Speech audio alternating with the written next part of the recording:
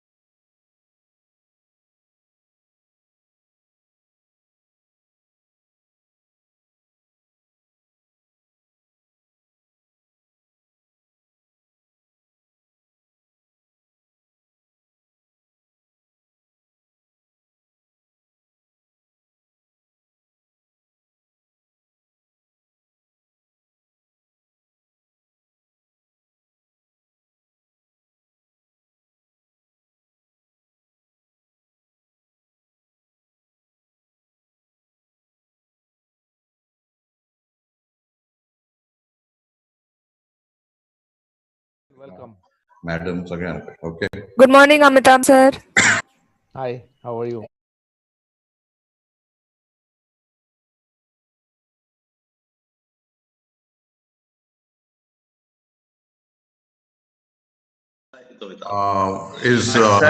Sir, it's a humble request to all. It's a technical the suggestion. It's a humble request to all. When you're not going to speak, just mute yourself.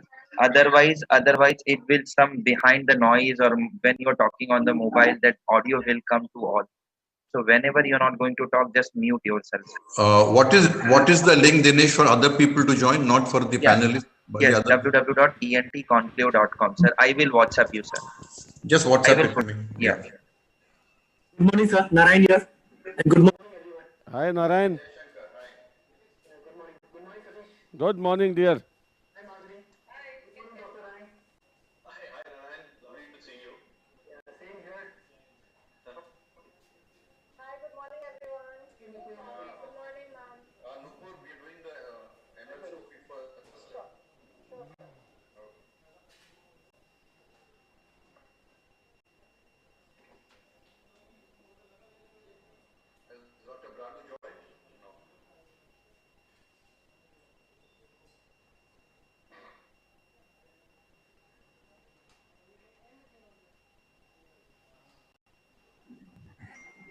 Sir, it's 9 o'clock. Can we go live?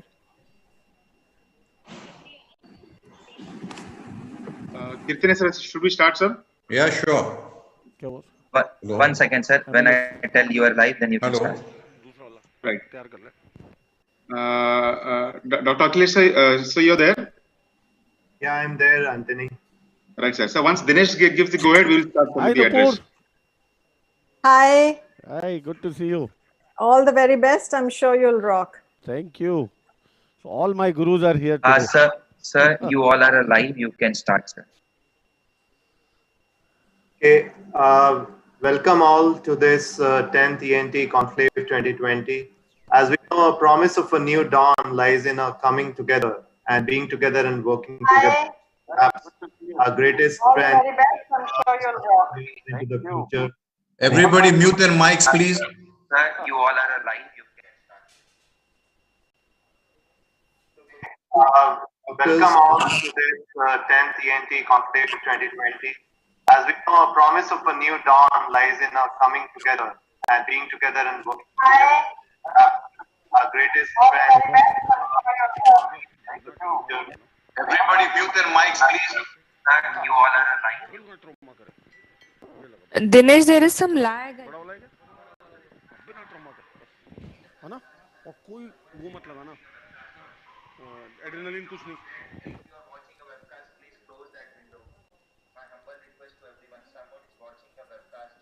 Okay, someone has also opened the webcast link also. Okay, the webcast link.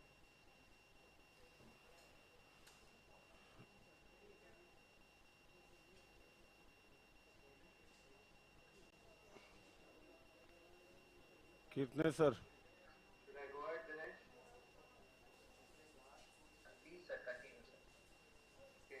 So, good morning, doctors. On behalf of Alchem, we welcome you to the 10th ENT Conclave 2020. We thank you for joining hands with us in this mission. And as you know that over the course of the day, we shall have various luminaries who would take us through the most enriched wealth of the scientific cases, the knowledge which will come from them will enlighten us in the field of otorhinolaryngology. And there are significant plethora of insights to dwell on, to discuss, to debate, and finally arrive at conclusions which we hope will act as catalyst in achieving our shared vision. ENT Conclave has been conceived and coordinated by none other than Professor Dr. Milind Kirtane, who is also a scientific program coordinator and is by an unrestricted educational grant from Alchem Laboratories Limited, whom, as you know, have been the makers of some of the most important and supportive drugs contributed from the brands like Clavum, Pan, and Pandi. Professor Dr. Milind Kirtane, our scientific program coordinator, is a consultant ENT surgeon at Breach Hospital, PD, Hinduja Hospital. Though he needs no real introduction, but it's my pleasure and honor to give a few honorable words in for Professor Dr. Kirtane. He is a revered teacher, as you all know, and a man blessed with both healing hands and a caring heart. For his outstanding accomplishment and contribution in the field of medicine, Dr. Kirtane has been conferred with the Padma Shri Award by the President of India. We are especially delighted to present various cases and a path-breaking 10th ENT conclave which will bring out these cases that will begin with live surgery by eminent surgeon of India, Dr. Satish Jain, and coupled with various experts' comments coming from the faculties like Dr. H. Vijendra, Dr. Renuka Pradu, Dr. Devinder Rai, Dr. Nupur Nerurkar, Dr. Amitabh Roy, Chaudhary, Dr. Madhuri Mehta, Dr. Narayan Jaishankar, Dr. Devinder Chaukar, and will be moderated by Dr. Paromita Saha. It is just one more way which we strive to make our experience at this conclave even more richly rewarding than ever before. We do all hope that you will have a memorable conclave. Let us welcome our scientific coordinator to ENT Conclave, Dr. Milind Kirtane. Over to you, Dr. Kirtane.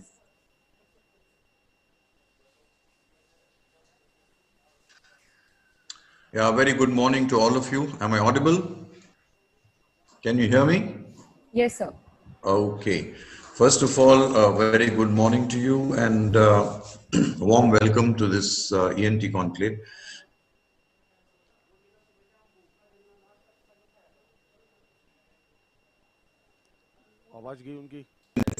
Information, operative surgery panel discussions. This time with the pandemic, we said we shouldn't put a stop to the educational aspect of it, although the social part of meeting in the evening and interacting with your fellow colleagues is going to be put off till next year. So I would like to really begin by thanking Alchem for their continued support through their unrestricted grant for education.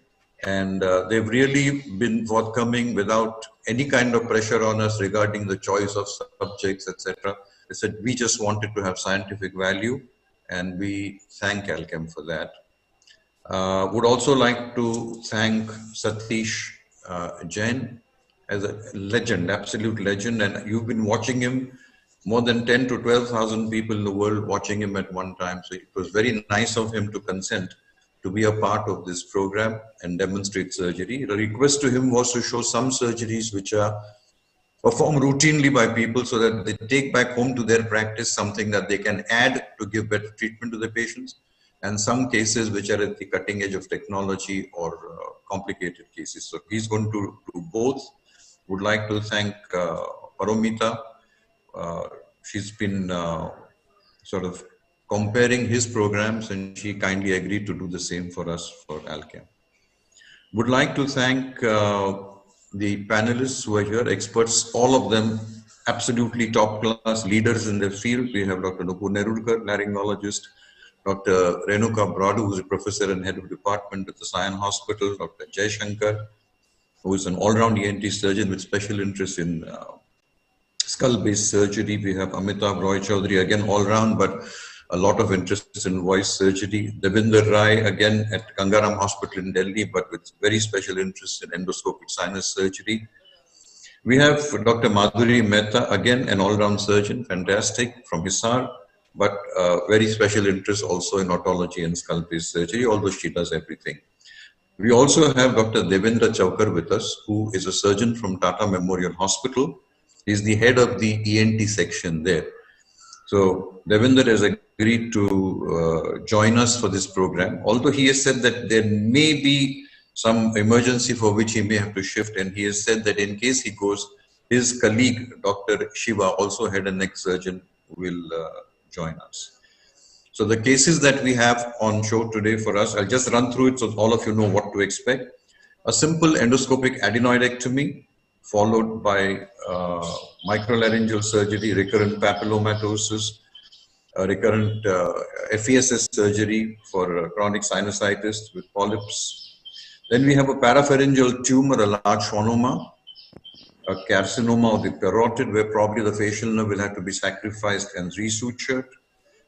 We have a very unusual case, that is malignant otitis externa, which is usually treated conservatively, but there is a definite role for surgery in this. A draft 2, which people should know about because most of the people shy away from the frontal sinus problems in FEST, though everybody is doing FEST. So draft 2 would be very interesting to watch. A subtotal petrosectomy, which is more required in cases of extensive infections or in patients with problems where cochlear implants are to be done, but even for chronic extensive infections and in management of certain tumors in that area. And finally, I said we have to close with the cherry on the cake, and that's a stapedectomy, which is again something that almost all ENT surgeons would be doing, and it would be lovely to watch the expert how he gets these fantastic results. So I request all of you to have, pay attention and join in from now till whatever time it goes on. You know, Satish, we can't keep a time limit on him. So we've said 9 to 6, but it's likely to go beyond. And once again, thanks to all of you. Before I hand over the mic and the floor to Satish, I would just like to say today in the morning, I read the news, 198 of our colleagues, medical colleagues, have succumbed to COVID in their efforts to give service to the people and their patients in spite of the risk to themselves. So we would really like to salute these colleagues of our medical practitioners and give a thought to them and their families in this difficult times. Our prayers are with them. Satish, the floor is yours. Please take over and start. Paromita will take questions and time to time pass on the questions, and we have a panel of experts who will give us their points of view as and when they see fit. There is going to be an interaction all throughout the surgical session. Satish, please carry on. Thank you, sir. Thank you. And good morning, everybody. At the outset, first I would like to pay my thanks and regards to Kirtne sir for giving me this opportunity to be here with you all. and it's indeed a pleasure for me to be part of this event, which has been a very, very high-end academic event by Alchem. It's an annual event, and I have been part of this event earlier as well. Thank you, sir. And the first word, what Keithness sir told me when he planned this event, to keep a variety of cases to give delegates maximum possible in their routine practice, which can be useful. And this is what is commitment. The man who has revolutionized academics in our country for his continuous efforts for last so many decades. We salute Keithness sir for his efforts and persistence. Thank you, sir. On this day, again, he made memorable for me to have another opportunity to learn from experts. The people he has called is probably I see as my teachers in my life, wherein I learned so many things from them. Devendra Rai sir has been an amazing endoscopic surgeon we all know in Delhi. He has been organizing so many courses. Renuka madam has been our great teacher. Believe me, my journey into endoscopic sinus surgery started after reading her book on anatomical principle of endoscopic sinus surgery, which I have gone through not less than 10 times. And I highly recommend every junior guy who want to pursue endoscopic sinus surgery to go through those anatomical principles, which is the backbone in learning the endoscopic sinus surgery. Thank you, madam, for such a great gift. And she is known for her innovative work. We know her amazing work in JNA and other endoscopic surgeries. And today, we are here fortunate to have madam and sir for giving us more and more information and their expertise in endoscopic sinus surgery cases. Thank you, madam. Then we have Jhansi Ki Rani with us. Madhuri, you know, she has been amazing in her work. Like sir said, she's an all-rounder, doing amazing cases, amazing workload. And she has published now. She is in the process of publishing her 4th book on otology and lateral skull-based surgery. Amazing, amazing task. Thank you, madam, for being with us. And then my own teacher, Dr. Nupur Nerurkar. Nupur is a great friend, and we all know she's a phenomenal phonosurgeon. Her upcoming conference is coming on, I think, 13th of September. And we are all dressed up for that workshop. That's an annual event. And Nupur has, amazingly changed the concept of phonosurgery through her phenomenal work into this subject. She's a dedicated phonosurgeon. And I have always been in touch with her to learn some more and more things. Sometime, even if I'm not there physically, through telephone, through emails and so many things. And she has always been so open to teach. Thank you. Thank you, Nupur. And today we are going to have your expert opinion regarding during these cases. I sincerely request all the people to interrupt me any point of time with your comments, your suggestions, because that is going to benefit everyone, including me as well. Thank you. Then we have Amitabh Dada with us, who is, known for his phonosurgical work besides his expertise in other fields of otolaryngology. And Amitabh, thank you for being with us. Narayan, we all know, he has been in part of our previous webinar. I call him as an accomplished head and neck, the skull-based surgeon. Not only lateral skull base, but he has a full expertise in endoscopic and open approaches as well. Thank you, Narayan. And this is amazing people sir is called today for the expertise. Thank you.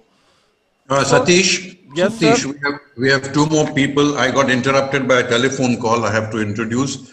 Yes. Pardon me, please excuse me. It's because there was an urgent phone call for somebody that I had to stop. There is Dr. Vijayendra. Yeah, he is coming. Who's going to join. And Vijayendra is one of the best, greatest teachers that I have seen in otology.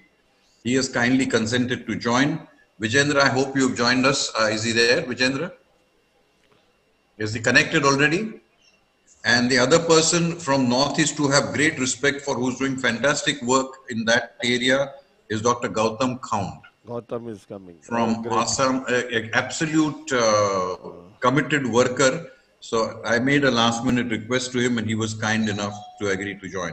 So I was waiting for Dr. Vijayendra to join. If he's not joined, I'm going to give him a call and ask him to join us. Sir. Okay? Thank you, sir. So, So Satish, did Vijayendra join and go off, or has he not joined us yet? I think he has not joined us. Okay, fine. Probably I'll he will just be give him a joining call. soon. So, today's first case, first case we are starting with is a child with a disease we all know is a very frustrating disease, recurrent respiratory papillomatosis. This child came to us 3 months back with already 3 surgeries done. Then, like we discussed in our previous webinar about the role of surgery and the role of other adjuvant therapies. So this child who has undergone surgery with us as well 2 months back, 2.5 months back, wherein we removed the superficial lesions without going into the mucosa and submucosa at all. And then we followed with the monoclonal antibody bevacizumab injection. Then after the first, this is about the case detail. Then after the first surgery with us, after 4 weeks, we again evaluated under general anesthesia, were having minimal lesions, and we injected bevacizumab again in the base. And this is the third time the patient is on table now. And this is what I'm going to share with us, what we have achieved so far, and what is the current status of treatment of this dreaded disease, which preferentially affects the young children.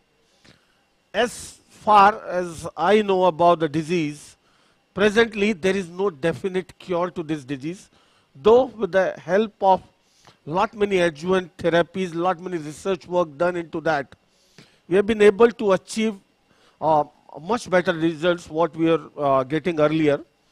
But still, there is a long way to go. I had a lot of consultations with Nupur earlier about the various adjuvant therapies. She has a vast experience of dealing with this particular topic for years together.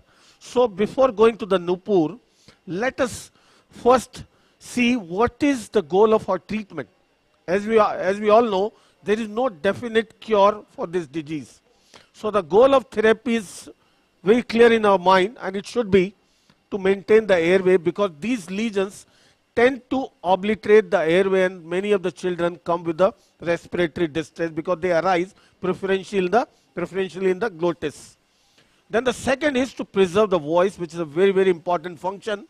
And this is something we need to discuss today with Nupur, as the voice preservation is an equally important goal.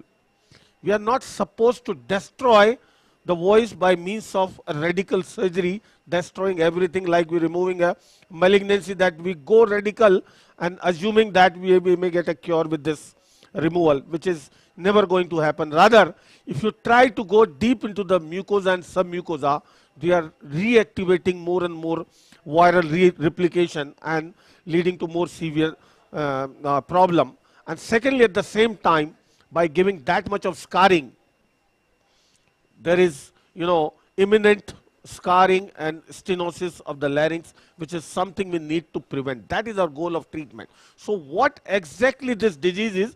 This disease is basically, the virus, when it invades the upper airway mucosa and submucosa, it is between the patient, the host, and the virus interaction that leads to this sort of a disease. Many of the people may be having this virus in their upper airway, but may not be having the manifestation of the disease.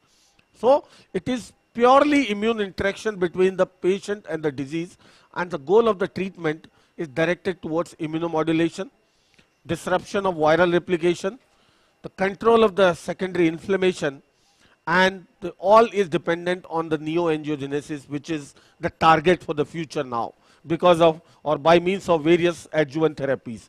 So Nupur, anything you think differently, or the goal is, as I mentioned to me, is very, very, very clear with the 3-point target: preservation of the function and maintaining the airway. Now, what is your suggestion onto it? I will have opinion both from Nupur and Amitabh as well. Satish, I think the points you've mentioned are absolutely something I agree with, that the aim of surgery, obviously in every patient, would be to maintain an airway, because we all need an airway to survive. As far as the second point you rightly mentioned about having a good voice, that is something which would be targeted from patient to patient, because somebody who is a villager working as an agriculturalist would have a different vocal need than someone who is a professional voice user. So the surgery for voice should be targeted only for the need of the individual, as you also rightly pointed out. So it isn't that we are trying to give the patient a perfect picture. We as surgeons always want to see a perfect picture at the end of the surgery. And that is what we have to really hold ourselves back from. We should not try to aim to see a perfect picture, rather what is sufficient for the patient. So the two important points, of course, which you're going to address and when you do the surgery, is that the anterior commissure should remain untouched, at least on one side, because this is a disease which is going to keep coming and we don't want to create a web. A web is always very challenging to treat. The second point we have to remember is that when we are operating, we never want to go beyond the basement membrane of the epithelium into the SLP or the ligament, because then the papilloma will follow right there and become intralesional. As far as debridement, yeah. Yes, Satish. Made you change your technique, surgical technique sometime? Yes. So earlier I used to stay completely away from the anterior commissure, but what I've realized is if I do that and I don't use any sort of injection of bevacizumab or cidofovir, then the anterior commissure will always be a problem.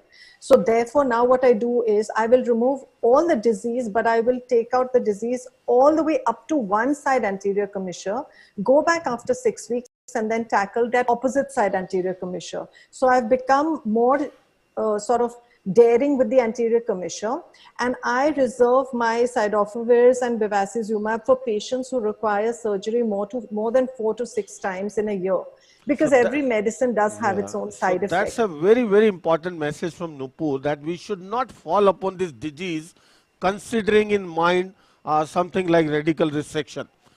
We need to understand that we have to preserve the function. Like she said, if there is a disease at the anterior commissure, she would do at one side only to prevent the stenosis and come back to the other side after some time.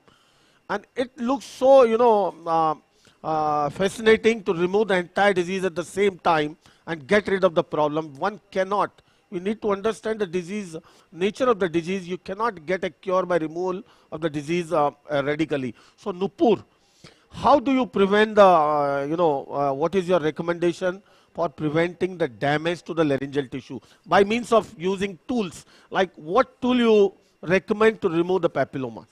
So and first why? of all, sure. So first of all, we have to understand that papilloma, unlike polyps and cysts, is an epithelial disease. It's not a subepithelial disease. So we have to remove the diseased epithelium.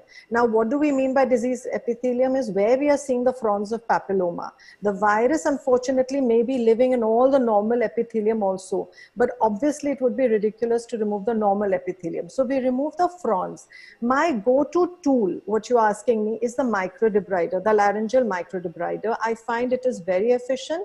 I use a tri-cut blade, which is very similar to your cutting burr for the initial debulking. And then when you have a carpet of growth on the vocal fold, I use the skimmer blade. The skimmer blade is like your diamond burr. So it has a different motion, and also the rotations per minute would be around 2000. That's up to you to handle. Once I've done that, any reservation regarding or any role of laser, coblator, or anything you recommend? Yeah, I'm coming to that. So for most of the people who come with very bulky disease, Satish, I'm using the microdebrider. But I have a lot of adult onset papillomas. In fact, we've just done a recent research where 70% of our patients are adult onset papillomas now rather than juvenile onset. So that's another story as to why that's so. Now, in the adult onset papillomas, we are seeing isolated fronds of papilloma rather than, fulminant disease. Over there, I'm very happy to do a subepithelial infiltration and do a CO2 laser microflap. What do I mean by microflap? We infiltrate and elevate the entire front of papilloma like a flap, just so that we can excise it. We are not going to preserve it. That works very well. Coblation, there are very many people who are happy using coblators. I'm very happy with the CO2 laser, so I don't use the coblator, but there's nothing against using a coblator. I just find it slower, and the wands are not beautifully made to the correct dimension that you want. There are 2 wands available, of course. So my go-to would be the micro debrider, tri-cut and skimmer, or in isolated fronts, I like to do laser microflap following subepithelial infiltration. Why is the subepithelial infiltration very important? Because you want to bulk up the SLP.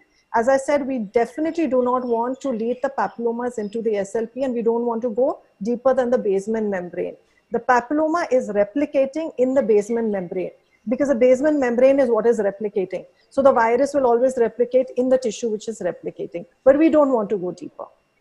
So that the point is very clear. We are not supposed to go too deep unnecessarily.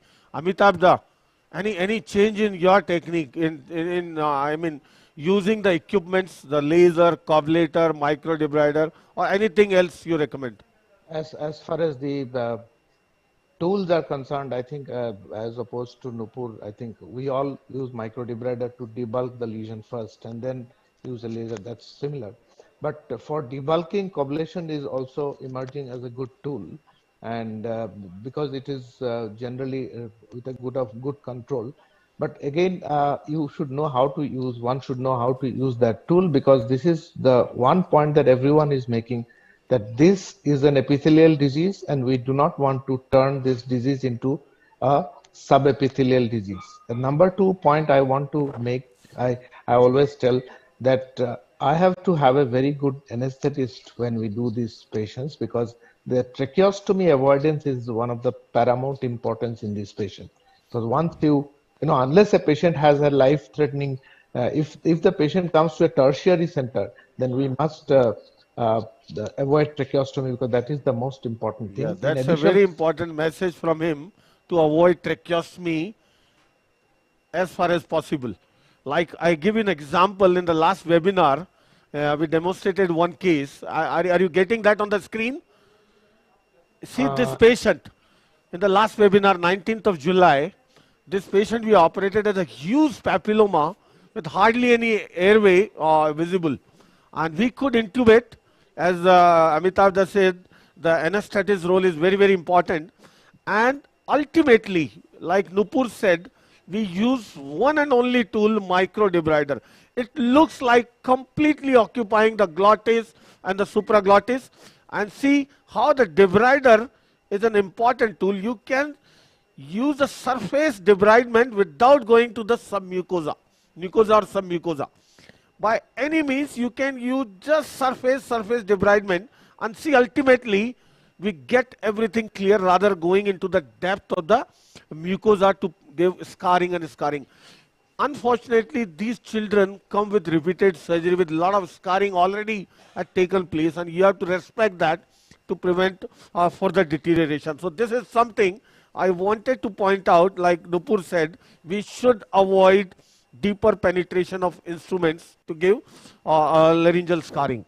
Now coming to the next point, besides surgery, these are the things we have been using in our practice together, because we don't have a single cure for the disease. So we have been using every possible thing to have any effect on these papillomas, and these are the 5 things we are regularly using on each and every patient to give I would say adjuvant therapy. Bevacizumab, which I am going to demonstrate today again on this patient, which we have already operated twice.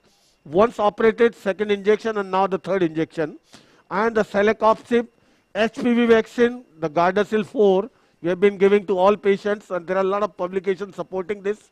PPI and this all these drugs which have an effect on the estrogen, metabolism affecting the papilloma growth.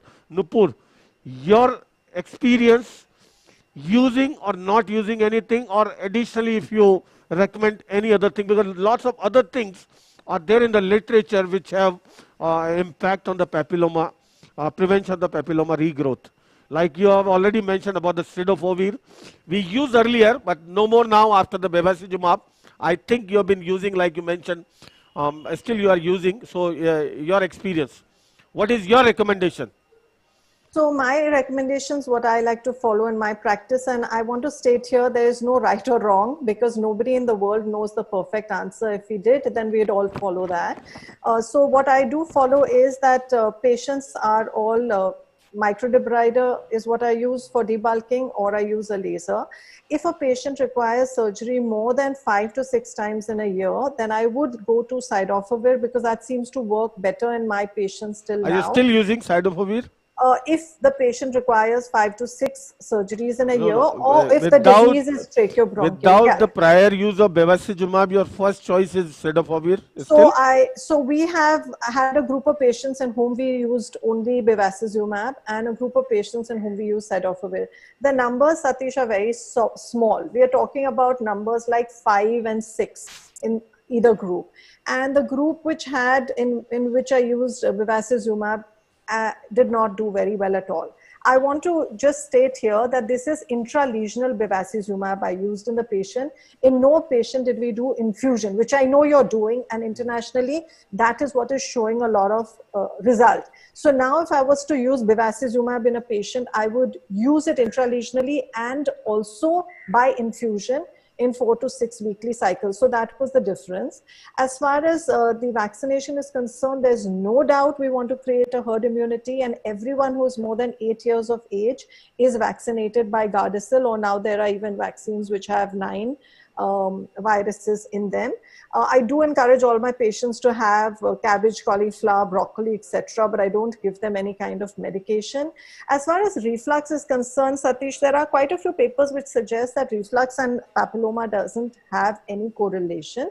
But having said that, in every patient who I operate, I always find that even a little bit of acid is going to cause worsening of the healing. So post-operatively, I would definitely give, this is simply an assumption that a reflex leading to the mucosal disruption, mucosal irritation, which can help replication of the virus. That is the only assumption. Agreed. And I really feel the side effects are very few. So I would agree with you that I would treat the patient for reflux. I'm not giving any other medication because I don't think there's any categorically papers which suggest a fantastic improvement. And out of this list, have you ever used anything which you have now discontinued? Any pros and cons or any experience? So, interferon, have you ever used interferon? No, I've never used interferon. Because interferon has been talked about a lot in this disease. They are immunomodulators. They modulate the leukocytic activity, the immune response. That's a costly affair as well. The availability is a big issue. And the past literature talks about the interferon a lot, which is now reduced to a significant extent after the introduction of this monoclonal antibody bevacizumab. So for everyone, bevacizumab is a vascular endothelial growth factor receptor inhibitor, which incites neoangiogenesis, and prevention of neoangiogenesis is the goal to prevent the new papilloma lesions.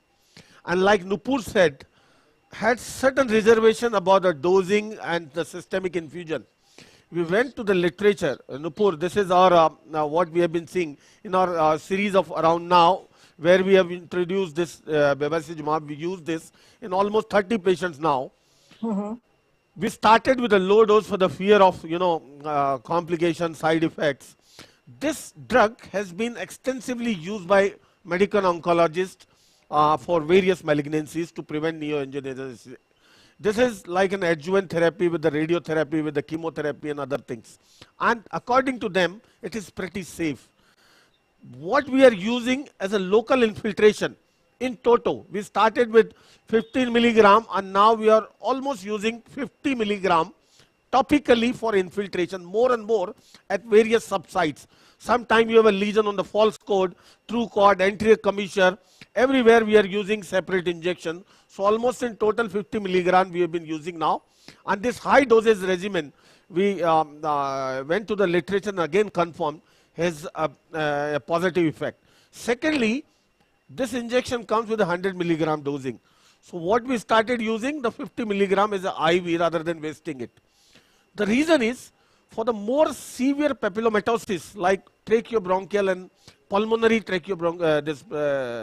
papillomatosis, the sole treatment in the present literature which is most effective is bevacizumab, and that too systemic, because then you can't use intralesional in the lung or anywhere. And in the dosage schedule, if you go to that systemic doses for the pulmonary papillomatosis, is almost 10 milligram per kg weight. If your child is 15 milligram, you have to give almost 150 milligram IV, and that too pretty safe. The side effect of highest dosing of 10 milligram per kg in long run is 1.5%, and that too minimal hypertension or something like that. So it is absolutely pretty safe, and using a high dose regimen has a positive impact on the overall outcome. This is what we have observed. Yes. Satish, I just would, because there's so many people who will want to replicate and do what you are showing. Yeah. Would you do this infusion? Local injection is one thing. Would you do the infusion in all the papillomas who are coming to you? Are you selecting the people who are very aggressive disease into the trachea, bronchi, or those who require repeated surgeries? Yeah. Because even though you mentioned the side effects are not many, which is correct, but there is a 30% and above possibility of proteinuria and WBC counts going down. There is a 10% chance of a nephrotic syndrome. There is a chance, very low chance, but there is a chance of long-term infertility problems in women and effect with their menstrual cycle. So we have a lot of young girls. So those are Nupur, those are I mean a regular side effect profile of a drug when it is used for other purposes, not for papilloma purpose for that matter. If you go to the side effect profile of this drug, innumerable for every drug. Number one. Number two, coming to your question about the papilloma use in papillomas, we have been using this remaining 50 milligram as a systemic dose, which is hardly any, you can say 3 milligram per kg for the child, and the doses recommended for the pulmonary, this papillomatosis is up to 10 milligram per kg. Yeah, 5 to 10 milligram per kg. So this is just for an added effect. I don't know whether it is working or not, whether it is right to use or not, but there is no harm in using, I would say. I hope you're keeping a complete record, because this will make for a wonderful publication.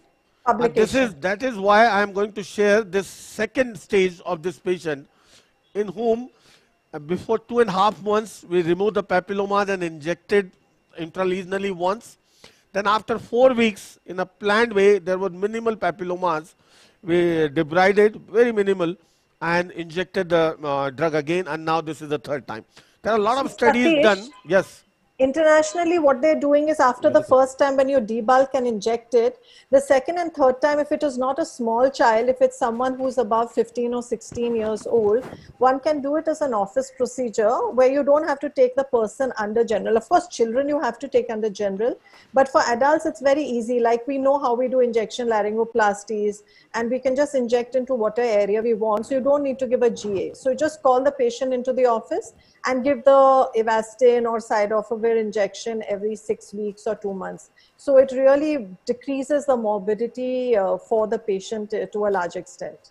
Obviously in the children, as Satish's patient is a child, he obviously has to take it. Till Satish comes back, I'd also like to add on that Dr. Steven Zeitels has done a lot of research where he has combined bevacizumab along with a hemoangiolytic laser, like a KTP laser, or you have pulse dye lasers, or now you even have the true blue laser. The advantage is that both of these actions work in combination. One, like Satish explained to us, is preventing the angiogenesis, because bevacizumab is an anti-angiogenic factor. The second, which is the hemoangiolytic laser, what it's doing is causing a destruction of the blood vessels without destroying the epithelium, because their wavelength varies from 485 nanometers like to KTP or argon.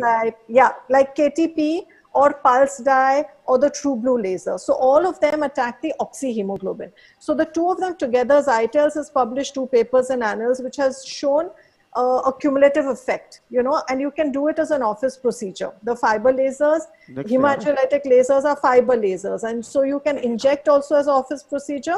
And you can also do the fiber laser. That is after you've done the debulking under GA the first time. Of course, in children, we have to again and again give GA. Nupur, we are all set with the case. Looking forward, Satish. Yeah, and the last thing I want to ask here, how do you, treat the adult and the children differently? That's what I was just saying, Satish, while you had gone to the patient, that in adults, if it is an adult onset papilloma, very often we see it as fronds of papilloma. So we excise it as a microflap, where we take a 0.5 millimeter margin all around. And I feel that a lot of nidus of the papilloma virus is around the papilloma tissue. So by taking a small margin, I feel the recurrence really comes down, following which the adults can be injected as an office procedure if one has to opt for the injection, or we can use the fiber lasers as an office procedure rather than taking it up for surgery. For children, we have to do the GA, and we focus more on the debrider and taking care of the anterior commissure. Okay. Ma'am, I have a question for you from Singapore. Yes, Paramita. Yes, ma'am. So this Dr. Ravi from Singapore is asking, when you raise the microflap, as you said, so will you not be worried about creating a raw environment for implantation of the virus subepithelially? So papilloma is an epithelial disease. Like I said earlier, the human papilloma virus is growing in the basement membrane, which is the deepest layer of epithelium. So you cannot be considering removing half the epithelium. Technically, you can't even do that. So the epithelium, which has got the papilloma fronds on it, has to come out. There's no question whether it comes out with microdebrider, whether it comes out with laser fulguration, whether it comes out with laser microflap, whether it comes out with coblator. It has to come out. So epithelium has to come out. After epithelium, the second layer we know is the Rinke space, which has got the superficial lamina propria. You don't want to take out the superficial lamina propria. So when we perform an infiltration, we bulk up this area so that we are operating on the the most superficial part of the SLP. There's no question about making it raw. We have to make it raw because we have to take out the epithelium. What we don't want to make raw is both the anterior commissure, both the sides. Up to one side, yes. All the rest over here, yes. Choose any one anterior commissure and keep that spot with the papillomas or with the epithelium. So you can make things raw because you don't have a choice. The epithelium has to come out. Okay, ma'am. Thank you. Hello. I hope that answers it. Satish, before you begin, we welcome Dr. Vijendra and Dr. Gautam Khan. Both of them have joined. Oh, welcome, sir. Welcome, Vijendra sir. and Dr. Gautam Khan. Hello, boss. Welcome. Yeah. Thank you. Carry on, sir.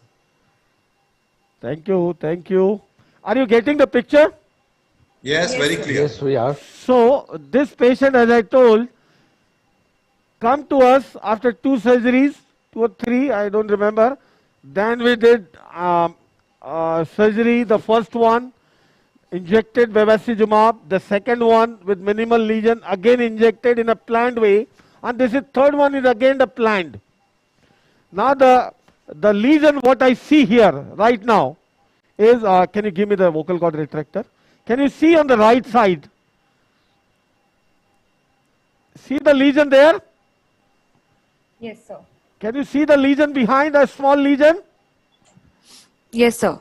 On the vocal, I would say the supraglottis part, the false cord region here. One lesion here and one small lesion here.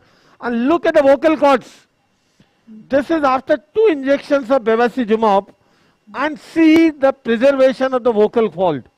Though there is minimal scarring at the anterior commissure, we can observe when we do laryngoscopy, we find that minimal scarring, if you closely observe at the level of the anterior commissure, which had happened earlier.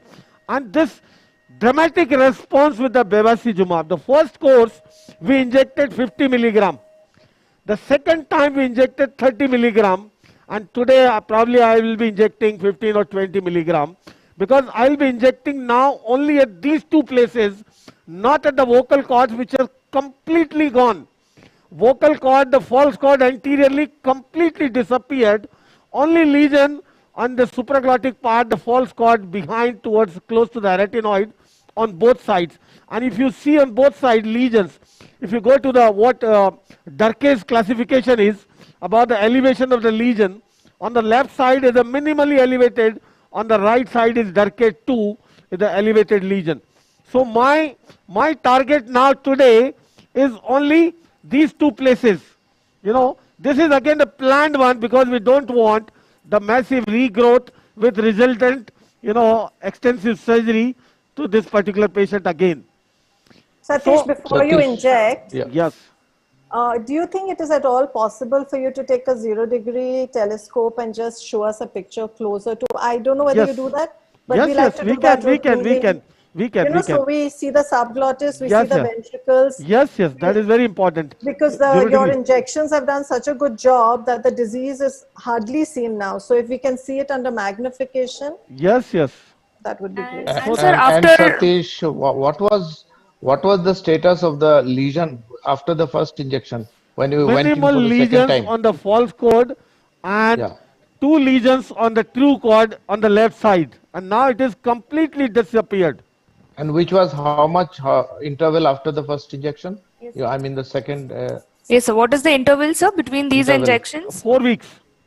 4 weeks. Also, Satish, do you have a picture before injections? Yes, I tried to find out, but I will show probably my colleague is finding out. Can you see lesion on the left side? Hello? Yes, Satish. Yeah. I think we can see fronds on the left arytenoid, just very few on the medial surface of the left arytenoid. Yeah. Is that what you're showing us? Is this the same patient you had operated on about a month ago? Yeah, this is 5 weeks from now. In After your that, this is the second injection was given 5 weeks back. Second injection. Yeah. Okay. So we follow. We don't have a set Satish, protocol. subglottis, Satish. Yes. Can you show us? Yeah. Ventricle and We couldn't establish a set protocol so far because of the varying, recommendations and varying protocols from the literature. Let me remove this. This Some telescopic picture which Satish is showing us, it's great to take a photo with a pre and post and give the patient in cases like this which recur. So even medico-legally you show them that you did do a debunking, because this disease comes back, Satish, so aggressively that sometimes a patient can say, "Aapne to kuch kiya hi nahi." You know, same with keratosis. Yes. So it's always a good idea to give them those photos. Yes, that is very important. Now see, I am going in the subglottis. Yes. Lovely. That We're looks just good. seeing Lovely. PK, but There's very nothing. nice, very clean. And earlier also he didn't have any lesion in the subglottis. Now the only 2 areas, that too having minimal lesions, and still I don't want to lose this opportunity to inject again, because otherwise it can come back with the same problem.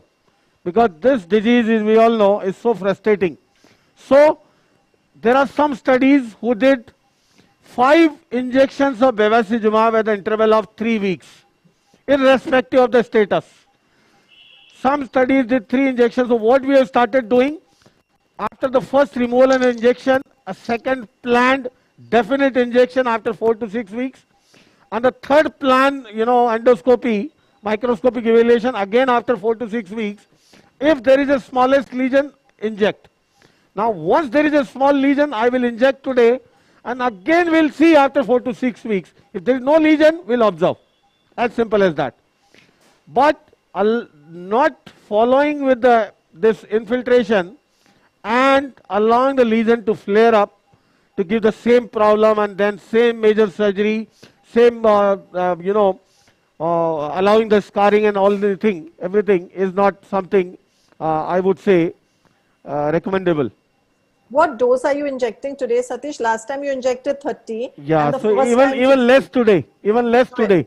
20 or 15? Yeah, 15 or 20. Good, great. Sometimes these injections, especially I know in Cidofovir, in a doctor patient actually, repeated injections took care of the disease but caused massive scarring of the superficial lamina propria. I had not done those particular injections, but the doctors following up with me, because his mucosal wave is almost absent. So, you know, as Satish is very rightly saying, if the disease is quietening down, he is decreasing the dose also. So that is a great idea. It makes sense. Ma'am, what is the reason for repeated recurrence in spite of adequate clearance? Is it the strain of the virus, and do we send the specimen for viral analysis? Paramita, good question. Yeah, so one is we must always send for viral typing. The first time the patient comes to you, not only histopath, you want to know whether it's 611, which is acceptable, or whether there is 1618. So we do a viral typing the first time. We don't repeat the viral typing unless we feel the disease pathology seems to be looking a little different. The histopathology also we don't do every time, we do it every third time. But there's no harm if you want to do it every time. Why we do it every third surgery is in case dysplasia is developing in or a carcinoma in situ is developing. Why does it recur? The whole problem is that the HPV virus is living in the basement membrane of apparently normal looking epithelium, which we've left behind. And therefore it grows. So therefore what Satish is doing, even when everything's looking more or less good and healthy, he's not only going to inject in the small areas, but a little bit all around. So the idea is to prevent, in this case, angiogenesis from taking place. So to prevent any possibility of that virus, which is present, which we can't see, from again growing back. Same principle for side of a. Can you see? Okay. Yes, ma'am. Yes. This is right in the base of the lesion. I am not debriding it today. This is already almost close to the surface. The further debridement would allow the surface to, you know, become raw. Yeah. See this? What is the injection needle you're using? Yeah, this is what I'm using in the PCNL needle, which we get from our, urology friends. Okay. This we is have fine other PCNL options. needle, and see the lesion where I injected. This is 10 milligram. 10 milligram. Okay. And now on this side, see the lesion on this side? Go to the depth of the lesion, just in the depth of the lesion. See this? See Yes. this? So in the SLP is where you're injecting, which is just deeper to the basement membrane. That's it. And for people who don't have a PCNL needle, you can simply use a scalp vein by cutting the butterfly flanges. Yes. And here you can use a 25 number needle, because don't use very fat, because it's a very thin liquid you're injecting. Or you have 26 number long infiltration needles, which are locally available for 500 to 700 rupees, which we use routinely. Yes. Now see, I've injected 20. Excellent. Without removal of the lesion. And this again, after, 4 to 6 weeks, we are just going to see this, whether the lesion is coming or not. See this elevated lesion a little bit.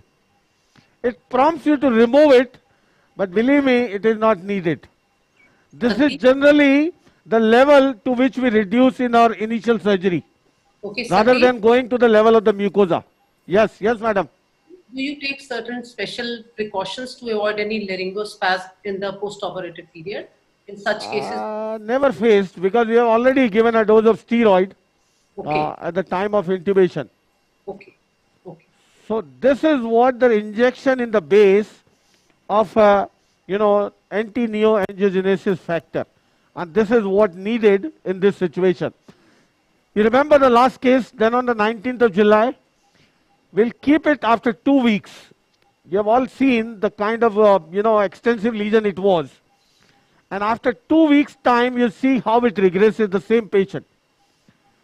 It is dramatic. Believe me, it is dramatic. Besides this, not only this, the first time when the patient came, we gave him a dose of Gardasil, which is to be repeated after 2 months and then 6 months. The 3 doses of Gardasil. That carries, that's a quadrivalent vaccine against HPV 6, 11, 16 and 18. There is a bivalent vaccine introduced earlier that is against 16 and Hmm. This is for additionally for the papillomas as well.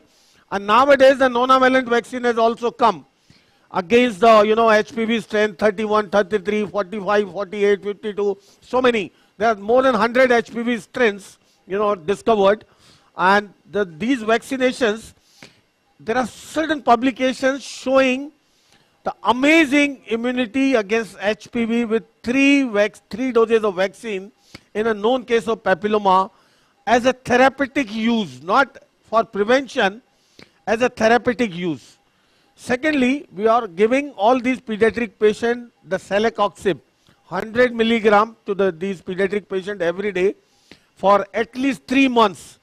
These papillomas are known to have, the COX2 receptors on which the celecoxib acts. And this is a good strategy to use as an adjuvant therapy, celecoxib, for these patients. So amongst the other therapies, a lot of people even recommended MMR vaccine, mumps vaccine, intralesional, so many things, but the effects has not been observed in the long studies. So this is the 5 things which we have been doing, which have proven to be efficacious against majority of the papillomas, and we are using all them together because we don't have any cure to these patients. Satish, may I mention a couple of things? Yes, please. Before you carry on, and our next case is ready. That is a adenoidectomy, which we have already induced, and we are going to start in a couple of minutes. You carry on, Nupur. Yes. Thank you, Satish. So when we have disease in the anterior commissure, what we mentioned is that one can remove all the way one side anterior commissure. Just want to mention that please don't give these patients post-operative voice rest, because when you give voice rest, the chance of synechia formation are more. So don't give these patients voice rest at all. Secondly, Madhuri asked a question about laryngospasm, which doesn't happen very routinely, but we do a very simple thing of a spray with 10% lignocaine just before extubation to prevent a laryngospasm from taking place. And thirdly, want to mention the role of vaccination is really important in creating herd immunity, which will come in 10 years down the line if you start vaccination for all the girls, even if they're only girls and not boys. But vaccination is not therapeutic. What most of the papers suggest is the chances of the individual from getting a new viral infection will be absent most likely, and also the present or existing virus disease becomes a little less aggressive. That's what most of these studies suggest, because for vaccination it's not possible for it to be therapeutic as we understand. Okay. I'd like to thank Satish for a great job. Ma'am, I'd like to take few questions quickly before sir comes in for the next case. There's a question from Malegaon by Dr. Mohammed is asking the role of CO2 laser versus the argon laser. Paramita, yes, Nupur has already mentioned, and we have already so many times mentioned, the lasers have practically no role because we don't want tissue damage. Number one. Secondly, she has already mentioned the lasers, the visible lasers having affinity for the hemoglobin to target the vessels have some role, like argon laser, KTP laser if you want to use. But now once you are using the neoangiogenesis factor, there is practically no point in using all those lasers. Now coming to the last point, once you do a papilloma case in a theater, you should avoid taking any other case in the theater further for the day. You have to change the laryngoscopes and all. You have to change the circuit as well, because they may be harboring the papilloma in the fumes if you have, fulgurated, if you have debrided, if you have used laser or anything which is creating fumes which can come in the circuit. So this is something, an added precaution we must take once you do such a case, because to prevent, the cross infection to the other patient. This is very, very important. I don't know how, Nupur, is your recommendation, what you have been using in your theaters for all this? I just have a question. Sorry. Yes, please. Satish, have you ever been concerned about any occupational hazards if you keep on operating on papilloma? Because you said yeah, you have to be careful. You're right. You have to be careful, particularly when fumes are generating. So earlier we were very cautious, but nowadays we are not using anything creating fumes. Otherwise, you have to be wearing the protective equipments to prevent, inoculation. Yeah. So We what is the fumigate the theatre after papilloma case, and we do a double sterilization of all the equipment. But we do a case then after. But as Satish very rightly said, it's very important to change all the circuitry. It's also very important for the surgeon when you're using a microdebrider, and especially in the COVID era, to use a PAPR, PARD air purifying respirator, which I am begging Satish to buy and start using. A few surgeons, madam, wants to know what can be the cost of this injection per sitting? So the cost of cidofovir injection is about 90,000. We don't dilute the vial. We keep the same vial, and then we use the same vial for the next after 3-4 week injection and after 3-4 week injection. So it will work out to about 30,000. And similar cost of 24,000 is for bevacizumab, but Satish manages to get it some 18,000 thing he had mentioned. 8,000 something. 8,000 something. 8,000. So that he will let us know what is the name of that bevacizumab. So we can carry on question, Pramita, Yes, during sir. our next case as well. Yes, And sir. I'll take whatever question you are having in your right now in your mind. Before that, we are all set with the second case. This is adenoidectomy. At the same time, the third case is again going to be a microlaryngeal surgery. So this case, because these are the small cases, children, which we want to keep in the beginning, and then we'll carry on with our long cases. So our next case is a adenoidectomy, which we are all set on the table. This is rather adenotonsillectomy for the obstructive pathology. Paramita, what was your question before we move on? Sir, there was a question from Dr. Kaustubh Das from Kolkata is asking any role of bevacizumab in laryngeal hemangioma recurring after sclerosant injection. Yes. Not only hemangioma in the larynx, anywhere in the body. Okay. Not only hemangioma, any vascular lesions. Like I've been using, for the hemorrhagic telangiectasias in the nose. Many of those patients have been cured. Even some of the patients didn't come after the first injection. It is so dramatic. You inject submucosally this injection, and it is something like a magic. For Osler-Render-Weber syndrome, or what we call it a hereditary hemorrhagic telangiectasia. For that matter, any vascular lesion, this has a role. Locally, systemically, and same way it has been used initially, how it was produced at an anti-neogenesis factor for the malignancies as an adjuvant therapy, post-surgery, post-radiotherapy, along with radiotherapy, along with chemotherapy in various ways. So it prevents neoangiogenesis, and looking at that role, it has been used for many other indications as well. Okay, sir. Okay, sir. Sir, I think no more important questions. We can move with the next case. Okay, and you can interrupt any time in between. Are you getting the picture?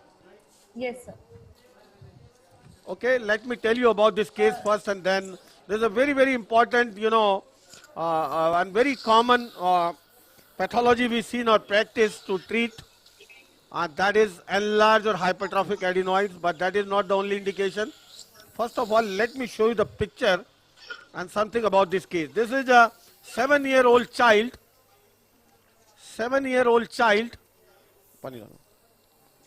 who presented with a history of mouth breathing, snoring, had adenoid facies now, and now he has come for this treatment of adenoids, and see the tonsils. They together are giving him the snoring and the mouth breathing. So, number one thing, adenoidectomy, as we all know, is mostly indicated for obstructive indications. And for obstructive indications, age is no bar. We have done adenoidectomy in a 1.5-year-old child. We have done adenoidectomy in a 25-year-old man. So age is no bar. Whenever there is an obstruction, obviously you have to take care of it. Particularly if it is endangering. Particularly in children, they present with like OSA. Many children we have seen with a back pressure rising, sort of core pulmonale with the pulmonary artery pressure shooting up, and those are the real indications in those situations. So obstructive in general are the common indications, but that is not everything. Obstructive, there are so many other indications which we need to know, and believe me, in our practice, non-obstructive indications nowadays are more prevalent as compared to the obstructive.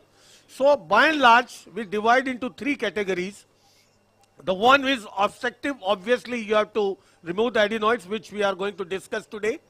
And the other are non-obstructive indications. The two important categories is one for the repeated otitis media or otitis media with effusion, with no obviously, so much of enlarged adenoids to give obstruction. And third is in pediatric population with recurrent rhinosinusitis not responding to medical treatment, and once it comes to surgical aspect, the adenoidectomy is the first surgical answer rather than directly venturing onto the face. The reason for that has been proven in a lot of meta-analysis, as the adenoids harbor biofilms which ultimately aggravate or perpetuate the chronic rhinosinusitis, and adenoidectomy as a surgical treatment in many of the patients avoids a formal sinus surgery in pediatric population. So there are three indications. So coming to the adenoidectomy, number one, how to carry out the adenoidectomy, a comprehensive adenoidectomy, and that has multiple goals. The goal is to remove comprehensively, number one, to prevent complications and to prevent so-called recurrence. For everyone, adenoid is just an hypertrophic lymphoid tissue, which normally has an immense role being a part of Walde's ring in children to combat, or as a part of the immune system, you can say, to deal with the allergy and inflammation which are very, very common in children. So adenoid tissue is just a hypertrophic lymphoid tissue. 60% of the component is B lymphocytes and 40% is T lymphocytes. Almost 3% are plasma cells. So it is just conglomeration of B and T lymphocyte. That's it. And it responds to allergy and inflammation and get hypertrophied. So it's a sort of vicious cycle, I would say. A persistent allergy or recurrent infection, inflammation leads to adenoid hypertrophy and then further symptoms, number one. And number two, adenoid itself, if they enlarge, obstruct the airway, they can precipitate the allergy and inflammation. So it's a sort of vicious cycle. So in order to break this vicious cycle, majority of the patient who is coming with the obstruction, we need to comprehensively clear the adenoids, number one. At the same time, post-operatively, to treat the adjuvant pathologies like allergy or any source of inflammation, lack of immunity, all those factors need to be treated post-operatively to prevent the so-called recurrence. See, this is not a tumor which can recur. This is a simple hypertrophic lymphoid tissue which, if removed completely and the cause is taken care of, cannot come back simply. And this is such a rewarding thing if managed properly. So today my goal is to demonstrate our technique which we have been using for years together, used in thousands of our patients, to comprehensively clear the adenoids, to prevent the complication. There are so many important things in the surroundings when we remove the adenoids, when we remove them, and you have to protect all those structures at the same time. And third thing, to prevent the possibility of so-called recurrence. See, a partial removal of the adenoids with not treating the cause behind it is the commonest cause of the so-called recurrence. It cannot recur. It's not a tumor. We have to address the pathology behind the development of the adenoids, and most of the time it is allergy. It has been proven. The IgE-mediated mast cells have been recovered from the adenoid tissue in those patients, and if those allergy part is taken care of, along with a comprehensive removal of the adenoids, you can certainly give, a long-lasting effect or a cure to these patients majority of the time. Third thing is the airway. You know, in children, particularly young children, the airway is sometimes so narrow. You have to be careful to prevent trauma to the surrounding structures in these patients. Wash. Yeah. Can you see the picture of the adenoids? This is without any preparation. No use of any, the topical adrenaline or anything. No injection, no infiltration, nothing. This is a simple primary picture. Be careful while doing adenoidectomy to prevent trauma to the nasal mucosa, to the turbinate septum, to minimize the trauma, to prevent the possibility of synechia in the post-operative period, which is something, again, a very frustrating thing to treat, because these children, you can't expect to follow with douching judiciously and all those things, and you have to be very careful during surgery to prevent the intraoperative trauma. That is something very, very important to keep in mind from the surgical point of view. So what I am doing, decongesting the nose. Knowing the fact that these children are known to have narrow nasal spaces, our instrumentation is very, very important. Still, in over 90% of the patients after the proper decongestion, we have been able to use the 4 mm regular endoscope in those patients, over 90% of the patient. Otherwise, we may have to resort to a 2.7 mm endoscope. At the same time, see the instrument what I am using is the Otology cuff forceps to prevent the trauma to the surrounding mucosa. Now I am using a adenoid pack from behind as well, just to decongest the surface mucosa. Now coming to the surgical technique. Now my goal is, first of all, comprehensive removal. It's not just the surface debridement to open up the airway. Majority of the adenoid surgeries are being done like that. You remove from the surface, the airway opens up, and initially the child recovers from the symptom he presented with obstruction, but that is not something, a long-lasting, treatment to the patient. So our goal should be a comprehensive clearance. Yes. As you're doing adenoidectomy and tonsillectomy in the same patient, do you change the position? Because in adenoid, you may not be giving extension. Where adenoid is a regular sinus surgery position, reverse Trendelenburg position. So once you do the adenoidectomy, you change the position, then the tonsillectomy. Yes, obviously. Okay. And see, there are so many techniques prevalent for the adenoidectomy. So many techniques. Earlier, used to be done by the, adenoid curate. That used to be most of the time a blind procedure. You curate out something, open up the airway as you get some tissue out, but this is never long lasting, and these children would again come back with a so-called recurrence. Then, with the advent of endoscopy, there are a lot of new tools coming up with a direct visualization during surgery, like bipolar cautery, coblator, debrider, so many tools, harmonic scalpel. People are trying each and every possible thing to remove the adenoids. This, our technique, is a combination, I will tell you the reasons why, is a combination of coblator and micro debrider for this purpose, special purpose, for comprehensive removal, at the same time prevention of complication. Comprehensive removal is a sort of, you can say, radical removal, at the same time preservation of the function.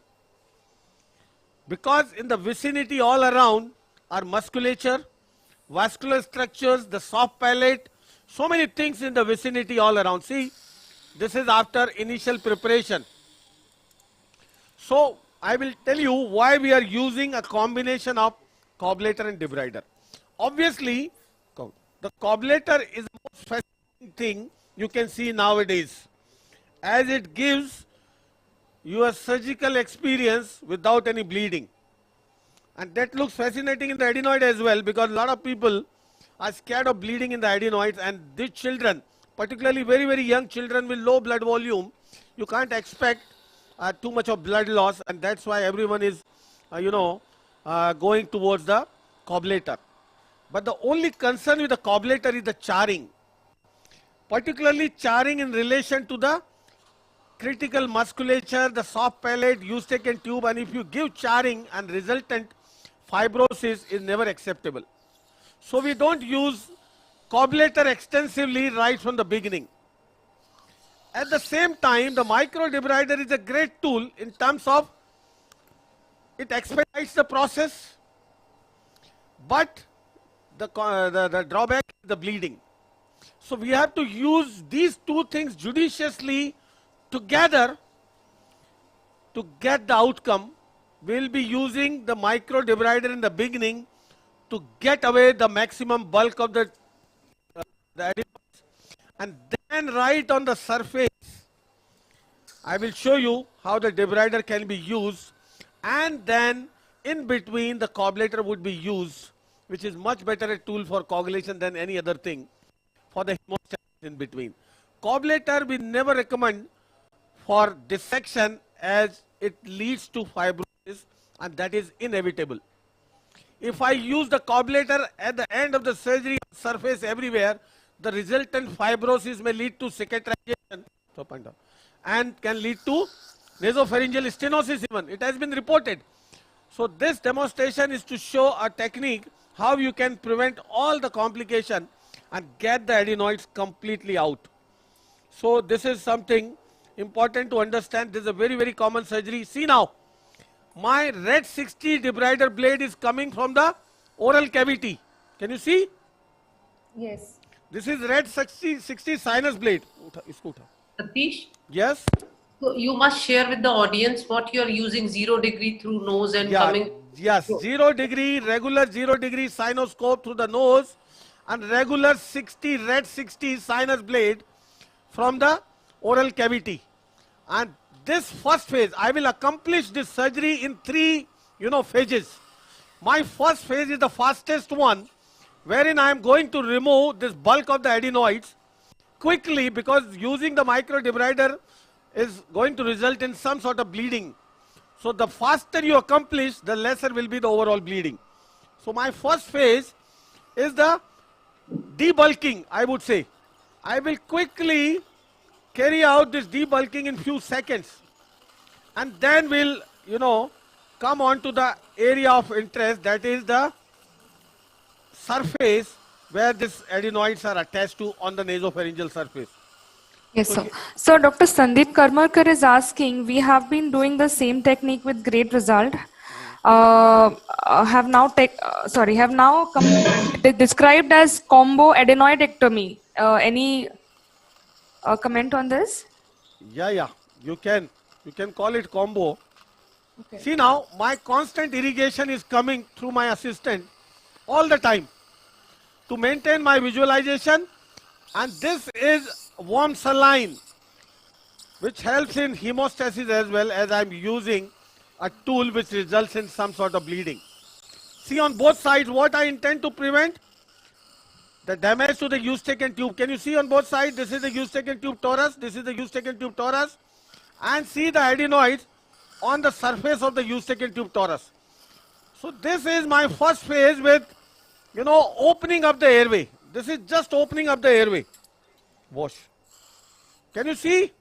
Yes, sir. Even if you do this, the child no longer remains a mouth breather. It opens up the airway. See this? And majority of the people end up, this surgery at this point of time, and it gives a result, instant result, by means of opening the airway. See this minimal bleeding with the torus on both sides, under vision, protected, and a lot of adenoid tissue attached onto the surface of the torus. There are a lot of publications, citing the laterally hypertrophic adenoids section. Laterally hypertrophic adenoids cause of otitis media or otologic problems. See now what I am using, my saline adrenaline saw gauze onto the surface for few seconds. This I am going to leave for few seconds for the decongestion. Okay? See this gauze for few seconds. Satish? Yes, sir. Just wanted to know, you use a nasal approach, and yet you said that there's a lot of, there's a possibility of nasal synechia formation. Yes. So why is it that you use this approach and not the other approach per orally? Yes. And taking the catheters to elevate retract the soft palate, and then totally doing the same thing under visualization without entering into the nasal cavity at all. Because small children, at times it's quite difficult to put in the endoscope in one side and then do it, after all, you're doing that per orally, the microdebrider. Yes, sir. You're right. That's why I already pointed out that you have to be extra careful. You have to be extra careful while using the endoscope through the nose to prevent, damage to the mucosa. But it has an advantage of giving you the true picture in the 0 degree of obstruction.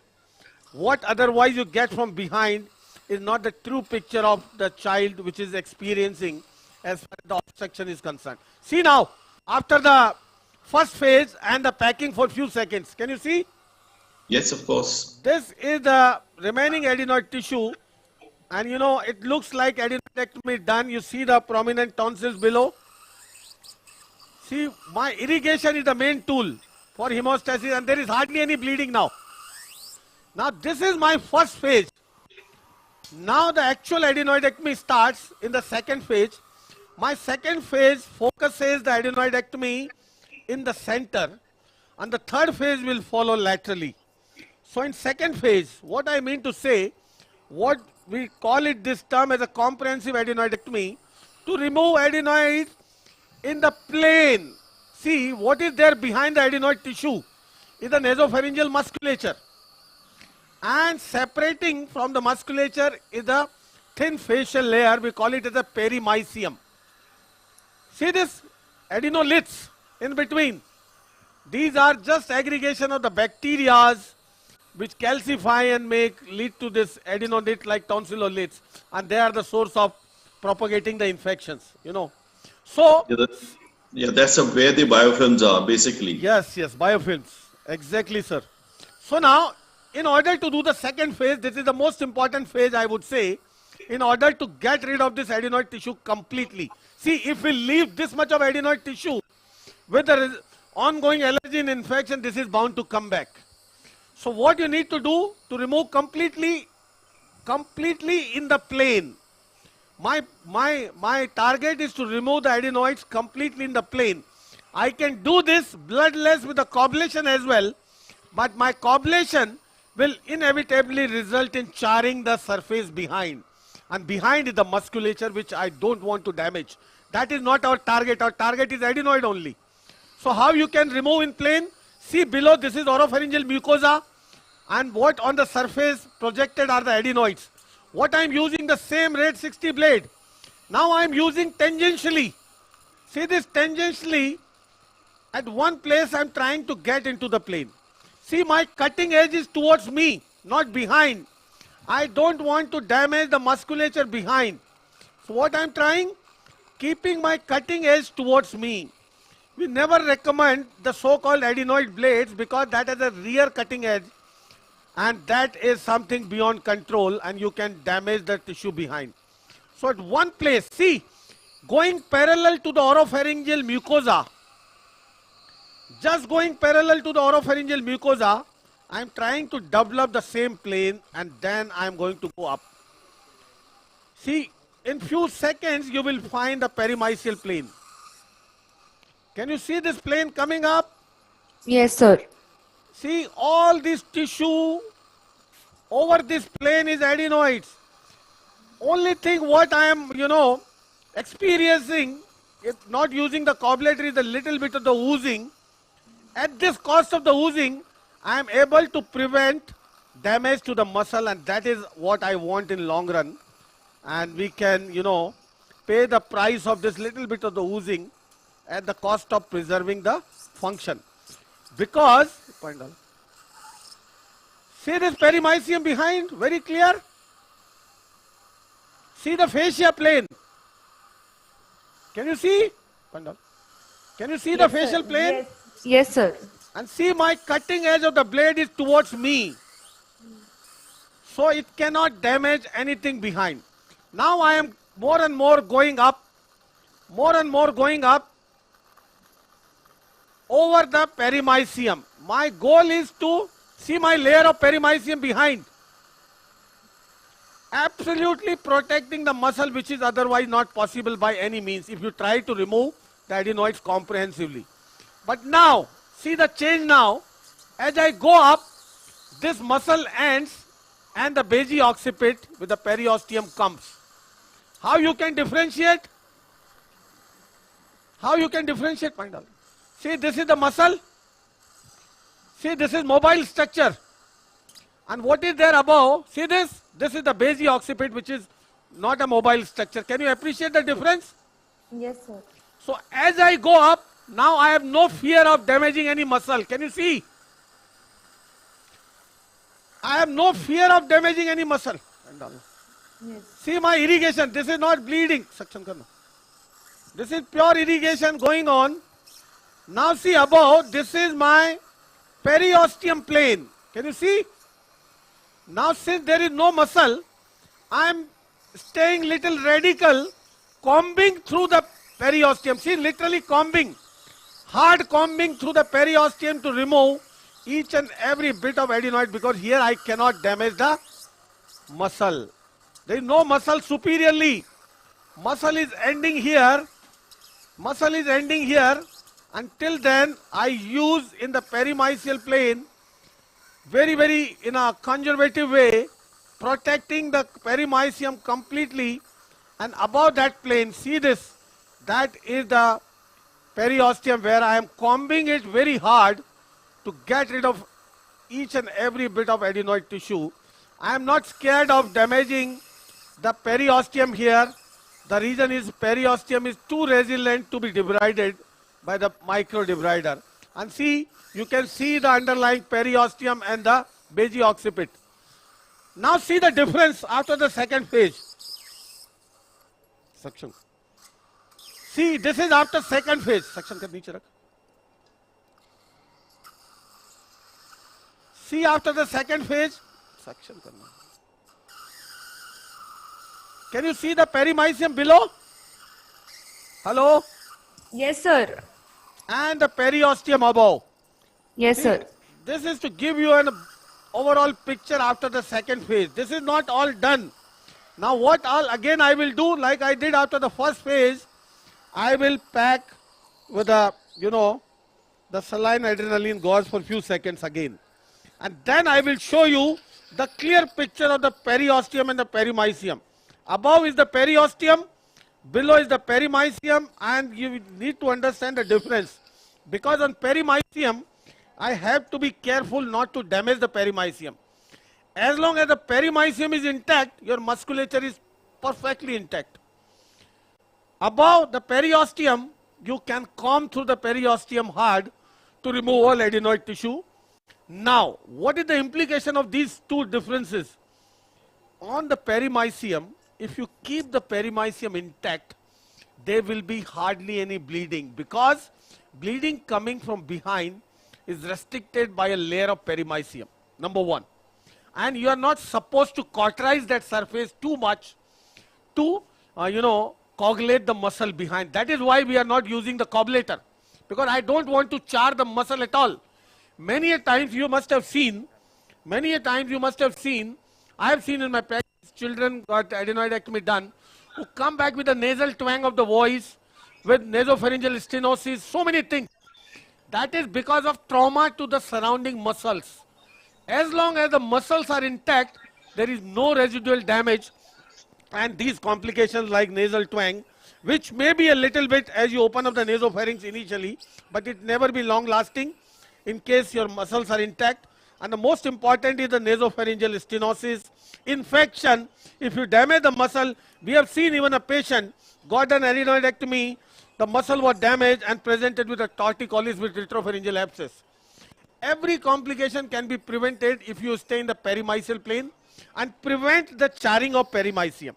So that is my goal, and that's why I purposely used microdebrider. We paid the price of a little bit of the bleeding, but in long run, this is amazing. See now, this is after second phase. Can you see this? Yes, sir. Yes, sir. See the plane of the oropharyngeal mucosa. See the plane of the oropharyngeal mucosa. This is my cobblator now.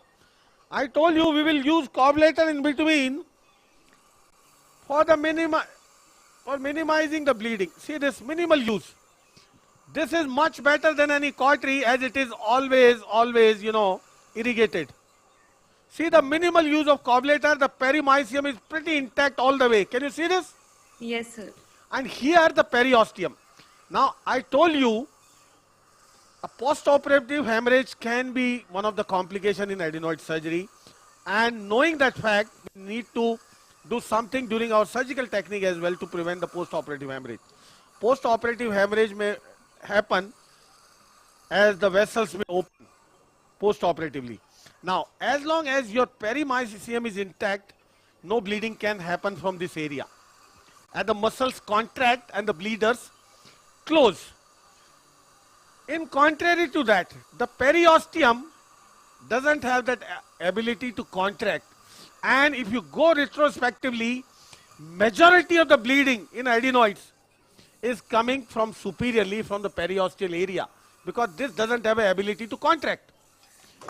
And since we want to protect the periosteum, perimysium with the muscle behind, periosteum is not so important as there is no muscle behind. So what we do here, we prophylactically coagulate. It's a sort of carpet coagulation of the periosteal surface. Only selected periosteal surface, not the perimysium at all, because we don't want to char the muscle. And why prophylactically? As we don't want any bleeding from the periosteal region. And this carpet coagulation has amazing advantage by means of ruling out the post-operative bleeding with no morbidity at all, because this is coagulation of the periosteum, not the muscle. Now see, after this, there is hardly any bleeding. Can you see? Certainly, Satish, I think it's a very good technique that you demonstrated. And but like I have definitely been using coagulation for the last maybe I don't know how many years now. Yeah. And done about 2,000 of such cases, adenoids I mean. And rhinolalia is a factor which I have faced in about 3 patients, but they all recovered within about 3 to 4 months. Yes.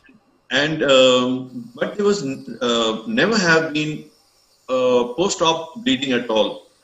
And if you restrict yourself to the perimysium and you have the right planes, because that's what any surgeon would be respecting. See, what I intend to respect is this muscle behind. Now, without using the coagulator, this is 100% protected, not coagulated. With coagulation, this is inevitably charged, which may have implications. Like a person like you with the expert hand may not have that much of incidence, but this is something has an issue. And we are here striving for the best, for the technique which should be replicable by even the novice surgeon in the safest way. That is why we never advocate using anything on the perimysium to protect the perimysium and the muscle completely to prevent post-operative complication. To coagulate. Satish, this is what I had wanted to say about you, that in your hands it looks fantastic, but I'm quite sure that a learning curve is required to that technique also that you're adopting. And the same message goes for everyone. Everyone has to respect the paramecium and the muscles and the pars ridge that has to be done. Sir, if paramecium is injured, how can we handle it? If perimysium, yeah, obviously you have to coagulate. There is no way. Yes. Okay. And that is something, inevitably, something will be inviting some fibrosis, scarring, and all those problems are certainly need to be avoided. That is what we are emphasizing. Now my third phase is starting, which is again being neglected by majority of the people. That is laterally hypertrophic adenoids. And this has been, you go to the literature and in our huge series, it's been a major cause of so-called recurrence, so-called repeated ear problems. You know, Many a time this adenoidectomy is done along with the ventilation tube insertion. For the recurrent OME, and you do an adenoidectomy, insert the tube, and again the same problem persisting. And one of the cause for that is laterally hypertrophic adenoids, and the biggest cause of non-removal of these adenoids is the fear. It's the fear of damage laterally, and this is what I am going to emphasize, how you can remove it in the safest way. And this is very, very important. Then only a comprehensive adenoidectomy will be done. See now, again my red 60 blade. Can you see? Yes, sir. Now my phase 3 is starting. I am pressing on the musculature. This is my, the torus tuberis. This is adenoid tissue over the torus. And this is the adenoid tissue behind in the fossa of Rosenmuller, which I want to remove. The muscles in the midline, this is longissimus capitis muscle. And laterally I will show you the thick muscle layer, that is rectus capitis anterior. And in between this muscular envelope, we have to remove this adenoid. We are not supposed to go out of this muscular envelope to damage the vessels. So the fear factor is a huge one, particularly working laterally, the fear of carotid artery and all that. I will show you the relationship of the carotid and other things without, terrifying with all those things. So now my first thing is press on the muscle behind, and using, see, at a lower speed, control speed, allow the adenoid tissue to fall into your blade. What I want, press on the muscle. I don't want muscle to come in. See this. How much of the adenoid will leave behind? See this. Always keep the cutting edges in view. Don't push your blade too in blindly. Press on the muscle and allow the adenoid tissue to fall into the blade. See this? Satish? This is the technique to add on to the safety. Yes, madam. Satish, that answers the question asked by Dr. Devender. Why are you using through nose? Because you can see the cutting edge of the debrider when you go. All the time. All the time it is in under vision. So you don't find any blunders. See this, all laterally hypertrophic adenoids. Keeping my cutting edge all the time. So anything specific you're using for irrigation, or it's just normal saline? Normal saline. Normal saline or ringer lactate. Okay. Madhuri, this aspect is Can you also see very the well in lateral that, muscle? Can you see the lateral muscle? Yes. That lateral muscle is the... Hello, Dr. Devender. Yeah. See, when you have the visualization with the endoscope, but orally also, you visualize these areas. And the area which Satish is at the moment working on is very well seen with the coablator. And the advantage is that the bleeding doesn't take place because you are after there. Agreed. The problem with the coablator is you end up charring the surrounding surface. If I use the coablator in the fossa of Rosenmuller, I will end up charring the torus tuberis, the posterior muscle, lateral muscle, and that will completely obliterate the torus, the fossa of Rosenmuller. Because that charring is very well. inevitable. That is inevitable once you use the coablator. You cannot prevent. Because my experience is different, but I am quite sure that your experience is absolutely valid also. I'm not denying that. But I mean, I've been able to remove the way you are removing all the adenoid tissue, and without the real charring taking. I mentioned about my cases of rhinolalia, of course, there, but no bleeding. So some charring may be there. More than that, what you need to see all the time. What you need to see, I'm coming to your point, sir. What you need to see is the soft adenoid tissue. See, the muscle will not fall easily into the blade. It is the soft adenoid tissue which is going to fall, and you can see at the end of the surgery, in the depth, the entire adenoid jumped inside the blade and only the musculature remaining. And this little bit of the bleeding is, once you are using the debrider, it is inevitable, and how you can easily control in no time. I will show you. So you're talking about the muscle laterally, the rectus cap. See why we are, paying the price of this little bit of the bleeding is to preserve the musculature. That's it. Satish. 20 to 30 ml of the bleeding is acceptable in such surgery using the micro debrider. This is under magnification, it looks more, but it is never beyond 20 to 30 ml. And believe me, this gives the children amazing post-op because there is no charring, no sloughing, the recovery is fast, the surrounding musculature is preserved, the long-term, the stenosis, scarring, all these things can be almost certainly prevented. That is the goal. That's why we are not using the cobbletter. Cobbletter is fascinating. It looks so good, then everything comes, bloodless. But the other aspect we need to keep in mind that the charring, that Dr. is some... Satish, Yes. Satish, one place where I use the cobbletter in the beginning is Yes, when ma'am. we're doing children who are just 1.5 year old who have obstructive sleep apnea, Yes. where you need to remove the adenoids. And Yes. of course, the amount of blood loss that they can tolerate is very little. Yes, yes. Therefore, in the initial thing, when there's a lot of gross adenoid, that instead of using a debrider, I use a cobbletter, Yes. shrink it, and to remove it so that that part of bleeding is taken care of. Yes. Yeah, And that is a great idea. As long as you don't go right onto the perimysium. And then when you have the residual adenoid, then I start using the blade so that you can skim off the rest. Yeah. And then at particular points, you may need to use the cobbletter just to stop the bleeding. Yeah, But that the is gross great. adenoids That is I great. remove with a cobbletter in very young children. So below 3 years of age, will we use debrider or I do not get it, sir? See what madam is saying, Yeah. during the initial phase of debulking, in young children, even you want to avoid that little bit of the bleeding, right, going up to the perimysium, you can avoid that bleeding by means of using the cobbletter, and then you don't go right up to the perimysium to damage it, but close to the perimysium and then take over by the cobbletter, by the debrider. That is a good move.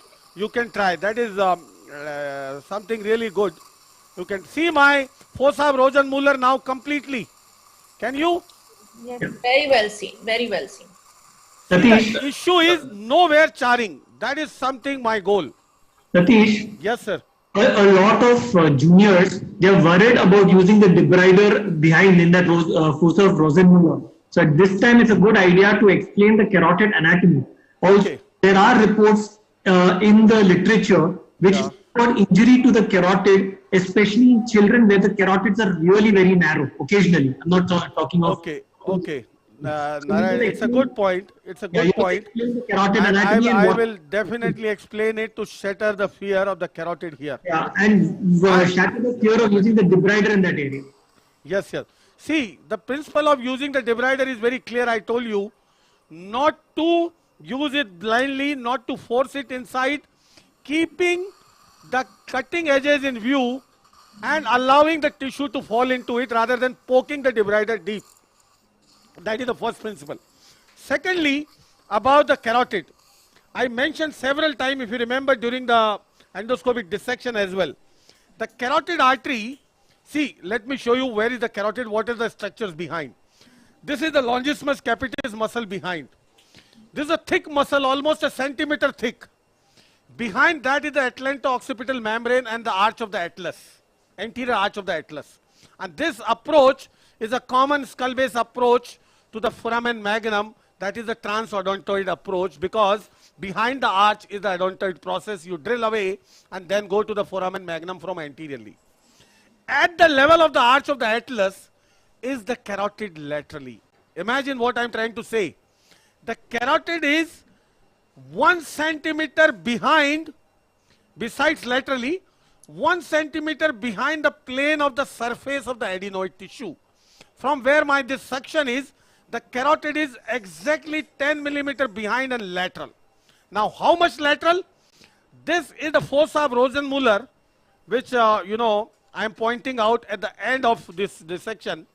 The fossa of Rosenmuller, see far laterally, the carotid here is covered by 2 thick muscles.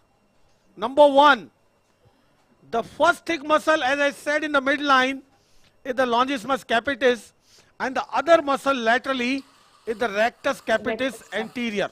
Number one. Sometimes the pulsation in this region terrifies you. The pulsations are all transmitted pulsations, for that matter. It is very, very rare to have carotid medially projected in the nasopharynx. We know lot of publication, lot of hear about the, the tortuosity of the carotid. Let me tell you how this tortuosity is. We have studied so many times in our dissection. The parapharyngeal carotid first below lies in lateral relation of the tonsil. Then it rises up. In lateral relation of the tonsil, majority of the loops, kinking, all coils of the carotid are in region of the tonsil, that is in the lower parapharyngeal space. There could be coiling, kinking, whatever to the carotid that can happen in that region. After crossing the lower parapharyngeal space, the carotid runs towards the carotid foramen, that is the temporal bone. And in order to run towards the foramen, it straightens up to run towards the foramen. And this is the area in the nasopharynx, the upper parapharyngeal space, where the carotid straightens up, because immediately above is the carotid foramen. So all those kinking, loops, all those things are likely to be in the lower parapharyngeal space, not in the upper parapharyngeal space, for that matter, number one. Number two, see, let me show you the muscle. Here, see laterally, that is the peak of the, give me some instrument, curved instrument, suction. See, there is hardly any bleeding, no bleeding at all. Panjal. People have a fear of bleeding in this, lateral space, with a fear of damaging so many vessels, no bleeding. See, far laterally here, here is the, the peak of this, this thing, the fossa of Rosenmuller. The carotid is 1 centimeter behind and lateral to it. Got my point? Yes, sir. And this muscle, this lateral muscle is a very thick muscle, is a rectus capitis anterior muscle. This is longissimus capitis, and this more than a centimeter thick vasculature separates from the parapharyngeal space. It is not carotid. First is the parapharyngeal space. And in that parapharyngeal space, the thickest area, the thickest thing which separates the carotid is the stylopharyngeal aponeurosis. Yes, the sir. thick stylopharyngeal aponeurosis, if you do many a times when we do the endoscopic parapharyngeal tumor excision, believe me, it requires a lot of efforts to cut through the parapharyngeal aponeurosis. Stylopharyngeal aponeurosis, there is a thick sheet of aponeurosis that you have to cut through. Then there is a thick sheet of periosteum of the carotid, particularly before it hits the temporal bone. So this upper parapharyngeal space, paranasopharyngeal space, has a thick layers of structures over the carotid. And it really, even if you want to reach to the carotid from here, it calls for a lot of efforts to reach that area. It's not all Okay. that easy. Okay, sir. And for the adenoids, for that matter, for the adenoids, we are using our debrider. I told you, let me show you. We are using our debrider, that too under vision, like this, pressing on the muscle and allowing the, the adenoid to get sucked into the blade. That is such a simple, safe procedure without anything poking far laterally where the carotid can be. I hope it is clear. Sir, here I have a question. If there are no ear complaints, no eustachian tube obstruction, still you will go so laterally to clear the disease? So, what you are going to achieve without doing it? Once you are doing adenoidectomy, why you want to, leaving a possibility of coming back to remove the adenoids again? If you do it properly, there is no harm into it, and it gives a complete, complete clearance. See, the adenoid otherwise, in the same way, keep responding to the allergy and infection, keep giving the same symptoms, same problem, and at some point of time will again get hypertrophied. So in order to avoid the future problems, this is, we call it as a comprehensive adenoidectomy. See this under vision. This is on the opposite side. So Satish, all those complications and calamities you mentioned can happen if you are using a reverse cutting blade of the microdevice. Yeah, because then you don't have a control over the cutting edges. Then That's you can why pass all the layers. Yes. That's why we always condemn a so-called adenoid blade which is produced by the Medtronic. Use it. I am going to show you in the next case when we are very soon we are going to take a revision phase, and I will show you the utility of that so-called adenoid blade. We So call what it about as a skull-based blade. Yes, sir. So few surgeons have this queries on the submucosal cleft palate. What precautions will you take, sir, for these patients? Yes. See some of the vessels, small. Submucosal cleft palate is a cleft palate. It's a pure cleft palate, and it has to be treated like any other cleft palate for that matter. And once you are treating with any otology pathology in a cleft palate patient, you have to be careful, because all these patients may have a eustachian tube malfunction, because the muscles which regulate the palate or the eustachian tube may be not very developed because of the cleft, and then that may have an impact on the outcome of otology surgery what you do. That's why you have to be careful in all patients having cleft palate when you are contemplating any otology surgery, keeping the eustachian tube function in mind. See now. See the lateral muscle. Can you see very clear? Yes. Oh yes. See my cutting edge with me. I am not poking in anywhere. That is something at lower speed, under vision, and you can certainly clear the fossa Rosenmuller completely. And this is what is expected from a comprehensive adenoid. I don't care about this little bit of the bleeding I told you earlier. I've shown you on the other side. This is bound to stop in no time. So Dr. Jeevan Vedi has a query here. What will you do if there is enlarged tubal and lingual tonsils? So this is tubal tonsil only, what we are removing. See, this Walder ring has many components. What we removed in the midline was the nasopharyngeal tonsil, that we call it as an adenoid. Then laterally in relation to the tube are the tubal tonsil. Then below, relation to the palate are the palatine tonsil. Then relation to the tongue are lingual tonsil on the base tongue.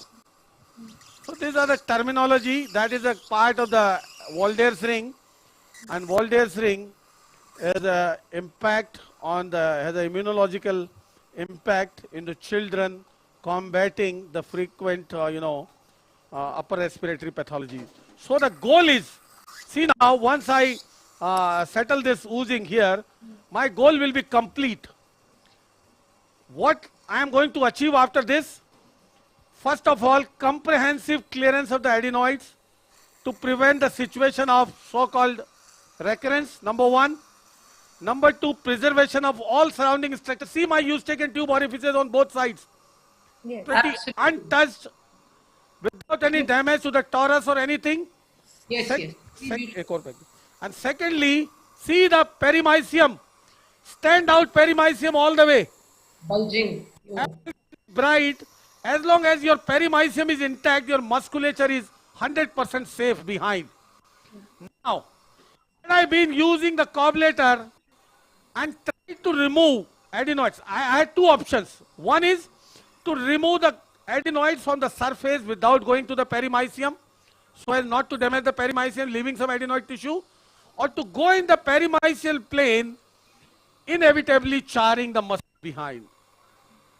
That certainly those things can be avoided. See, this kind of perimysium achieved by any other thing than the microdebrider. That's why this technique, you may face some difficulty of controlling a little bit of the oozing. Believe me, our junior most, guy in our hospital is doing this adenoid surgery with the same efficacy, without doing any problem. So it requires for little extra time, number one. It requires for little extra safety, and that is what expected from a surgeon to give a long-lasting, morbidity-free outcome to the patient. See now the perimysium, amazingly standing out perimysium, and see this is planned charring, coagulation of the periosteum, which I don't want. That is the site of bleeding. Muscles contract, periosteum do not. And that is the source of bleeding in those patients. Yes, sir. My coblation was used intermittently, you have seen, for the oozing. See the fossa of Rosenmuller now? Completely opened up. This minimal bleeding will take care. And this warm saline has a huge impact. We have done through this technique thousands of the adenoids. See the fossa of Rosenmuller for everybody. Yes. Can you see anywhere any residual adenoid tissue now? Absolutely clean. Satish, absolutely clean. No fear of bleeding. Where is the huge bleeding? Satish? Yes, sir. Yes. Satish, in an adult patient, if you have a nasopharyngeal mass, okay, just a quick word on it. How will you clinically diagnose what it is and radiologically? I mean, just some features for the youngsters. Adult with a nasopharyngeal mass? Yeah. My MRI will differentiate what it is, Narayan. Yeah, exactly. Just enumerate it for the juniors. So, MRI with a diffusion weighted sequence will clearly distinguish what kind of mass it is, whether it is benign or malignant, because many of the nasopharyngeal masses are lymphomas, which I can almost always pick up with a diffusion weighted MRI only. Lymphomas are most cellular tissues, most cellular. Out of any tumor in the body, out of all tumors in the body, lymphomas are most cellular, and they show the highest level of restriction of diffusion on MRI, and you can pick up solitary, the lymphomas very, very clear. And then you don't have to, once you know could be lymphoma, you are not supposed to do any radical surgery. Your goal is to take a biopsy, get immunohistochemistry done, and then direct the medical therapy over it. So, the imaging has a big role. Now see the final picture. Can you see? Yes, yes, Satish. Very good. See my goal of adenoidectomy.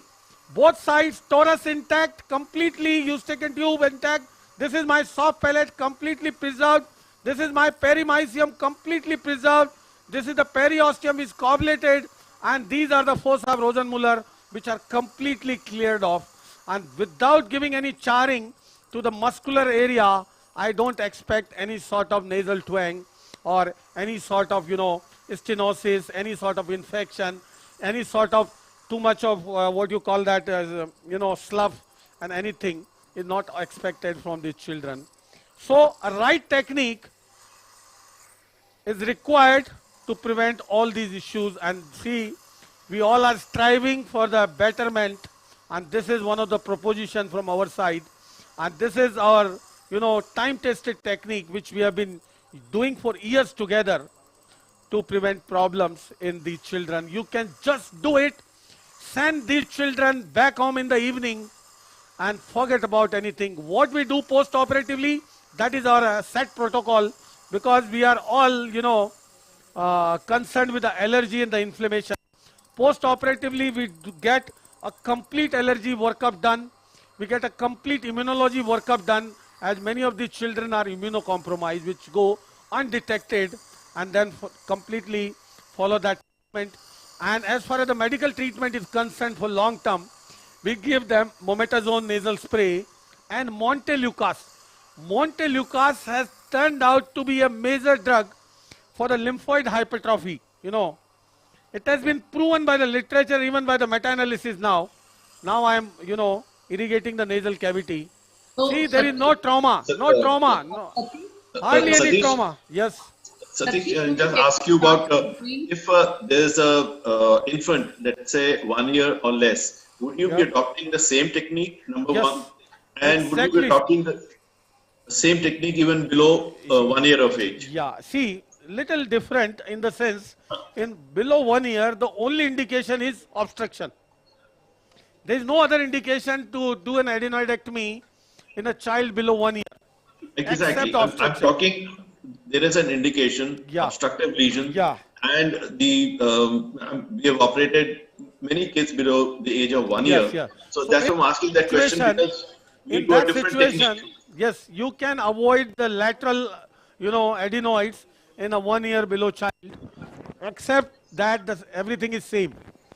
Only thing is the lateral component can be avoided because in below 1 year, the obstruction, which you can obviously accomplish by the midline removal of the adenoids rather than doing laterally hypertrophic and giving more operating time, more morbidity, more blood loss to those children below 1 year. So you can stay in the midline for those. Would you like to use a coablator for such children, or would you like only this, or have you used a coablator in infants? Yes, coablator. Very well. See, this use of microdebrider in those children, the 10 to 15 second use of microdebrider and packing, that's it. That doesn't lead to more than 5 ml of bleeding. Believe me, only once use, but it gives you a confidence, it gives you a security that you have not damaged anything behind, because that is our concern. I agree, but I'm just talking about now the people who are infants. I'm just talking about a particular set of people. Yes. And second, I'll ask you about the second set of people is the Down syndrome. Would you be using the same technique? Which syndrome? The Down syndrome. Yes. Those children, we don't go so extensively. Because in a coablator, you can be extensive. Yes. That's the reason I'm asking. Coablator, because Down syndrome has many implications as far as the adenoid is concerned. The anatomy is concerned. Yes. There could be aberration in the anatomy of the carotid artery, could be aberration in the anatomy of everything around. So you have to be very cautious, you have to be limited, because the goal is to just give airway and then follow with the medical treatment rather than going so extensive. Because with the coablator, you can go more extensive with a better removal. So just wanted to put a point in view, nothing beyond that. Excellent.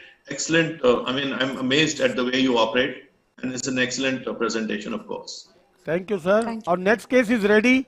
That is sir, a microlaryngeal surgery with a laser. Yes, Paramita, we can carry on with the question. Sir, is there any adverse effect on immunity of patients after adenotonsillectomy? Dr. Sudeep from Jodhpur is asking. Yes, that is a very important concern, and that used to be a big, question from the attendants as well. That this is a part of the immune system, and it can have an impact on the immunity once you remove this part of the immune system.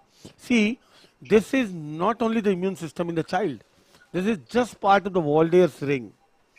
And the adenoids normally, which do not give rise to any problem, are not need to be removed. Only those adenoids are harboring biofilms, giving problems, giving immunological problems, giving obstruction, giving sinusitis, giving ear problems, those need to be addressed, which are actually not serving their own purpose. And that's why they need to be knocked off. Adenoids harboring biofilms, adenoid harboring so much of immunoglobulin E or something are giving problems and need to be removed. In normal function, adenoids synthesize immunoglobulin A. Almost 15% of our total body immunoglobulin A is secreted by the adenoid tissue only, because 60% of the adenoid is B lymphocytes, But once they are affected by the inflammation and the allergy and get hypertrophic, involved in the infection, they no longer serve their purpose. So we have to convince them. Many times the patient relative come and ask this question up front. You have to counsel them. आपका चौकीदारी चोरी करेगा तो क्या करोगे? This is something like that. See, you have to knock them off once they are not serving any purpose and rather creating problems. And there are many, immunogenic tissues in the body to take over that function rather than adenoids only. Okay. So many were actually requesting to have an external view of the endoscope and the debrider that you've been using. So maybe... Satish, good morning. Hello. Good morning, Satish. Yes. Yeah. See, in my experience, I have seen when conventionally they done adenoidectomy, the damage the station tuberifeus area, and that would have caused stenosis and synechiae, and that permanently damages the station tuberifeus, and then they'll have a lot of ear problem for lifetime. Yes, so, in such situations, do you have any solution for this once you get such cases? That is, your concern is very important, and because of that concern, I am not using anything carrying this problem. Believe me, if anybody going in the fossa Rosenmuller with the cobbleter and try to remove the adenoid extensively, completely till the muscle surface, it will end up giving, you know, I would say extensive fibrosis, irreversible fibrosis once it heals up, and that is something difficult to treat. That's why, for that reason only, you are using the debrider and, you know, paying the price of this extra little bit of the bleeding to prevent that complication. Now, there is no charring. The healing is so amazing, with everywhere the perimysium intact, muscle is not damaged at all, and there is no question that kind of fibrosis or stenosis. Yeah, now what you did is excellent.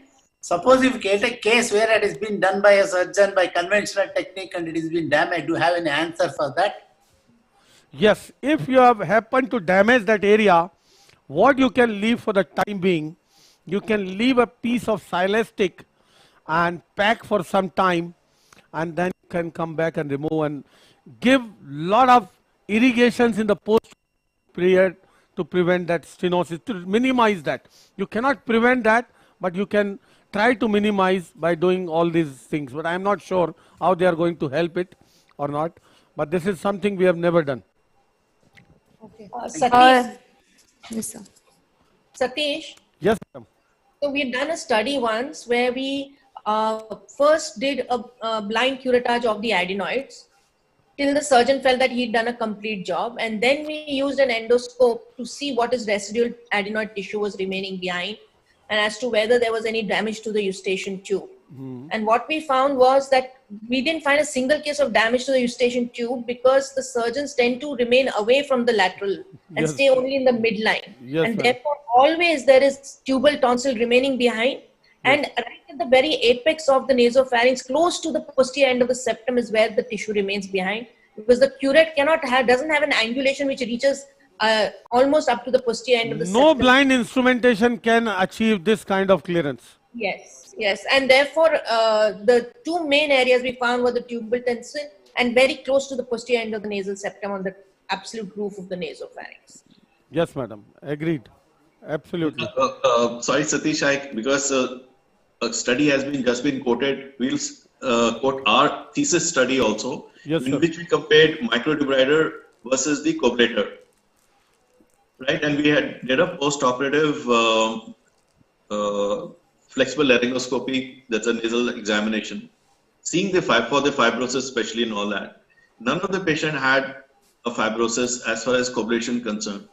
On the other hand, I did not use the same technique as you using. We were doing the adenoidectomy as such. Some of the tissue was left with the microdebrider, because during the surgery, this is what I'm rightly so. That's the reason why we left doing that adenoidectomy with the adenoidectomy blade as such, provided the Medtronic, because somehow or the other we used to enter into the paramecium. The bleeding used to be far more, and we found the coablator far a better technique than the technique that we were using. Your technique is very good, there is no doubt, but I think the coablator still has a good place if a person learns it well. Coablator is amazing tool. See, if you find anywhere some excessive bleeding or anything excessive oozing anywhere in the field, you can immediately use coablator. Such an amazing tool. I've been using coablator in a skull base like anything as a main tool. I know you've used it extensively. Coablator is amazing, but here once it comes to function preservation in these children, we are little scared about fibrosis. That's why we are giving preference to the microdebrider. On the other hand, these are different tools, different advantages and disadvantages. We cannot compare them. It is like comparing apple with the orange. These are different tools at all. Right. Coablator has a different ability, microdebrider has a different ability. We cannot compare them. Both are so useful. Only thing is, in our practice, how we can get best of the results by optimum use of both of these tools. Both are equally good. Both are amazing. I am not saying any tool is bad. We have to decide ourselves where can be used, what tool can be used where, and with the optimum results. Sir, there are few surgeons who also want to know the preference of Dr. Kirtane, sir. So there have been few questions. So what is your preference, sir, on this? Sir. No, Kirtane, sir. Like what Satish has shown, we use the microdebrider with a 60 rad blade. The only difference is I do it per orally. We put catheters, just lift up the palate and use a 70-degree scope through the mouth. So I don't have to go through the nose and worry about damaging the nasal mucosa or synechia. And I think even there, as Devinder said rightly, the tip of the blade can remain under vision without any problem. Satish, just one quick question. Can you tell me what are the next two cases that you're going to do? So I'll tell the... Sir, so our next case is going to be a microlaryngeal surgery, a benign lesion, benign nodule, and then would be a revision phase. Okay, and after that you'll start with the parapharyngeal tumor? Pardon? Yes, after that would be a parapharyngeal tumor. Okay, fine. So I'll inform the concerned people accordingly that Dr. Devendra Chowkar can come in at that time. Yes, sir. Sir, how long will you prescribe Montelukast post-operatively? Yeah, Montelukast at least for few months, because meantime we work up for the allergy and the immunity. Okay. Many children who have a history of repeated, infections, we get the immunoglobulin levels done, and many times we found issues in the immunoglobulin levels as well.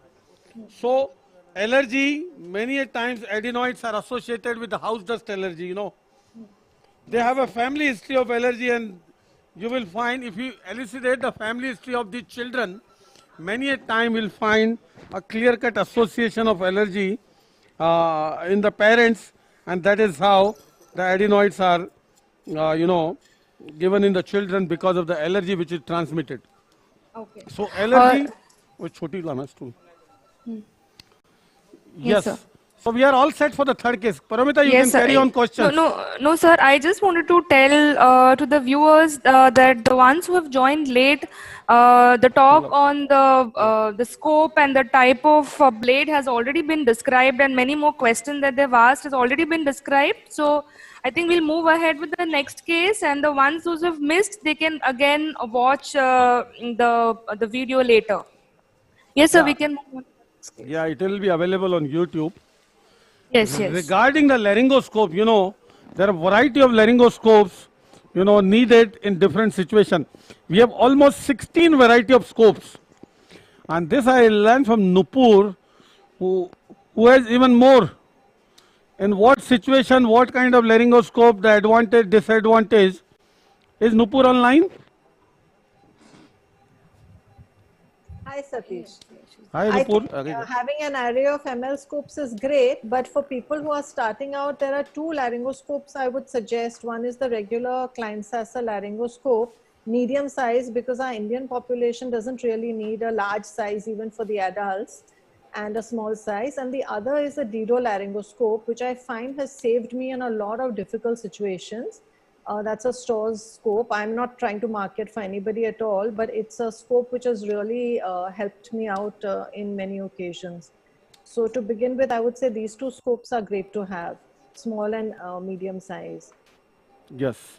So last time in microlaryngoscopy, we showed a T1 vocal cord cancer and did a cordectomy, type 4 cordectomy with removal of the muscle, part of the muscle.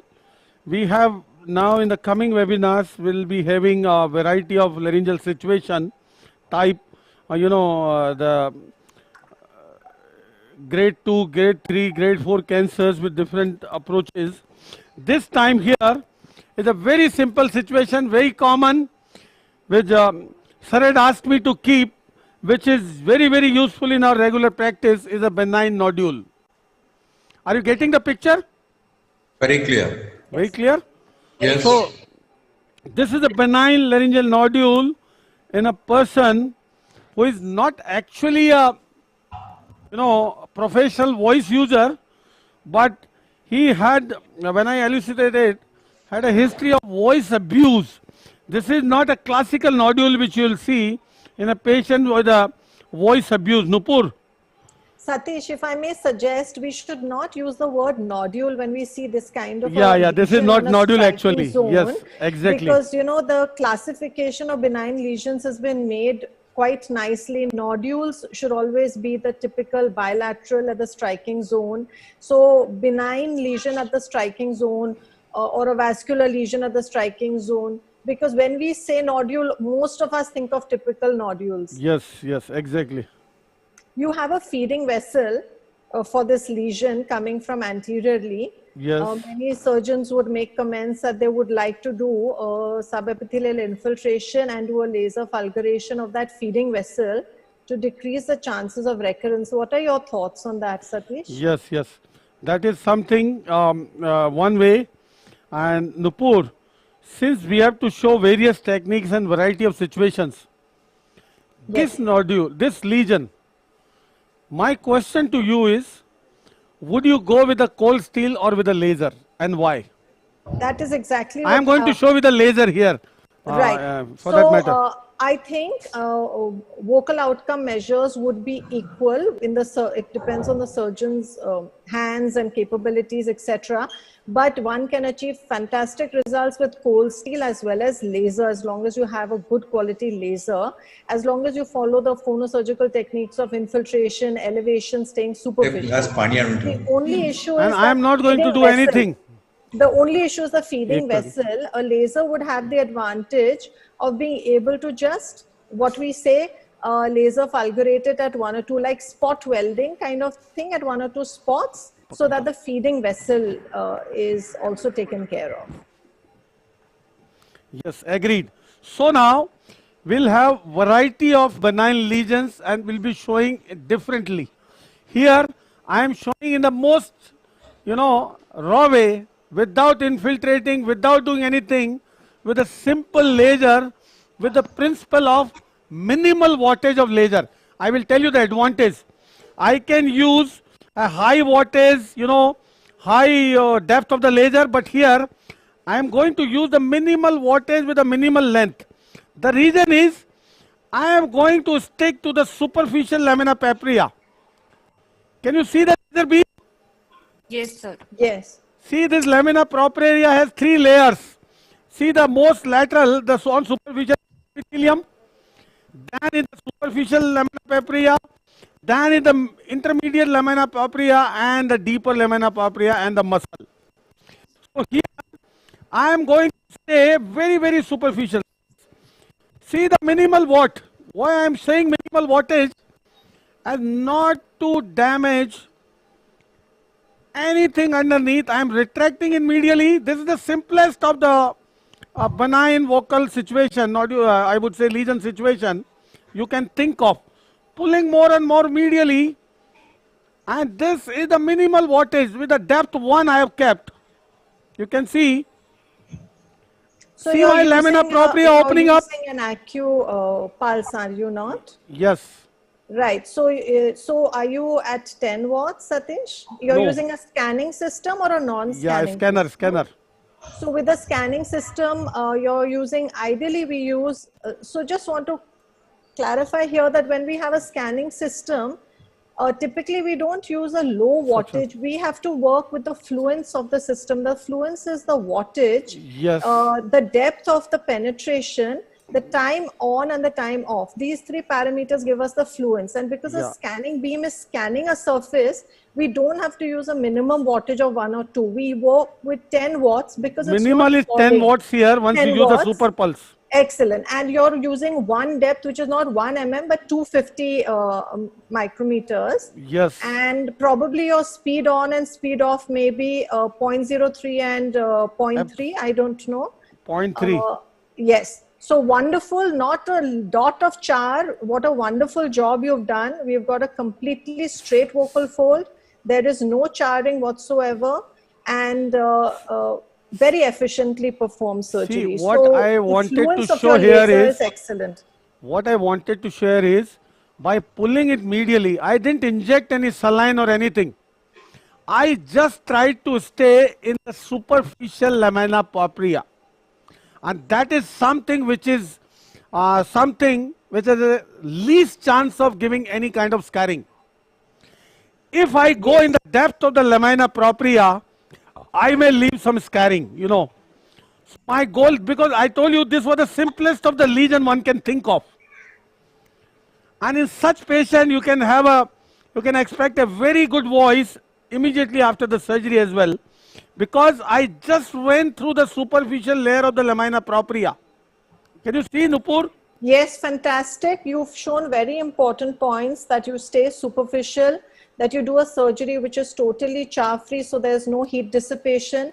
Patient will do excellently. I don't know whether you believe in voice rest or not, but this patient will do excellently. And you'll probably want to give some voice therapy so that there is no recurrence because of vocal abuse and misuse pattern. See, the beauty of the laser is, and particularly with this scanner system from Luminous, you can target the lesion the way you want. Had I been doing some, chordectomy like you saw last time, I was using a continuous, power with a power of 14 and was a continuous laser, and I could go all around the lesion. That was a different pathology, different aim, everything different. Here the aim is preservation of voice. The sole aim is preservation of the voice. More you traumatize the vocal cord fold, vocal cord layers, vocal fold, worse the results you are going to. My goal was just to stay in the superficial lamina propria and get away from this. That's it. I could do with the cold steel as well with the similar results. What do you say? Any difference in outcome with the cold steel with such a lesion, such a superficial lesion? I do not think so. Just the feeding vessel, one may or may not want to laserize. That could trouble. That could trouble. Yeah, but I don't think there would be any difference whether it was cold steel or laser. One can have equally good results. Yes. So this was. I want to ask the panelists and to you especially that what precaution will you take now during this COVID pandemic situation while doing these airway surgeries? Same. Yeah, a lot of people are recommending respirator. There are many ways. We are just using level 2 PPE, not respirator. For that matter, we have a suction evacuator attached to the laser at the same time to prevent the fumes coming out. That is the only thing we are doing. Otherwise, Paramita, ideally one should use a PAD air purifying respirator. I really think Satish also should. Yeah, you sent me that picture, I remember. So there are two varieties. One is you get a type where you have a helmet with the HEPA filter on the helmet itself, and the other is where you've got the HEPA filter on your waist. So you can choose whichever type you want. We have all varieties, and the reason is because we as ENT surgeons and especially airway work and laryngology are directly in the line of fire, so to say. So not only is it very safe for you, but also you are not experiencing hypoxia of any type. Now, someone like Satish who's operating from morning to night, he obviously cannot be wearing an N95 and surgical mask and operating. But if he wears a PA5... I am wearing N95 and surgical mask. but with a PAPR, Satish, one would be so much more comfortable because it's positive air, simply for that reason. So I encourage you all to do that. The advantage with the PAPR on the waist is that people can share it because the hood is disposable. It's a 500 rupee hood which you just throw. So you can have colleagues sharing it also. So, there's a company in Bangalore which makes it, and the other one is in Bombay. Anyone interested can email me. Nupur, can I ask a question? Satish, congratulations. Sure. Thank you. Super job is what I wanted to say. Thank you. In the last LChem, conclave last year, Nupur had demonstrated some phenomenal surgeries from Bombay Hospital. And Madhuri Madam demonstrated from, I remember, from Hisar. And you demonstrated one micro flap as well. Yes. Remember? Yes, I do. My question is for the audience, when do you recommend a micro flap technique in benign lesions of the vocal cord? Maybe a nodule, maybe a cyst, or maybe other benign lesion. Whatever you classify. So you can call any lesion which is epithelial. Obviously, you would be taking the epithelium off. So even though papilloma is a benign condition, we are not talking about that. Nodules I've hardly ever operated on because I feel they all respond well to therapy. But polyps and cysts especially lend themselves beautifully to microflap because they lie underneath the epithelium. They may or may not be attached to the ligament, but they lie in the SLP and they lend themselves beautifully to microflap, classical microflap.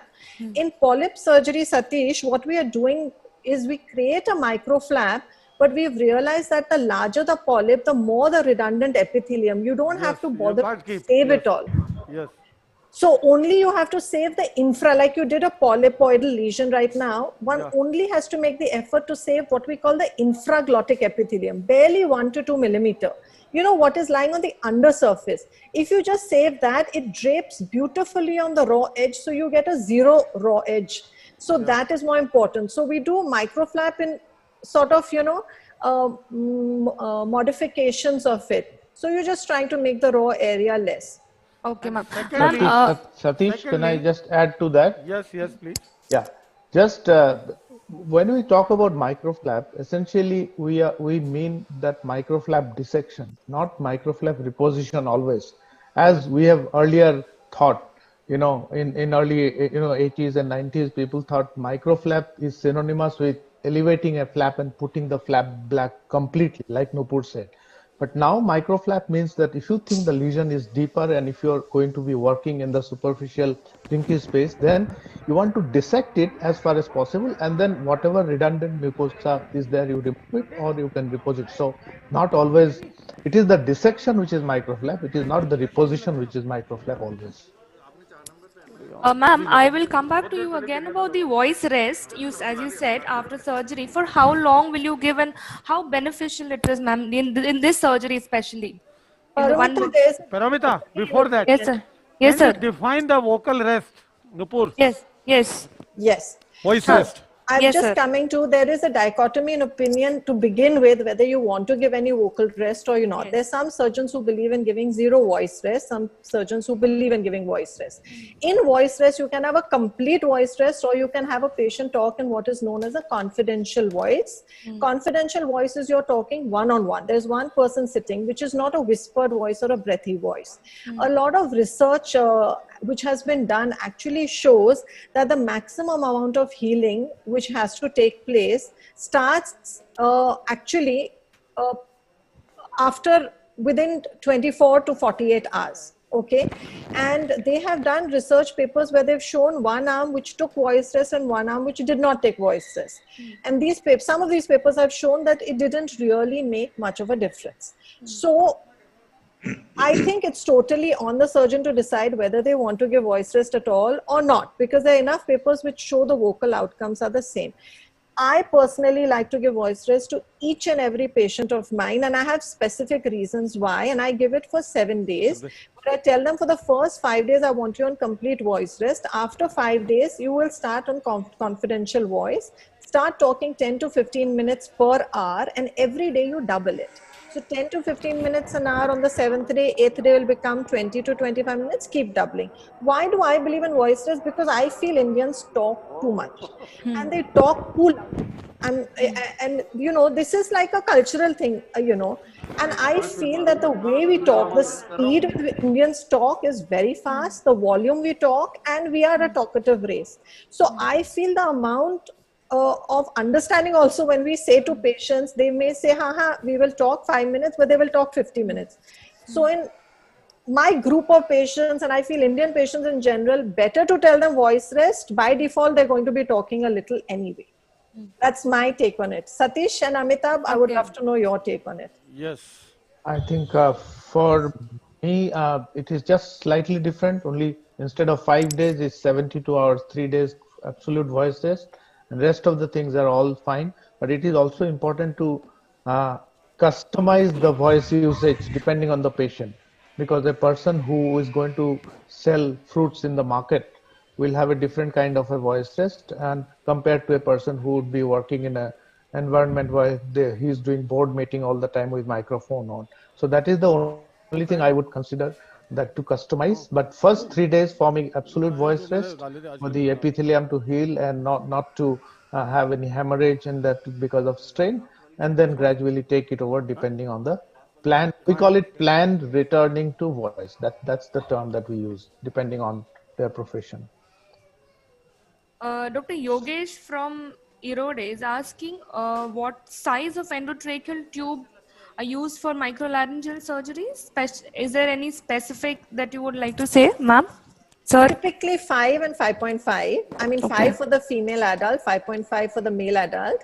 Of course, in children, you will go 3, 3.5, depending on what is the age of the child. For the And last these case, are so with what a I larger used was a cuff. laser tube. Okay. Sorry, sir? The last case, what I used was a laser tube. It was Okay. 5.5. Okay. And this laser tube has two, bulbs to inflate.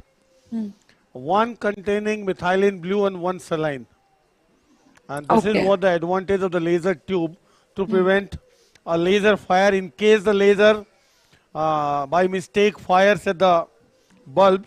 Still you can appreciate as the first bulb ruptures. That is the advantage. Nupur, before we move on to the next case, Yes. any tips to deal with the scarring, Yes, to prevent scarring is more No, important. the scarring has than happened to occur. Okay, so if the scarring, you catch it early on, then injection of steroids into the superficial lamina propria and even injection of hyaluronic acid may help because there is some amount of growth factor also in it. So a combination of hyaluronic acid and steroid into the SLP area after 3 to 4 weeks when you catch the early scarring. You can even do 4 to 5 repeated injections of this in a prevention of. If it is very long term, then of course you're talking about like a scar or sulcus which has formed, then growth factor injections, which are not always available, but they are available in certain situations. Injections of growth factor into the superficial lamina propria have been described. You can also do things like fat implantation, small pieces of fat, you chop them up, or fat injection into the SLP. So these are options for scarring, early and late. Okay, that's great. And I think it is a very, very difficult problem to treat for anybody. Yes. And it requires some repeated efforts. Yeah, prevention is always the best thing. Better. Thank you, Nupur. Thank you. Thank you so much, Satish. Wonderful being with you. Thank you. Thank you, ma'am. Thank you so much. Thank you, Paramita. Thank you to Dr. Kirtan. Always a learning And Alchem. experience when you interact with Nupur, and it is something amazing. Thank you. Thank you. I would like to thank Sir and Alchem. Thank you. So now we move on to the next case. And are you getting some Thank you, Nupur. Thank you very much. Are you getting something on the screen? Yes, we've got the CT picture there. Okay. So this patient has undergone sinus surgery somewhere a year back and now presented with a full-blown disease. And you can imagine what kind of the work was done. It was something like a polypectomy or a little more onto that. Nothing much. For sinus surgery, when we discuss, so this is for revision. The most important thing is the planning. Planning from diagnostic point of view, not only the scan gives you a roadmap, but other planning to go into the, the pathophysiology of the disease. Like we discussed in our first webinar, you need to get certain tests done to find out the particular endotype of the sinusitis. If you find the particular endotype and follow it, then only you can expect a good result, because this is a medical disease for which the medical treatment is the treatment. Surgery has a role to facilitate the medical treatment most of the time. Like many of the patients, we have shown the allergic fungal rhinosinusitis. It has a different endotype because the patient has a allergic to the fungal antigen. AERD is a different endotype where the patient has a fault in the, the arachnoid acid metabolism, where a lot of leukotrienes forming. So there are a lot of endotypes, and you have to actually go into the pathophysiology to get good outcomes. And when it comes to surgery, today here we are going to discuss the surgical aspect. The most important thing is the surgical planning, and for which the radiology is most important. And the simplest radiology what we need is a non-contrast CT scan. CT scan gives you a path like Google Map, believe me, provided you have an adequate and optimum radiological investigation done. So we always recommend, or whenever we order a radiology, to get the entire data in a DVD in DICOM format to get complete three-dimensional dynamic information. And this is what the need of the time. The reason is, when patient bring you some films, like 1, 2 or 3 plates, having 15 to 20 slices, almost 50 to 60 slices is too inadequate an information. Here in this particular patient, if you see, the 0.7 mm scans done, this area of the paranasal sinuses when you scan is almost 20 centimeter or even more. 20 centimeter means 200 millimeters. How many slices you need? For that matter, in this particular patient, even scanned even a bigger area, and you know, in the axial section, these are always shot in axial plane. See now, in the axial 423 slices. Imagine how much the data it has been having, number one, to give us complete information. Secondly, we need this information in all planes. Now with the DICOM format data, we can easily reconstruct through our software. See now, I can reconstruct in 3 planes, like axial, coronal, sagittal, and you can see every structure 3-dimensionally in each plane. And that is an amazing tool to have in your mind the 3D picture of the anatomy of the particular patient, about the disease. And this is an amazing teaching tool as well to teach the colleagues that how to read a CT scan as well in all planes. So this dynamic information cannot be achieved with the plates in hand, with the printouts. And number 3, the information in different, window settings. Sometimes you have an information in bone window setting, you want details of the soft tissue window. From this software, you can easily change into different window settings.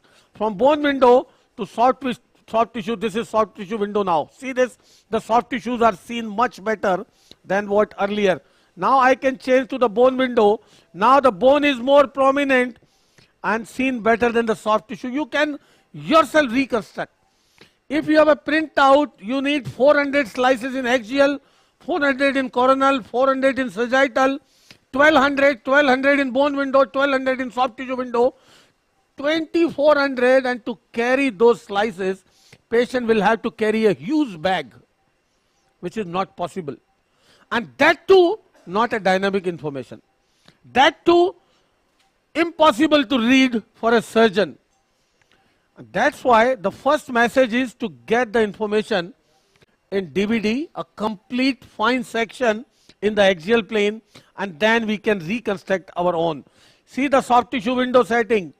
You can see all soft tissue details better, and this is otherwise you don't get in bone window setting.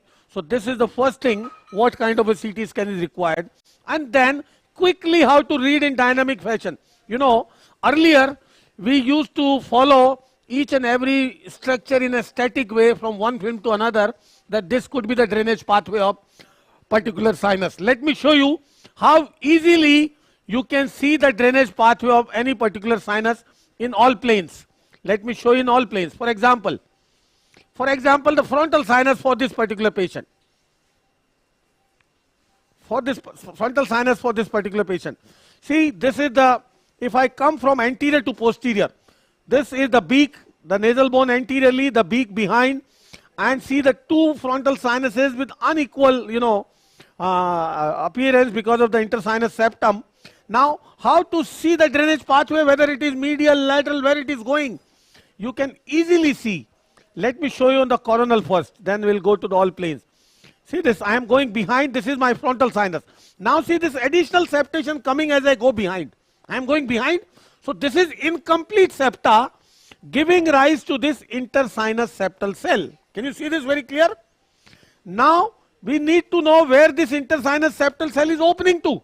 See this intersinus septal cell, and see now this is opening into right sinus. Can you see very clear? You can see it in the dynamic images very clear where it is opening. Now see the drainage pathway of the frontal sinus here. See this frontal sinus, the drainage pathway of the frontal sinus as you go behind, this is frontal recess. This is incomplete septation, and this is your drainage pathway medially.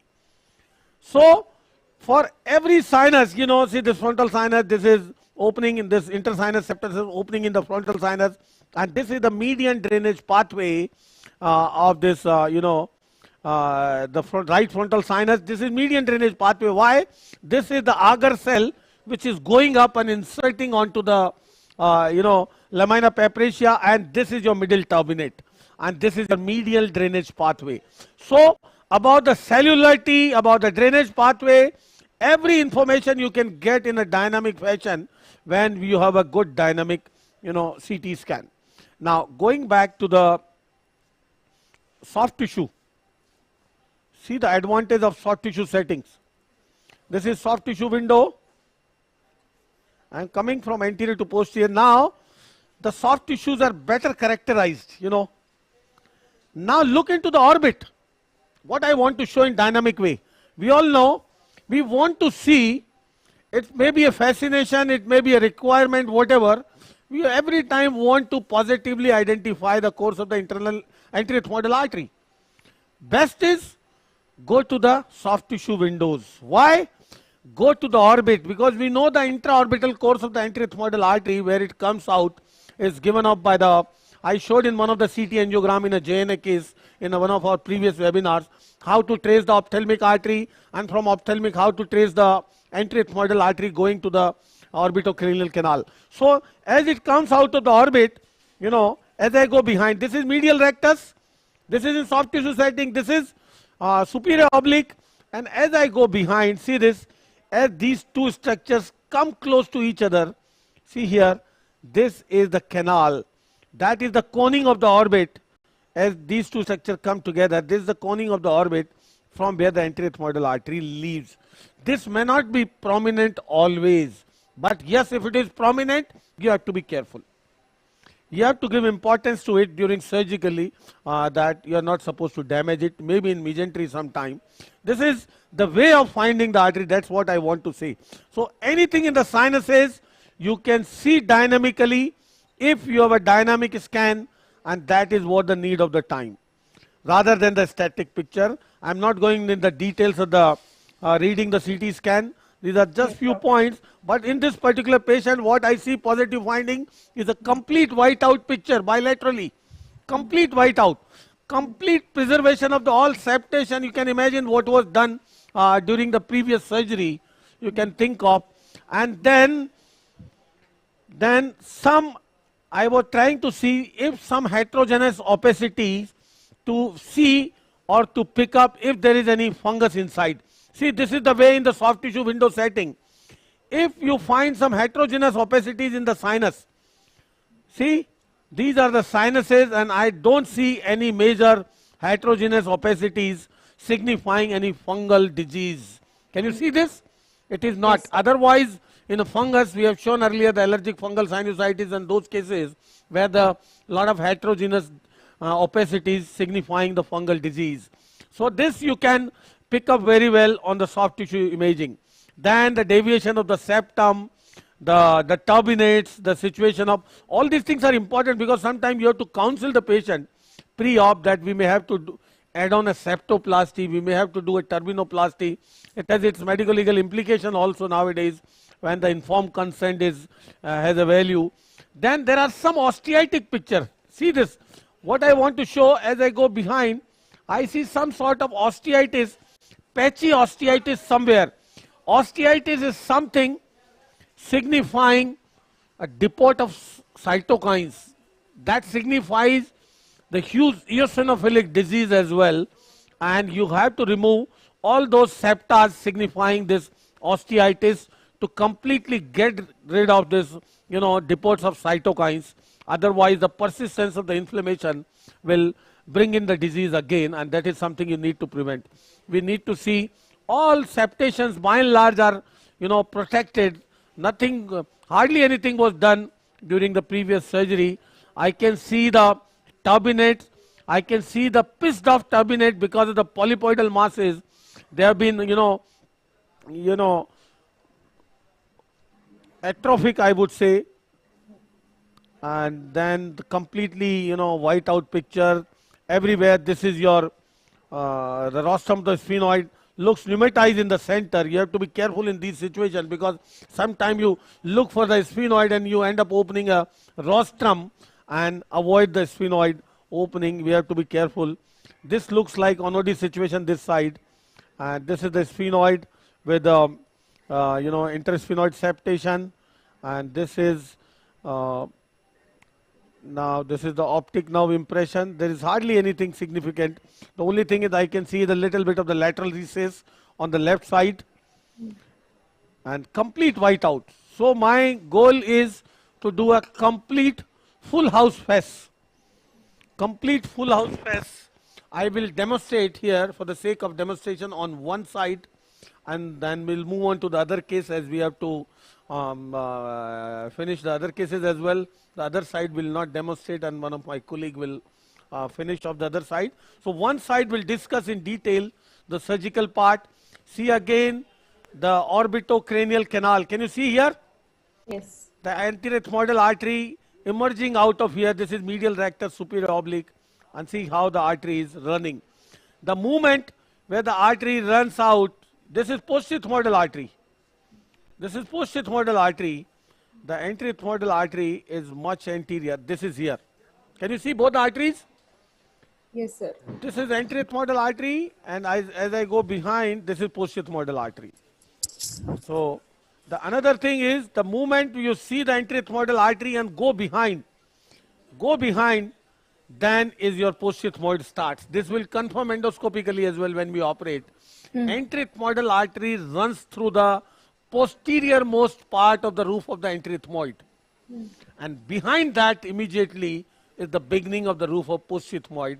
And this has an immense significance as we work anteriorly into the frontal sinus. We will see the artery is miles away behind. Once you use a 70-degree up, the artery remains behind in a different trajectory because it passed through the posterior most part of the anterior ethmoid. And when you use a 70 degree for the frontal, you are more anteriorly inclined, even anterior to the anterior ethmoid in the frontal sinus. So that kind of fear you can easily remove by means of understanding this anatomical information. So here my goal is to do a full house FES on one side. Any questions before we move on? Yes, Satish. What is the medical therapy you have given this patient, and what is the timing of your CT scan? When have you done this? Yes. Can you throw some light on that? Yes, yes. That is very important aspect. You know, this patient has been under pre-operative management for last 7 days. We have given him initially 3 days a broad spectrum antibiotic tablet for 3 days. Then we stopped because our focus was on the inflammation, and these are not infective cases. We have been giving him Visolon for last 7 days. We have been giving him the saline irrigation. Earlier, when this patient contacted before coming, we started the doxycycline as well.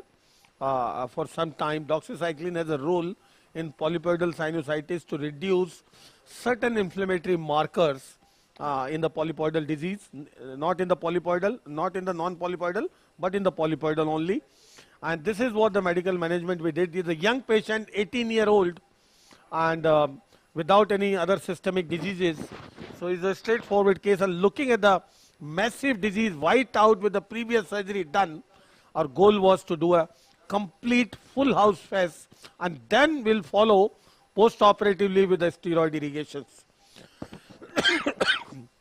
So here the goal is a full house FES.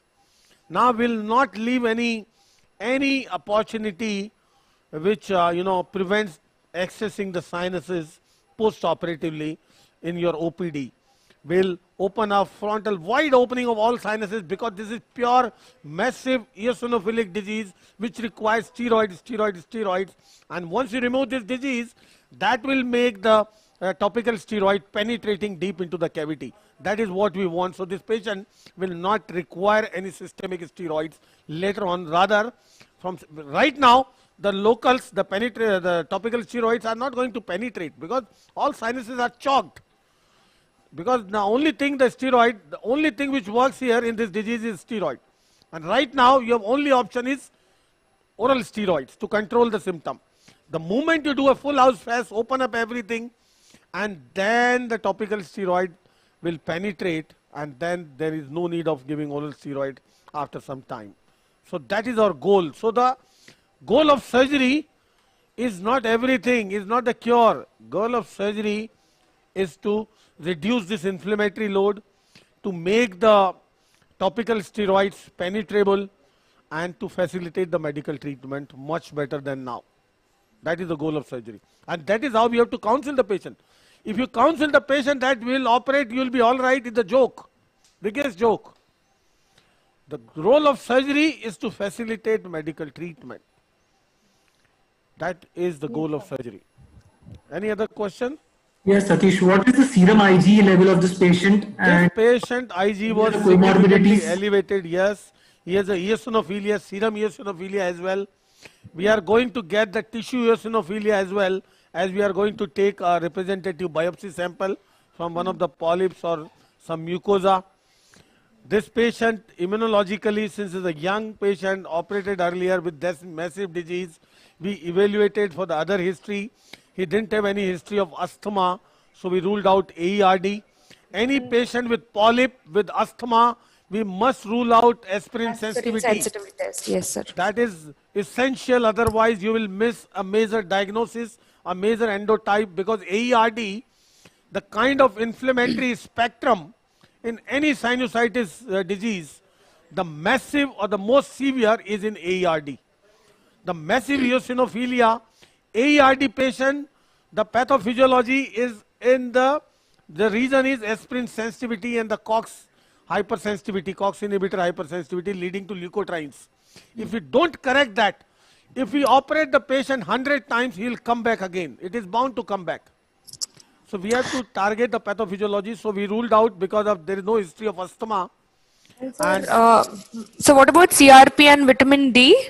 CRP was normal. Vitamin D was low, already started in the sachets. Not significantly low, but it was low.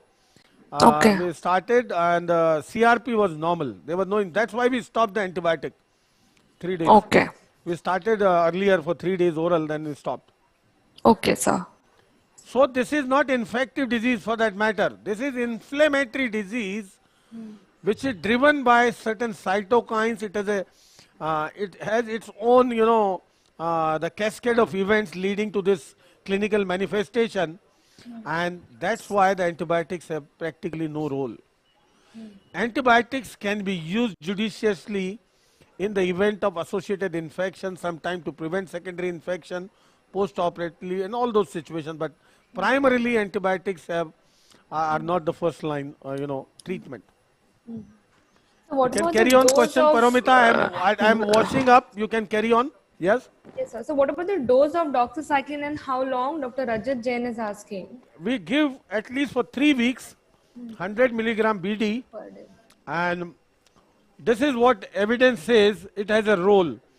It has a role in reducing matrix metalloproteinase is a important, cytokine in inducing inflammation and all. And that is something important. And many of the borderline polypoidal diseases, if managed properly with a appropriate medical treatment, using saline irrigation, judiciously using steroids, doxycycline, vitamin D, many of these patients we can even avoid surgery. But in such massive disease, even if you try to avoid, this is going to come back. The moment this will require steroids and again to control the symptom. That's why in the Western literature, the biggest indication for a sinus surgery now in such polypoidal disease is any patient requiring oral steroids again and again. To me, any patient requiring oral steroids to control his or her symptom more than twice in 3 to 4 months is an indication for surgery to make him use the topical steroids. That's it. And so that is a straight away indication now. Yes, sir. And so the histopathology, as you had said before, that the histopathology is important. Yeah. To decide the lifetime treatment. Yes. The patient always is full of questions. How when you start counseling that you need post-operatively steroid irrigation, you won't need oral. The next question will be how long? Yes. You don't know how long. You don't know the profile of the inflammatory profile of the patient. That mucosal histopathology, mucosal eosinophilia will give you the inflammatory profile, how much is the eosinophilia. Like for example, to me, any patient having more than 10 eosinophil per high power field, I'll tell him, boss, you may need even lifetime. And mind it, don't try to get away. The moment you stop, you may develop the disease again. This is severe. So you have to take a call accordingly. This is something like in malignancy. You then know what is the, the immune profile, marker profile, the lymph node profile, the lymphovascular invasion, perineal, so many criteria that you get ultimately in the final histopathology which warrants the adjuvant therapy. So here is exactly same. You can't say anything beforehand unless you have the full information. Yes, sir.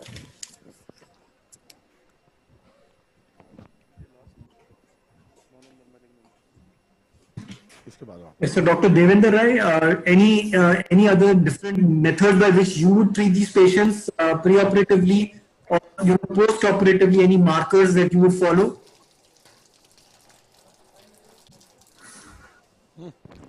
Yeah, you'll have to unmute yourself, Dr. Rai.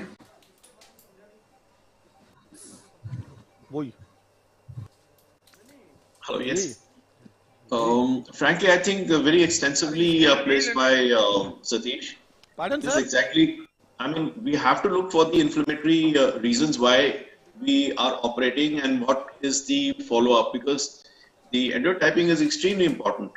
I think these are the markers, and we also tend to do that. So I'm totally agreeing with that.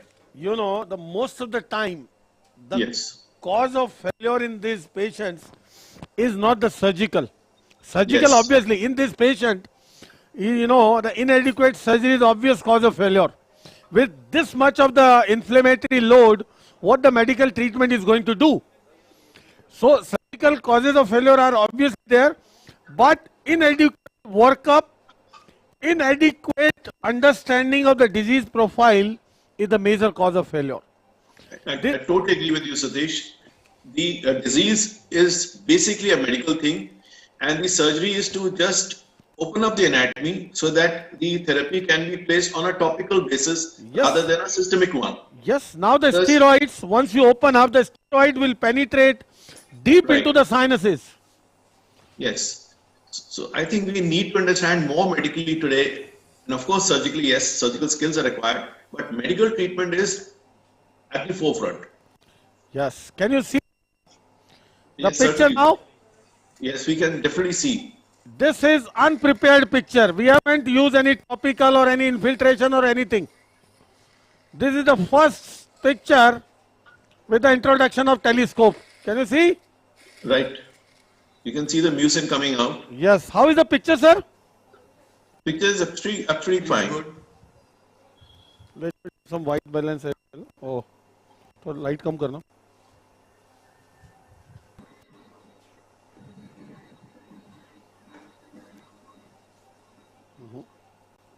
कम करो. Yes, बढ़ा दो. Now see, this is the right side. The preparation, like Narayan asked, is very, very important. So that part of the pre-operative management, to give some steroids, saline wash, some antibiotic, is a different aspect. The goal is, whatever pre-operative preparation you do, pre-op or intra-op, the goal is to improve the surgical field, because this area is rich in vascularity, and too much of bleeding intraoperatively will prevent identification of your landmarks, and that is the major cause of either the disease, leaving behind the disease, or inviting complications. So the goal is to improve the surgical situation, and that's how the preparation starts way before. This intraoperative preparation is equally important. The reason is, in this intraoperative preparation, you have to further improve the mucosal condition, because this the bleeding in this surgery is mostly because of the capillaries, not because of the larger vessels, unlike tumors like JNA and others, which are solely, where the source of bleeding is solely the larger vessels, arteries. Here are the capillaries. So you have to do certain maneuvers intraoperatively to reduce or to minimize the bleeding. This is what I am doing. I am using this Merocell. I generally do, what I do. See this 2 Merocell cut into different size number of pieces, soak them in solution of saline and adrenaline. This being a young guy, I am using 1:1. In elderly, I may be using even less concentration, 1:4 or something, but always topical. We never inject. And it has been proven, we have even seen in our number of cases and literature, you see, the ultimate field is same, provided your pre-operative preparation is good and other parameters, the anesthesia parameters and others to take care of. So my first is this preparation with the topical saline adrenaline. See the field. And the second is to take care of the venous bleeding. You just keep the patient in the reverse Trendelenburg position by means of keeping the head end. We are here, we are keeping 15 degree up. And third is the anesthesia part, because here we are always grateful to our anesthesiologist to give us a good field. And what we want from them is the, the reduced cardiac output by means of reducing the heart rate closer to 60 or so, not the blood pressure. This is not arterial bleeding where blood pressure directly would have a significant impact. Rather, it can put the patient on risk if you try to reduce the blood pressure too much. So the blood pressure is not a concern. This is a benign disease. We can't afford to push our patient to unnecessarily cardiovascular risk by injecting adrenaline, which can go to the systemic circulation, or by means of lowering too much of the blood pressure, which can have its deleterious effect on the cerebral circulation, as well as on patients who are, cardiovascular liable patient, borderline patient. The reduced cardiac output can have an impact on the coronaries and can be a disaster. So we don't want the blood pressure to be low. We do in a normotensive conditions. What we want is the heart rate towards lower side. That is what we expect from our anesthesiologist. Satish, what solution are you using for the decongestion? The simple saline and adrenaline, sir. 1:1. 1:1. 1:1. Right. But only topical. I am not injecting at all. Right. And these Merocell packs which are giving, yeah. I mean, I see that there is no thread attached to it. Do you think that is important, or? Yeah. There is a count which is important. Yes. Sometimes. So at the end of the surgery, see, I am removing the same pack. We rinse in the saline like this. Rinse in the saline, squeeze the same solution, and we can reuse again and again during the same surgery. Absolutely. At the end of the surgery, when you need packing the model cavity, you can use the same solution, the same packs. Right. So there is no additional, I can say, the financial burden on the patient as well. True. I said I'll be demonstrating on one side. Yes, Paramita. So, Dr. Kranti is asking about the role of macrolides. Macrolides has a significant role, I would say. That's a good question from Kranti. Dr. Kranti Bhavna from AIMS, Patna, is it? Yes, sir. So, but macrolides have proven their roles by means of having effects on certain cytokines. And those are, involved in the neutrophilic activity. So this is more of a value in non-polypoidal sinusitis, where role of neutrophil is much more than the role of eosinophil. So macrolides to all patients with non-polypoidal sinusitis, for that matter, and in majority of those patients, we use clarithromycin, low doses for few months. And what we ensure before we starting is to have the patient's IgE low or normal. That is essential, otherwise macrolides are not effective. And Yes. once we use, the inflammatory profile is, drastically reduced. And majority of the patient, in our selected patients, we have been able to avoid even any surgery in those patients. Once the inflammatory load is lowered with the macrolides, you can continue with the saline irrigation and the topical steroid. See, it's a sort of trade-off between the inflammatory load and the need of surgical treatment. If there is too much of inflammatory load, you need to reduce by means of surgery to make your minimal medical treatment effective. If there is too much of the inflammatory load, whatever minimal treatment you can give with the steroids, your topical steroid cannot be so effective. So you can reduce the inflammatory load and continue with your topical steroid. Can you see the picture now? Much better? Yes, sir. Now what I am going to do is I am going to debride the polyps. I told you the turbinate is so compressed because of the polypoidal mass. Can you see here? Yes. That is the middle turbinate which the patient is having polyps on either side of the middle turbinate. You see this? Yes. And middle turbinate is so compressed. The micro debrider is an amazing tool. Be careful. Keep the cutting edges in view all the time. See this? This is the interplay between both the hands.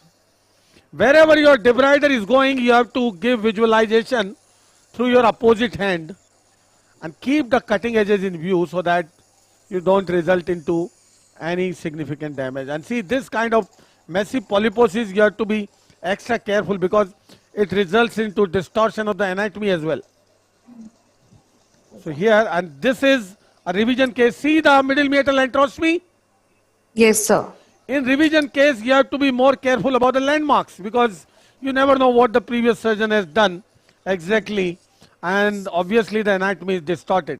Yes, sir. So I would like to ask Brado madam. Ma'am, what about your protocols regarding revision cases, ma'am? Yeah, so I have a way of doing revision cases in a slightly different way. Yes, I call it actually step-by-step surgery. Okay. Step-by-step stepping stone surgery. Okay. That instead of going like we do in a normal fest, through uncinectomy, frontal sinus, then the bulla, and sequentially anterior to posterior, I first find one landmark, then I use that landmark to find the next one, and then that. It's not that you can very well do it this way, but especially when I'm teaching and someone who's junior and is beginning, they get daunted by the fact that there are so many polyps and I can't see where the uncinate is, I can't see where, sometimes you even can't see the middle turbinate. So the way to do that would be first to go along the floor of the nose and next to the septum, because that's the place which has no important structure. So you go along that, debride all the polyps along the floor and close to the septum all the way to the back till such time that you see the roof of the posterior choana. Now, no matter how aggressive the previous surgery has been, the roof of the posterior choana is always there. Yes. So you get an idea of what is the depth at which you're working. Yes. So when you start operating in the other areas of the nose, you have always a comparison of the posterior choana to know how deep inside the nose you are. The next thing I do is, because we have removed the polyps, the next thing you can see is the inferior turbinate. Now, we know that the inferior turbinate lies just below the maxi-sinus ostium, right? Yes. Because in these revision cases, quite often the uncinate has been partially removed, either completely removed, partially removed. And if there are a lot of polyps, there's a chance that a novice surgeon may go through the lamina papyracea in trying to find the normal ostium. So usually the normal ostium has been opened, but you don't know what level the lamina papyracea is and where is the opening. So I usually open the maxi-sinus just above the inferior turbinate with an instrument which points anterior-inferiorly. Once you open the maxi-sinus and you can see inside the maxi-sinus, you can see the roof of the maxi-sinus, that is the floor of the orbit. So now you have an idea of lateral to medial. So if the choana gave you an anterior posterior direction. Once you see the maxillary sinus, you know where the maxillary sinus is open, the medial wall of the maxillary sinus. So you now know that the lamina papyracea will be either at the same plane or lateral to it. Because if there are polyps, it will have bored out towards the orbit. So now you know, now that you have an anterior posterior and a medial lateral orientation, that's when I start removing the polyps from within the middle meatus. What I'm saying is actually the way I teach my residents. Okay? That is important. That is important, madam. That is absolutely about an experienced surgeon. We're talking about someone who's beginning. So once you have a medial, lateral, and anterior posterior, that's when you start removing the polyps in the middle meatus. And as you remove them and skeletonize them, you'll start seeing the middle turbinate, you'll start seeing the uncinate, and then you can proceed further with the steps of the surgery as one would routinely enough. Yeah. So the important point is what madam is saying, and that is true. This is a surgery of landmarks, you know. For every next step, you have to have some landmark in your view. And in revision, this becomes more important. And like madam said, we take into consideration, there are certain landmarks which are always present in spite of repeated revision surgeries. We have operated a patient who had been operated earlier 20 times. Yet there are certain landmarks which are always present. Like madam said, choana. Choana is always present, and once in such multiple operated cases, choana is present, you can go along the choana, medially along the septum, and find the sphenoid ostium about 1.5 centimeter to 2 centimeter above. Once you find the sphenoid ostium, you can go along the skull base and find the skull base and other sinuses. One landmark can accomplish you the entire surgery in most difficult situation. Inferior turbinate is another preserved. Then middle meatal enterostomy itself is a landmark. If you have a middle meatal enterostomy at the medial end, you can go up and find the lamina papyracea and then go along with the ethmoidal dissection. And the most important landmark, which is never destroyed by any, regular sinus surgery, is the nasolacrimal duct or the frontal process of the maxilla. It is always preserved.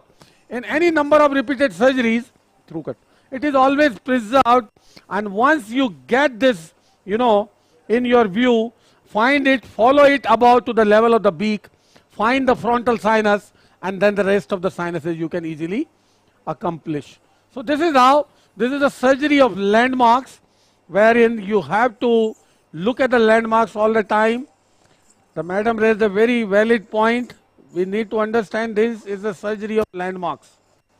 Now, what I have seen after this luminal clearance, this is our middle turbinate, which is compressed, I told you, and this is something floppy as well, and we'll do something to it to prevent falling it laterally at the end of the surgery, because now we can't take a chance of, a revision further. We'll do something, we'll ensure that post-operatively our irrigation reaches everywhere effectively. 40. So now, my second landmark here is inferior turbinate. Suppose you don't have any other landmark, follow the inferior turbinate in the middle of the course, just go superolaterally and you will be right in the maxillary sinus.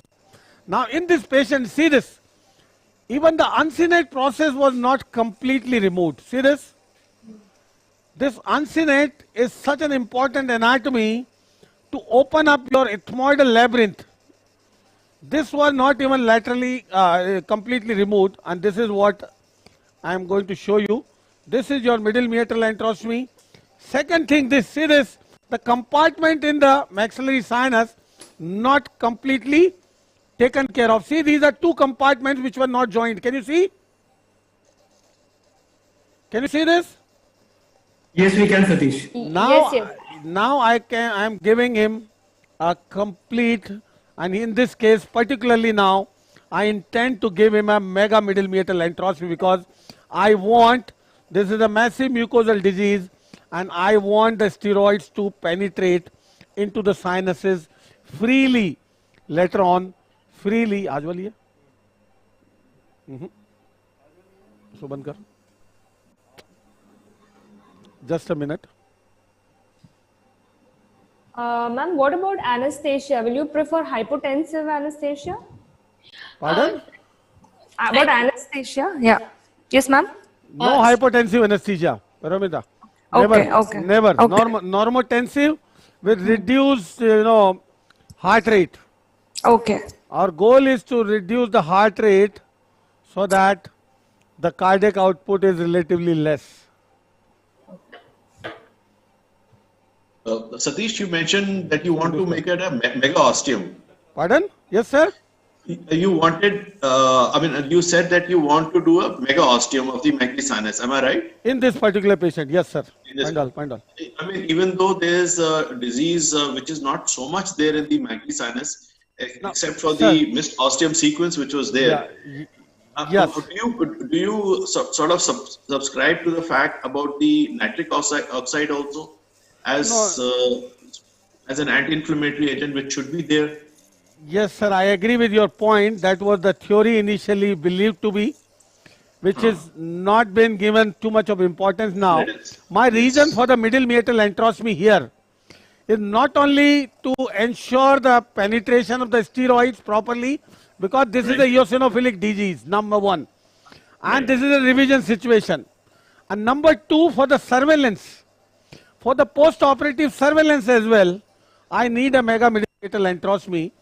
Had this been a primary situation with properly done surgery with a regular technique, I may not have, gone to the mega middle meatal enterostomy.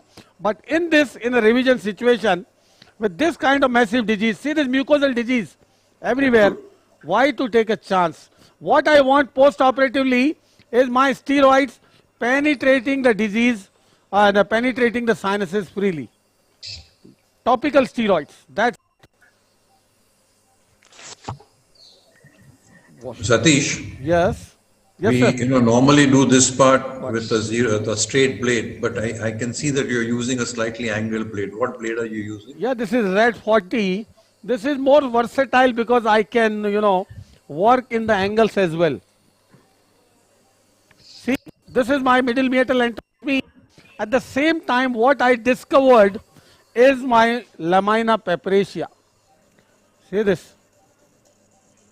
And this is a very, very important landmark for me for the further work. See, my micro debrider, another advantage is it is cutting sharp. It is not peeling anything. I am preserving the mucosa at the end of the day when I am cutting with a micro debrider rather than pulling anything, out of it. So that is something, a mucosal preservation tool. That your micro debrider is. Always try to preserve the maximum possible mucosa, because it is the mucosa which is important to prevent further issues. Mucosa which is important to serve the further functions. Everything distorted because of the mass lesion. See this? This is my middle turbinate. Now what landmark I need to take into consideration here while I am working here at this level? I need to stay medial to the middle turbinate, and I need to keep my lamina pepperaceae as my lateral limit. And if I stay in between, I am pretty safe. I am pretty safe in the sense to avoid complications. See, this is my lateral wall. Lateral limit, that is lamina pepperaceae. This is my medial limit. I am still with a 0 degree. And at this point of time, I was going quickly because there was nothing much here. I needed to debride all these things, whatever coming in the way, preserving the mucosa. Debrider. And now I will move up. This is just opening up the corridor. Now you can see the corridor between the middle turbinate and the lamina pepperaceae. You can see very well. I hope the picture is good. Yes, sir. Now at this point of time, I am not doing anything at this plane with a 0 degree. I will go up with a 70 degree to show you something which can really help you opening the frontal sinus at this point of time easily. too much of the polypoidal disease everywhere. See how the turbinate, disease medial to the turbinate. You have to be careful superiorly when you try to remove the disease medial to the turbinate, as otherwise you may end up injuring the olfactory mucosa unnecessarily. That is something you have to respect. Even with this ventilation established to the olfactory region, with the minimal, mucosal hypertrophy left in that region, with the irrigation coming up, is going to take care of that rather than staying radically on that area to damage the olfactory mucosa.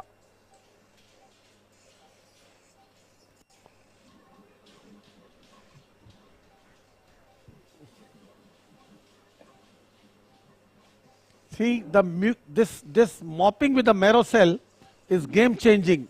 Again and again you can use this to mop up the field and minimize the oozing. This is just simple soft application of this marrow cell, this adrenaline to the surface. That's it. It is not that something you have to tightly pack it. That could be counterproductive if you pack it tightly, because that may lead to venous congestion, and that may even lead to more frustrating bleeding than otherwise from the capillaries. So you have to be careful. Just simply introduce and apply the adrenaline on the surface rather than tightly packing it. See, in no time the field dramatically improves. Now I am using the 70 degree here at this point of time to take you to the frontal. Our next case is going to be a draft 2 for a type 4 frontal cell. Satish? Yes, sir. In this, it's a revision surgery. Yes, sir. I mean, you're going after this step to the frontal sinus. Yes, sir.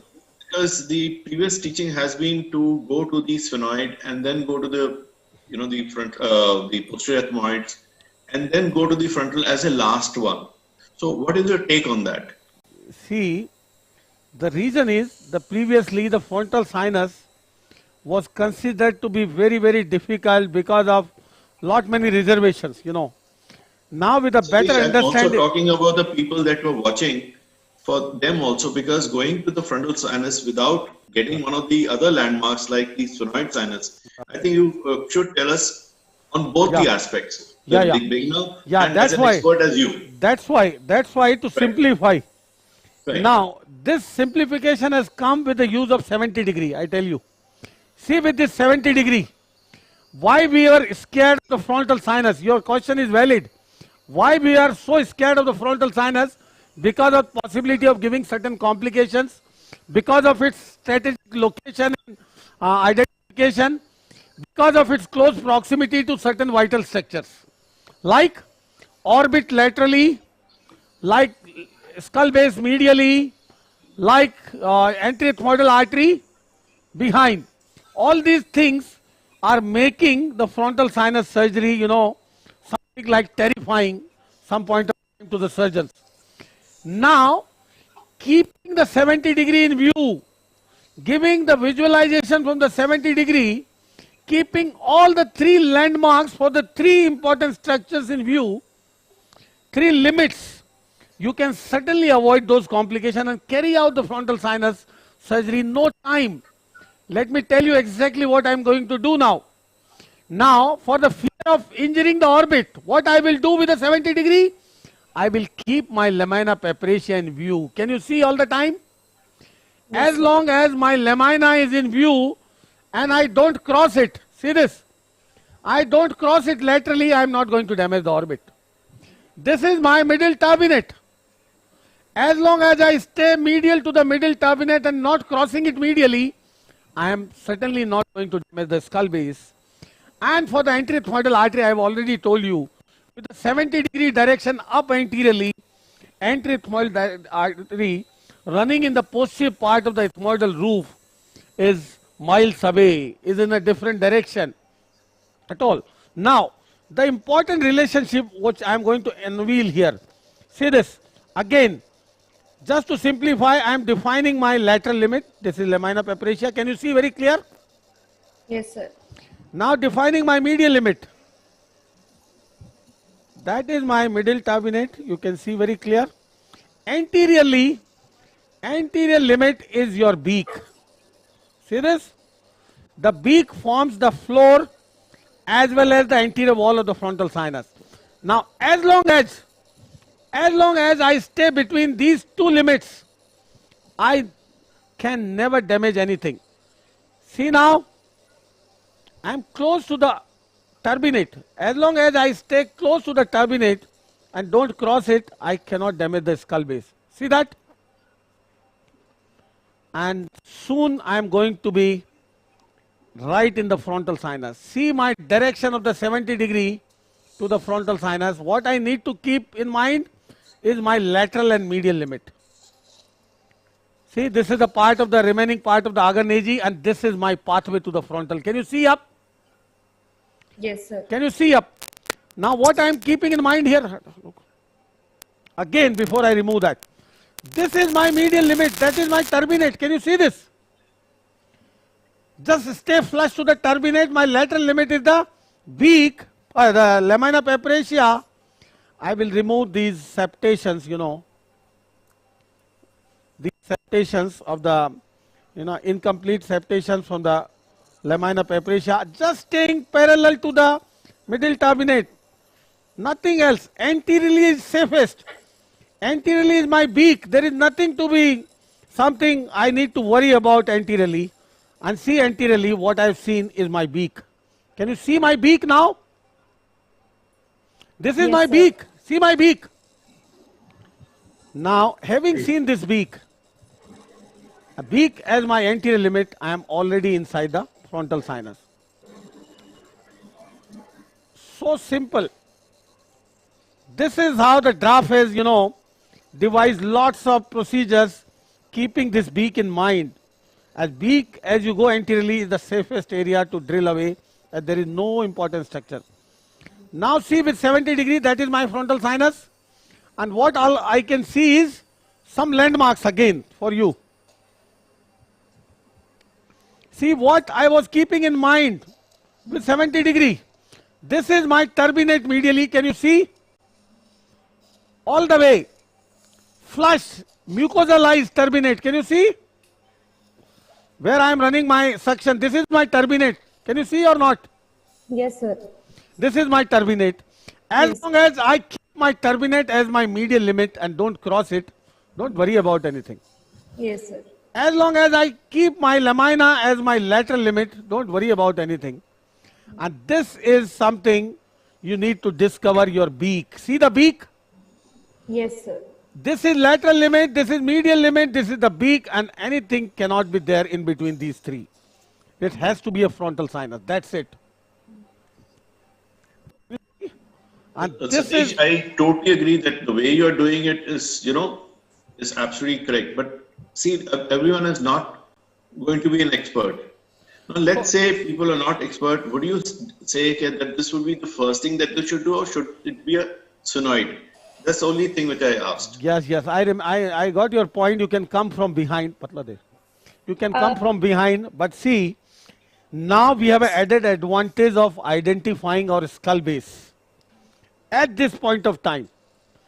And this has a significant impact because as I go behind my identification, 120, my technique of identification of the sphenoid and all is different. In the simplest way, I am going to explain you.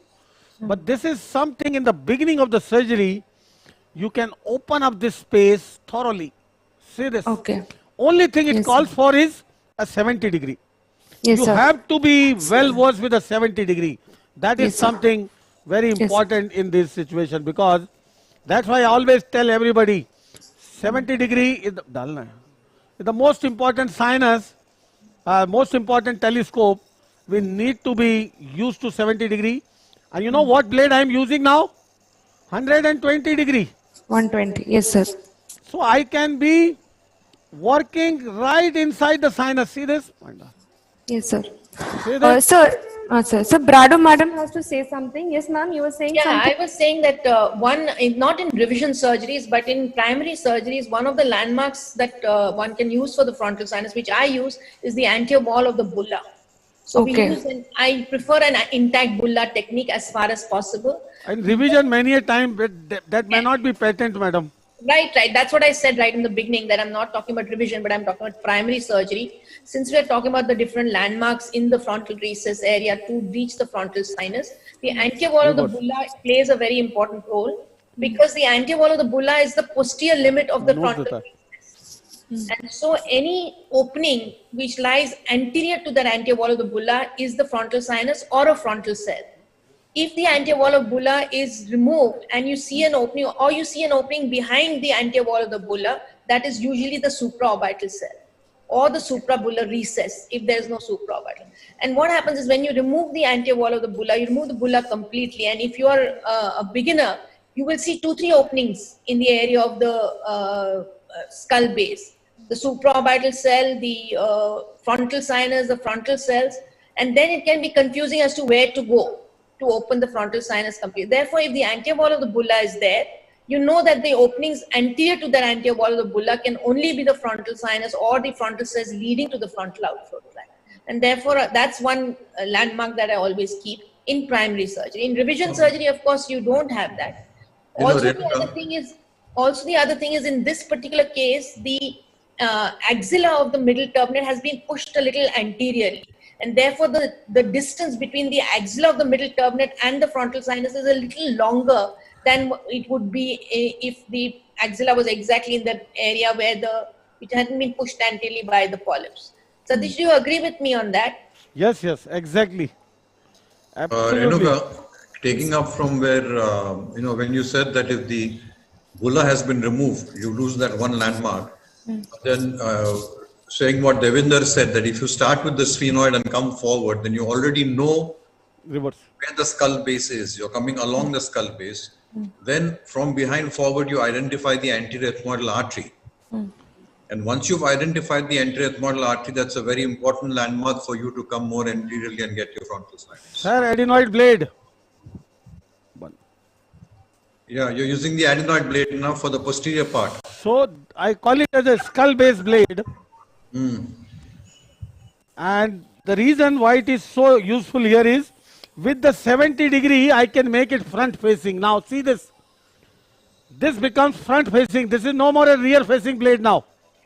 Can you see? Yes. And not only front facing, the cutting edge facing me is away from the skull base. That's right. So that makes the skull base, when you work along the skull base, very, very safe as well. Yeah. Satish, when you use the 120 blade, can you just show us, when you go into the frontal, how you introduce the blade inside from outside, as you go inside? I could show. Actually, we are not having the external camera in the theater. What I will do in the next case, I'll keep some mobile camera or something and show you. Okay. Satish? Yes, madam. Satish, in this case, because both surfaces have become raw, both the lateral and the medial wall. Little bit. Yeah. Visualization suture doesn't give the gap in between. What extra? No, I will do something I told you at the end of the surgery to the middle turbinate. To me, this middle turbinate can be problematic in the post-op, being a little bit floppy as well. Not only, it may restrict my, the flow of steroid irrigation into the sinuses freely.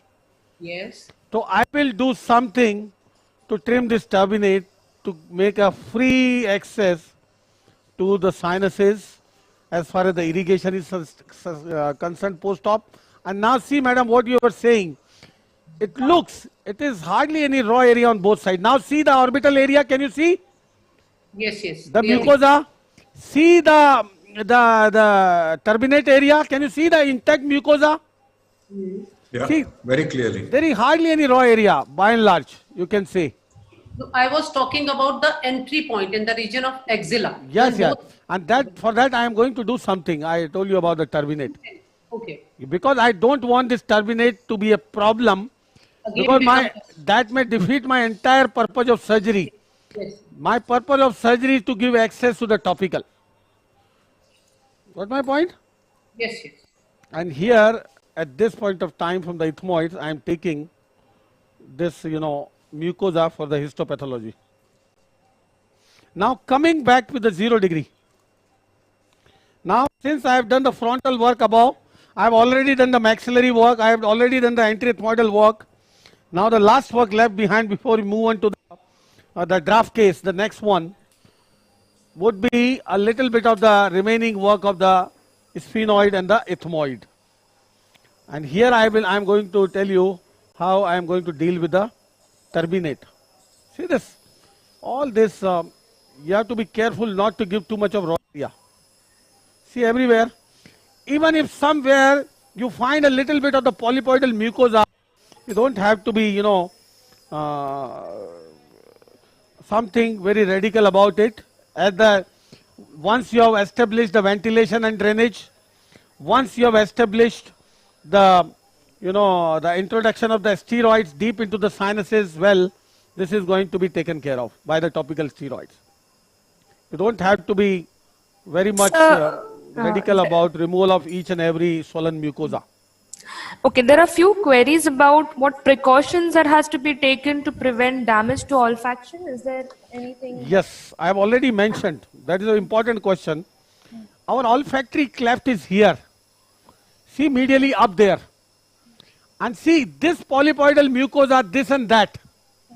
If I try to debride these polyps and giving some fibrosis here, this is something not wanted. I don't want any kind of trauma in the olfactory region for that matter to give this patient any olfaction loss. This olfaction loss is of two types, like our hearing loss, conductive and sensorineural. Conductive was when the air is not reaching to the olfactory receptors. Because of the massive polyposis, the air was obstructed to reach to the olfactory cleft, which you have opened by means of removal of the polyps, This way you can take care of the conductive olfactory loss. Got my point? Yes, but sir. Because of the eosinophilic disease and the inflammation in the olfactory mucosa here, see this inflammation, you never know what kind of irreversible inflammation, long-standing inflammation has already taken place. It may be reversible, it may be irreversible, you never know. And that's why you cannot commit your patient about the olfaction. You can try to. Some patients are very much, maybe because of their profession or any other needs, they are very much concerned about olfaction and what you can give them. You can give them a trial of oral, steroids for a few days, 2 weeks or so, to improve the inflammation. If the olfaction improves with that, you can imagine that your sensorineural loss is not irreversible. Got my point? Yes, sir. So there are two aspects of the olfaction, the conductive and sensorineural, and you have to be clear about it. Now see, you have to be very careful in this region, in the revision, because from the post-ethmoid you can enter accidentally into the sphenoid, and that can be a disaster if you don't know. And like in the primary situation, I always tell, follow certain landmarks. Here it is not possible. You have to stay extra careful. Now, at this point of time, what I am going to do is, I will reduce this turbinate. See this. There are a lot of studies now with the partial resection of the turbinate to improve the access of the topical steroids, has a positive impact. I am not chopping off the turbinate. See this. Can you see? Yes, sir. This is partial resection and it has a significance. It has a positive value because you can now ensure that your turbinate is not going to bother. Can you see now?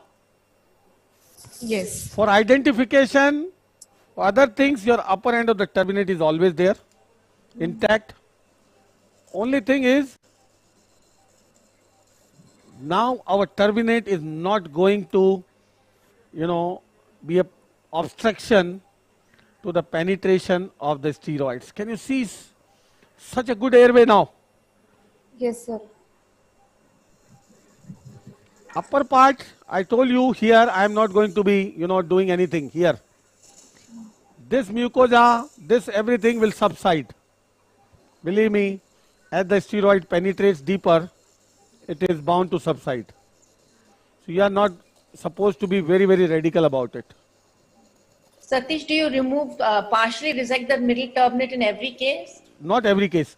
In messy mucosal disease, and when the turbinate becomes floppy, in messy mucosal disease, this is one of the strategy now. See, this is sphenoid sinus. Yes. The only thing is about the sphenoid sinus is, see, like madam said in the beginning, sphenoids, the coina, 1.5 centimeter to 2 centimeter above, and stay close to the septum. See this mucin, and stay close, flush to the septum, and that is how you can easily enter into the sphenoid. In revisions, you have to be extra careful about all this. So what about the edematous mucosa or the cobbled mucosa? Yeah, that will subside. See now what you have achieved. You have achieved the ventilation and drainage, number one. See the cells behind the ethmoidal roof. See all the cells. What we have achieved to improve the situation of the mucosa. First is establish the ventilation and drainage of all the sinuses, which we are doing. And second thing is making the topical steroid accessible to all areas. Once your steroid reach freely, everything will subside.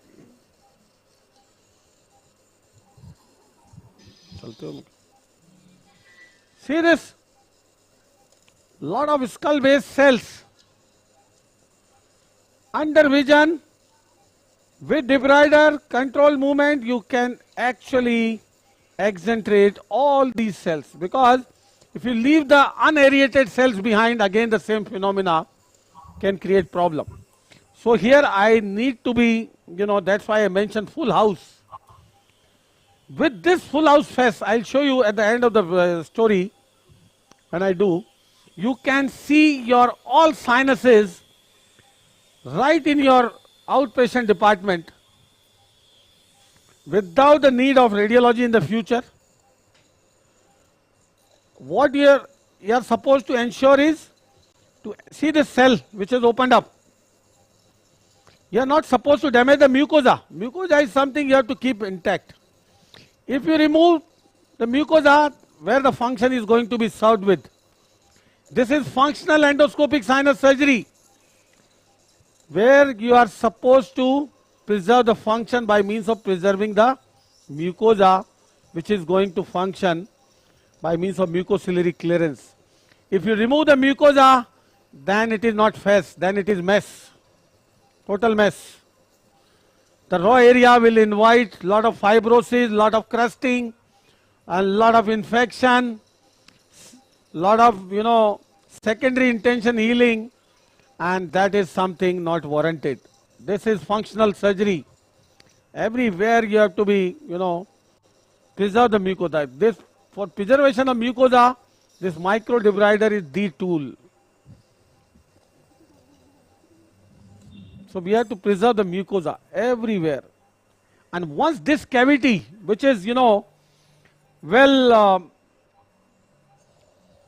accessible to the topical steroids, see this, mucosa serving the function, what all patient needs to do is to irrigate post-operatively.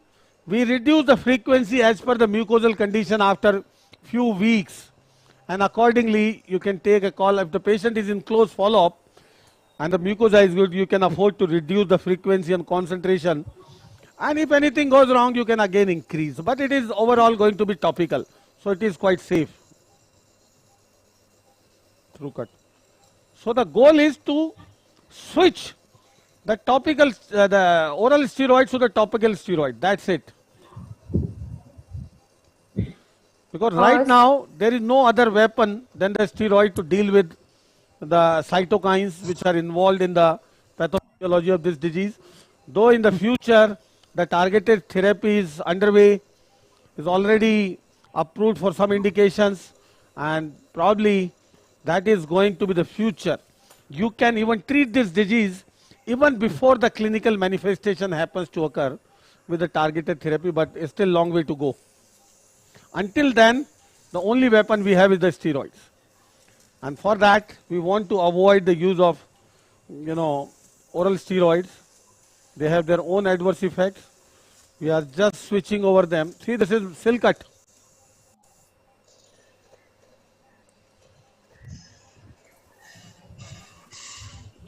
Yes, Paramita. Dr. Ajay Shedge from Mumbai is asking what is the dose of Budicort Respules and how it is administered after effects. No hard and fast, but yes, like in this patient, we'll start with a 1 milligram per 500 ml, like 2 milligram per liter, and we'll use 250 milligram of irrigation every day. That will include 0.5 milligram of steroid, just 0.5 milligram of steroid, and that too topical. Okay. Are you using 0 degree now? Yeah. Okay.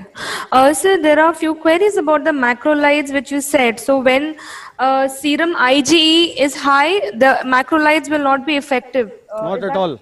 Yes, absolutely. And when it is normal or reduced, we can must keep try. patients on macrolides. Yeah, we must try. Okay. And sir, what about vitamin D? As you just said, but there are a few queries. What is the role of vitamin D? Vitamin D has an effect on certain cytokines and has a role in improving the sinonasal immunity.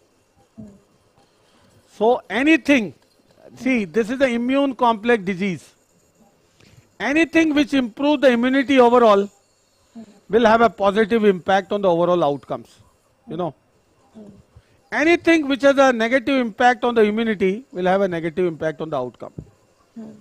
So that is what the steroid is the treatment of choice, and vitamin D has been proven to have certain immune protective effect by means of having effect on several cytokines, by means of having effect on improving the sensitivity to the steroids.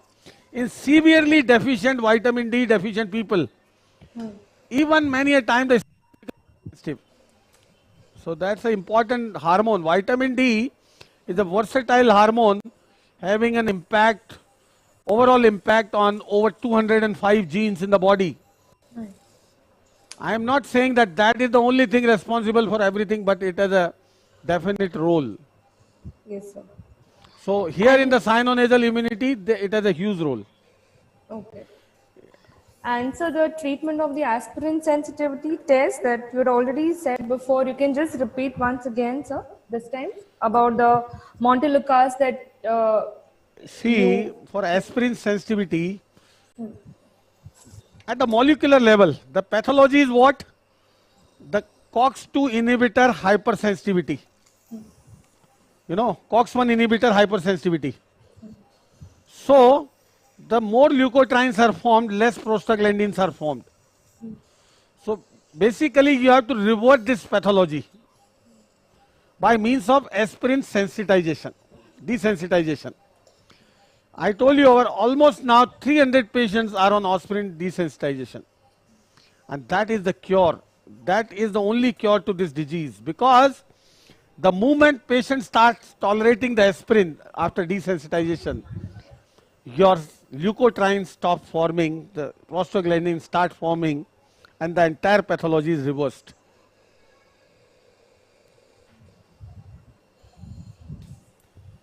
So aspirin desensitization, because we need to start oral aspirin, we reserve it for the post-operative period. Until then, establish the sinus mucosal drainage like this, establish the patency, remove the inflammatory load. How is the picture? Excellent. See the choana, Very the clear. Yeah. maxillary sinus, sphenoid, entire skull base, and that is the frontal sinus above there. Can you see with a 0 degree only? Yes.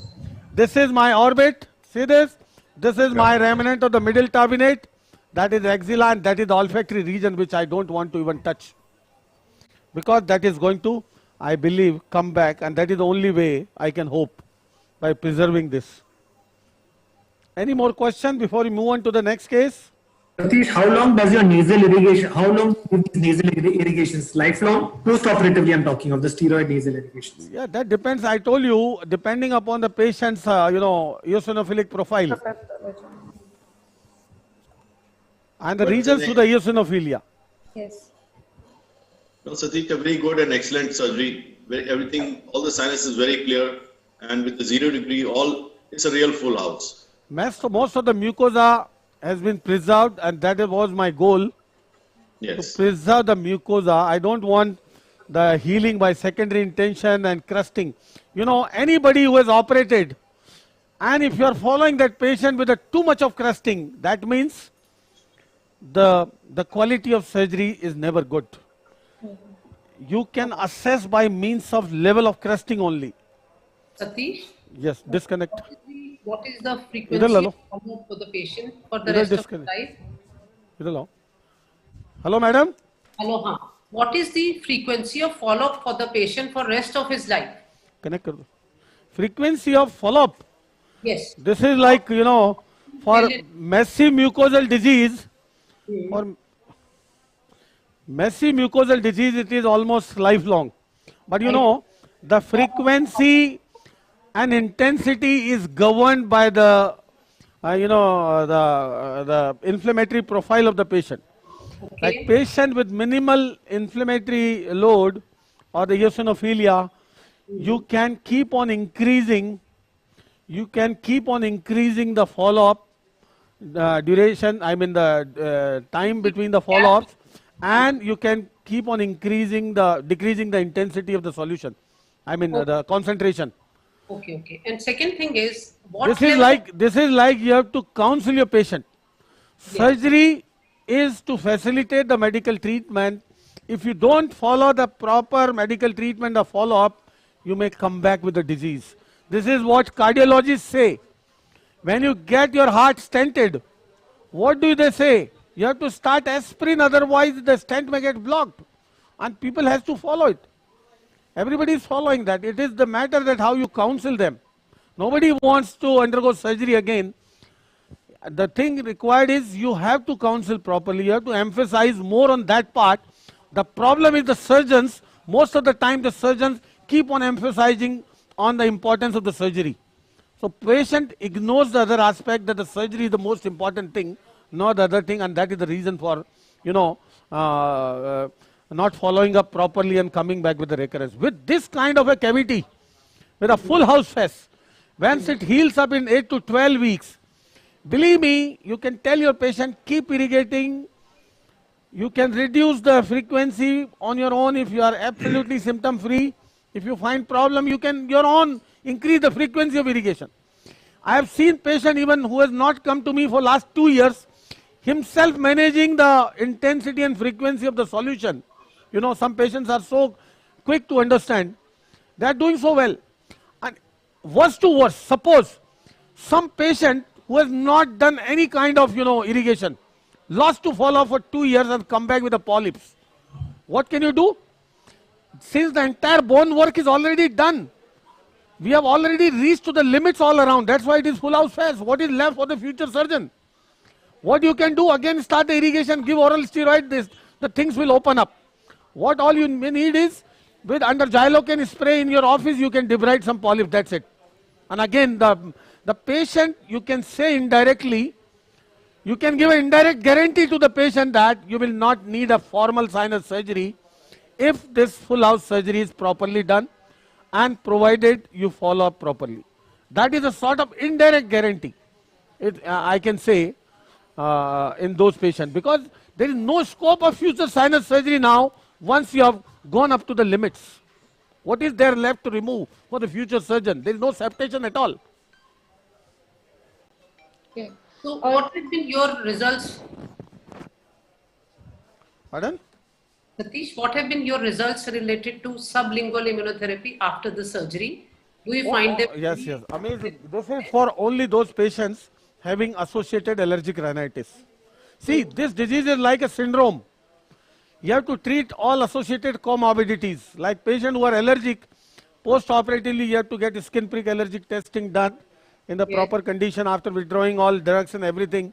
If it is, suppose is allergic to house dust, pollen or something, you have to follow with the immunotherapy. That is the only thing which can change the natural course of disease. And what makes you decide that now the surgery, revision surgery is again needed? Because what level of polyp make you decide? Because many of them settle down with the douching only. It is not the polyps, with this kind of work, polyps will never decide the need of revision surgery. It is the neo-osteogenesis or anything which has happened because of the lot of raw area you have left around, because of the inadequate penetration of the topicals, because of the improper position. We have to train the patient properly in what position you have to, douche to allow it to reach everywhere in all sinuses. We have to train. After sinus surgery, we additionally keep for an extra day to all patients in our hospital to train them themselves. They start doing douching so that they can do later on at their home. So this is most important part, because the goal is to allow the the steroid to reach everywhere. If that is not happening, your purpose is defeated. Right. Yes, sir. Thank you. So how is the Budecort respules administered after FES? Can you just repeat? Pardon? The Budecort respules, how is it administered after FES? Yeah, in mix in saline or ringer lactate. Okay. DVD mein There's a question from Dr. Geeta Lima, New Delhi. She's asking that do you use Hetrizin pre-operative in cases of raised IG? How much and for how long? At Not what really. IG level are you comfortable operating? No, operating you can do at any level. That is Okay. no issues. But once it is a high IgE, you have to keep in mind various possibilities. And that you have to counsel your patient as well. Because without that, it may be a big problem. The reason is, high IgE could be because of allergy, like Madhuri Madam said. If the patient has a allergy to certain thing, grass pollen, dust or anything, can lead to high IgE, because that is IgE mediated reaction. High IgE could be because of Staph aureus infection. Staph aureus can lead to polygonal expansion of the IgE, and you have to keep in mind. So if there is obvious infection on culture and it is Staph aureus and there is high IgE, you should keep in mind the Staph aureus infection leading to polygonal expansion of the IgE. And if it is low IgE, then obviously you have to consider macrolides. So IgE is very important in decision making.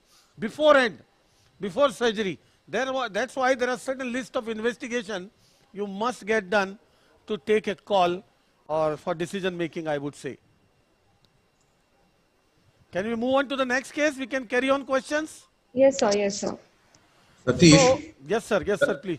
So we are doing the draft 2 next.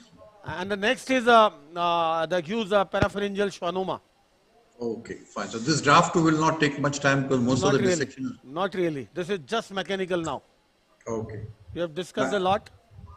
So I'm just going to ask Dr. Devendra Chaukar to join now. Yes, yes. Now, this patient has come to us who has recently undergone surgery somewhere, and the guy who has started doing endoscopic sinus surgery has done a reasonably good work. This patient happened to have a type 4 frontal cell, which was beyond his limitation. This can happen with anybody, it's a learning curve for everybody. I think he is almost finishing this case. So next 20 minutes to half an hour. Yes. Yes, sir. So I am just going to take care of this type 4 cell and why it is so important. This rest of the work is reasonable. It is recently done. Can you see? And see on the right side. See on the right side, can you see the isolated cell? Yes, nicely visible. Can you see? Though there is frontal sinusitis on the left as well. But look at the right side. This frontal cell is so difficult, it's not all that easy for everybody, because it has its own challenge. The location, the need of angle instrument, the need of a bigger access like draft or something, you know. Satish, can I show us a sagittal view of the same? So you got the yes. three, yeah. Sagittal is the best for seeing the frontal cells. Let me take you to the cells in all view.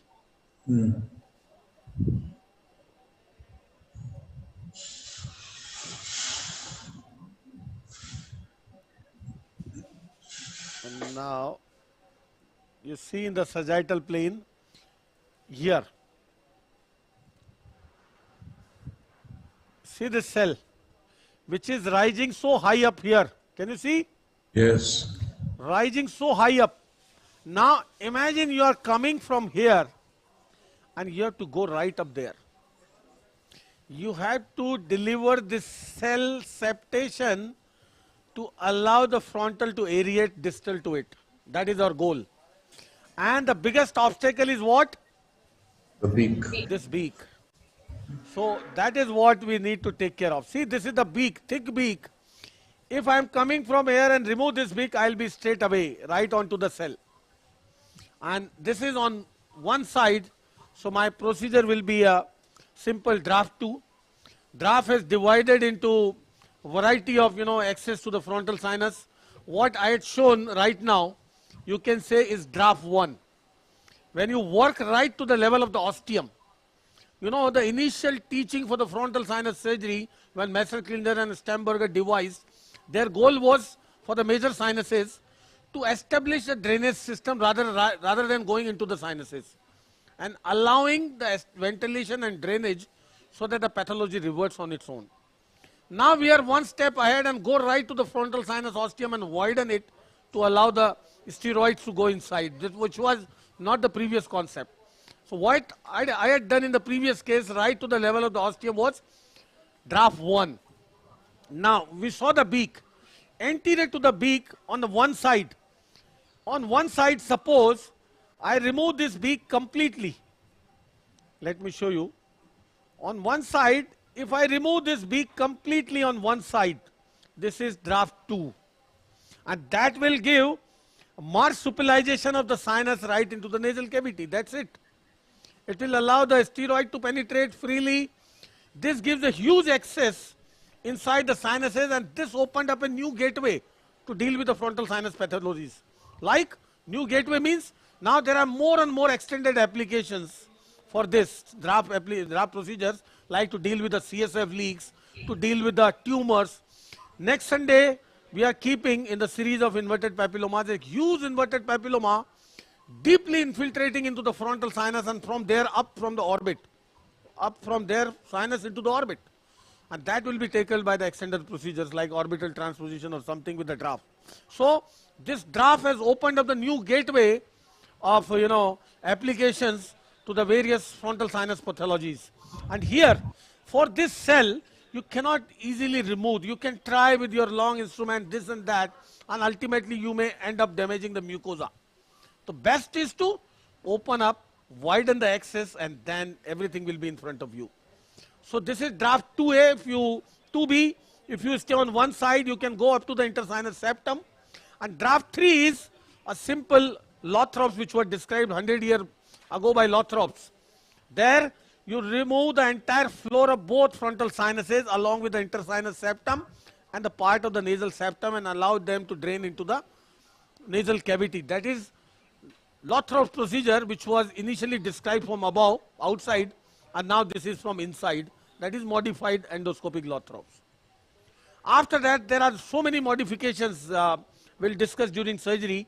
Subtotal Lothrops, modified central Lothrop, modified hemilothrops. So many things have been described and used for different indications. And we have already earlier kept a case of orbital transposition. And in next week or so, we'll keep some draft 3 and more indications. So here is a straight away situation. We have to remove this barrier to get into the sinus. Is that clear? Yes, sir. Any question or do we go ahead? Now, please go ahead. Okay, sir. You can carry on the discussion, question, answer with Renuka madam and yes, sir. Ravindra sir. In 5 minutes time, I'll be back with the surgery. Yes, sir. So there's Renuka madam. So how is your post-op follow-up protocol for? Ma'am, you have to unmute yourself. So basically, see, one thing that I do ask patients when they come for revision surgery, and suppose the first surgery has been done somewhere else, I ask them two questions. One is that immediately after surgery, were you completely well? And if you were well and completely well, then how long was it after that first surgery that you started getting symptoms again? Now, that if the patient says that, doctor, I wasn't completely well, and the symptoms came back within 2 to 3 months, the chances are very high that this surgery was not done completely. And usually the CT scan will show septations, various things which tell you that the sinus may not been opened well. Like in this case that we saw. Yes. In which case you can prognosticate to the patient, I think after this surgery you will have you'll have to stay under follow-up. You will be needing to take medication, but I think we will be able to keep you completely symptom-free. Okay. The other side is the patient says, immediately after the surgery I was absolutely well. And it is about 2 years after that, or maybe a year after that, that I started having symptoms. And if on the CT scan you see that there are no septations, that all the signs have been opened well, now this is the patient where you have to give a guarded prognosis, because they are not surgical factors which are responsible for revision, but possibly medical factors, allergic factors, eosinophilic rhinosinusitis, which are responsible for this problem. So these are the patients where we give a relatively guarded prognosis. Okay, ma'am. And we say that we need to follow you up more regularly. Okay. Routinely, my patients, after the surgery is done, I call them after a week for cleaning of the sinuses. Like Satish, I'm very keen that all the sinuses should be well marsupialized so you can see into the sinuses. Of course, I don't do a full house kind of surgery for every case. It depends on where the disease is, and I'll go one cell more. Okay. I don't do an entire full house for every case. Okay. It depends. Suppose there's only anti-ethmoid disease, I would open up to the posterior ethmoids, but I would not open the sphenoid if not necessary. Okay. After 1 week, once we clear so in that 1 week, the patient does a lot of douching. The douching contains butyrate respules. And then after 1 week, when he goes off, he continues the douching. And we see him after a month. And then subsequently, we see him once in 3 months for about a year. And then he follows up with us once in 6 months or once a year, or as and when the symptoms come back. We've made it very clear to them that they must follow up as soon as the symptoms come, because in that case, we can manage them medically. The problem is if the patient is from out of town or has a poor follow-up, poorly compliant, and they come back with a nose full of polyps again. In which case, if we've done the surgery and we know that all the sinuses are well marsupialized, then we would treat them medically.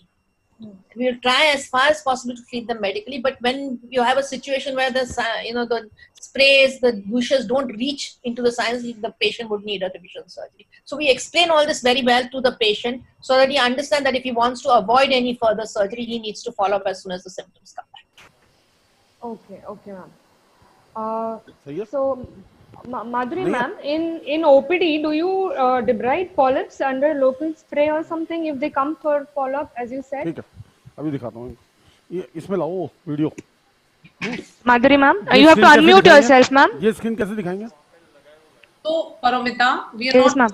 अभी कौन सी screen जा रही है, ये या वो? OPD, we always take the patient to OT because OT. Change to this screen. Because we may do a bit of intensive surgery which may not be possible in OPD. So Hello. Take it in the OT and do it. But yes, before that, I have seen that the douching, well done douching, can really make the polyp disappear, and is a great alternative to second or third surgery. We must try douching first nicely before we go over and do the. Hello. Okay. Yes, Satish, we can hear you. Yes, sir, we can hear you. Yes. So, are you getting any picture, sir? Yes, we've got a picture of the thing. It's a small picture of the endoscopy. Then you've got your navigation thing on the side. There was a lot of demand about to show the navigation system, because in our previous webinars we couldn't demonstrate. I don't use much, but this is a situation where you can see the importance of navigation. So a few words about the navigation. See this. Navigation improves your localization, and we have to use the pre-operative CT scan data to feed into it. See, like this, I am at the frontal process of the maxilla here. Can you see in all three planes where I am? Yes. So this improves your localization. Once we go in the frontal sinus, you will get to know where exactly we are. So this is to improve your localization. That is what the navigation. See on the tip of the nose. See in all planes? Yes, sir. See in all planes. And you have to register the pre-operative data, the radiological data, that DVD, into the system, and then you register with the patient's head. The navigation system you have to register with the patient's head. So generally there are two kinds of navigation system. One is this is the electromagnetic system, and other is the camera system. What do you call that extra? Optical system. So this is electromagnetic system, which I have been using this navigation for last 13 years. This is from Medtronic. The other is the optical system, wherein the camera which detects your instrument in relation to the patient head. So anything comes in between, the system doesn't work. So that are certain limitations, advantages and disadvantages of both the systems. So this is electromagnetic ones. Now coming to the right side of the nose, ye badi wali kar do. I'll keep coming to the navigation in between to show you where I am, just to improve your orientation. Badi wali kar do, ye wali. Are you getting the bigger picture now? Yes. So now see this this kind of a work done. See, this is reasonably good work done. Can you see? Yes, yes. With some raw areas. See this will subside. This is the raw area. See how the raw area heals. You can make out what the previous surgeon has done. See, all mucosalized areas are healing so well. Can you see? Yes. Yes, sir. And see this raw area now. What is happening there?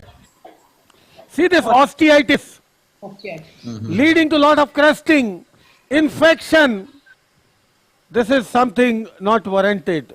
So in sinus surgery, the quality of surgery, you can see if somebody has done by means of the raw areas he has left behind. See the skull base work, done amazing. See this, all sinuses are void and amazing. Everything good. And this frontal sinus, see, this is far up there. I am with a 0 degree. And what is the obstacle? This beak. So my role here is to marsupialize this region so that I see my majority of the work will be done with a 0 degree only. So once I remove this bone, I need to remove this mucoperiosteum quickly. See this? There are many ways to carry out the same procedure,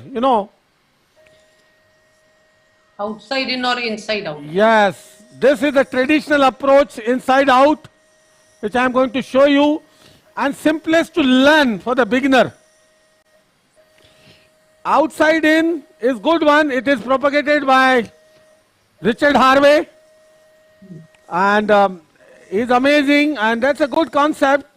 I will show you once I go up to the frontal sinus level what is the difference.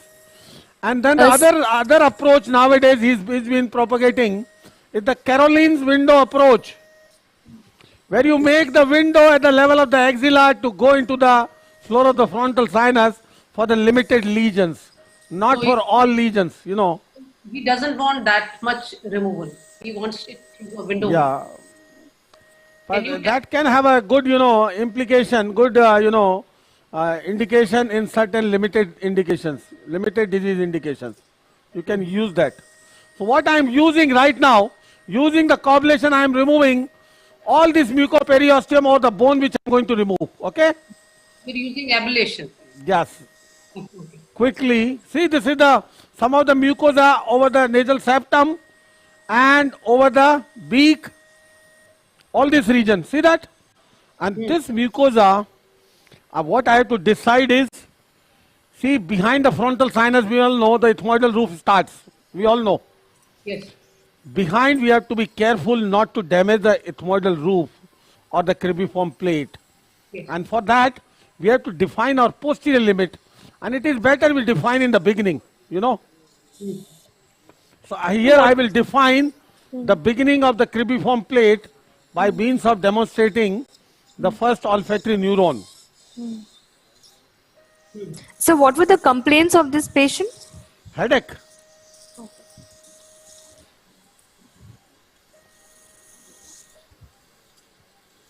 See the floor of the frontal sinus exposed? Very nicely. Now if I go behind, see this, keep going behind, as the frontal sinus ends, will be the beginning of the, you know, cribriform, and that will be depicted by the first olfactory neuron. There are two structures that you need to keep in mind, not to get confused with. The lateral one coming is a branch from anterethmoidal artery, I will show.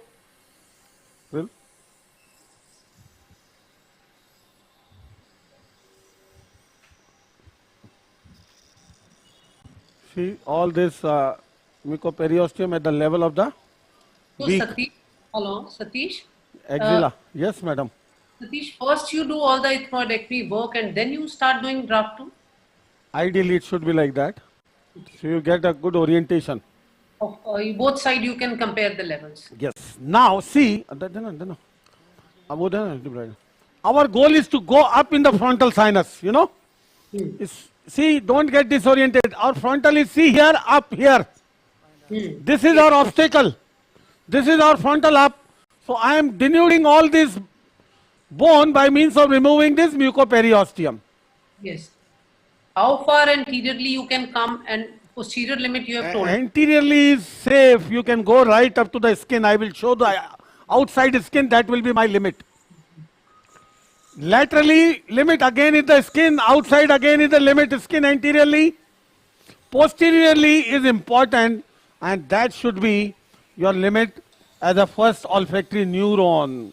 You have to be careful. Can you see? You show So us the... at this point of time, you are not supposed to go behind that. Now let me take you first into the frontal sinus from beginning. Now see, this bone has to go. Simple understanding.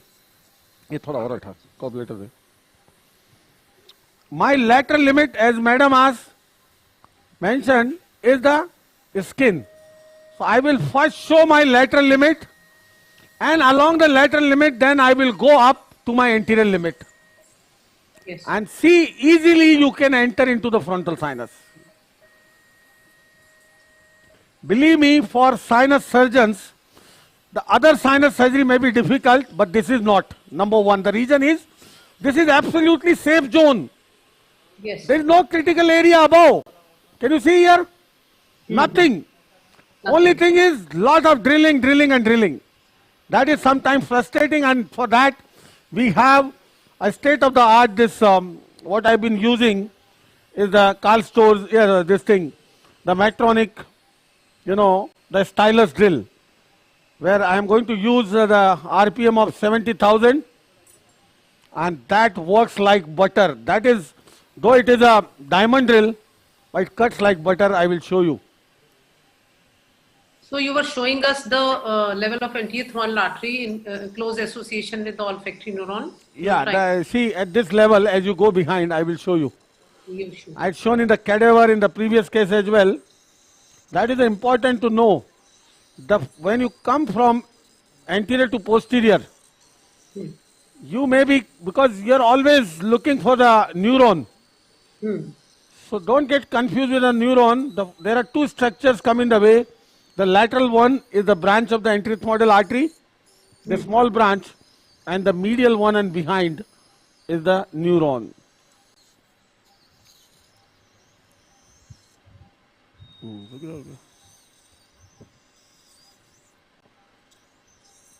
At this level, see, the medial structure will come is the neuron. Give me the suction periosteum. See carefully. Can you see medially where the neuron is coming out? There are two openings. Can you see? Yes, Satish, we can see everything. This laterally is a branch of the ethmoidal artery and the nerve along. Can you see this? Yes. And that medially and behind, that is the first olfactory neuron. So don't get confused. Come later. So we cauterize it here, the anti-ethmoidal arteries. Yeah, you can, this vessel you can cauterize. No issues at all. See now, during surgery, I will not come from here to behind this level. Anteriorly, you play your game open. There is no critical structure at all. So now, how to go anteriorly? See this. This is my, 15-degree curved stylus. Now see, I am starting below. This is my level of the axilla. Yes. To orient you, any sinus surgeon watching this should be able to do the draft after this. Believe me, you can do it yourself. No need to look up at anybody. You can do it. It is simple, it is not difficult. Yes. You don't need to refer this to anybody for the draft. Believe me. See, I am going laterally, and what I am going to look up here is the outside skin. And anteriorly, we have to take care of the lacrimal apparatus.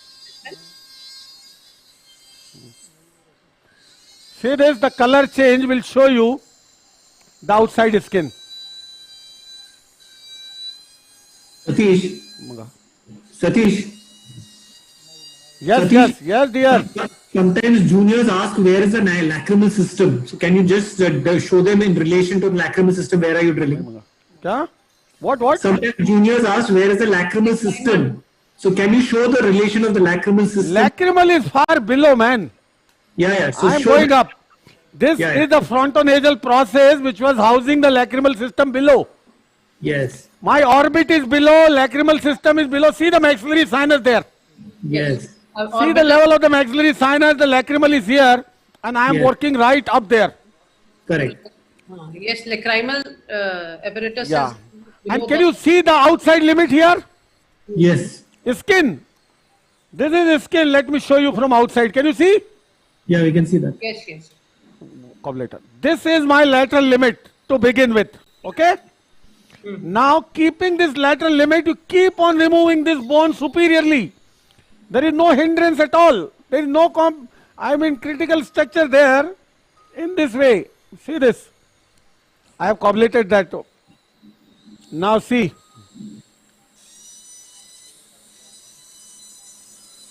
Staying medial to this limit. See now? Staying medial to this. Now I will show you how you can remove this bone so easily. Now you have a landmark laterally that you are not supposed to cross. Okay? Yeah. And now see.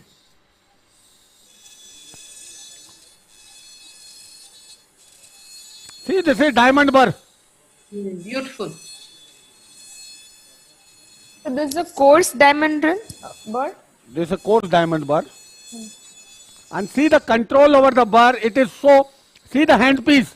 It is so sleek you can hold it like a pen. You can have a very good control. It has a self-irrigation system as well. See now, staying medial to your skin. I have defined my lateral limit. Keep going up. This mucosa is coming in the way, septal mucosa, I think. Yeah. See this, remove everything, whatever is coming medially. This bone.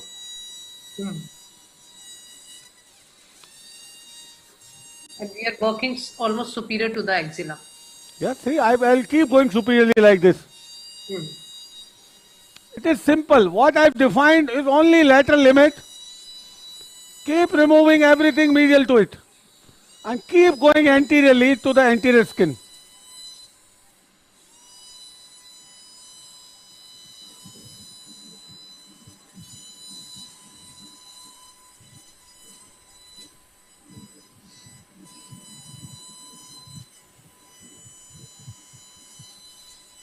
See, it is cutting like butter.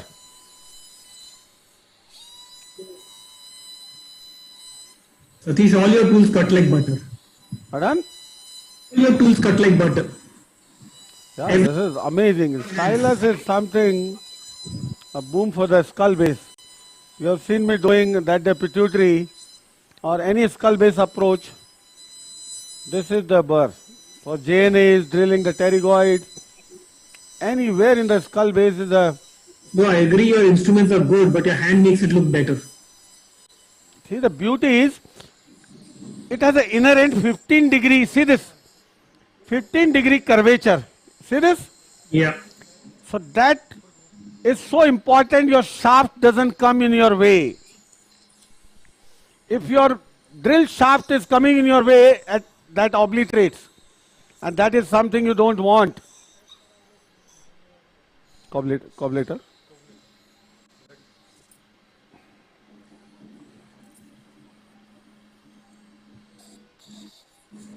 Pani.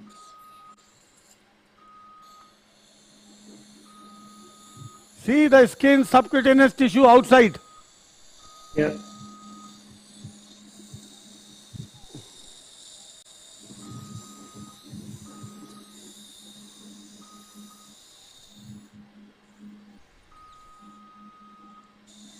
Satish, where's the middle turbinate? You've resected middle turbinate was, during previous surgery, you can see the part of the middle turbinate. Yeah, yeah. So Dr. Abdullah from Iran is asking, role of balloon in such case? Balloon. Balloonoplasty. What will balloon do? We have to remove this cell and go beyond that. What will balloon do? It cannot handle the bony obstructions. I could never understood why balloon is introduced. See now. See, this is the bone I am removing. See, this is the beak, which is our obstacle. See this? Yes, sir. Yes. And keep removing. See, keep removing, keep going anteriorly. See, just hold it like a pen. Keep doing. There is no critical area here. You can see yourself. Only bone and bone. So Satish? Yes, madam. How do you explain to the patient about this all post-operative crusting may be there, which is not usually in routine FES cases? Post-operative? You prepare the patient for, to face the crusting, excessive crusting after surgery, which is usually not seen in routine FES cases. In these cases, you have to, counsel them. You have to train them. You have to involve them. Yes. You have to tell them the importance of that, because that is something. See the skin, which is going anteriorly. Yes. Yeah. So my limit is skin all around. Sometimes if you are using the cutting bar, you may give a button hole in the skin, then you may have to suture from outside. So how long does it take to everything gets... Pardon? Healing, how long does that healing take place in such cases? Like first 8 to 12 weeks. It heals. See now, with the irrigation, healing is no more an issue, provided the patient is irrigating thoroughly. That is very important. Drill. See, I am going more and more anteriorly now. Yeah. I am almost in the frontal sinus here. See this? Yeah. Yes. This is anteriorly also you take it right up to the skin, right?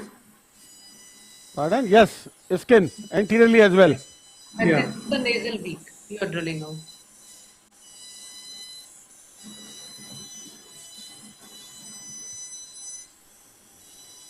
Now I am coming medially as well.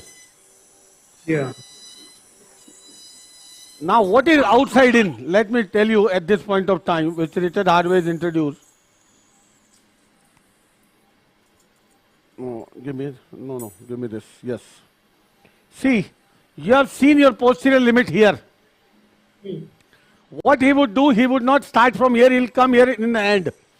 What he'll do, looking at the posterior limit of the olfactory neuron here, he would go up and open the medial part of the frontal sinus.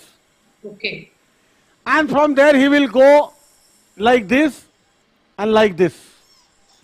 So that is outside in 40 then. That is it. Got my point? Yes, yes.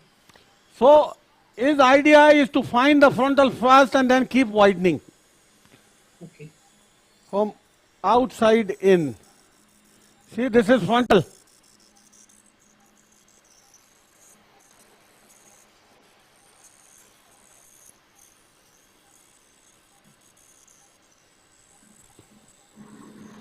That is the cell wall which I intend to remove. See the cell? Yeah. It could not Can you have see been that? Yes, yes. It could not have been reached.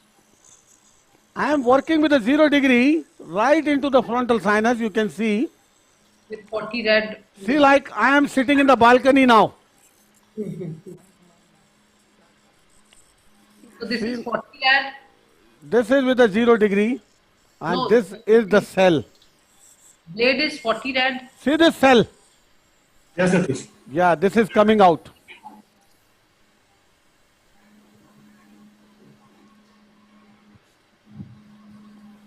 You know? That is my frontal sinus now. And this is the entire cell.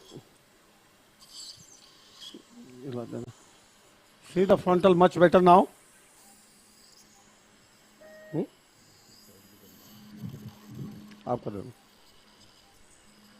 So actually, many are requesting if external camera can be. Yeah, I am acquiring a mobile system because we didn't have external camera here. Yes, I will. See my widening of the frontal sinus from inside with probably partial removal of the cell wall. I am not sure of the complete removal.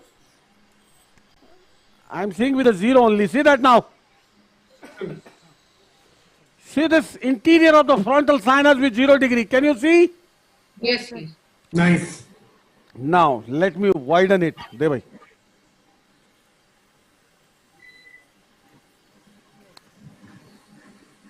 See, so simple approach.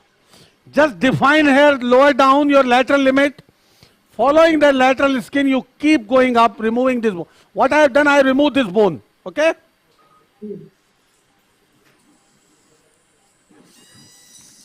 Keep on removing this bone, keep on going medially, keep on widening.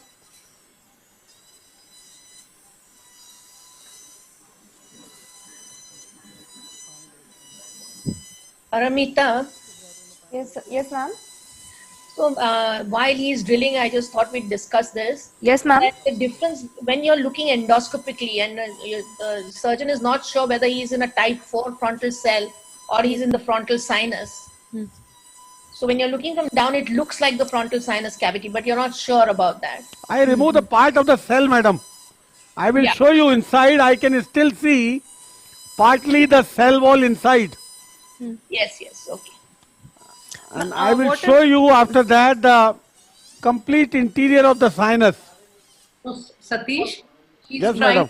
I think she's trying to tell when we are not doing draft 2. That is what you meant to say, ma'am? I was talking about endoscopically when you're looking. Endoscopically, One of the when- major concerns that people have is, am I in a type 4 frontal cell or am I in the frontal sinus itself? Yeah, Yes, ma'am. I am in the frontal. Your point is valid. I will show you. That's why I mentioned in the beginning, in the middle, when I remove partly the cell wall. Yeah. Ma'am, you wanted to tell something? Yeah, that is a part of the cell wall above. I'm improving my access more. See this? Everywhere the skin. Except the skin, I am going to remove the entire bone. To keep widening. Because once you are doing this, leave the widest possible opening. Earlier, there were a lot of discussion on the re-stenosis part, this and that. Believe me, with nowadays, with the concept of irrigation, that era is gone. Now you irrigate with the steroid solution and forget about the re-stenosis. That itself takes care of the neostenosis. That was the time when, this technique was introduced and the concept of, irrigation was not prevalent. A lot of people face the restenosis. So Dr. Ravi Shankar from Bangalore is asking how to manage if one does not have a stylus drill. Then your regular drill. The debrider bar has a speed of 12,000 RPM, you have to keep drilling for hours and hours. Yeah, look, drill the debrider. I think you need to have specialized drills because a regular drill will not go in through the nostril and reach that area. A regular drill is quite thick it blocks the whole nostril. See the rest of the wall, can you see? Very beautiful. So in a uninostril technique, it's very difficult to do it with one of the... Can you see the cell wall now better? Very good. I will show you the angle scope later.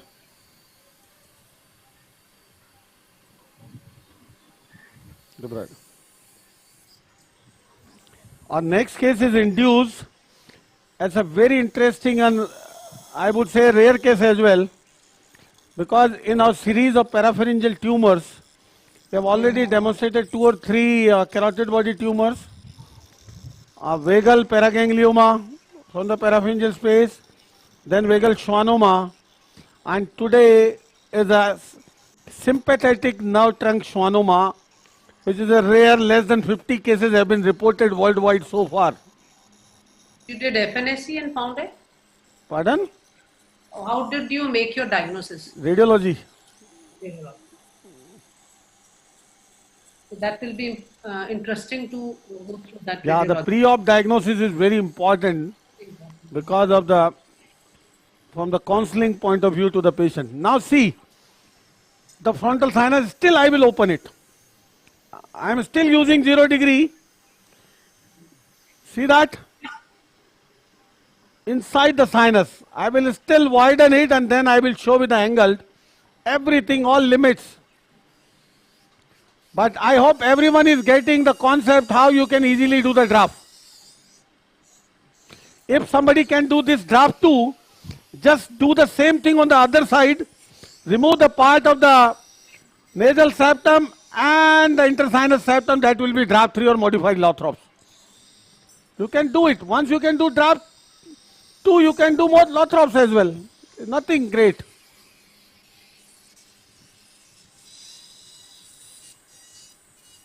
See, while going posteriorly, you have to be careful.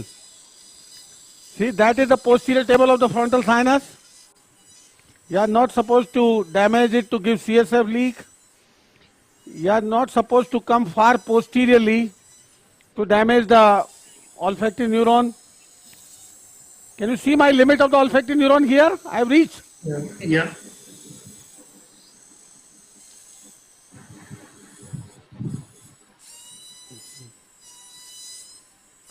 Now with this access, you can do anything inside the frontal sinus. You have access with a 0 degree.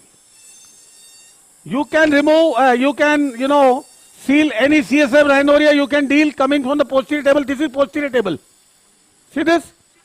Any CSF rhinorrhea coming from this, that will be the closure of any CSF leak if you have this access. It's a matter of access. Any tumor going into it, you can remove best with this access.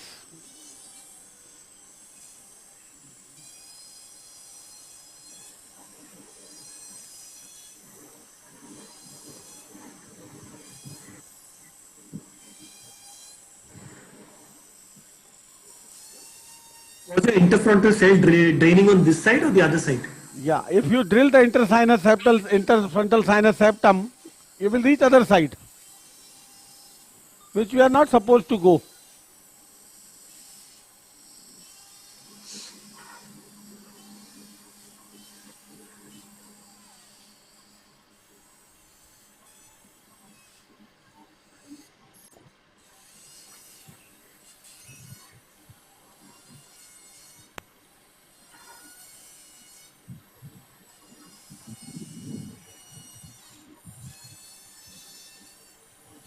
See the same skin which is going. See this? Can you? Yeah. Anteriorly. Same is turning anteriorly. And see the limits anteriorly as well. Now, sometimes there is a decision making which has a role whether to go by, draft or by open approach. See the sinus from inside? Yes, yes, very beautifully. So, ultimately you have to give a adequate size opening, in the sinuses which are very narrow with a small anterior-posterior, distance. Now I am using an angled one. See this? Yes. नहीं रुक पहले मेरे को दो debrider. Give me the cob later and then I will show you. See the interior of the sinus so clear? Yes. Yes. No, थोड़ा wash कर दे. So can we show with navigation now? Is it connected or? What navigation? Yeah, I am going to show you. Yeah. It is connected. Renuka madam, you were saying something about the cells, ma'am. You can just say it again. We were talking about, we are discussing here because there's a surgery with the type 4 frontal cell and a frontal sinus. I'm not talking about the draft procedure. I'm saying that when you're doing it, that is an important distinction you have to make. Yeah. That is our goal of the surgery. Yes, ma'am. Yes. And you can distinguish a cell from the sinus from the look as well. The cell wall is never so thick as compared to the wall of the sinus, because the cell wall is translucent, Also, the posterior wall of the frontal sinus is always convex because the frontal lobe is there. See the remnant of the cell. See the remnant. Yes. Well seen. Well seen. Now, can you see the sinus itself now? Madam, convinced? Yes, yes. Absolutely. Satish, let madam finish her point. Yeah, madam. Yeah, so whereas a type of frontal cell, no matter how large it is, it will always have a concave posterior wall because it is lying within the sinus. So the main thing is that the posterior wall of the frontal sinus will be convex. You can see the scallopings. Concave posterior wall, thick wall. And you can see, and the second point is you can see the scalloping of the frontal sinus, which is never there in a type 4 frontal cell. So these are the two main ways by which you can differentiate between a type 4 frontal cell and the frontal sinus itself. Okay, ma'am. See, for this patient, my job is done. If we can do a lot of variations from here. If I remove the intersinus septal cell, along with the opening in the, the nasal sign, the septum, to come from opposite side. Suppose I have to go far laterally here, for the instrumentation from the same side, I may not be able to reach. What I can do a septotomy and come from the opposite side with that angulation. And that will be a hemilothrops. If along with that opening, I make an intersinus opening to drain the opposite sinus as well, that will be modified subtotal lothrops. There is one situation which I love doing many a time because we get a lot of revisions.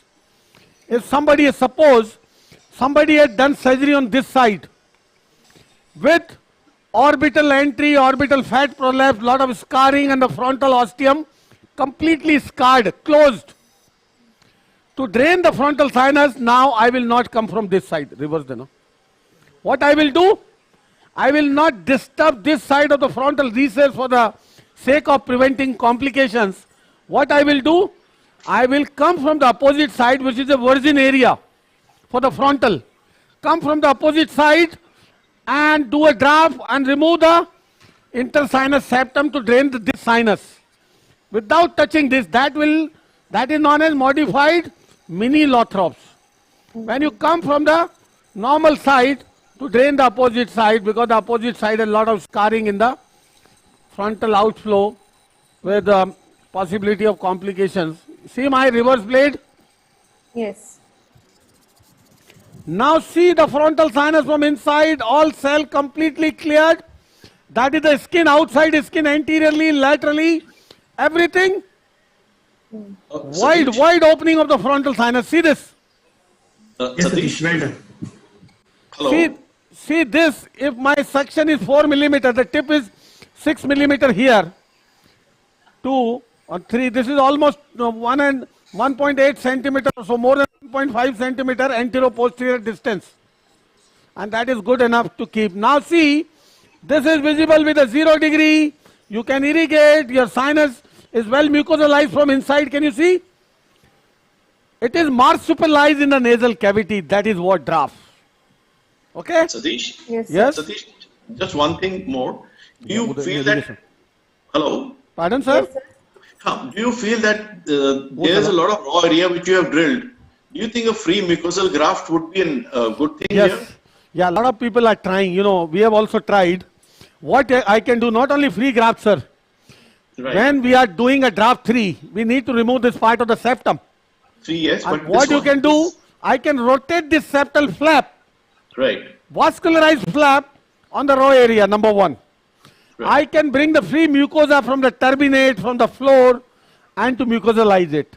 But believe me, with irrigation, in no time it mucosalizes. This is the, we have seen in our hundreds of cases, sir.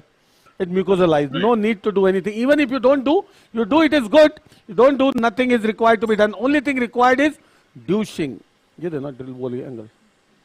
Only thing required is the douching and drill. That is most important. And here I will show you the navigation. You wanted to see where I am? Can you see? Can you see where I am? Yes, sir. In the sinus.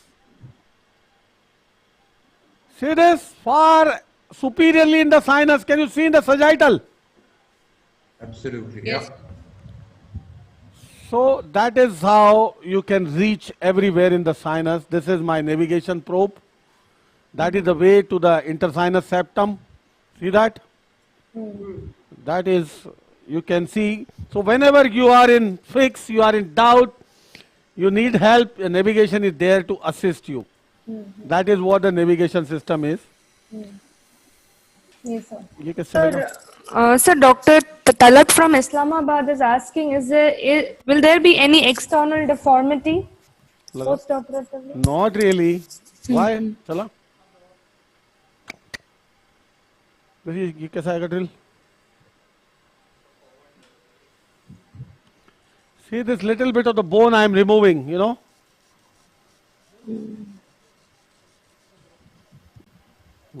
Dr. Ahilya Swami from Chennai is asking your incidence of stenosis in draft 2? No? Negligible now with the thorough, you know, irrigation protocols. Negligible. See now, even this bone I can remove to widen it further. This millimeter bone. See this? See the amazing opening you have. Drill. Satish, has an attempt ever been made to put a split thickness free skin graft? Yeah, not that is not needed. Why to? No, not needed. But has there been attempt in literature? Yeah, I mean, attempted, but better to that to put a piece of free mucosa. You can acquire a free mucosal graft from the nasal floor even. Okay. Now I'm seeing this like such a dense bone drilled like the atresia that we do. And the incidence of this free skin graft taking on such a dense bone which is drilled is less than 17 to 22% take rate. Yeah, that is not needed. That was a small septation. See that? Yeah.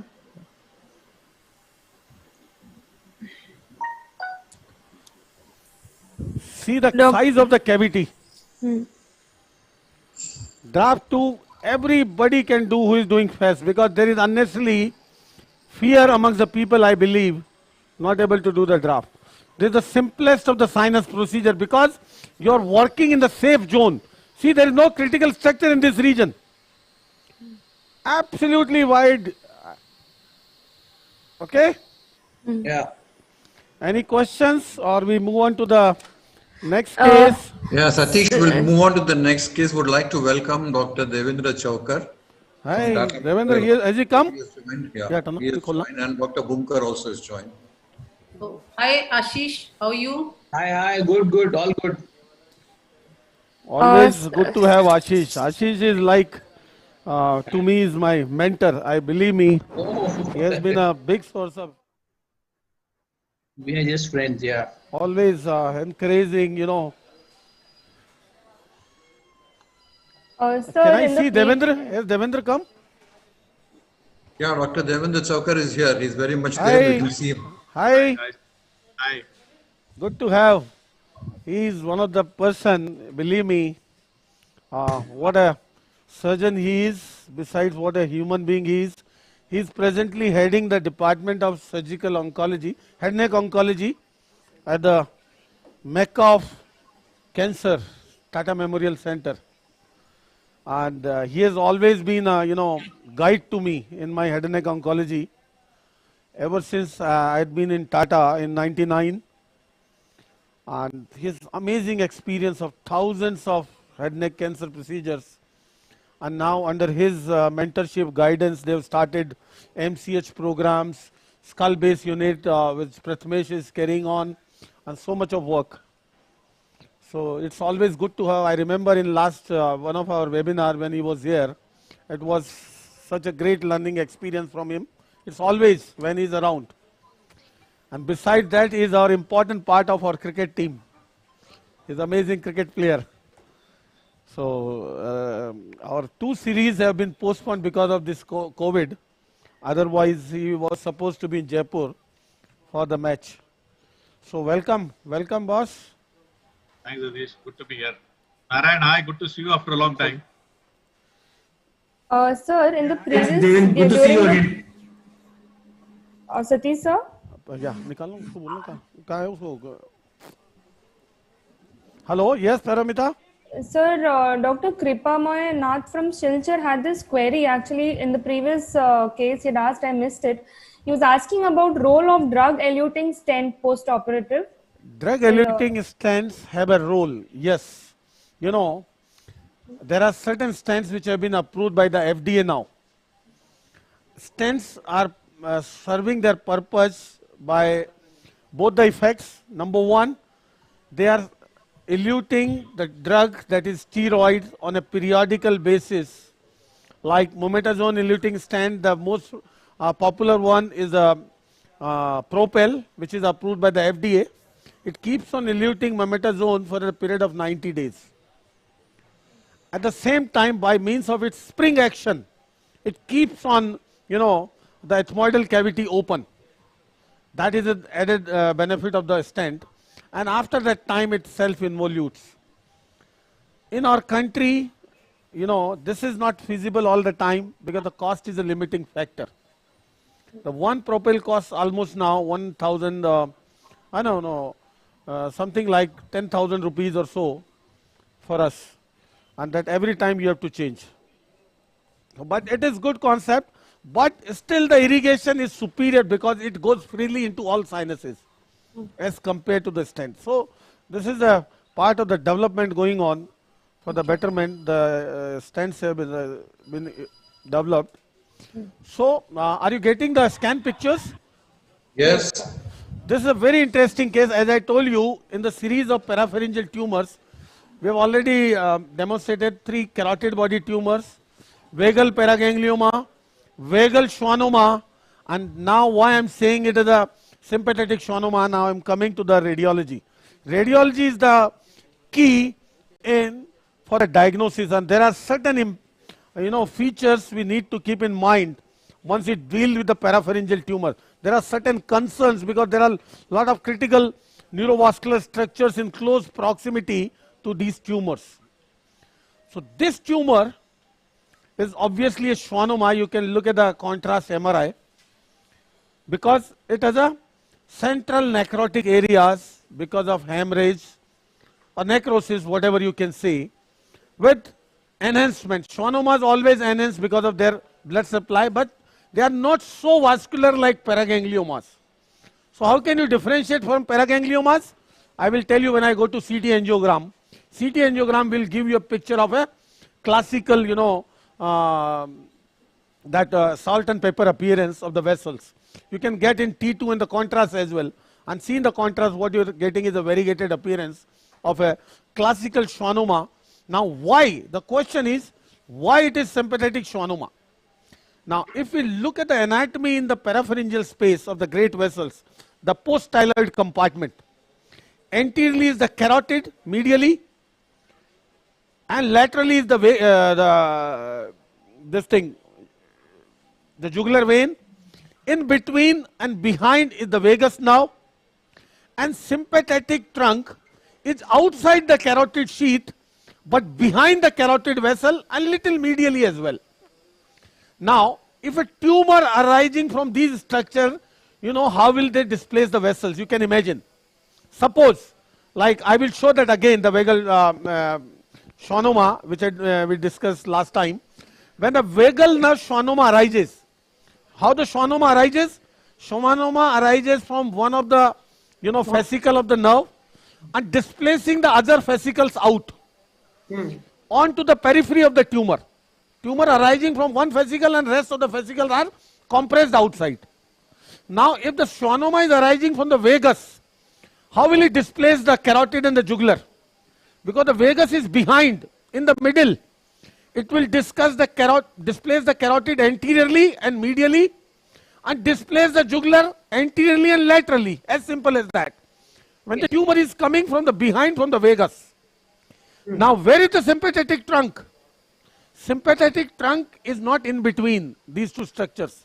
It is behind the carotid and little medially as well. So the tumor arising from the sympathetic trunk, how will it displace the vessels? It will displace the carotid anteriorly. Obviously it is behind the carotid. But since it is little medial, it will displace the carotid now anteriorly and laterally. Okay. The vagus schwannoma was displacing the carotid anteriorly and medially. Got my point? And this was displacing the carotid anteriorly and laterally, and the vagus, the jugular will remain laterally, always behind. Now look at this. How we can see vessels? I will show you in the MRI as well as CT angiogram. Now you may ask, why did I get the CT angiogram done once it is a schwannoma? First of all, you have to prove it is a schwannoma, and that vascularity is classically seen on CT angiogram in a paraganglioma, because the first differential diagnosis is with a paraganglioma. See this. This is CT angiogram which I am going to share with you. This is not paraganglioma, you can see very well. Had this been paraganglioma, there would have been bunch of flow voids everywhere. It is not. Can you see? Totally absent. Now see the displacement of the vessels. Let me tell you. This is so important to understand because it has an implication in management, in the implication in counseling the patient. Because if it is a sympathetic trunk schwannoma, ultimately the function of the sympathetic trunk is going to be going to be lost. So we have to tell patient in advance that the sympathetic trunk symptoms are going to come post-operatively, like Horner syndrome, ptosis, anhidrosis, the anophthalmos, meiosis, all these are symptoms. Now look at the vessels first, why it is sympathetic schwannoma. Can you see this CT angiogram? Yes, yes. This is your vega, the jugular vein on this side, and this is the common carotid artery. Okay? Yes. Now I am moving up. See now the carotid, where it is going. The tumor which is coming from behind and medial to the carotid, what will it do? Now see, this is the tumor. See, it is displacing the carotid laterally. Where was the vagal schwannoma displacing the carotid? It would have been displacing the carotid medially. Such a simple way to differentiate. Number one. Now see, as I keep going up, now it has divided into external and internal carotid. Can you see? Yes, yes. External and internal carotid. This is the jugular behind. Because jugular, this tumor has nothing to do with jugular. It is further displacing posteriorly and behind. Because jugular is away laterally and behind. On the other hand, this tumor coming from behind the carotid and medially displacing the carotids laterally. What an amazing, straightforward diagnosis. Now, imagining this tumor coming from the sympathetic trunk, where is the vagus? This tumor at the same time, since it is coming from deep to carotid, sympathetic trunk is outside the carotid sheath. Yes. Vagus is within the carotid sheath. So everything in the carotid sheath is displaced, Yes. So vagus is also going to be displaced anteriorly. So somewhere the vagus is going to be here displaced between the carotid and the, jugular anterolaterally. And this you can pick up if you have a good sonologist by means of using a good, the neck probe like 7.5 megahertz. You can pick up the vagus now anterior to the tumor. And that will confirm the diagnosis if you have a good sonologist. Had this been a vagal schwannoma, the vagus would not come anterior to the vagus, would have been in the tumor. So if vagus is anterior to it, it is sympathetic schwannoma. So the first thing is displacement of the vessel, how it is. Is that clear? Yes, sir. Is that clear? Hello, Yes, sir. Satish. Yes, madam. The nature of schwannoma is it is from the nerve sheath, not from the nerve fibers. So usually the functions of the nerve can be saved while removing the schwannoma. See, that is something so interesting. Like we have shown the schwannoma of the 8th nerve in the CP angle in one of the webinar live surgery, acoustic neuroma. The same schwannoma. We have seen the vagal schwannoma. Everywhere the pre-op function was intact. Because these nerves have the enormous capacity to expand, stretch. Yes, right. Schwannoma, this nerve has a number of fascicles. Schwannoma arising from the epineurium of one of the fascicle is displacing the other fascicles out. So like once the tumor grows, all the nerve fascicles are around the tumor.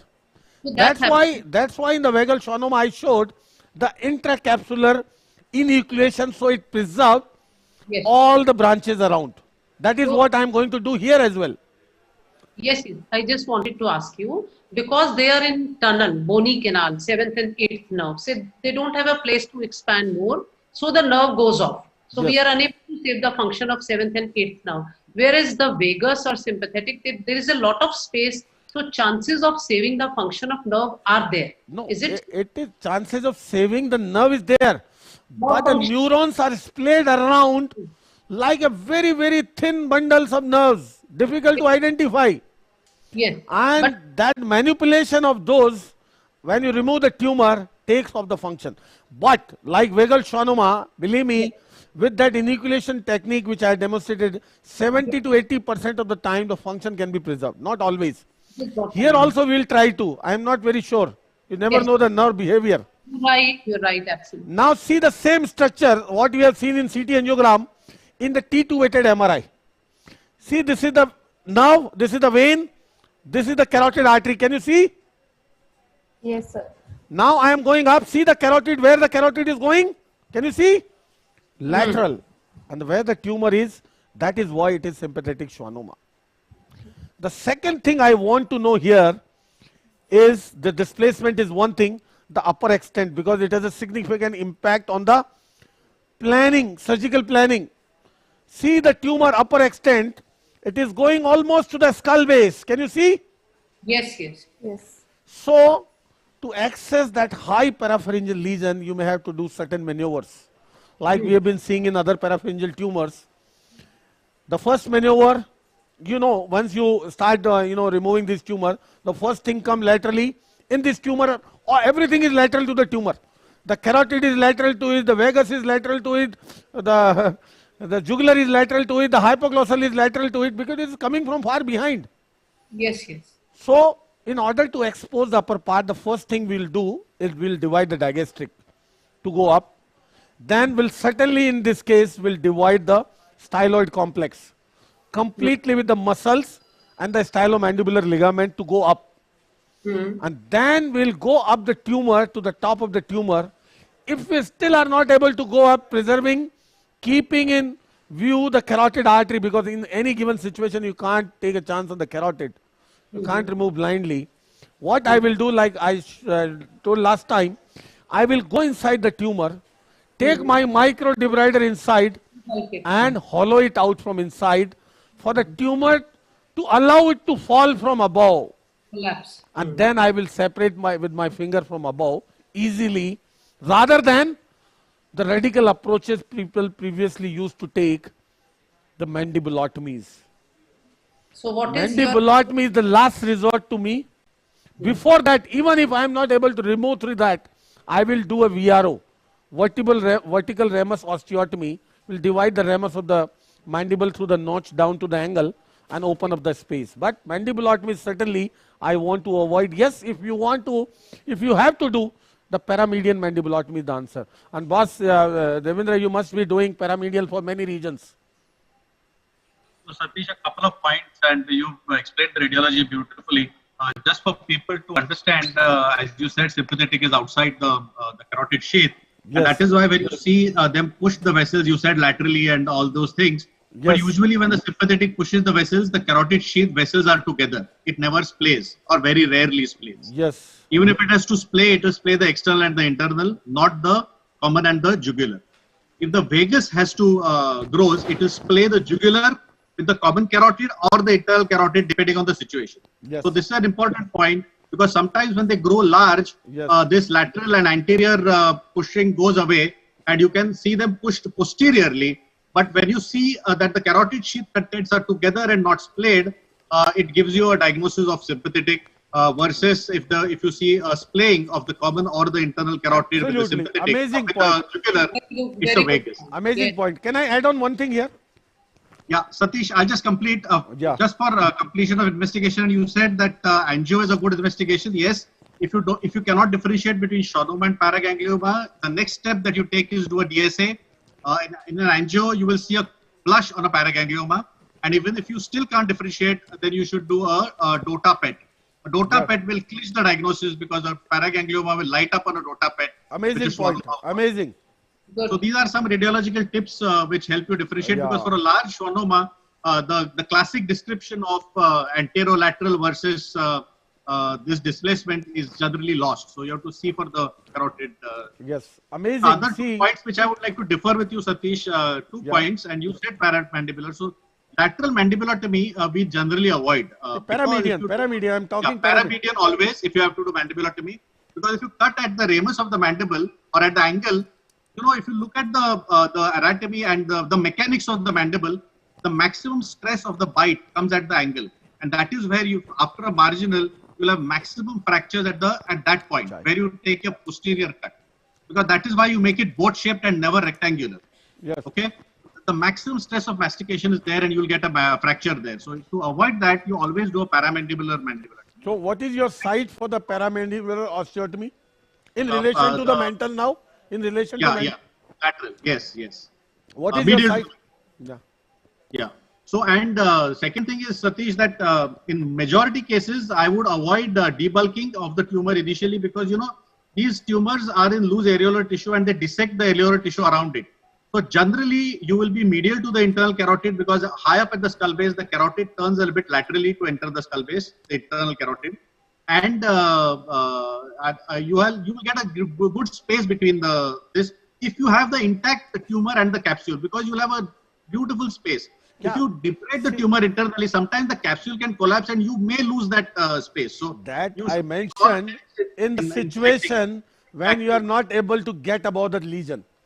Sure. Like last vagal schwannoma, I removed in 3 minutes. Once I reached onto the capsule, I removed with 2 fingers encapsulated. Yeah, but once the lesion is going too high up, you have to keep an option in mind to avoid the mandibulotomy.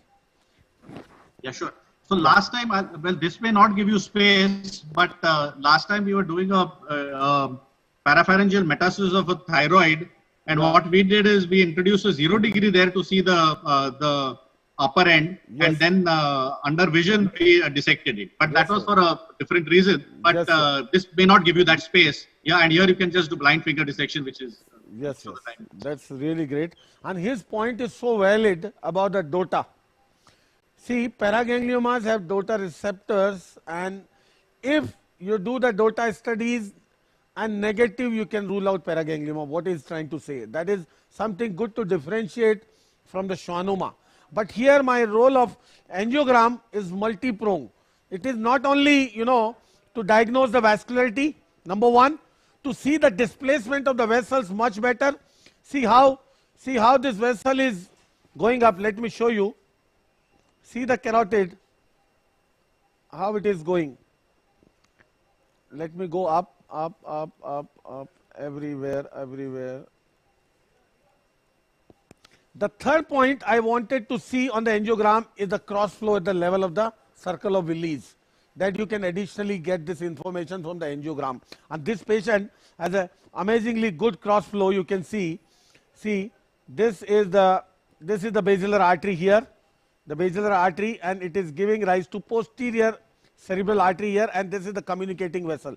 And this communicating vessel is joining the carotid artery. This is the middle cerebral, this is the anterior cerebral, and this is the communicating vessel which is joining this. See this? And that is a good cross flow. That is an amazing and additional information we get from this the CT angiogram. So this carotid is coming here. See this is the tumor here, and this is the carotid how coming laterally into the carotid canal. So it is compressed. See, it is so small, compressed by the tumor, with the bulk of the tumor pushed to the periphery anterolaterally, and how it is coming to the carotid canal. We can see the same thing in the coronal picture as well. If you see the coronal in this patient, see, that is the carotid artery and how it is entering into the skull base. That is the carotid artery. See how it is compressed carotid. See this is the carotid here, this is the carotid here. Far laterally, this is laterally and anterior to the tumor. That is classical of this schwannoma. Satish, have you discussed with your radiologist, as you went up and I'm seeing this, there is a lot of blush seen at the upper end, a lot of vasculature at the upper end of the schwannoma. This is probably not, from the ascending pharyngeal. Yeah, the schwannomas are vascular as well. They are not, They see. So you must be careful. It is not that they are avascular. Paragangliomas are very vascular. Schwannomas are vascular, always vascular. See the kind of enhancement they are taking on contrast. See the kind of enhancement they are. Now with this enhancement pattern, you can also differentiate between vagal and the parasympathetic schwannoma. This sympathetic schwannoma. How come? The schwannoma are composed of two types of cell, Antony A and Antony B. Antony A are hypercellular, areas with lot of cells in the groups. Antony B is loose cellular architecture. In vagal paraganglioma, vagal schwannomas, the periphery is composed of Antony A cells, And what you see in vagal schwannoma, there is peripheral contrast enhancement. That is classical of vagal schwannoma. As compared to the sympathetics, you don't see any peripheral contrast enhancement. That is homogeneous, and that is another point of difference you can make out between the vagal and the sympathetic schwannomas. Any other point to be Narayan, Devendra, anything before we start? Oh, I think both of you have given excellent insights, so I think we should go on with the surgery. Excellent insights. So our case is ready. In a couple of minutes we are going to start. Anybody has any question, you can ask the master. Believe me, Devendra is one who is so academically oriented, so well read, so experienced. This is always a learning experience being with him. So you can utilize this time by more and more questions from him. So sir, in your practice in Tata, how many cases have you come across this, since this has been a very rare finding? Yeah, extremely rare. Okay. Sympathetic schwannomas maybe one a year, even less than that. Okay, and usually these don't come with any symptoms except for the neck swelling. No, they don't. So the two differentiating features of vagal and sympathetic are, one is symptoms and two is radiology. But majority of the times symptoms are not there.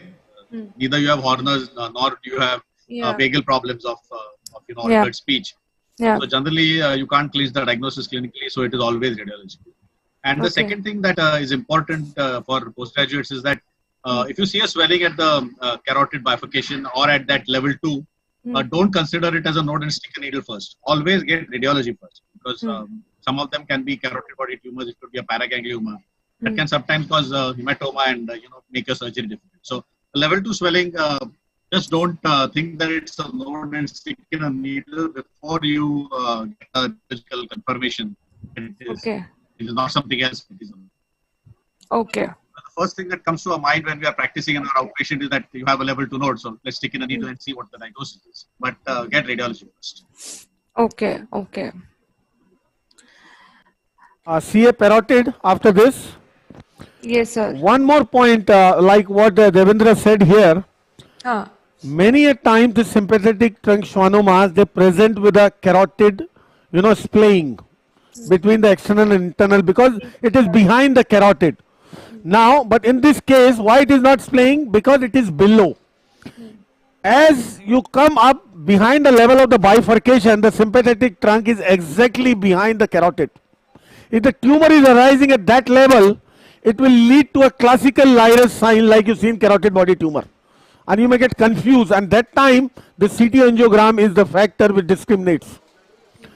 So this is something important, because this tumor can present with a classical Lyris sign.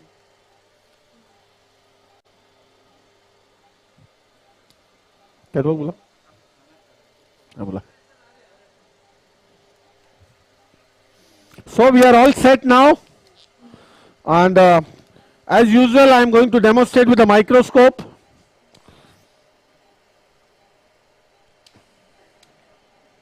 So as well as the retrostyloid parapharyngeal space, I mean, we can also differentiate. I mean, there can be differential diagnosis based on this as well, this point as well. Differential diagnosis. There could be many things, you can differentiate. There could be, metastasis like Dr. Devendra said just now, the metastasis of the thyroid. There could be, other lymphoma, there could be some branchial cyst. There could be many things which can arise. Radiology can distinguish between all these. So radiology can, in the initial stages, tell you whether it is pre-styloid, post-styloid, most of the cases. Unless it becomes very large and, grows to both the spaces, then becomes very difficult to tell the epicenter of the. But most of the time, radiology will tell you whether it's a pre-styloid or a post-styloid. And by means of radiology, you can get to know, I forgot to tell in the radiology, I will show later, when the tumor coming from the post-styloid compartment, it pushes the fat in different planes, anteriorly. Yes. It pushes the parotid fat plane laterally. If the tumor is coming from the deep lobe of the parotid, it will push the fat plane medially towards the the parapharyngeal space. So by means of displacement of the fat plane, you can get to know where the tumor is originating from. Okay. Now this is a microscopic picture. Microscopic will give you the limited view, but see, once I raise the flap, I will focus on each and every area under magnification. This is how I always demonstrate. So I will take a little bigger flap in this for the demonstration here. Like every other neck incision, you have to go right to the platysma and elevate the flap in the subplatysmal plane.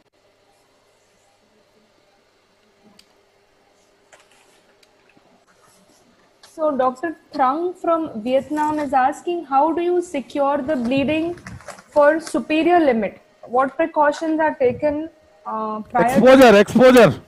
Okay. A proper exposure is the key. Okay. You can't work blindly over there without securing the upper end of the carotid in view. Okay.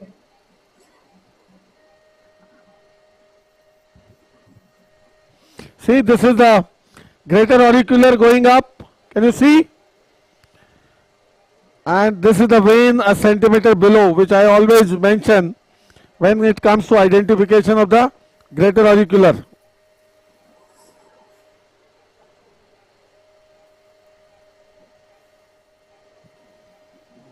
Dr. Balakrishnan from Manipal is asking, how do you differentiate this from a ganglioneuroma? From? Ganglioneuroma. Yes. Ganglioneuroma are always multiple, number one. This, secondly, in ganglioneuroma, the spread is in a different way. Ganglioneuromas arise from the perineurium and they arise from the epineurium. So they displace peripherally, but the ganglioneuromas being multiple lesions, solitary lesions, they do not displace the nerve peripherally.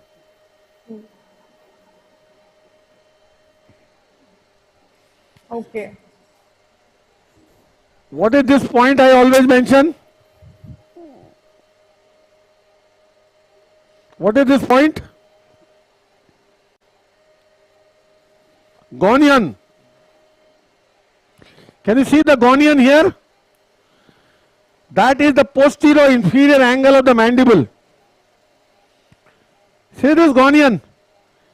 In the vicinity of the gonian, can you see some nerve underneath? Yes, Satish, we can. That is your marginal mandibular nerve. Right in the vicinity of the ganglion, you can always see. The nerve is going up. Can you see here? Yeah. Very good. This is gonian, and within 1 centimeter of the vicinity, majority of the time you can positively identify this nerve. Important point for residents is that when you see this nerve and you're doing Though this is not our area of interest. I know, but when you're doing a neck dissection, This is the nerve. This is the nerve. to trace the nerve posteriorly, because sometimes you can trace it anteriorly when it goes up, but posteriorly it kind of dips down sometimes, and you may cut it when you're doing a neck dissection there.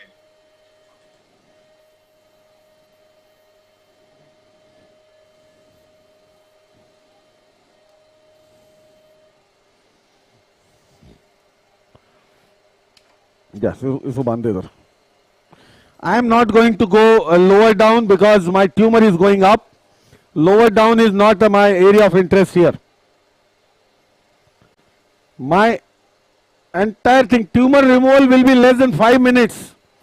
The entire thing will be, the entire time will be invested in exposure, exposure and exposure. How is the picture there, by the way? Picture is good.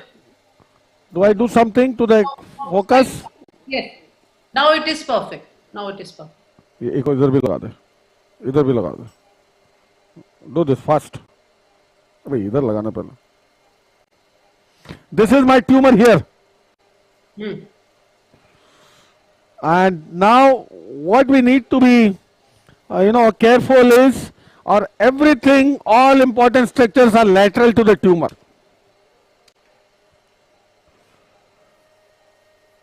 This is my anterior border of the sternemastoid. That's the greater auricular and the branch of the retromandibular, which is just 1 centimeter parallel and inferior to it. This is important whenever it comes to identification of the greater auricular, which is coming from behind, from the nerve point. This vein can be a useful guide. Yes, sternal jugular vein.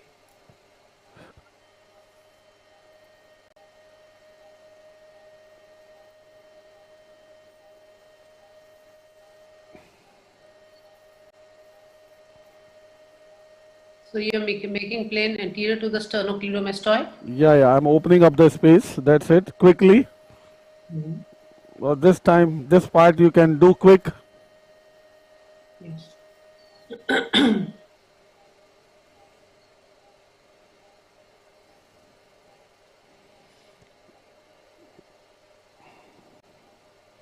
This is my tumor. This is the level 2 node.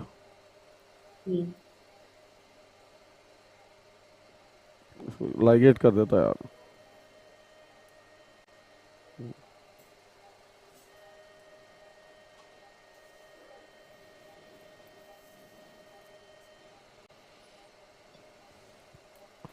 So first thing what I will see, I will go below and find the great vessels. That will be a great guide to me as I come up. So you will trace the nerves from below upward, sympathetic? No, nerve is something is going to be embedded in the tumor. Yes, but you will identify vagus and both the great vessels. That I will try. By the carotid sheath and work medially. That we have to do everything to save them, I would say.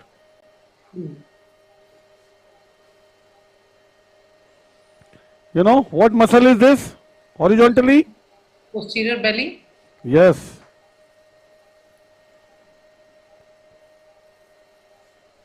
If I don't dissect it, I can't go up in the parapharyngeal space. If I don't divide this.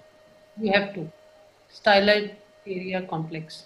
See how it is coming laterally because the tumor is pushing from behind. Yes, yes. It is bulging.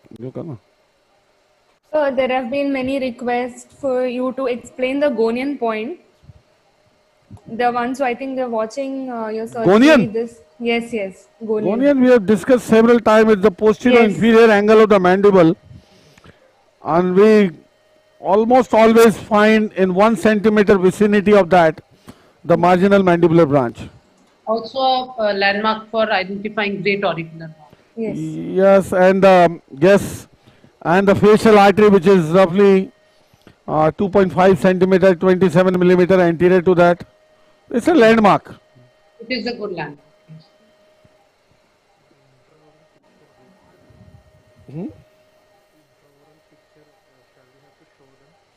Yes. Yeah. This patient, you know, had I forgot to show on the scan, had a huge, you know, she had started complaining of, you know, difficulty in swallowing as well because of the compression, intraoral compression by the tumor. I will show that. So then what were her complaints? What all were her complaints? Neck swelling, difficulty in swallowing, she started. Okay. And the reason is simple, that compression by the tumor. But the sympathetic nerve is functioning normally. Yes, no pre-op Horner syndrome. There is no such symptom. Unlikely to have pre-op Horner syndrome in such patients. Okay. But yes, once we remove it, it may go into... See, this is level 2 node. Can you see? Yes.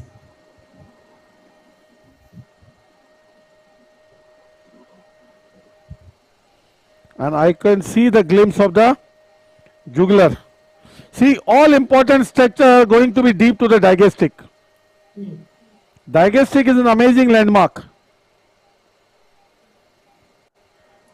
As long as you are lateral to the digastric, your all great vessels, your sheath, carotid sheath, everything is medial to it. So Dr. Sham Sumani. Yes, sir. So I always, what Satish said, you know, digastric is a very good landmark, and you can run your cautery over the digastric to get all the structures. But sometimes you will be surprised. It's very rare, but we have encountered it a couple of times that the external carotid artery goes above the digastric instead of going below. So when you're running a cautery, make sure that there is no vessel above that.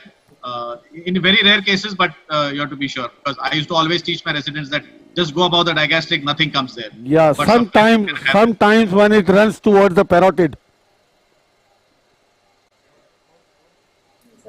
Dr. Sham Somani from Latur is asking the role of combined approach, transoropharyngeal and trancervical. For such a big lesion, it is not, you know, the primary. See the carotid? Yes. Can you see? This is jugular. Can you see here? Yes.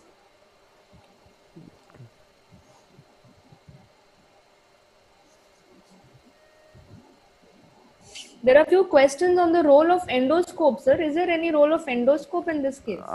Not in this case, but yes, many of the parapharyngeal lesions, even we have been doing endoscopically. Not this lesion. Okay. What about Devendra, sir? What is your say in this? As I said, for the thyroid parapharyngeal med, we did an endoscopic assisted excision, not pure endoscopically. But we put the endoscope in and dissected the parapharyngeal space. It was very high up in the, almost near the nasopharynx, the thyroid met, which is quite vascular. So we had to put in the endoscope, go all around it, and then excite. So yeah, endoscopic assisted. Okay. See, now I am going deep, inferior to the tumor. Once I have seen my great vessels, look at this.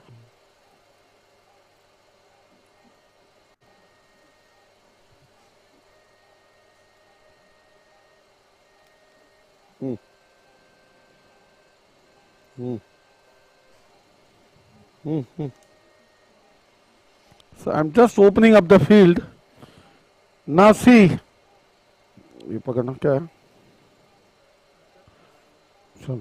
this is your jugular, this is your carotid. Deep down is the tumor between the two. Bipolar. ये कौन सी bipolar लाया?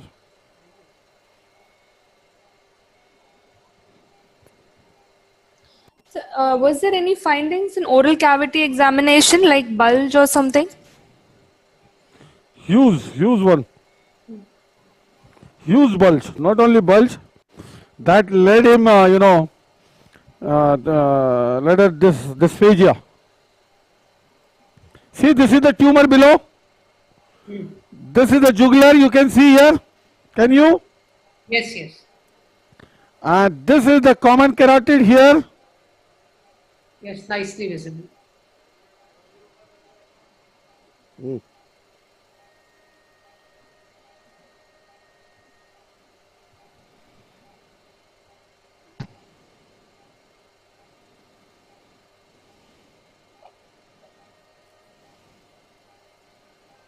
Tips है bipolar दूसरी लाना पानी डाल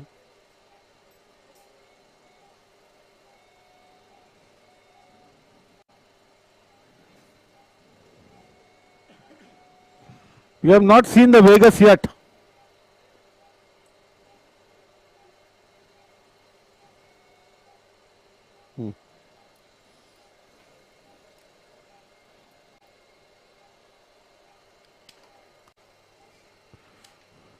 This is left side, you can orient yourself.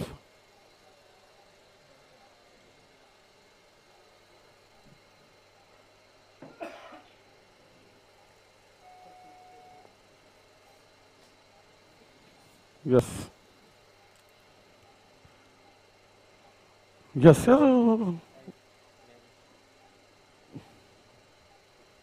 Yes. Can you see some now? Yes, yes. Yes. Nicely visible. Vegas. Should be.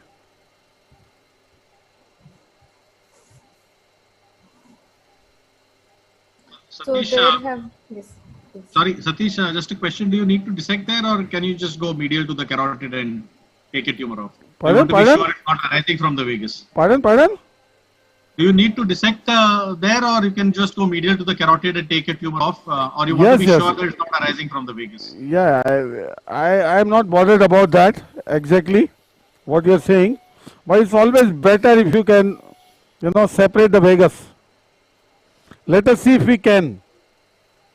Because these larger tumors, once they grow, they compress everything. See, this is mine now. Can you see here? Yes. Yes. Well seen. So there have been requests from Vietnam, Singapore, Islamabad. They just want me to spell. So I'll just spell. It is Gonion. Gonion. Yes, Gonion.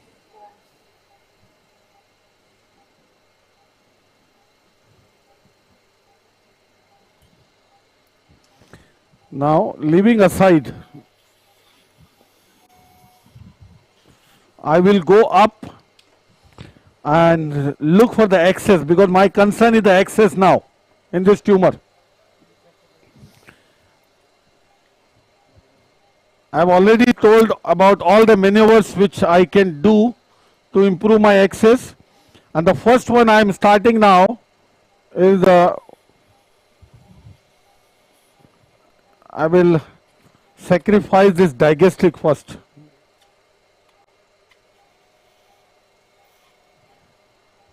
See the tumor, it is vascular. You cannot say that it is artery. छोड़ ऊपर लगा See, this is digastric. Be careful, just underneath the digastric, you may come across the vertebral artery. I can see below there. So I am cutting the digastric laterally. Yes. And this is my vertebral artery here, which runs immediately underneath the digastric,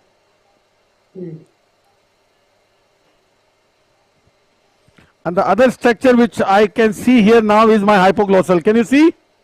Yes, yes. It is crossing the carotid artery. No. Yes.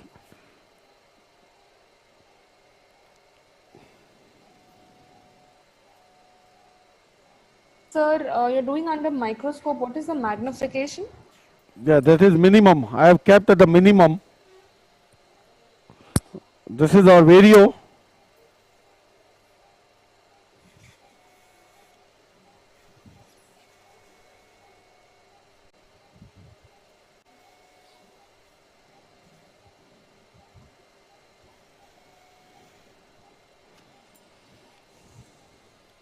See, in such tumors, sometimes the bigger task is to save the hypoglossal because you have to retract high up.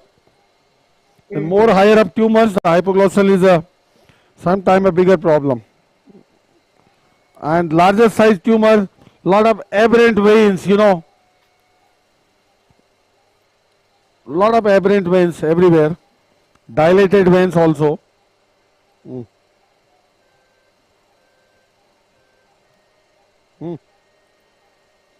और कर. So this is the hypoglossal going. That is the tendon of digastric.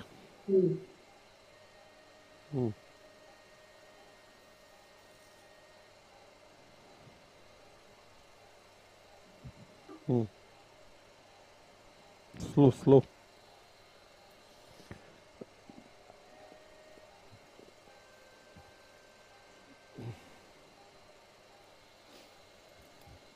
See how the hypoglossal is completely crossing the tumor at this point of time.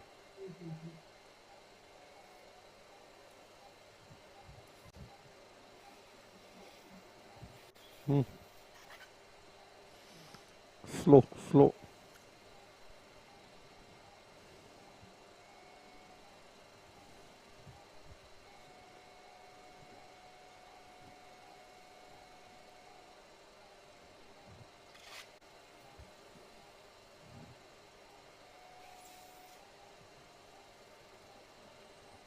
You're trying to go around the tumor as much as possible. Yeah, the hypoglossal is completely, Yes. compressed on the tumor because the tumor is quite big in size, and the coming from deep to the hypoglossal is obviously going to compress it from below.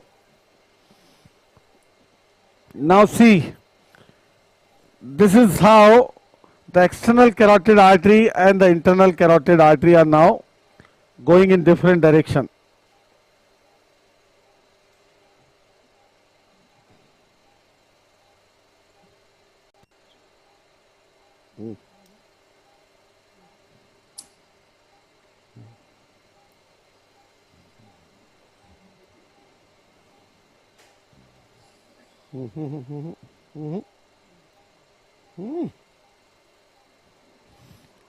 Now see the branches of the carotid here, number of branches. These are from external. We all know internal doesn't give any branch in the neck.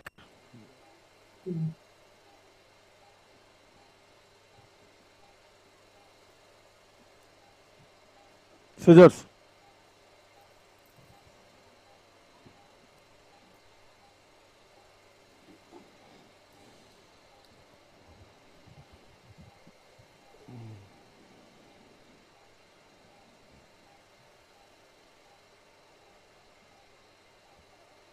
How to separate, differentiate the external and internal? By looking at the branches. The external gives number of branches. You have to identify at least 2 branches to be sure of the external. Obviously, as the name implies, the external one is the external. But at the origin, The internal is little more lateral than the external. Though later on it goes internal. Yes. External remains medial and the internal remains lateral. So this is external to me here. See this? This is giving rise to this branch here. See this? This is giving rise to another branch here. See this? Yes, sir. Branch in relation to the hypoglossal is always lingual. Can you see this? Yes. This is external. So now I can say this is external carotid. No. And this is internal carotid. Very clear? Yes, sir.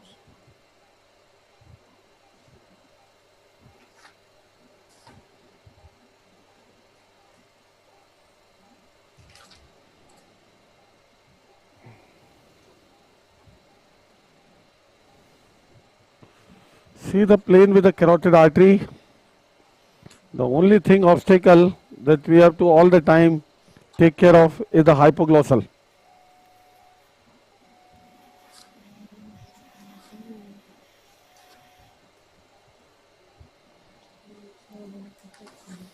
Now, see this external where it is going, like Dr. Devendra was saying.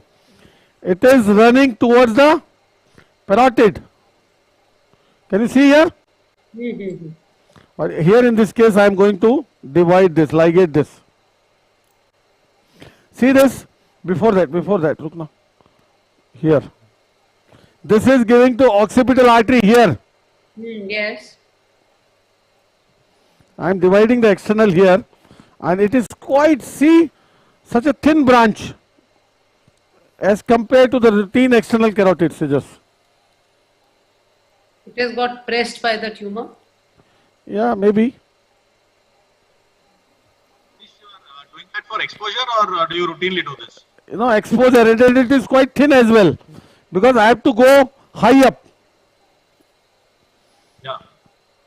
The opposite would you side. like to not first try whether you can just retract it and go up, or you're feeling that it's too big? Yeah, you can divide this without any issues.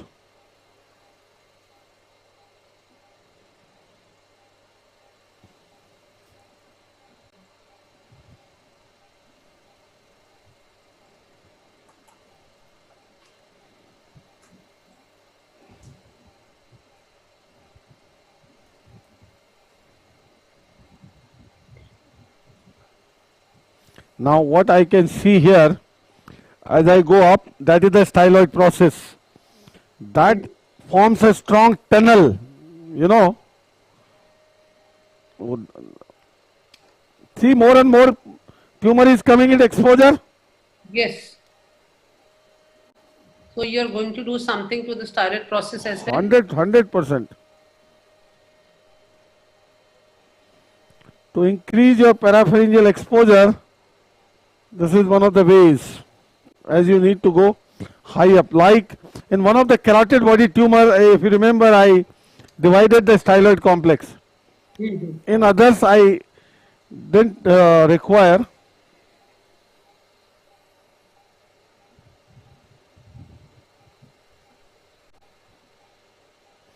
This is my internal carotid going.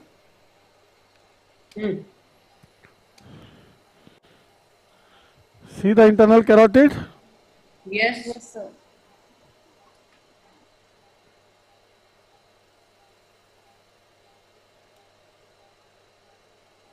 Scissors. Bipolar. Bipolar. That is my internal carotid. Deep to it, scissors. Yes.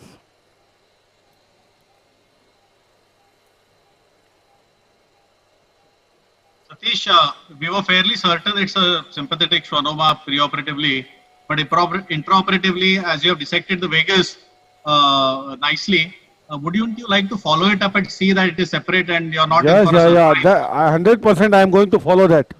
Yes, that is I am going to follow the vagus thoroughly.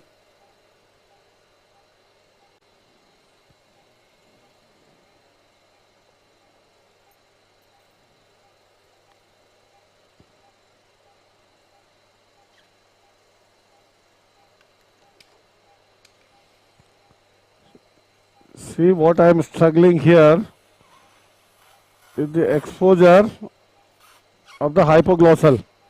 And see, this is the branch of the hypoglossal. Ansa. Ansa coming down. See here.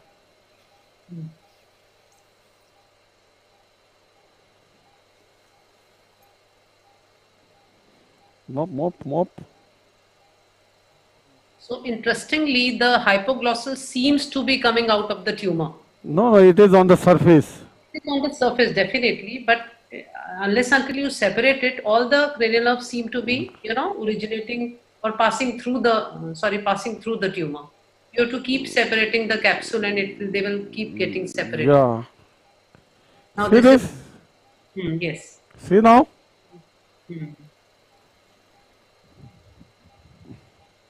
So this plane is going to save all the cranial nerves. Yes, if I stay inside within the right plane, everything will be out of it. Yes. रुको इधर अंदर. So what is your monopolar setting in this? Minimal 20.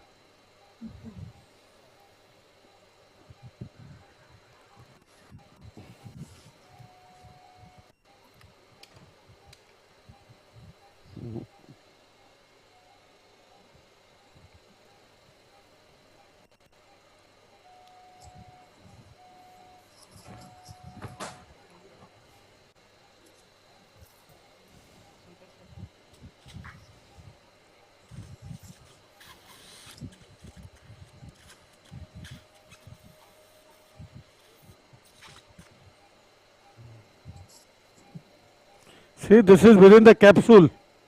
Yes. That is the Yeah. Now let me now improve my exposure by styloid. This is the styloid process. Can you see the styloid here? Yes. It's not yet clear, sir. Satish.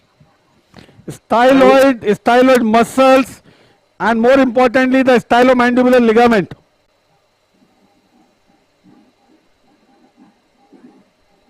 Satish, the focusing is not that very good and it is moving too much. We cannot concentrate, Satish. Oh, really? Yeah. You can and can you reduce the zoom little more, because we are not able to appreciate things. It is moving continuously. Now you see. So you control. I will make sure that it doesn't move. Satish or Deven can answer this. How often that you all have seen a schwannoma and intraoperatively you have realized it's a vagal schwannoma? Yeah, it can happen. Pardon? How often does that happen? I mean, your MRI reading is very good, like for that matter. See, these are extremely rare tumors. Yeah. And a difficult question to answer because we've not seen many sympathetic. We've seen more of vagal. Exactly. That's the reason I asked this. Can you see the styloid process here? See the styloid? Now it is visible. Yes. Yeah, and you can the see that. ligament as well. Yeah, go on, Deven. I'm listening. All right. So the important point you raised, and I think you're raising that point, is that to keep the vagus under flow always, so that you don't inadvertently damage the vagus, even if because radiology can go wrong preoperative. Yes. See, the final is the intraoperative. See, I am removing this styloid here and cutting away all these muscles. I am absolutely lateral in a very safe zone. So this is styloid muscle. Yeah, all the three muscles I am cutting off. And this is the ligament.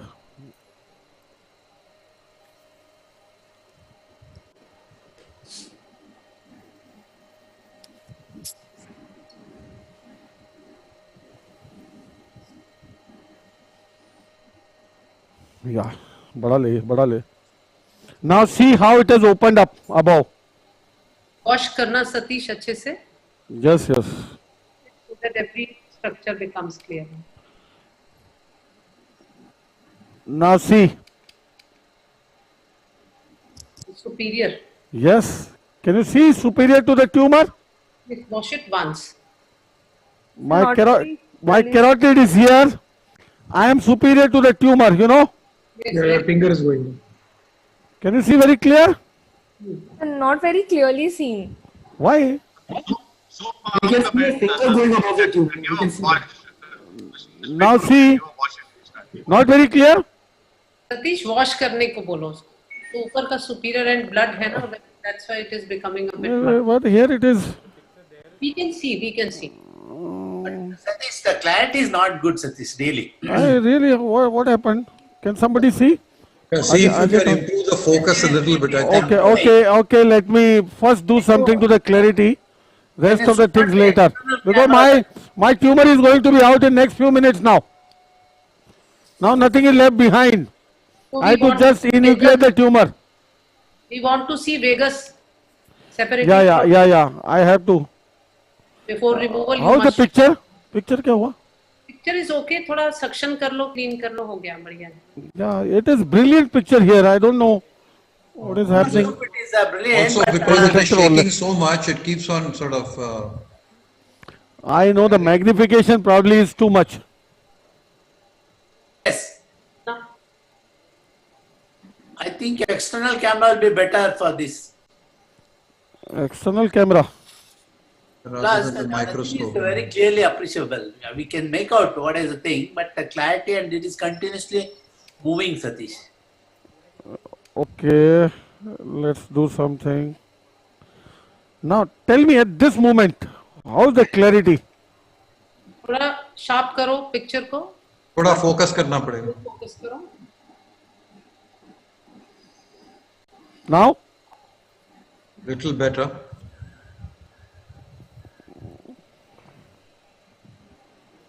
I don't know how picture is deteriorated. See now?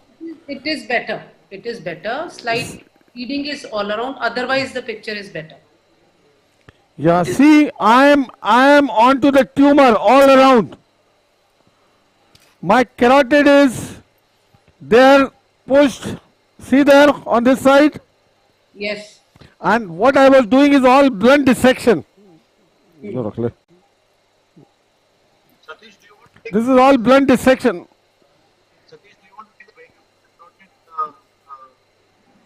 So that you're sure that you know it's not the Vegas. The carotid artery is well away from the tumor. See this? Anterior margin of the tumor. Anterior margin. So now show us the Vegas. Yeah, I am now coming to the Vegas. Hypoglossal now here.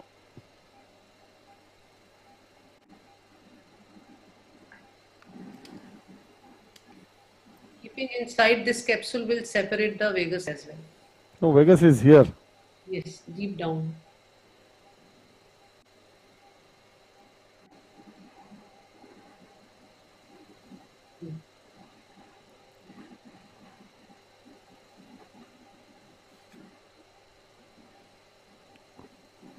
See, this Vegas is out here. Yes. Outside the capsule of the tumor, I can see the Vegas. Very clear. And this is how now I am going to go inside the capsule and isko kaat de. Keep inside the capsule. Yes. Oh, scissors. Close to Vegas.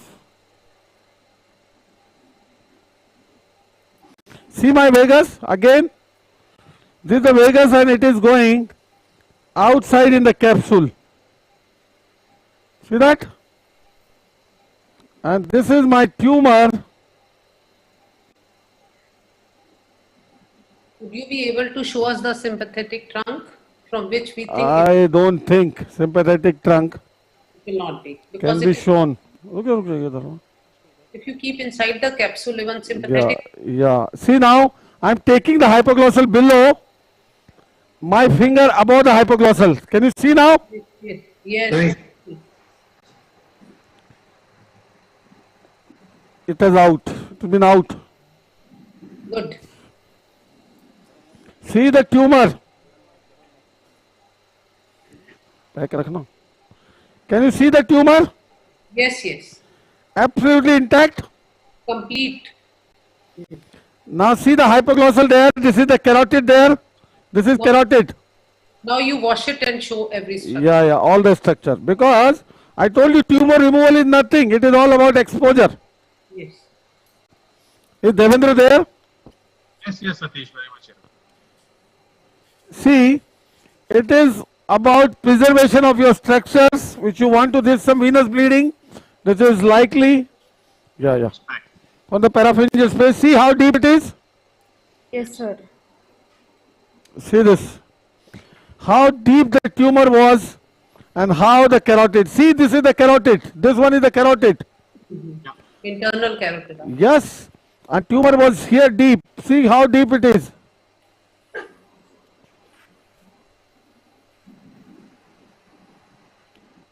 I told you last time, when you enucleate the tumor, you preserve some nerve fibers in the capsule, you know. See this? And we never ever think of coagulating this, because ultimately you will end up injuring the nerve fibers, remaining nerve fibers. So, sir, what are the post-operative complications that we will counsel this patient? Horner syndrome, which doesn't bother, and you know many of the patients with this, enucleation, with preserving the, see nerve fibers are there in this wall. See this wall all around. Yes, sir. I have enucleated, this wall is intact, and I will never, like I told last time, never ever, cauterize this wall. I will use some Surgicel and gel form and it will stop bleeding. Now, see this? Just for completion of the discussion, two things. One, when you are doing a vagal schwannoma, you use nerve monitoring to find out where the fascicles are to incise your capsule. And second question is there a difference in the recurrence rates if you do a intracapsular versus extracapsular incision of the tumor? Intracapsular excision and extracapsular, the difference is the radicality. Because we preserve the capsule, there is always a question behind the recurrence. Believe me, so many studies done in these schwannomas, vagal schwannomas particularly, with 20 years follow-up. They are so slow growing tumors, 20 years follow-up with hardly any recurrence. That's why function preservation surgery prevails. See now the vagus. See, this is the vagus going. Yes, sir. Can you see the vagus going? Yes. This is vagus. This is vagus. Nicely preserved. It doesn't seem to be arising from vagus. That's why I see the vagus completely. Vagus is going differently. Yes. Kudos to a pre-op diagnosis. Yes. Very good diagnosis. And three very important points you brought up to differentiate between this sympathetic and vagus nerve. The other issue these patients, like Paramita asked, bada like gel form or Surgicel, these patients face is the first bite syndrome sometimes. First bite syndrome is what? Because we take away the sympathetics, and when you denervate the sympathetics, the resultant hypersensitivity of the sympathetics is aggravated when the patient takes the first bite of the meal, because of the parasympathetic secretion and the resultant denervation hypersensitivity.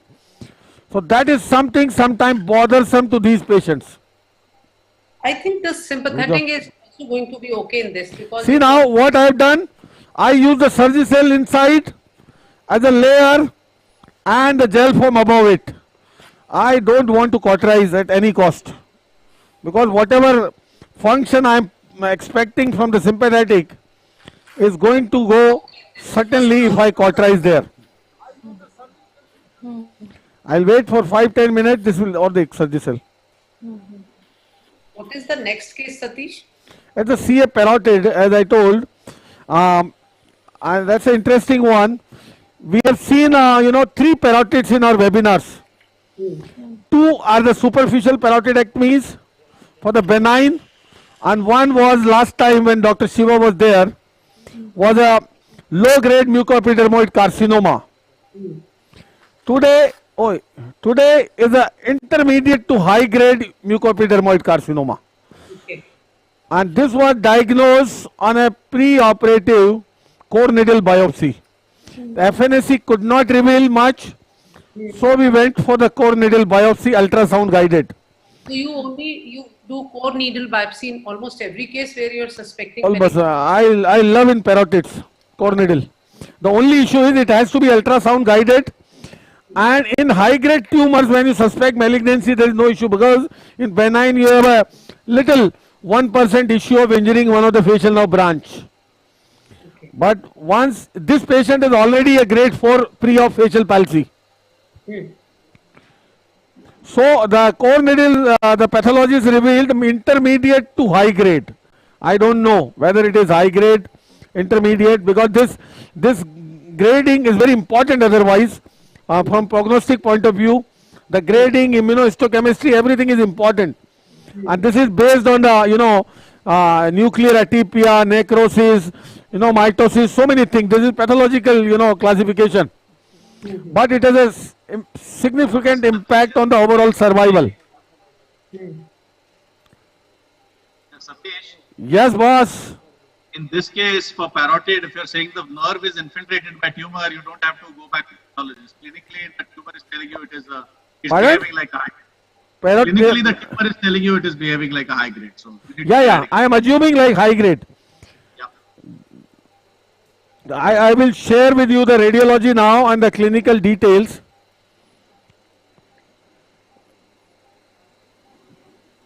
See this, I will never cauterize. In 5-7 minutes it will stop.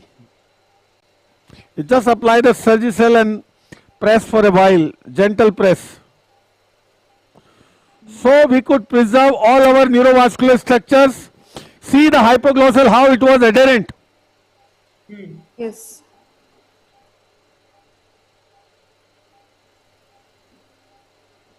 So tumor removal was like child's play. It was all exposure.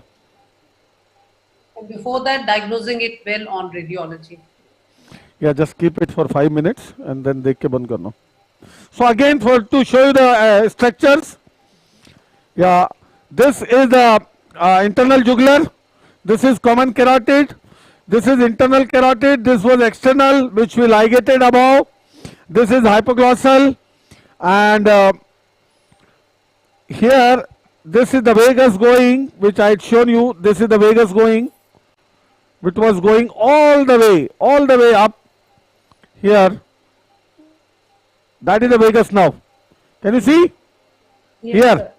Can you see the vagus? not very clearly. Can you just watch that, Satish? And show us? Here, this is between the prong of my artery. Yeah. Now we can see it. Yeah.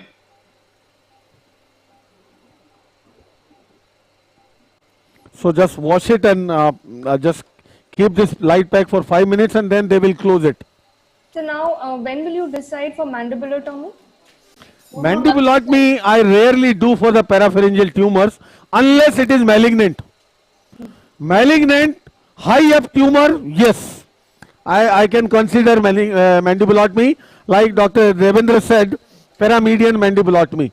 Only for the high up, large parapharyngeal malignant tumors, not for the benign ones. Okay.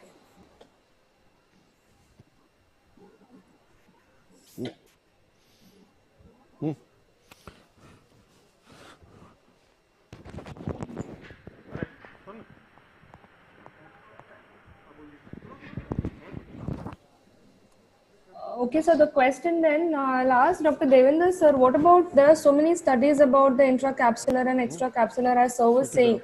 So what is your say in it, sir? So, well, these tumors are so rare that, you really can't come to a conclusion. For Vegas, they say that intracapsular, there are a couple of studies which are conflicting. One study has shown that even if you do intracapsular, the nerve function is in fact only 50 to 60% of the cases. While there is another study which says that if you do intracapsular, the nerve function is lost only in 20% of the cases. So, but in all, whatever we have in literature is that the recurrence rate by doing intracapsular versus extracapsular is not different. Now, this is very little follow-up and very few cases. So, but current evidence says that there is no difference. So, if you can do for a vagus, try to preserve the nerve, use a nerve monitor if you have one, try to go in between the fascicles and incise the capsule and excise and try to preserve the nerve. which may not be possible in all cases, but you can try to. Okay, okay, sir. Now, do we go ahead with the next case? Yes, sir. So, this is a 72-year-old male who presented with this swelling. It was long standing for more than a year, according to him. And for last 1 month, he developed the facial paralysis. Presently, he has a grade 4 obvious disfiguring facial palsy. You know, and as I already told, on FNAC could not reveal much, so we got the core needle biopsy, which showed intermediate to high grade mucoepidermoid carcinoma. Mucoepidermoid carcinoma, as the name implies, it contains the mucoid as well as epidermoid components. And in high grade, we expect more epidermoid components as compared to the mucoid ones. So, first go to the radiology. If we see this on the right side, this is T2 weighted imaging, and this is the contrast one. And what you see here is the necrotic component in the solid part. See this? The solid part is hypo on T2, but enhances on contrast, and in the solid part is a necrotic component. And that central necrotic component in a parotid tumor, you know, whenever you are in doubt or anything, is almost always a malignancy. If it's an eccentric, you know, cystic or necrotic component, that is benign. But the central necrosis is a hallmark of malignancy. And this is exactly what we are seeing here. This is some of the, one of the most important thing. Now, secondly, see this tumor, this is the skin. This is in the superficial as well as the deep lobe both, and going to the parapharyngeal space, towards the parapharyngeal space, which I am going to show you on the axial sections. Now in the parapharyngeal space, what is this? This is the jugular vein. And I can show you the carotid artery as well. Yeah. This is carotid artery, this is jugular vein. This is carotid artery and this is jugular vein. This is not involving, I would say, this is not encasing, but just going close to the, or abutting the vascular structures in the parapharyngeal space. Now, this is this is coronal. What you see in the coronal here is the ramus of the mandible. Can you see the ramus of the mandible here? This is ramus of the mandible. Hello? Yes, sir. See, I am coming from anterior to posterior. This is ramus of the mandible, ramus of the mandible. This is the tumor lateral to the ramus of the mandible. And as I go behind the ramus, this tumor goes from behind the ramus deep. And here is the parapharyngeal space. We all know where the parapharyngeal space is, deep to the ramus of the mandible. Now, coming to the axial sections, which are very, very important to understand the three-dimensional relationship.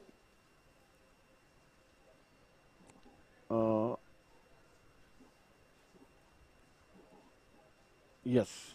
So these are the axial sections. Now, what is important in the axial section is, this is the central necrotic part, this is the central necrotic part. And see, this is the level of the mandible. Can you see here the level of the mandible? This tumor, this is the level of the mandible. This is involving the superficial as well as the deep lobe of the parotid. Can you see? Very yes, clear? Sir. A tumor, radiologically, this is again a very important sign.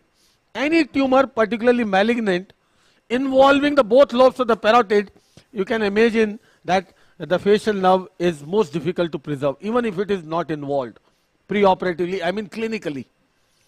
You can imagine these are the classical things to see when the tumor involves both lobes. This is a malignancy involving both lobes, the facial is going to go. And this is what this patient has already reflected, a preoperatively facial paralysis. See, this is the level of the mandible. This is how the vein, retromandibular vein is displaced, and this is the medial component, that is the deep lobe of the parotid, which is 20% of the part of the entire parotid. The 80% is superficial lobe, and this is, here it is the parapharyngeal space.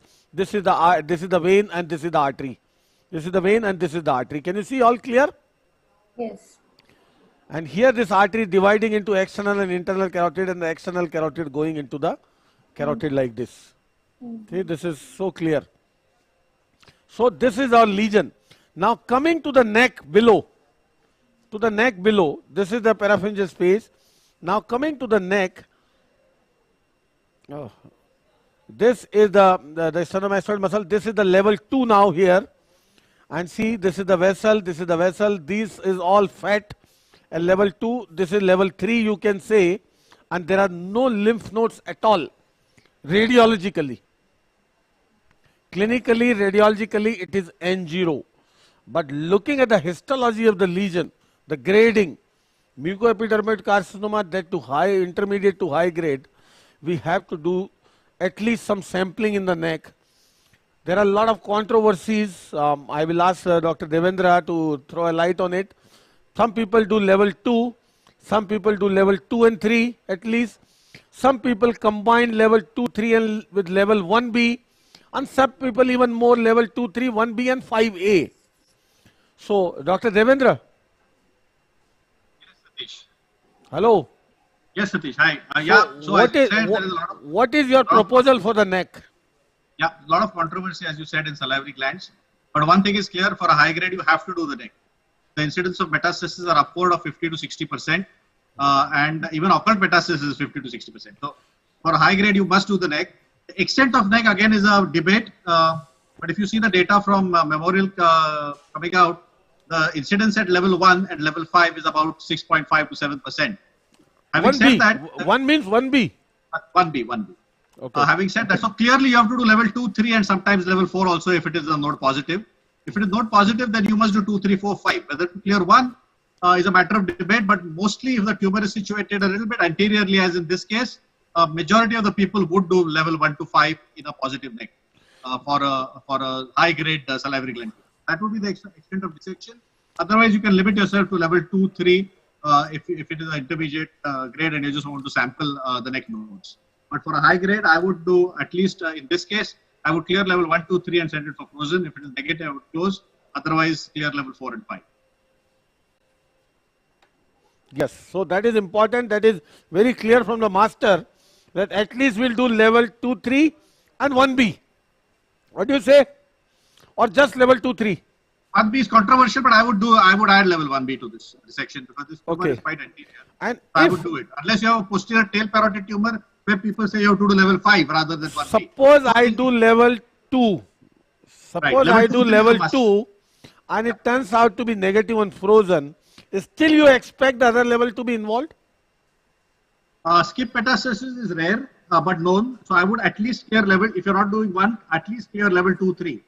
I would at the high grade at this level would clear 1, 2, 3 at least. Yes, so we'll combine at least level 2, 3, and what we'll do when we make the parotid incision, we'll just have an additional cervical extension little more than the usual, and that will give us a space to do the level 2, 3. Level 2 we have just seen in this, the previous case, and just below until the omohyoid, if we go, will be level 3 as well. So that will be sampling for the neck. Boss, regarding the extent of parotidectomy in this particular case, any suggestion? Total radical. Yeah, Jayesh, Narayan, please go ahead. Radical parotidectomy, including the facial now. And my goal here, whatever the facial now, beyond the tumor which we preserve, we'll try to do some sort of anastomosis if possible. And majority of the time, we are able to do in such even radical resections using the sural nerve, and we can divide the sural nerve into multiple fascicles and do multiple anastomosis as well. Let's see, it depends upon how it turns out to be. I am not very sure how it is going to be, but one thing is sure, this parapharyngeal component from below, it is going to come out with the finger so easily, because there is a plane, very clear-cut plane from the parapharyngeal space, from the great vessels, which is The tumor is not even, I would say, abutting, it's very close to it, but it is not involving at all. Satish, the question that we need to answer is, you said that, you know, if you resect the nerve, then we will do some sort of grafting, either an interposition graft or a jump anastomosis or something, Yeah. and you will rehabilitate the nerve. But in the elderly man, we have to decide whether we are going to do an implant for the eye and do a temporalis muscle sling for the angle bump. Yeah, That is important to discuss in an elderly, especially in elderly individual. In an elderly patient, it is also a reasonably good alternative to do some, you know, for the eye, rehabilitation of the eye. Not only that, otherwise this, I don't know how the involvement of the masseter is going to be. Otherwise, generally what we do, we just rotate the masseter as a flap to the modulus of the angle of mouth. But since the masseter is in the field of the lesion, temporalis is a better alternative. Temporalis myoplasty, advancement of the temporalis to the angle of mandible, that is a reasonably good alternative. Let's see, in an elderly man, that can also be a good option. What is the age of patient? What is the age? 72. 72, okay. Then that thing I think is a good alternative, because we don't know whether the nerve branches are really acting. They may be involved in the tumor, and we unnecessarily will be doing anastomosis when the nerve functioning is not there. Yes, that is the concern. So let's see, I hope I may find the lower branch separable, I would say. The upper is surely going to go. This is, I don't see any hope of preserving any upper branches. So eye rehabilitation will ultimately be required. Any other question or any suggestion? Dr. Devendra, you want to put any distinction from other histologies in the parotid? Had this been a salivary duct carcinoma, would you manage something different or same way? These are all high grade mucoepidermoid, high salivary gland, undifferentiated. All these are in the same bracket of high grade tumors. In the salivary gland, and maybe in this case, I'm not sure of mucoepidermoid, but salivary and adventitious, which are high grade, I may do a distant metastatic workup just to rule out distant metastasis. In this particular case, neck is different. Obviously, we'll send for frozen.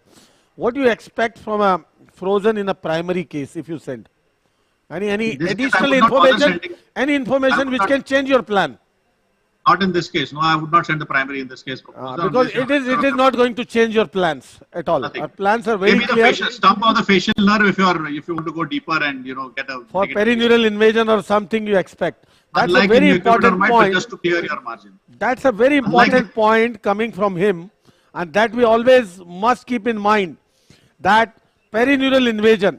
We have seen in a patient, all set for surgery, I got the MRI done, and patient had a perineural invasion to the level that it was going right till the CP angle along the facial nerve, and that was clearly, obviously inoperable.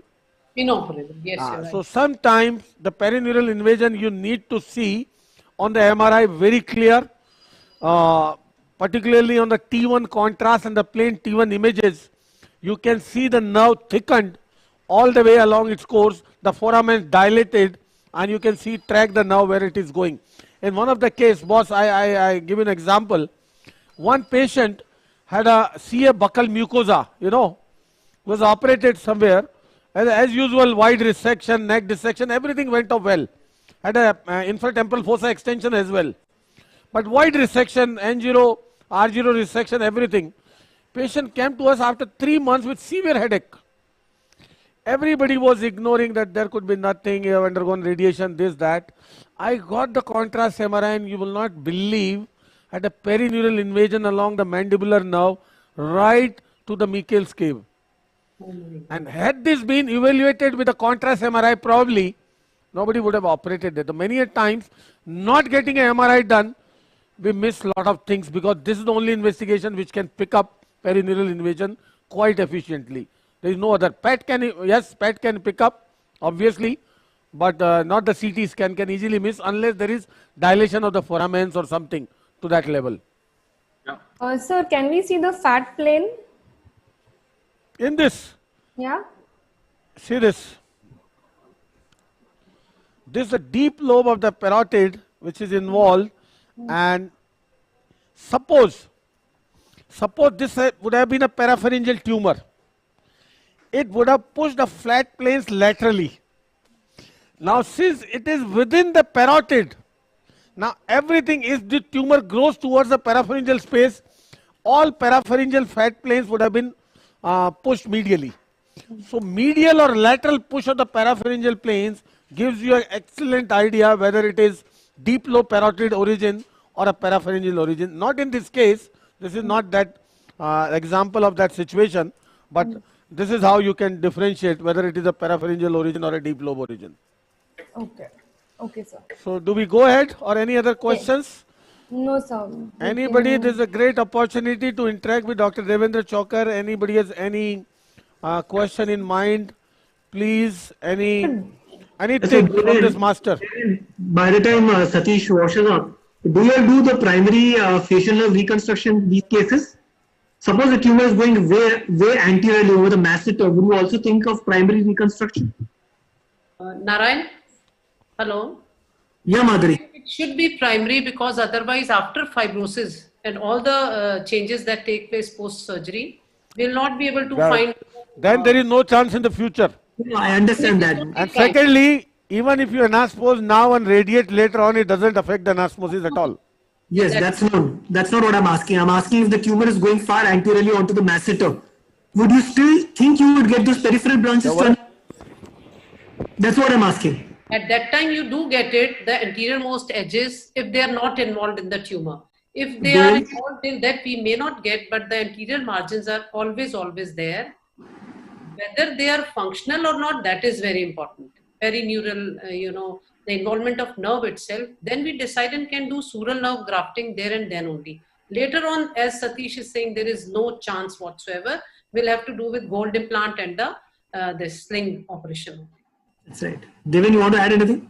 Yeah, Narayan, I kind of agree with you. It's difficult to get it anastomosed, but difficult in such a radical resection to get it. Yeah. But as Matt said, you can anastomose when you get it. Correct. Is there any role of frozen section of the cut end of the facial nerve? Yeah, we do send that cut end. That's what I said. The role of frozen section in this case is only to look at the facial nerve cut end. And then you need to drill further to get a negative. In adenoid cystic, you will never get a negative margin most of the times. But in the mucoepidermoid, you can expect a negative margin. Okay. Yeah, in fact, we had an adenoid cystic carcinoma, which we did about not even 10 days back. It was basically into the ear. So we resected the canal. We did a total parotidectomy plus a neck dissection. And we didn't bother to do any primary thing for the nerve because obviously it was perineural spread. We had a grade 6. So adenoid cystic carcinoma is completely different ballgame. Different ballgame.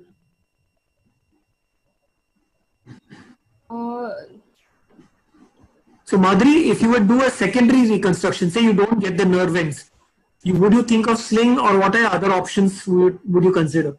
Sling is the only... And at what time? What time? Because this patient will most probably require radiation. So what time? So once we don't do it in this stage and mucoepidermoid carcinoma, we may not find the cut edges of the nerve branches later on. And repairing the nerve branches is not the option. Then you are only left with gold implant or temporalis muscle sling or gracilis free graft. These are the ones which are available, not the primary repair of the nerve. That will go. Because so when would you do it? Would you do it post-radiation, pre-radiation? Of course, we know radiation. Radiation, let me tell you, radiation does not affect the grafting whatsoever, but we shall wait for at least 3 to 6 months. 3 months, let the healing happen. Gold implant can be done there and then only, but if we are thinking of putting free muscle graft with nerve, then we will have to wait for 3 to 4 months for let the healing take place and then we'll take the free graft. Gold implant is immediately during the primary surgery. So then again a question, although radiation does not affect the grafting, would you still prefer to send the patient first for primary treatment, that is radiation, or would you rather do a second surgery, delay the radiation a little bit and do the facial nerve reconstruction? What would you do? Narayan, oncology first always. Complete the standard treatment. Exactly. And yes, rehabilitation is an integral part of oncology treatment, but you can't delay radiation therapy because even if you reconstruct and have a recurrence, then there's no point reconstructing it. Absolutely. So try to achieve good oncological control first and then look at, because you have other means of rehabilitation apart from. But exactly. Dr. Devendra, we can do gold implant at that time only. That is part of That is what I asked Satish. You can do it on table also if you want.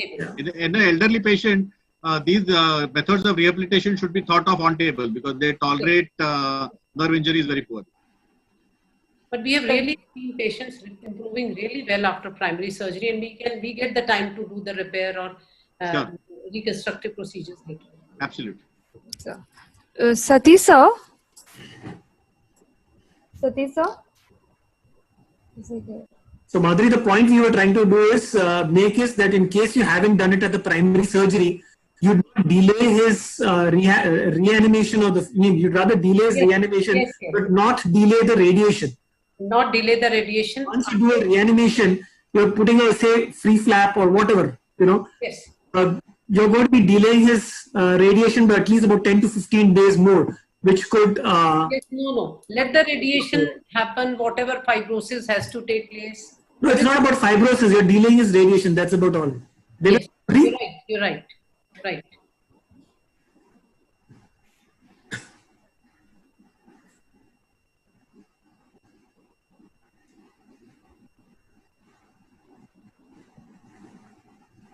So there's a question from Dr. Balakrishnan Manipal. He's asking, will you have to divide the stylomandibular ligament?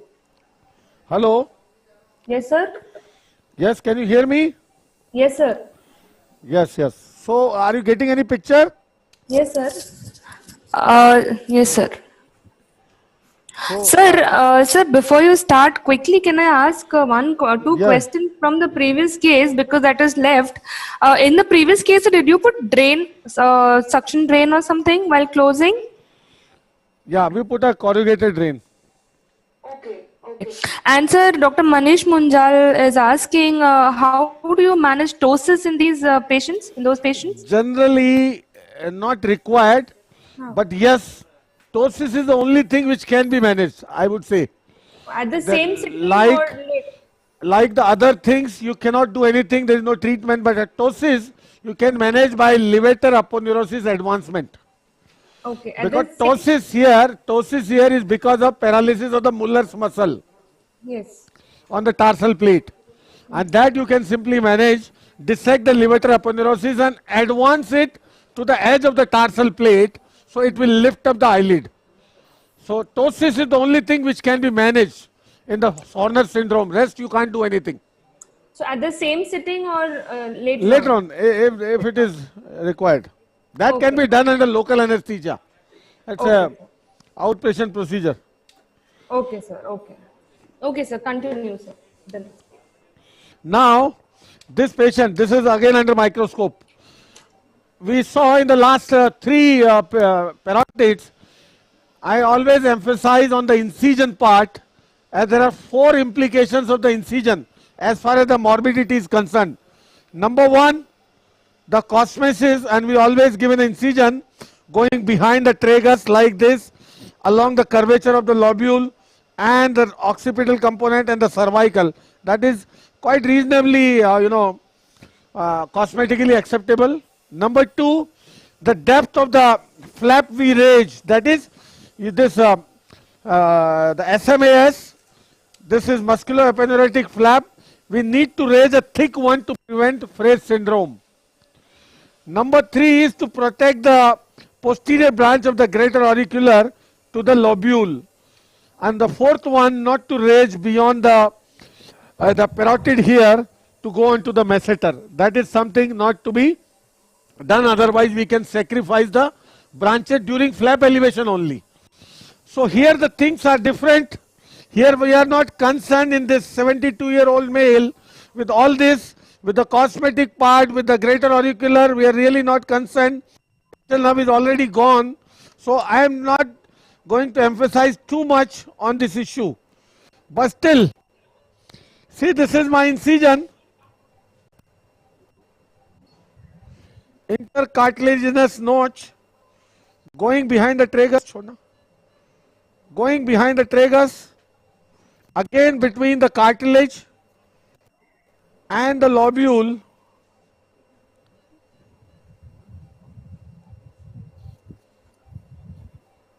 Satish, Devendra here. Yes, boss. Satish, Shiva has joined us. for the moderation. I may have to leave for some emergency. Yeah, you told me. I'll log off in some time, but Shiva is there to carry on. Oh, thank you. Thank you for Thank sparing you, your Satish. Thanks, everyone. valuable time. Thanks, Satish. Bye. Thank you, everyone. Amazing, amazing, boss. Thank you. Devan, thanks for your input. Bye, Narayan. Nice catching up with you again. Same here. Bye. Thank you, boss. Thank you. And welcome, Dr. Shiva.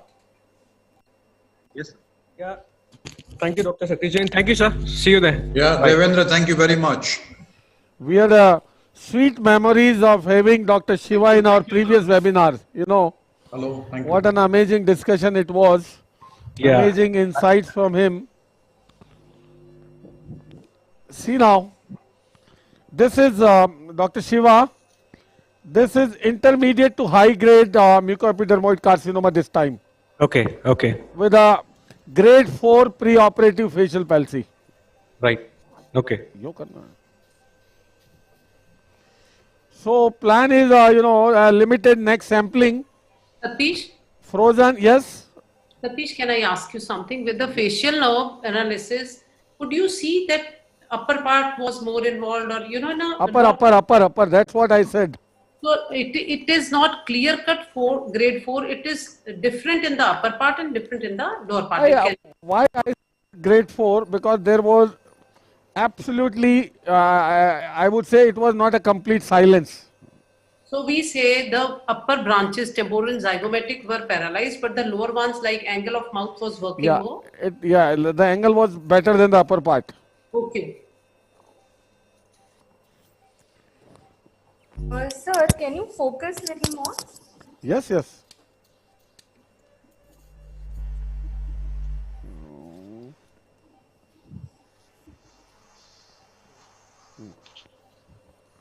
Now? Yes, sir.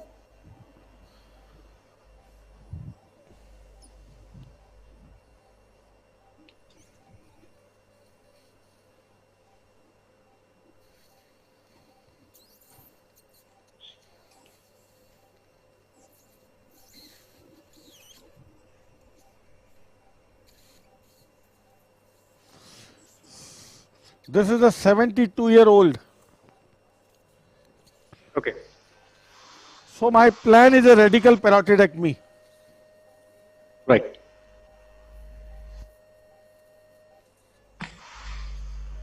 With let's see the situation of preservation of the, reconstruction of the facial now.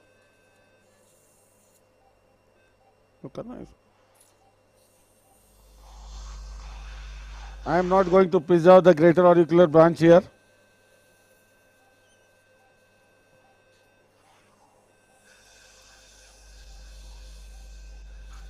First I will go in the neck and do at least level 2 sampling. The clinically, radiologically, no notes. So we discussed with the Devendra just now. Yes. Some people believe in initial level 2 sampling. If positive on frozen, then a comprehensive neck dissection. Some people believe in level 2-3 sampling, some in level 2-3 1A, and some in level 2-3 1A 5A. What is your opinion? I mean, I don't know the full details, but going by what you say, the patient, I mean, it's being planned for a radical parotidectomy with some degree of facial paresis. Yeah. So, can we consider this to be a T4 parotid tumor? Oh, obviously. Right. So, one of the indications for elective neck dissection is a T3, T4 malignancy. But how do you see the skip metastasis in parotid? Skip meaning, yeah, level 2 sampling, yes, for sure, if there is metastasis. In level 2, you would do definitely a 1, I mean, you at least do a 1 to 4, 3, or maybe 1 to 5, depending on what levels you have metastasis other than 2. So in this case, I would at least do a 1 to 3. Because it's a T3, T4, and because also it's an intermediate grade, I doubt if it is only intermediate because the post-op, I mean, it's a open biopsy, I mean, core biopsy, right? That's what you would do? Yeah. Yeah. So and that revealed intermediate to high grade, not very. Yeah, so this would be more likely a high grade than an intermediate is what I presume, given the picture. So I would definitely do a minimum 1, 2, 3 in this case. 1, 2, 3. Yeah. So my question is, if you do a level 2 sampling, yeah, and negative, can you have a skip metastasis to other levels? See, we actually were analyzing our own data at, I think Chokas also might have spoken to you about this in the discussion. So we were just discussing, looking at our series of parotid carcinoma malignancies from 2012 to 19. What has been the metastatic, as what you asked, what is the skip metastasis, what levels are commonly involved? So definitely level 2 is involved, but when the grade is high, the chances of metastasis to level 1 to 3 is up to 40%. So now it's very difficult to say skip metastasis, whether it would be there in other levels or not, but definitely the metastasis, when we looked at the level wise, it was there in level 1B, 2 and 3 for sure. And a few cases had in level 5, but that percentage was less. So minimum neck dissection in this case would, you can do a level 2 sampling just to buy time. By the time you finish your radical parotidectomy, level 2 sampling helps you get all the landmarks and you can complete your parotid and then go back to your neck dissection. That would be one approach.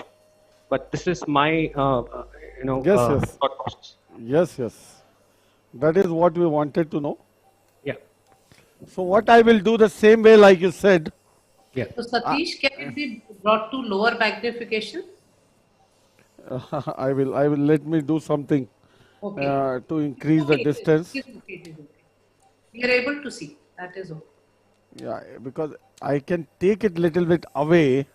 No, it is okay. So what I will do now, I will add on level 1B. Yeah. I will skip level 1A. Yeah, that's what we saw. We were just looking at the other levels that are involved in our series, and the level 1 was not often involved. Very rarely, if at all, it was involved. But 1B, 2, 3, and sometimes 4 and 5 also was involved. 5 rarely, because if the multiple nodes levels are involved, then 5 was involved, but not otherwise. 5A even? 5B for sure. We unfortunately did not have the sampling as 5A and 5B, meaning to say the specimen was not sent separately as 5A and 5B, so it will be difficult for me to say whether 5A was involved or not. It was sent together as 5. Okay. See again, I will show my landmark. I am just hugging the platysma. See here? Yeah.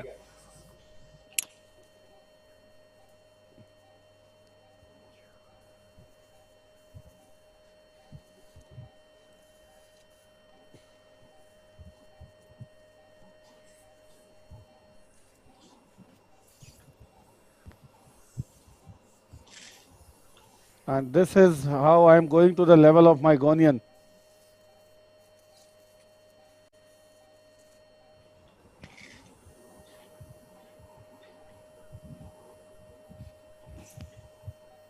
You consider using a skin hook to hold the flap? Just a question.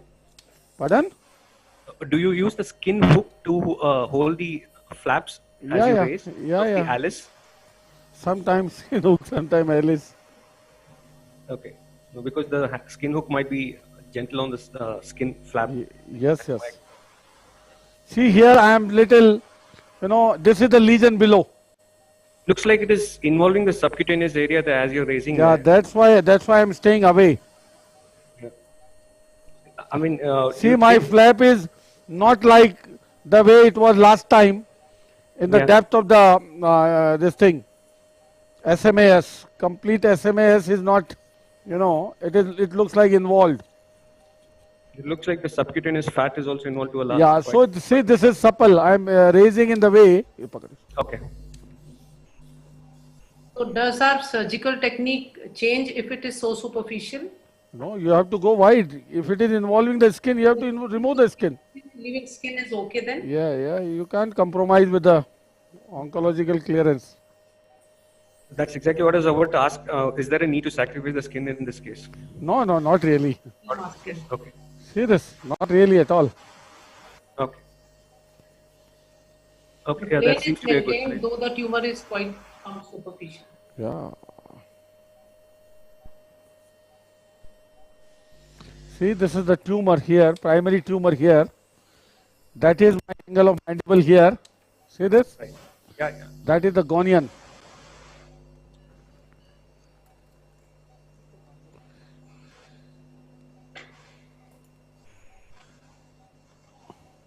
Dr. Kranti Bhavana is asking. Yes.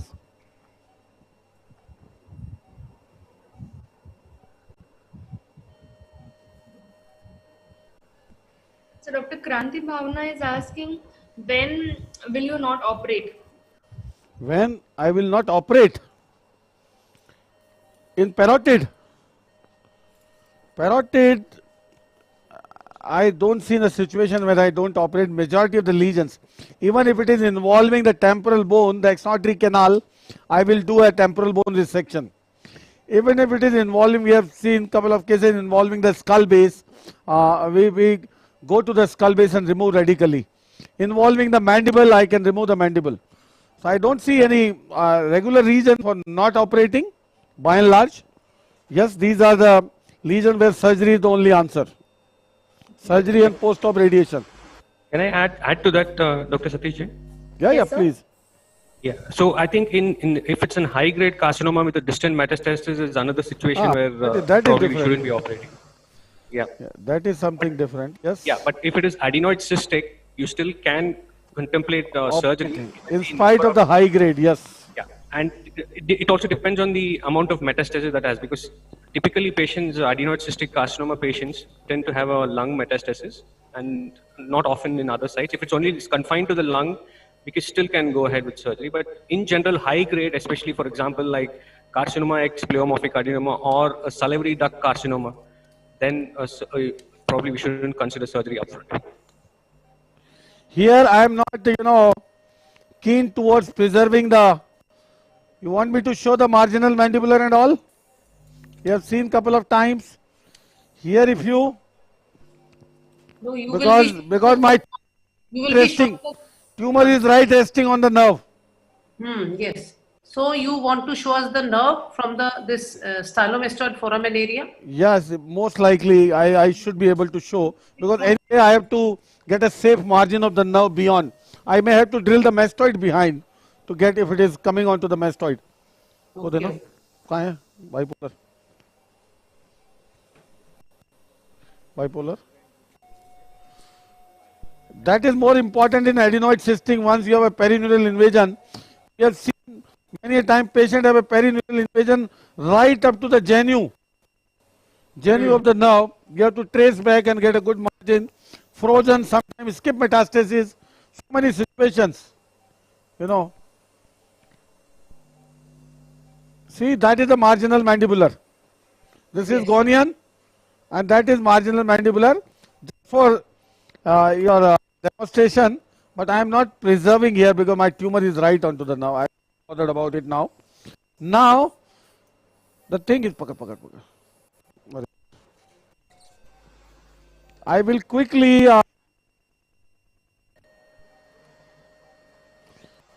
This is the vein.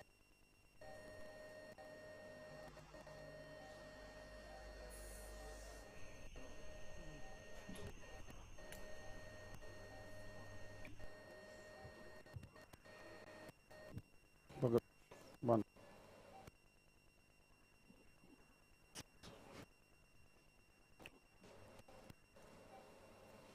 I will quickly clear the level 1B from here.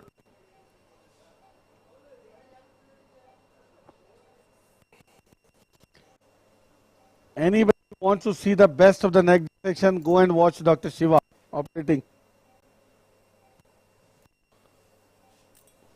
Thank you again for that. I have seen a couple of times.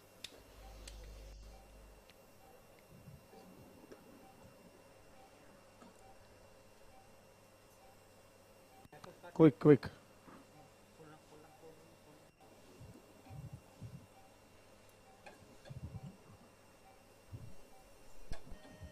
चल उठा. So Shiva sir, even you use microscope? No, if at all we use a loop We don't use a microscope. Which binocular loop is? We usually use, we have the Carl Zeiss spectacle mounted loops, 2x, Okay. 2.2 to 2.5x magnification. Okay. That's 2.5. Yeah, that's right, 2.5. So that's the loop that we use. Okay. Yeah. So, and I mean, I've used microscope as well in the past, but I'm comfortable with the loop. Loop. Okay, sir. Yes. Can you see the lower edge of the mandible? Yes. That is the lower edge of the mandible. Okay. Come. So Dr. Shailesh Agarwal is asking from Mumbai, do radiation affect the nerve anastomosis? No. Not really. No. No, not at all. Doesn't. So we actually discussed this in the last, Yes. demonstration itself. So there are ample studies which shows that even when you do an anastomosis with a nerve, it takes at least 6 months to recover without radiation adjuvant radiotherapy. Even if you give adjuvant chemoradiotherapy at any instance, it may take another 6 months more. And if it is, if a good job is done, by 12 months you can expect a recovery of the function to a large extent. And there is no second chance in parotid like this, because it's very difficult to go back in and do an anastomosis at a later date. So whenever possible, if you're resecting it, reconstruction of the nerve is best done in the same sitting. Primary. And Dr. Shiva, because it is usually the nerve is involved in the tumor, we have to use a graft. That's right. Usually, we cannot be doing end-to-end repair because No. most of the nerve is gone. Sure. So usually it is already going to take 12 months to 18 months for the first function to start. Yeah. So, radiotherapy doesn't do much of the loss. So That's right. goes through the So nerve I mean like to I said, say- going through the Yeah. graft. Meaning to say the need for requirement for adjuvant radiotherapy should not be a hindrance to reconstruct the Yes. nerve that has been Both sacrificed. can be done together. Yes, absolutely. And the other thing is you need to have the stump on both the ends, like what Dr. Satish Jain was mentioning. Sometimes you'll have to drill all the way up to the genu. Yes. Sometimes you'll not have a nerve to anastomose So at one end. proximal stump. Yeah, only yeah, that's proximal very stump important. is Yeah, sometimes you can drill up to the vertical segment. Still, you can anastomose if you have a stump. It becomes difficult beyond the vertical segment. Once you go into the horizontal genu, at least it is difficult in. What we can do is then, in those cases, you take masseter as the primary nerve. You don't go up till that and keep tracing the proximal nerve till that. If masseter nerve is okay, we can take We it need as a primary feeder. Correct. There we can, do a grafting. Sure. Yes. To zygomatic, whatever two areas are important: eye closure and angle of mouth. Eye closure can be achieved by gold implant. Angle of mouth is the basically one so that we can connect the masseter with the zygomatic and buccal branches. Absolutely. No, what I was talking about was the proximal stump. If we want to have the proximal stump, the facial nerve to do the anastomosis, then it becomes difficult. Yes. Then you have to look for other Hello. options. Yes, sir. Yes, sir. Hello. Are you Yes, yes. Are you getting the picture? Yeah, Yes. nice and clear. See, this is the digastric, and this is the mylohyoid. That is the lower border of the mandible. This is the. I'm just quickly doing this neck part so that we can focus on the primary. This is level 1B I am doing. Yeah.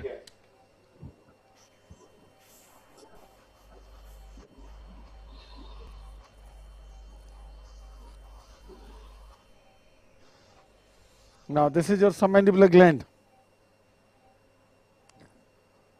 ये नहीं वो दूसरा लगा loop. Now see, this is deep to the mylohyoid. Deep to the mylohyoid, and what I can see here is the lingual nerve. You can see. Can you? Yes. Please focus it for us. Yeah, that is lingual nerve. See the lingual nerve? Yeah, it's seen now. And here is the duct. And what I am going to do is,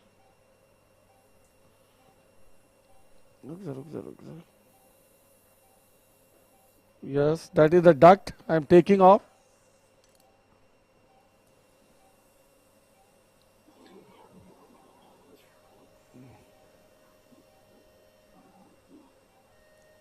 And these are the चल कर. See the post-ganglionic fibers I am cutting off.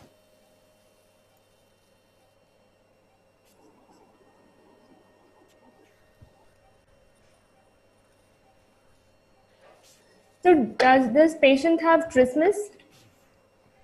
Pardon? This patient has trismus? Not really. Okay. So Dr. Shiva, in these cases, do you see patients coming with trismus? It depends if there is the deep lobe involvement, then if it is involving the fossa, they may have trismus. But if parotid with a patient, parotid malignancy coming with trismus is not very common. Not common. If there is, then how will you manage, sir? So that's what. So we just have to see what is the involvement. So in that case, you'll have to do posterior segmental mandibulectomy as well. You should probably remove the posterior segment of the mandible as well with your parotid. Okay. Can you see the hypoglossal? Can you see the hypoglossal as well? Yeah, seen. And now here I am going to take the facial artery. So in those situations, you probably have to do an infratemporal fossa clearance as well. Okay, sir. But we don't often come across a situation where you have to do such things. Of course, there are many times where we have done a posterior segmental mandibulectomy along with the, removal of radical section of the parotid. Yeah. Dr. Shiva. Yeah. When would you preserve the gland in a neck dissection, this submandibular gland, in a SOSD or anything, in oral cancers? Now, this question of preserving submandibular gland in a neck dissection has been a question that has been debated. Many studies have come, and people have said that the gland as such is not involved even in an N plus neck. But because unlike parotid, this gland doesn't contain any lymph nodes. Yes, there is no intraglandular parotid lymph nodes in the submandibular gland like in the parotid, but there are a group of lymph nodes which are around it. Now, to have a good clearance of 1B, this gland also has to come out with it. Now, the second question is the facial artery, yes.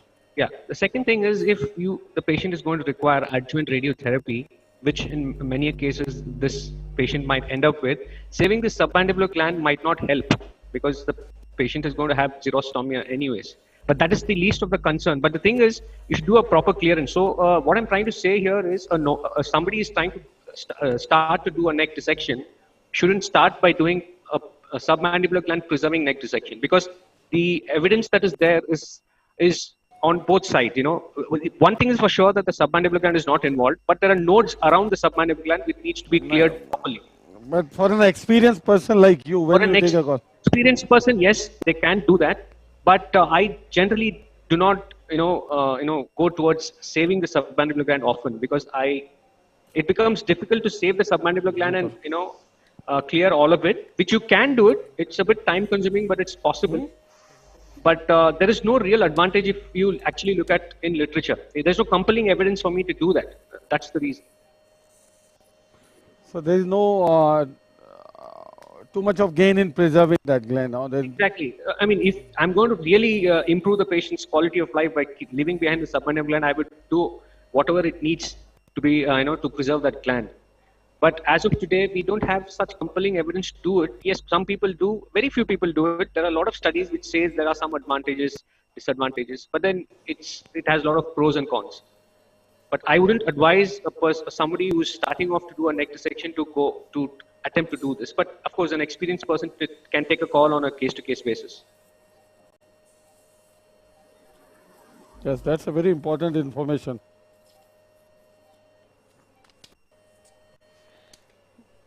Dr. Prakash from Devangere, I cannot type for you here. So can you please tell what step is not clear to you so that I can mention it? I didn't get what you're trying to say.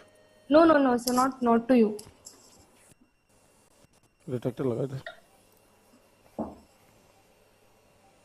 See, my level 1B is done. Nice.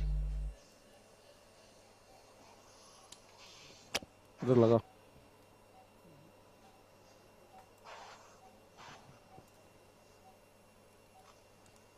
some vein. Yes. Tie. To the level 2 and 3 quickly. The lesion is quite hard. Yeah. I mean, I'm not seeing the images, but is there a need? We'll show you.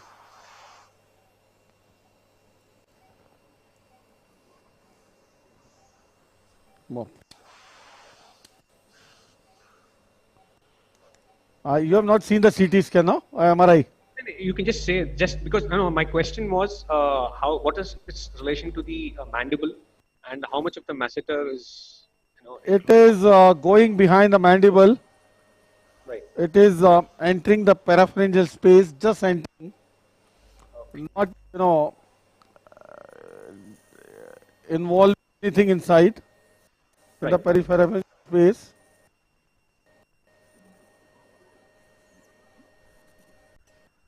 Now at this point of time, okay, see this now. That's the accessory. Spinal, yes.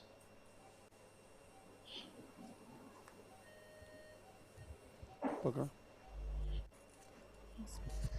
So Dr. Rai from Kolkata is asking, kindly explain the orientation of nerve graft during anastomosis. Yes. If we do, definitely. I'll show in detail. Yes. And Dr. Amit Kesri is asking how to manage the mucoepidermoid carcinoma found in HPE of low and intermediate grade, where complete excision is already done. That is something. That's how the pathology is important. That is how the frozen is important. Once you have a frozen, this question doesn't arise. So I think Amit Kesri has a frozen PGI. Probably he must have got patient in his clinic who has been operated, and then he has probably seen the patient subsequently. Such are the situations which are coming to Tata every day. Yeah, that's right. So Dr. Shiva can answer the best. I'll just try to answer the way we deal with it. Again, depends on the, I think, on what duration after the surgery the patient is in. So usually after surgery, 6 to 8 weeks after surgery, at least 6 weeks, we do an MRI to see if there's any residual disease in the operated bed. That is one thing. The other thing is, if the slides are available, we just get the slides reviewed, confirm the histopathology. The third thing is, I think we'll have to talk to the operating surgeon upfront and ask them as to what was the kind of clearance that they did and all that, just to have an idea as to how the surgery went, so that you can also, that will also help in your decision making to a large extent. So whenever possible, we try to do that. So get the slides reviewed and also get an imaging done after some, at least 6 weeks, so that if you do an MRI before that, the post-op changes, the inflammation will, make it look like disease. And if there is no margins that have been, taken, or if you see any residual disease, then I think you'll have to go in and operate. If it is an intermediate or on high grade. For a low grade, you can take a call depending on what's the residual disease that is there. Sir, is this a good case for retrograde parotidectomy, considering the bulk of the tumor? Is this a good case for retrograde parotidectomy? But the patient already has a facial paresis, so, and we are going to sacrifice the nerve, so may not. This is probably not the right case. और धीरे धीरे नीचे चल धीरे धीरे आ चल पंकज बोस को भेज दे So I am not taking level 2B. You want me to take level 2B? I mean, I think yes. I mean, it wouldn't take much time. You can just safely handle the nerve and just go around it and get it out, because it's high grade. So, and level 2A and 2B parotid is important. Yes.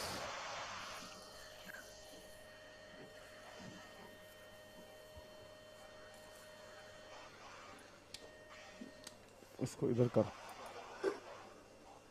Because we have seen, yeah, sorry. Yes, sir. Continue, sir. We have seen some recurrences happening in the level 2B because that's the another in parotid level 2A and 2B is important. So I think we need to get that out. Please go ahead with your question. So radiotherapy will be mandatory now in this case? Yes.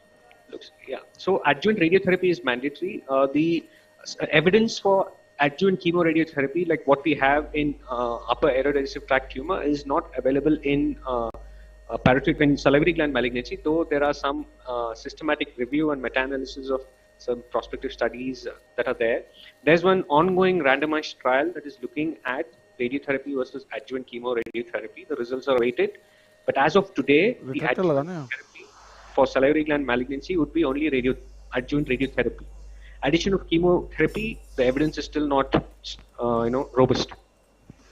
If I may say. In these high-grade tumors, the addition of radiotherapy is must. There is no debate over it, no doubt. This is how these tumors should be taken. High-grade means you have to do everything. Yes. Because your radiotherapy, if there is disease left behind, the radiotherapy is not going to have any effect whatsoever.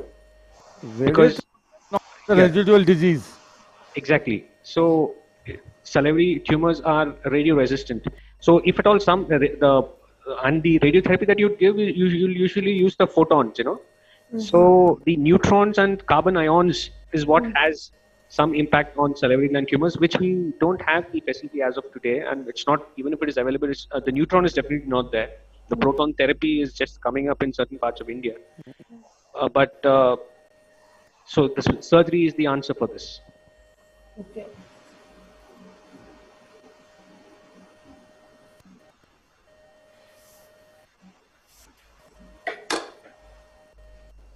So we have taken level 2B. Great, lovely.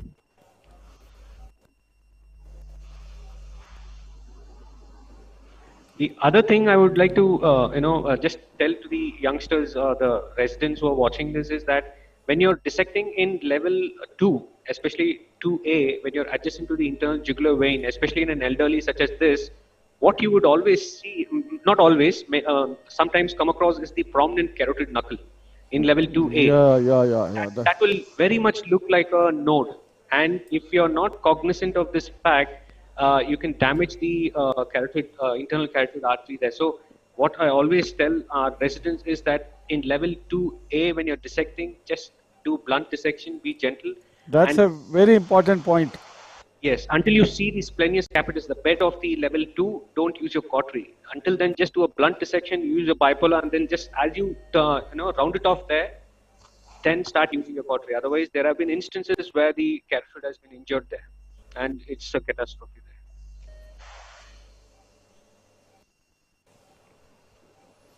So my level 2 is going to be complete.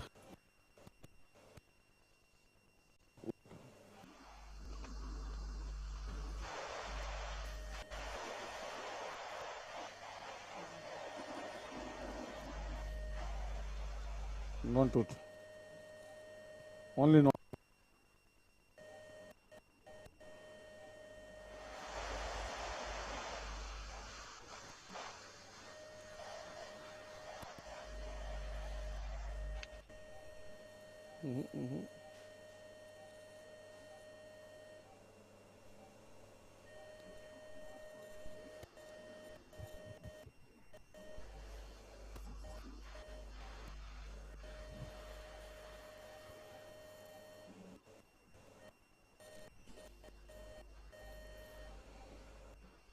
See the plane below?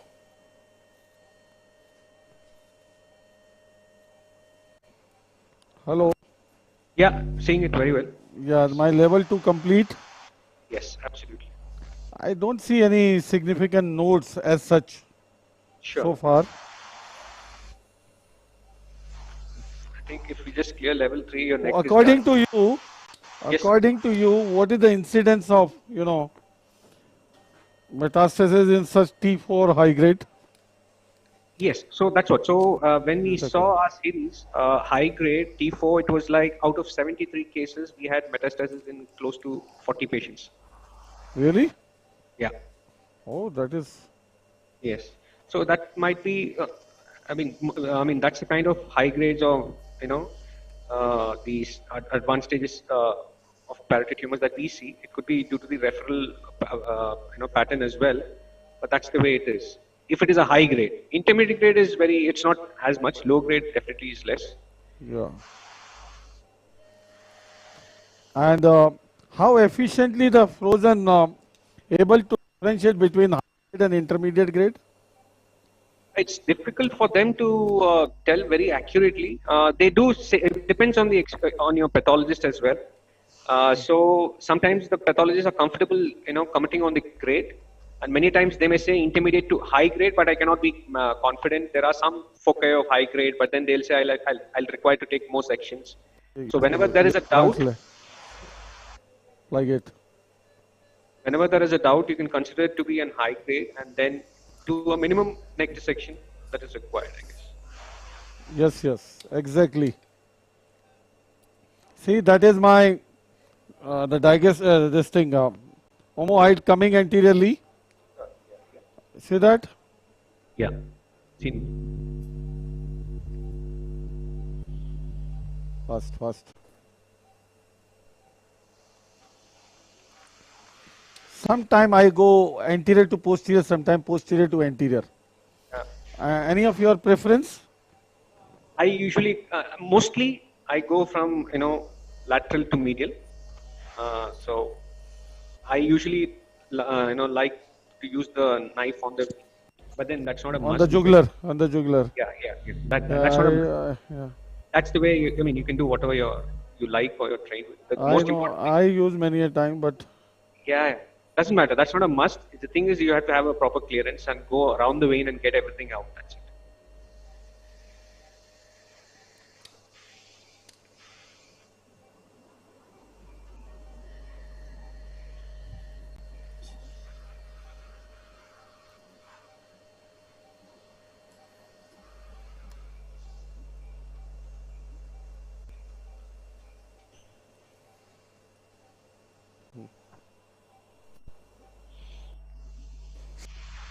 Just to orient you,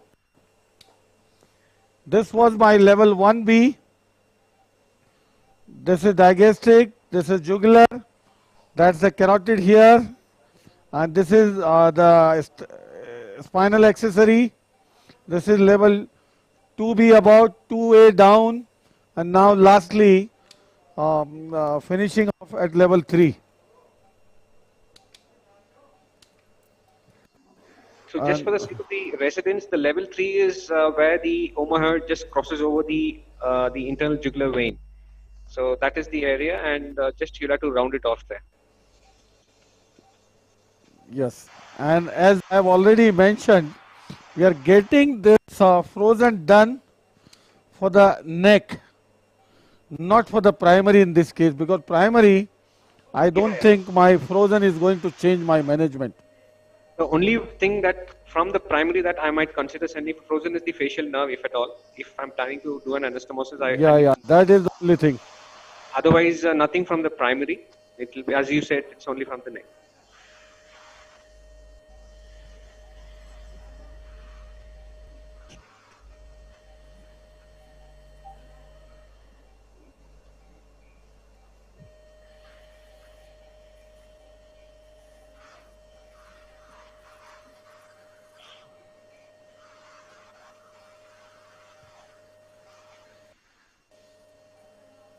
Just for the sake of the residents, as you're just doing level 3 clearance, the tendency would be you have to be above the prevertebral fascia and not breach the fascia, because your phrenic nerve will be just beneath that, your brachial plexus is beneath that. Lot many branches. Yes, and so and the tendency is that as you're taking the fat out from level 3, you would have the tendency to pull out the fat from level 4 as well, which you should just try to minimize as much as possible, and you'll have an ascending branch of the transverse cervical artery coming, which needs to be handled properly. Otherwise, that is one of the common sources of post-operative bleeding that could happen. So all these things. Dr. Shiva, Yeah. I've seen you delivering the level 4 from here. Any tips for the audience? So here, level 3, you just round off till the while you see the transverse cervical. I mean, I've seen you just upper part of the level 4, yes, something, that's it. some group Yes. of notes. Yes, and just round it off at the level of the omohyoid itself, and just be above the fascia, and not to go below that. And if the problem with that, when you're trying to fish out from level 4 as well, is that when you're on the left side, you might have a chyle leak. And sometimes if the chyle duct is higher up in the neck, you might have it even in level 3 sometimes. And it more often happens on the left side than the right, but it's not that it cannot happen on the right, it can happen on the right as well. So. Yes, so on the left side, you have to be particularly cautious. Yes, yes.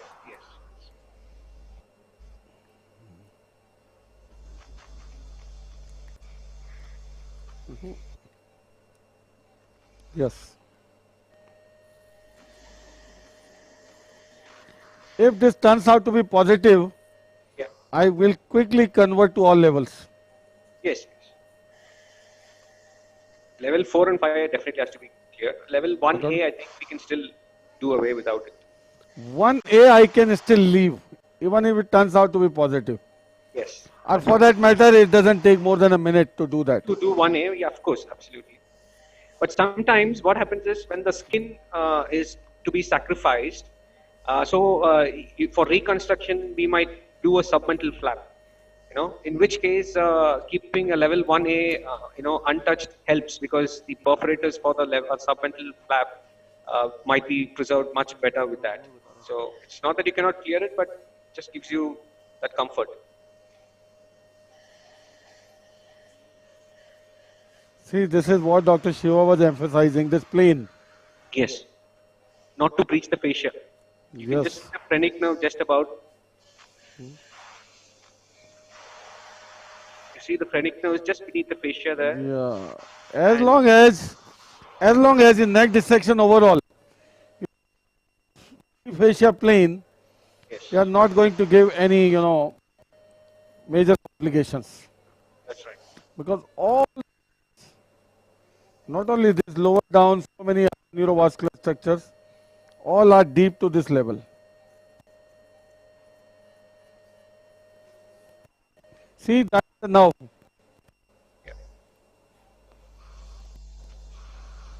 So now you can see level 1B, 2, 3, okay? Yeah. And now we move on to the primary quickly.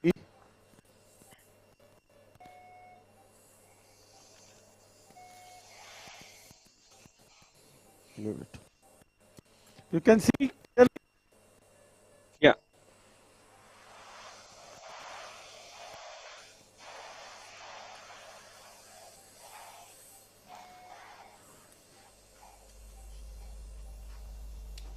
Now coming to the primary. First frozen.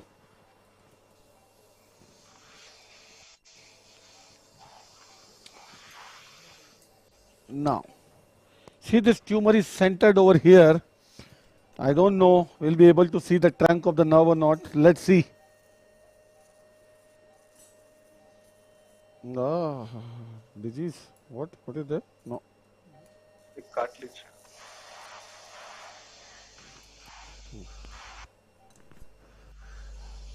So now finally we come to the primary.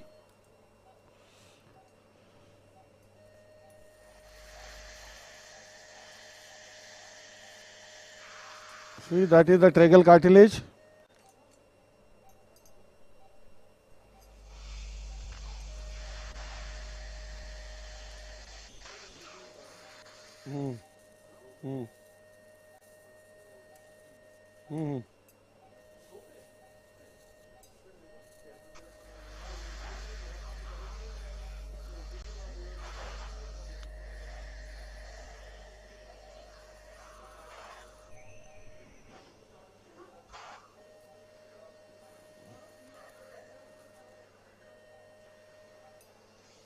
See the digestic there? Yeah, seen there. And very much displaced. Seems to be infiltrating a bit of the digastric as well. Yeah. Oh.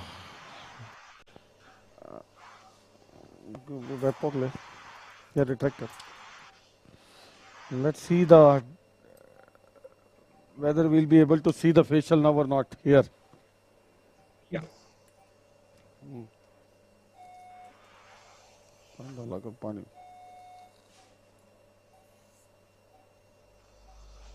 Lift. Yes.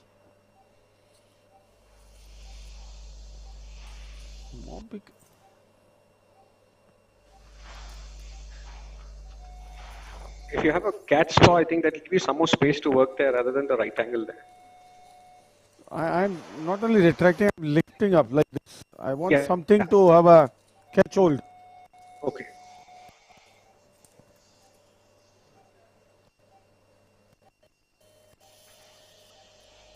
That is the triangle point. Triangle pointer. Right. The tumor is, right over there. Yes.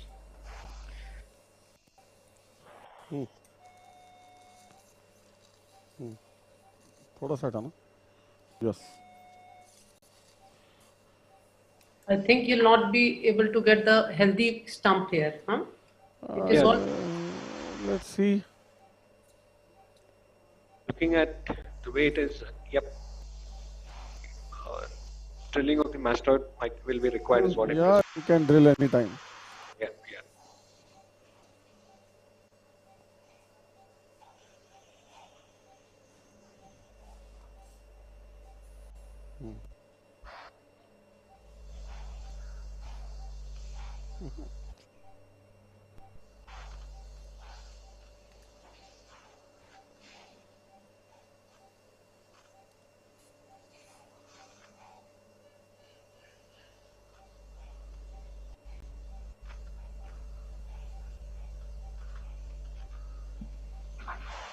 We don't know the facial nerve could be displaced laterally, medially, because the tumor is involving both lobes. Right. Yes. लगा ना? That is the facial nerve. रुकना. You have kept this nerve monitor? Not really for this case. Why? What would nerve monitor help? In an already paralyzed situation. Yes, yes. But once you use it, we can see which nerve branches really work functional till now. Only that one can be repaired. I mean, nerve monitor can help like that. Not for repair, maybe to save the branch if possible, but the way it's sitting on the exit of the stylomastoid foramen, it looks like the main trunk will be, problem saving. Going up to second gen, and going from nerve monitor, okay, this branch is okay, then we can do the grafting there.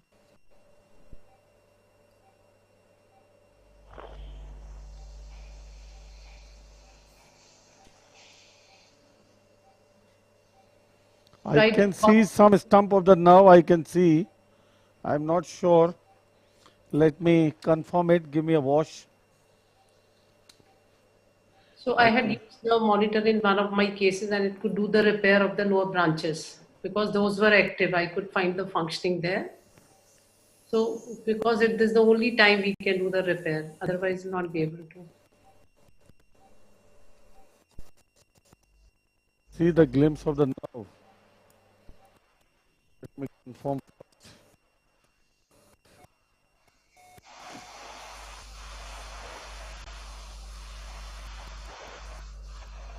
Seen the depth? All tumor. This is now. Yes, yes, yes. Now it is visible. Yes.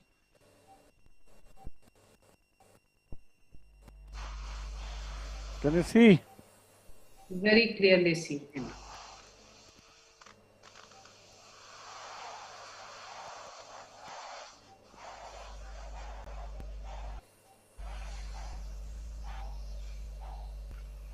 Dr. Wasim from Saudi is asking if the carotid gets nicked, when to involve a vascular surgeon?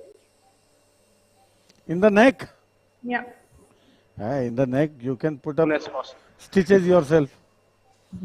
No, the thing is that more than repairing the carotid, you have to ask your anesthetist. The first thing is you have to ask your anesthetist to keep the patient's BP higher. That's the only time where you ask the anesthetist to raise the BP. Because we are, we keep asking the anesthetist to lower the BP all the time. This is one situation where you have to tell your anesthetist to raise the BP, so that to see to that the circulation to the brain is not hampered. To maintain the perfusion. Yes, and the most important thing is not to panic. Just put a gauze or a mop on the carotid, call for help, ask your anesthetist to maintain the BP, and you have to have the right kind of suture material to suture it. And also, and when you're suturing it, it's not going to be as simple as suturing the IJV. You have to be very careful that the intima is not left loose inside.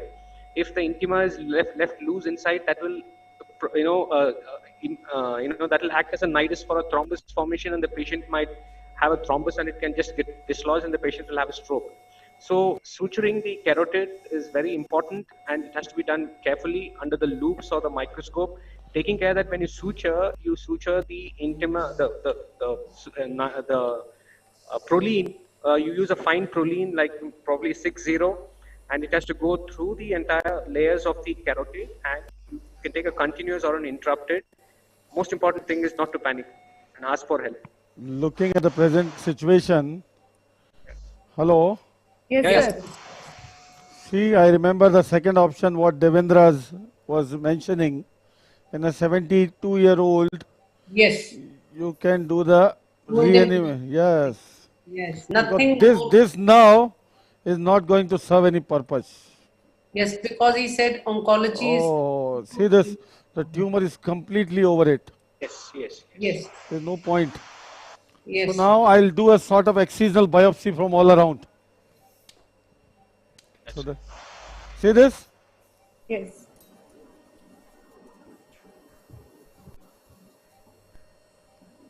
That is the normal tissue. You can see the difference. Yeah, see the message below. Yes.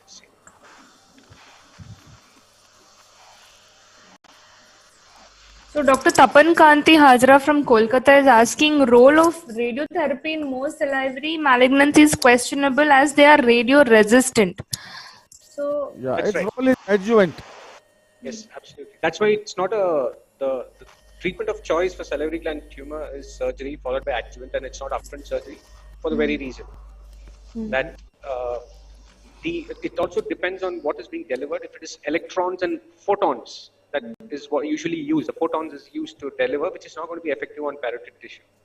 Okay. There are studies to show that the neutrons can have an effect on the parotid tissue, on the tumor, and so do the carbon ions. But we don't have the facility for that. And also the studies so far have shown that when you do a proper surgery and give adjuvant radiotherapy, patients do well. So that is what we need to do. And in an adjuvant setting, you're just doing a mop-up of the micrometastasis. Not really the macroscopic disease that is left behind, on which the radiotherapy will not have an effect. But usually radiotherapy is an adjuvant therapy for that. That's right. So that's what, it's an adjuvant modality, not an upfront. देखना क्या है? Yes, so radiotherapy is not a substitute to any surgical management. So we take it in all grades, even grade 1, low grade also we give the radiotherapy. I tell you one thing. No harm in doing. Whenever we use the adjuvant therapies, we have to be very clear in mind. Adjuvant therapy is not the substitute for the primary cancer treatment. Primary removal. Like if the people think that they leave a little bit of the tumor behind and then they will manage radiation, is a joke. Yes. Yeah, so radiotherapy, yeah, absolutely. So a proper R0 resection is very essential, crucial for salivary gland. I mean, as for any malignancy, more so for salivary gland. See what I am doing, excisional biopsy. Yeah. Once the nerve is involved, then it really, there's nothing, it's a biopsy. Yes. So coming back to the adjuvant, for low grade, I think we can definitely do away without an adjuvant therapy. It's for the intermediate and high grade is but where... in low grade, we will do the intraparotid lymph node examination. The whole parotidectomy you will do, and then it will go with the specimen. And even the chances are that the nodal metastasis, even if the intraparotid node is involved, it's going to be. The masseter. See my plane with the masseter. Yes. Now, I don't want to take any chance in terms of margins around. Whatever structure it is involving has to. Masseter is least to be bothered about. Facial now, once it is involved, it is a grade tumor. It is the oncological clearance now which matters. That's it. So that is what, if the situation demands, we can also do a posterior segmental mandibulectomy without opening up into the oral cavity. Yeah. So oncological clearance is very important. And in this case, of course, I may have to do. Yeah, and in this case, you definitely will have to ligate the external carotid artery to remove the entire parotid. Yes. So Yes.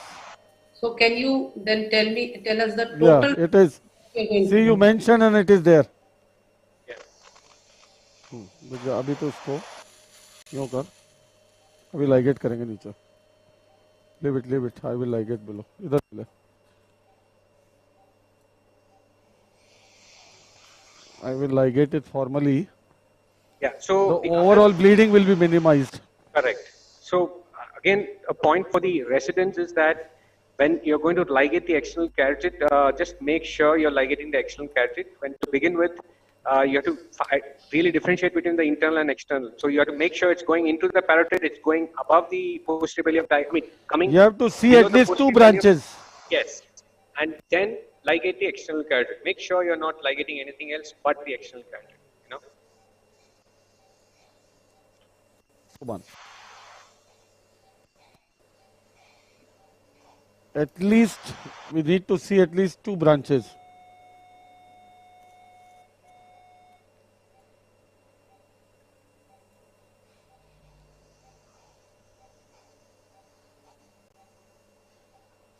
External carotid artery passes through the deep lobe of the parotid, and there behind the mandible it divides into the terminal branches. That's right.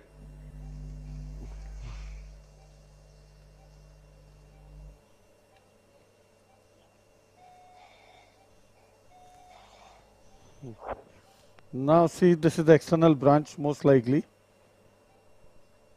So now. So the other way to identify here is the hypoglossal nerve will just go across the external carotid artery, and your internal carotid artery will be just deep to that. It starts getting deep. Can you see the branch? Yes. See the branch? Yep. So that's the lingual there. Yes. Most likely. Yep. Now,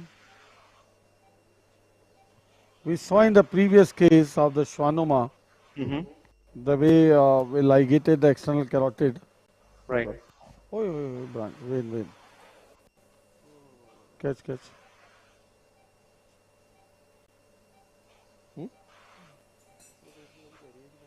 Shiva, so there's a question for you from Srinagar.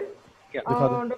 Amir wants to know that if there is high-grade mucoepidermoid carcinoma, but if there is normal pre-op and intraoperatively, the nerve condition is good, then when to sacrifice the facial nerve intraoperatively? So again, it depends on how much of the nerve and at which point it is involved. If it is involving if it's just going around sitting on one of the branches, maybe we can just get away with just sacrificing the branches and not the trunk.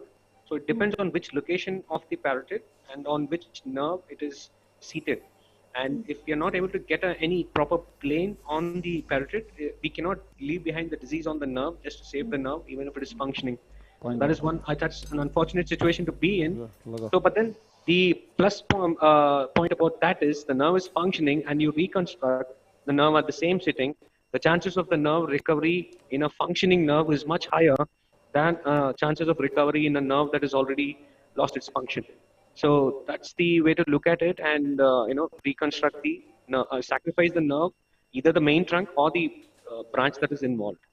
and then reconstruct. If it's only one of the branches, maybe you don't have to reconstruct it. But if it is the main trunk, yes, you will have to take a call. Okay. Dr. Shiva. Yeah.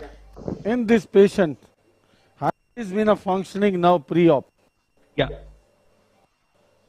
Obviously, it is a straightforward situation with a high-grade histology. Right. Had this been a low-grade histology and the nerve involved then? Sorry, I didn't hear the question. There was a... Had this been a low-grade histology? Yes. And the pre-op nerve normal? Okay. Involved intraoperatively? Right. What would you do? I would try to, create a plane and just see if I can, get the plane and get the disease off as much as Can possible. you see the internal carotid? Yeah. Yes, sir. Yes. And see the loop. Yeah. During the carotid case, during the, the adenoid case, can you see the loop of the carotid? That's right. Yes. So that is... See the complete loop of the internal carotid. Complete. 360-degree loop. See this? This always happens in the lower parapharyngeal part, not in the upper. That's what I want to say. Right. Now the same loop that we were discussing before when you're dissecting in level 2, now in this case the loop is, in the anteromedial direction. Now the same loop can come, 90 degrees and lie on the floor of the level 2. So that is what you need to be careful about, which I was mentioning. And so coming back to that nerve, yes, we would make every effort, to dissect and see if there's a plane that can be got, if it is a low grade. And can you see another branch? First of all, yes. 2 branches, one here, and one here.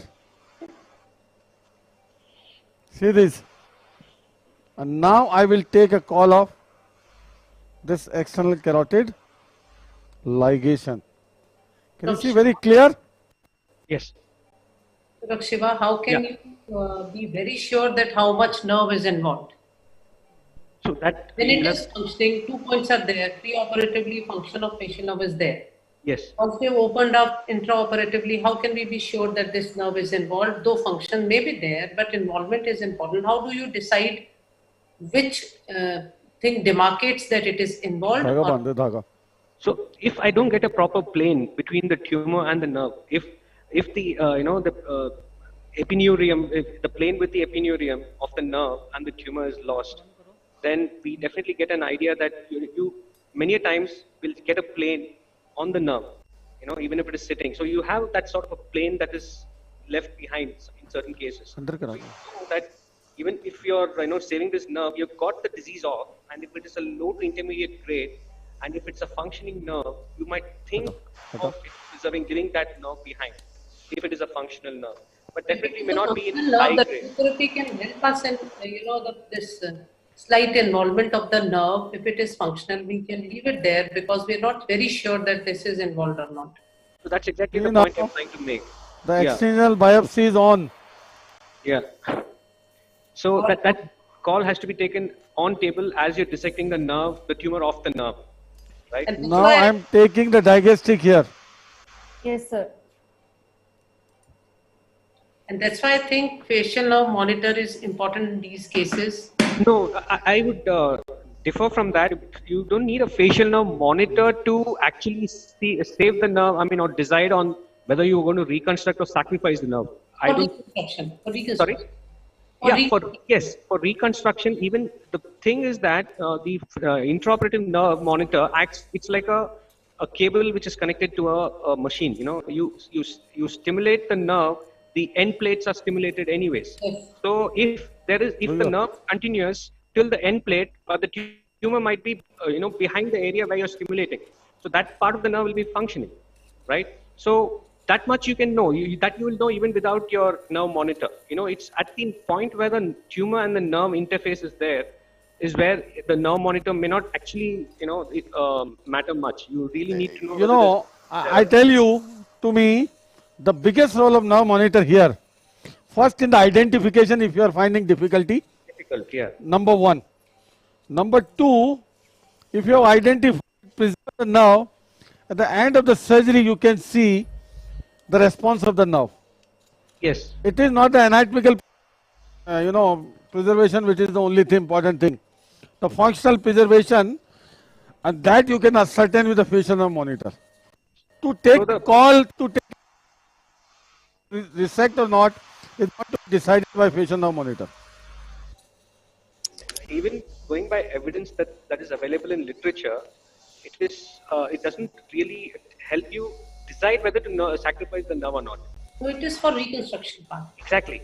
That's the point. For reconstruction as well, you need to have a stump. If it is far away from the disease, that stump beyond the disease, if you stimulate, it will go and stimulate the end plate, and there will be response that will be detected. No, I'm not saying stimulate it at the stump. I'm trying to tell once the branching has happened. Right.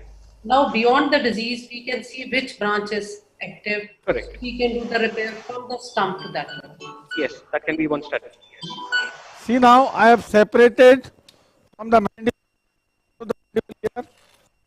What I am going to go, because it has an extension deep to the mandible. So just I will secure my great vessel and resect it from above. That's it. See this? It is going to come. See, without removal of the margin of the mandible, part of the ramus. I am not removing that at all. Dr. Shiva. Yeah. Sometimes you may have to remove it. Yes. See this? In this, yeah, you just see the external carotid coming into the parotid. Is that all? Yes. Yeah. And see, I told you this tumor is just abutting into the parapharyngeal space. Correct. It is not deeply invading. So I can very well pull it out from behind the mandible. I can see my visualization. This is the mandible there. Right. So now I am away. Little bit of the venous bleeding in this area is acceptable. So once the mandible has to be removed, it's a sort of a simple procedure like a posterior segmental mandibulectomy that you do for an oral cavity surgery. Yeah, without entering into the oral cavity. Oral cavity, without entering into the oral cavity. The only thing here is that you will end up ligating the external carotid artery and nothing much. See this parapharyngeal tissue? Yes. So now I will take this vessel here. Yeah. And get the specimen.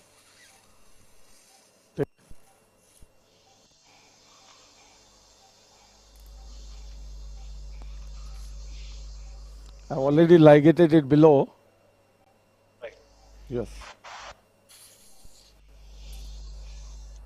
So we would, just for the residents, we would always double ligate any named artery. That's the standard teaching, and then sometimes you might do a transfixation with a proline or something like that. But if it is I've seen you using a lot of clips. Yeah, we do use clips, and we use a lot of the free ties that you're using right now. Yeah. On named arteries and vessels, we definitely ask our residents to double ligate just to be on the safer side. Nothing else. So that you can go back home and sleep well, nothing more. See now, we saw in the radiology the closeness of this tumor to the jugular and the carotid. Let me show you the relationship as it has been now elevated of the important structures. Sir, at what point external... Negative. Hello? Yes, sir. The frozen is negative. For the nodes. Oh, great. That's great news. Great. So at what point external carotid artery should be ligated, leaving which branches? Yeah, external carotid has to go. Once you have a parapharyngeal extension, you need to remove the deep lobe right into the parapharyngeal tumor. So you'll have to ligate the external carotid just as it's just below the entry point into the parotid. See, this is the parapharyngeal space now. See this? Yeah. My vessels I am leaving below. See this? Yeah. See my internal jugular left below here. Can you see? Yes. Yes. See the jugular going down. See that? Yes. And the carotid even more medially. Right.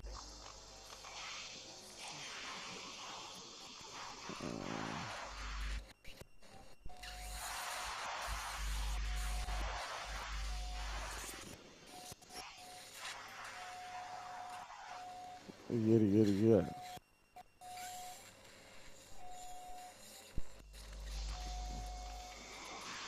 Now I am at the verge of removal of everything. My specimen is coming out. It'll be just hanging on the facial nerve if I have not cut it still. Or See, I have a good cuff of tissue. yeah. Everywhere. And here my bipolar is the key tool.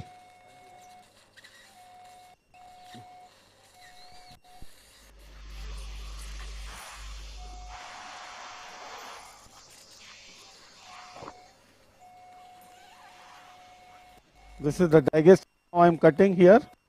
Yeah. This is a part of the digestic. Scissors. Oh.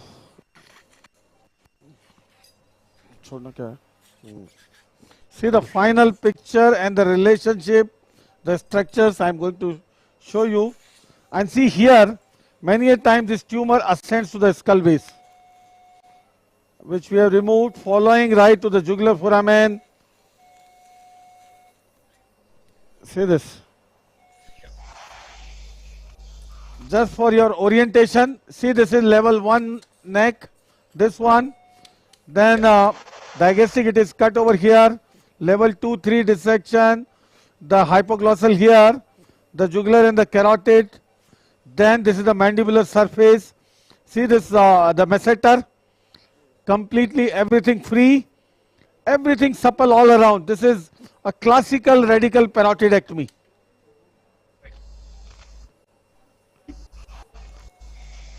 Anything for the stump of the facial? I mean, would you be tracing it back or sending it for frozen? No point, boss. It is. It was right onto the foramen here. No, it's not because to save the nerve. It's just to get a frozen. No, but I could see a centimeter or so, a good healthy facial now. Right, that's the point. It's yeah, no doubts about that. Not the slightest of the doubt. Right. So now, what we have achieved is a radical parotidectomy, and see the defect. The defect is sometime, bothersome to the patient. This parotid loss defect,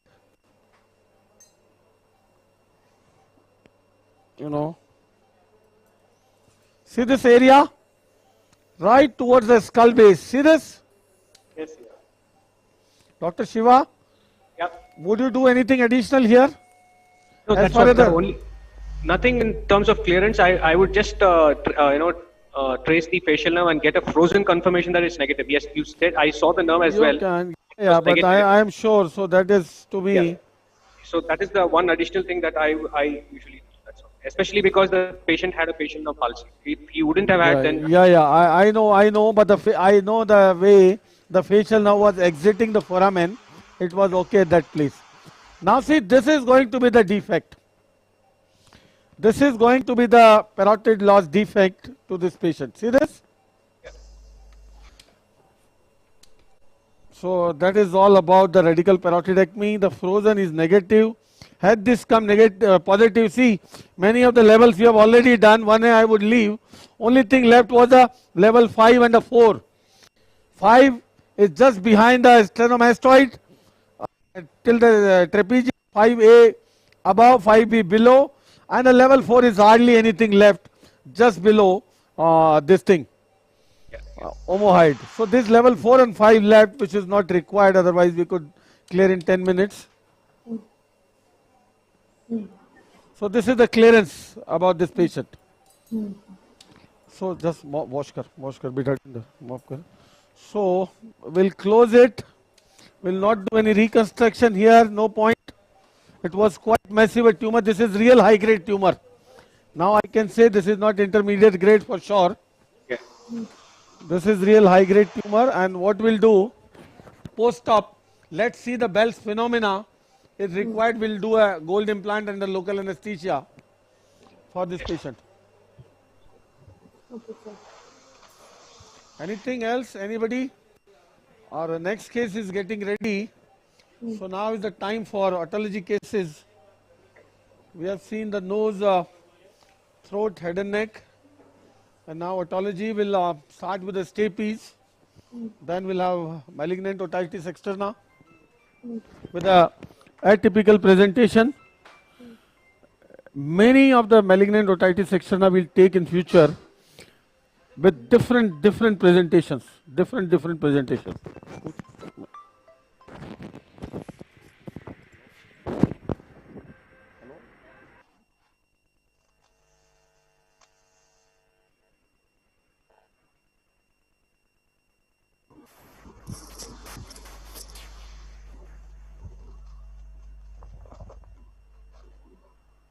Yeah. So.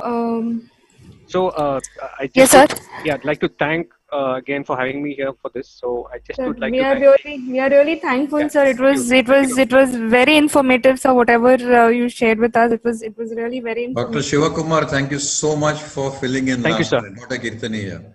Thank you, sir. Thank you so much, sir. No words to express our gratitude. Yeah. Thank you. Dr. Satish Jain. Thank you. See you some other time. And Bye. soon we are coming with the next case. Thank you. Bye. You know, Shiva, we are also doing one more malignant case, but it's not a malignancy in that sense of the word. Yes, it's sir. a malignant otitis externa. It's a purely otological case. Sure, sir. Yes, sir. Anyway, so thank you very much for your time and God bless. Thanks. Thank you. Thank you so much, sir. Nice talking to you.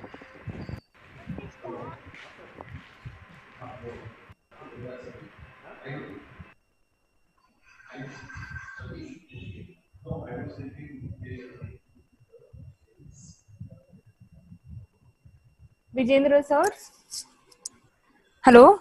Good evening. Good evening, Vijendra, sir. How are you, Paramita? I'm good, sir. We are so happy you will be here with us. We can share your expertise with us. So, the next two cases will be having interlate tympanoplasty and a stepidotomy. Okay. And I don't know, they're deciding on malignant otitis externa as well. Yeah. Thank you. So at the outset, I sincerely thank Milan Kirtane sir for giving me this opportunity, and also for the Alchem people. They have done a wonderful job. As usual, Dr. Jain is most enthusiastic and a wonderful surgeon. And I don't know what is the reason behind him for the wonderful surgeries. Yes, sir. I'm grateful to. I don't know why we have not. I mean, even Madhuri told you, and Government told you. Wonderful job in the whole world. Hats off to Jain for his wonderful. I've been watching all his webinars so enthusiastically. Every time we watch, we learn so many things. And really is a great surgeon. Hats off to him. Yes, sir. Yes, sir. We have been doing many webinars till now. There's been 17 webinars, live surgical webinars, and in this pandemic situation, conducting these live surgical webinars is really rare. And for this, we are thankful to Kirtane sir for today's and Alchem for organizing this. Kirtane sir? Yeah. Yes, sir. So we'll have the next case with us. See, what Satish is saying is that he'll do the stapes now. Okay, sir. And then there is an interesting case of malignant otitis externa going to the TM joint, which we would all like to see. Okay, Yes. sir. Okay. Okay. So he's starting with the stapes now. Okay. And then, so both otology cases right now. Fine. Okay. Okay, sir. Okay, sir. Yeah, Paramita. Yes, sir. Hello? Hello? So, Sorry, sir? I just got up. Did you ask me anything else or what you said? No, sir, nothing. Okay, no, you were saying something. You said something about Alchem, etc. No, yeah, we are we are thankful. still going on the program. We were thankful to, yeah, we're still going on, but I'm just saying that we're thankful for today's event organized by Alchem. So,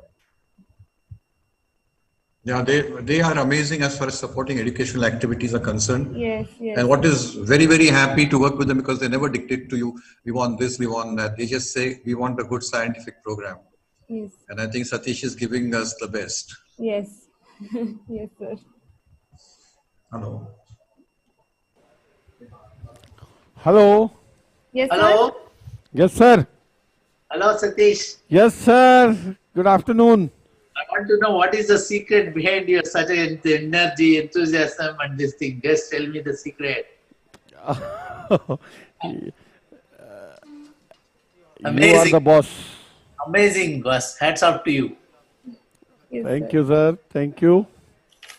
But you didn't tell the secret. Your blessings. Huh? Your blessings. Modest answer. So now Yes, sir. we are taking one after another is a stapes and a case of malignant otitis externa Yes, sir.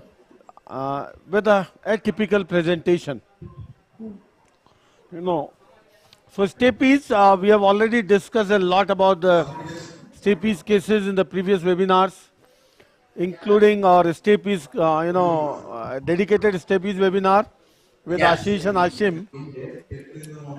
And this case, again, has a moderately severe conductive hearing loss. CT scan is something we always get done to know any surprise, which we may get intraoperatively otherwise. The only thing in this CT, I don't see the oval window region very, very clear. I have a doubt on the clarity. Rest, everything is clear. If I see from above downwards quickly in 5 minutes about the certain salient points on the CT scan, we must see to rule out surprises. Number one, to see if there is any, you see this is lateral canal. This is lateral canal. To see any superior canal dehiscence which may be leading to a misdiagnosis. The intra-aortic canal, it is absolutely perfect in dimension, everything. This is cochlear aqueduct. This is, the jugular bulb. This is round window here. This is round window absolutely free. This is jugular bulb. And here, see how the stapes is going to the oval window. This is facial nerve, and facial nerve is not prolapsing. This is how you can see the facial nerve is not prolapsing and has a good oval window space. Okay, correct. So this is generally we see on a CT scan to prevent any intraoperative surprises. It is always good to have. Yes, sir. That is how often you see superior semicircular dehiscence? What? How often you come across superior semicircular canal dehiscence in your Not very common. Not very common. But yes, facial nerve dehiscence, facial nerve prolapse. That is common. Yes. But superior semicircular canal dehiscence, as so many literatures are there. Now, Yeah, how much is that? But how many cases you have seen in your experience? Not common. I have just seen a couple of cases in life. I agree with that. And we have repaired them. Yeah. But there are articles where they say 50, 100 cases they have seen. I don't know. How is it possible? Yeah, because they are getting imaging, more and more imaging done. The problem is, many a times, less than 10% of the people are getting imaging done in autosclerosis. If we get imaging more often, probably we may get more cases. Same is with the lateral skull-based pathologies as well. But of late, you are also doing for almost all the cases, no? Yes, nowadays almost all, and we just couple of cases we have got, not many. But so much of things have been talked about the superior dehiscence. There's so many papers. They claim that so many series of cases they have been watching. The reason is because it is a misdiagnosis if it is, and second is it is a treatable pathology. Okay. It is a treatable. once you get evidence of superior canal dehiscence, you can Yeah. go by middle fossa approach from above and put some bone wax or something, bone I dust or agree with something. It that. is so easy. The incidents what they publish and all, and with It your is too much, too much. too much. No, very rarely I see, as Yeah, my experience. I understand. Your point No, is, Satish, sometimes we've seen superior semicircular canal so-called dehiscence in the CT scan, but the patient is completely asymptomatic. So yes, sometimes that we have seen. patient may not be having vertigo or anything. And Yeah. I have gone through Kirtner sir's publication on it by transmastoid approach. Yes. Yeah, we did it under local anesthesia, so that was very simple. Yeah, that is one of the approach. But Satish, if Yeah. since we are talking about it here, can I just mention something? Yeah, please. You know, what you're saying is going and sealing the fistula by middle fossa, even that is not necessary. If you definitely have a fistula which is symptomatic, the idea is to obliterate that canal, like you do posterior canal obliteration for BPPV. You want to obliterate this canal. So what people also can do is transmastoid. You outline the superior semicircular canal like you outline the lateral canal. Yes. You blue line it. You know what you call, you do a double blue line and take off the bone so that you expose the semicircular canal lumen now. And instead of going through the fistula, you can block the canal from the mastoid side. The whole concept is you want to block the canal. Yes. So that will automatically take care of it. Can be done transmastoid. And just lift up the reason is, dura and put a cartilage. yeah, the reason is the ease. Ease with the middle fossa approach is much more. It is straightforward. You are coming from above and Satish, see you're the buccal. talking about yourself. He's not every ENT surgeon is so used to doing a middle fossa approach. Because in the transmastoid, going right above in the circumference of the canal sometimes is difficult. No, you don't have to. You just do a mastectomy. Don't bother to go towards the fistula. You skeletonize the superior semicircular canal and do a blue line there and open the canal and pack from there. You don't have to go to the fistula. If you want to close the fistula, just thin out the tegment, lift up the dura and put a cartilage from there. You don't have to go around anything. I've seen what you had done in that publication.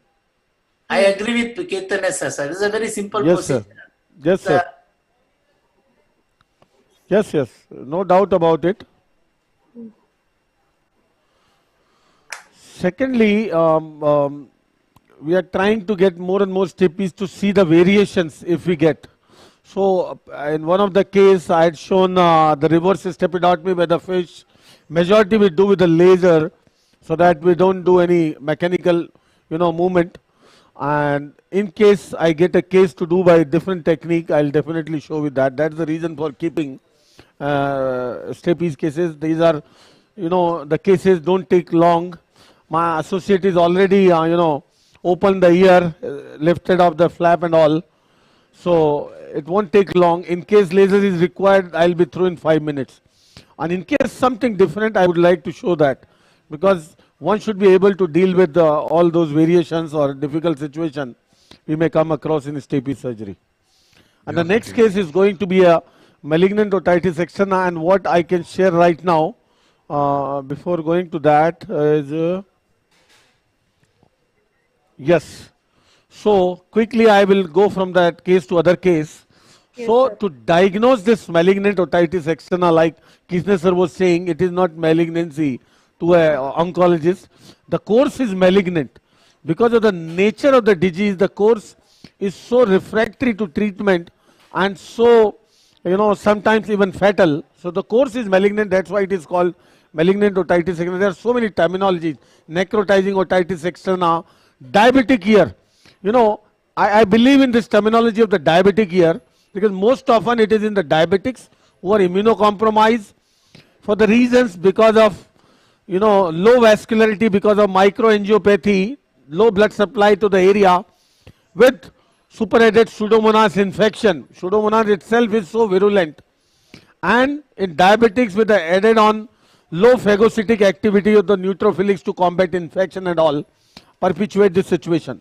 So this is mostly in diabetics with low vascularity. Similarly, what we see the diabetic foot, that is a gangrene.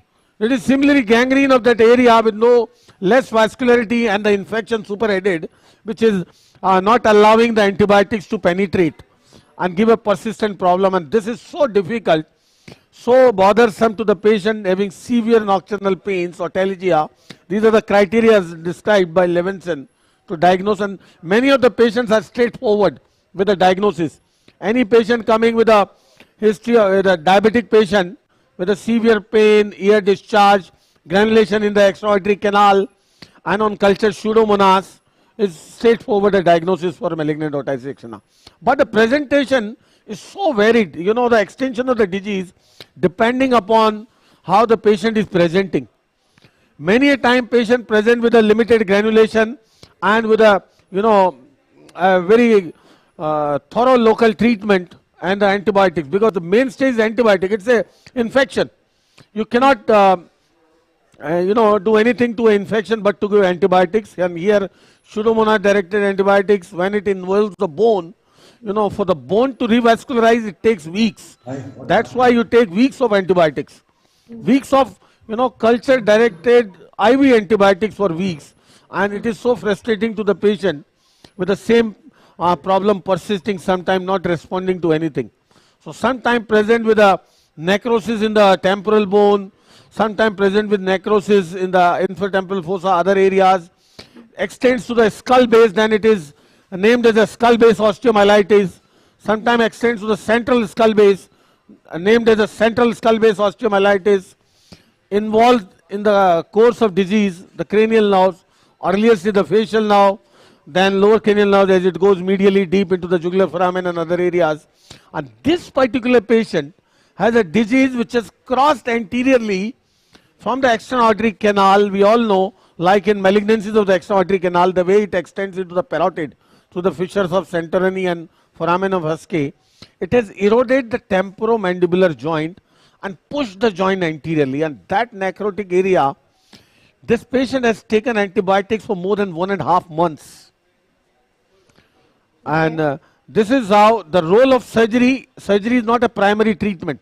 Primary treatment for an infection is antibiotic.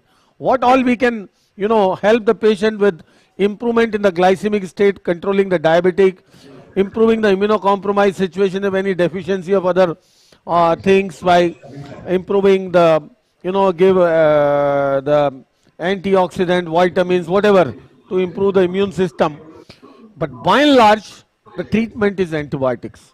Surgery has a role either in non-responding cases to take a biopsy. Sometimes it is difficult to discriminate from a malignancy ongoing, and sometimes it's a, you know, co-malignancy along with a you are biased with a diabetic patient with infection pseudomonas towards a malignant otitis externa, and it turns out to be a malignancy along with. So many times in non-responders you have to take a biopsy, and that's how surgery is important. And secondly, surgery for anywhere. If it is a necrotic lesion with no vascularity, obviously you have to debride it until you get the fresh vascularity all around. That is the goal of surgery only. That is the role of surgery. Now, whatever structure is involved, necrotic, if the bone is necrosed, obviously you have to remove. If the soft tissue areas are necrotic, muscles you have to remove. I have seen in a case where the entire carotid artery got necrosed, thrombosed right from the lower parapharyngeal to the cavernous portion, the entire carotid got necrosed, and I had to completely debride it without any drop of blood. Sometimes the necrosis extends across the infratemporal fossa right to the nasopharynx, because this is so varied depending upon the immune system of the patient. In diagnosis, many a times there are a lot of points to be taken care of, because the diagnosis, a correct diagnosis is important.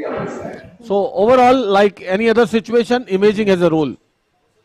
Imaging are, you know, here in malignant otitis, there are certain concerns from the imaging point of view. First of all, a correct diagnosis, correct extension of the disease, then to know the progress of the disease with your treatment. You know, if you are giving antibiotics for 4 weeks, how it is responding or not. So how do you assess? You have to ascertain the response as well. So that imaging is divided into anatomical and functional imaging. You know, we live in India, we can't get functional imaging so often done. The cost is a big limiting factor. So many a time we rely on ESR. A simple ESR with your treatment, if the symptoms are better, with the ESR coming down, that means it is responding and no need of further imaging. Anatomical imaging has a limitation because it can show you the lesion, the areas, necrotic areas, more with the MRI with different, sequences, that what are the areas are inflamed, what are necros, what are abscesses, or what are normal areas, or marrow involvement, bone marrow involvement, everything you can ascertain from MRI, not from CT scan. But it cannot show you the treatment response, because even if the patient is cured with the disease, if you get even after 6 months the MRI done, you'll see the same changes. So MRI changes don't revert back to normal so soon. So the anatomical imaging has a limitation, and then you have to bring in the functional imaging. Hi boss, I can see the Dr. Ashim Desai, champion. Hey boss, how are you? Welcome, welcome. Thank you. Great. So we are starting some otology cases, and your presence will definitely boost us.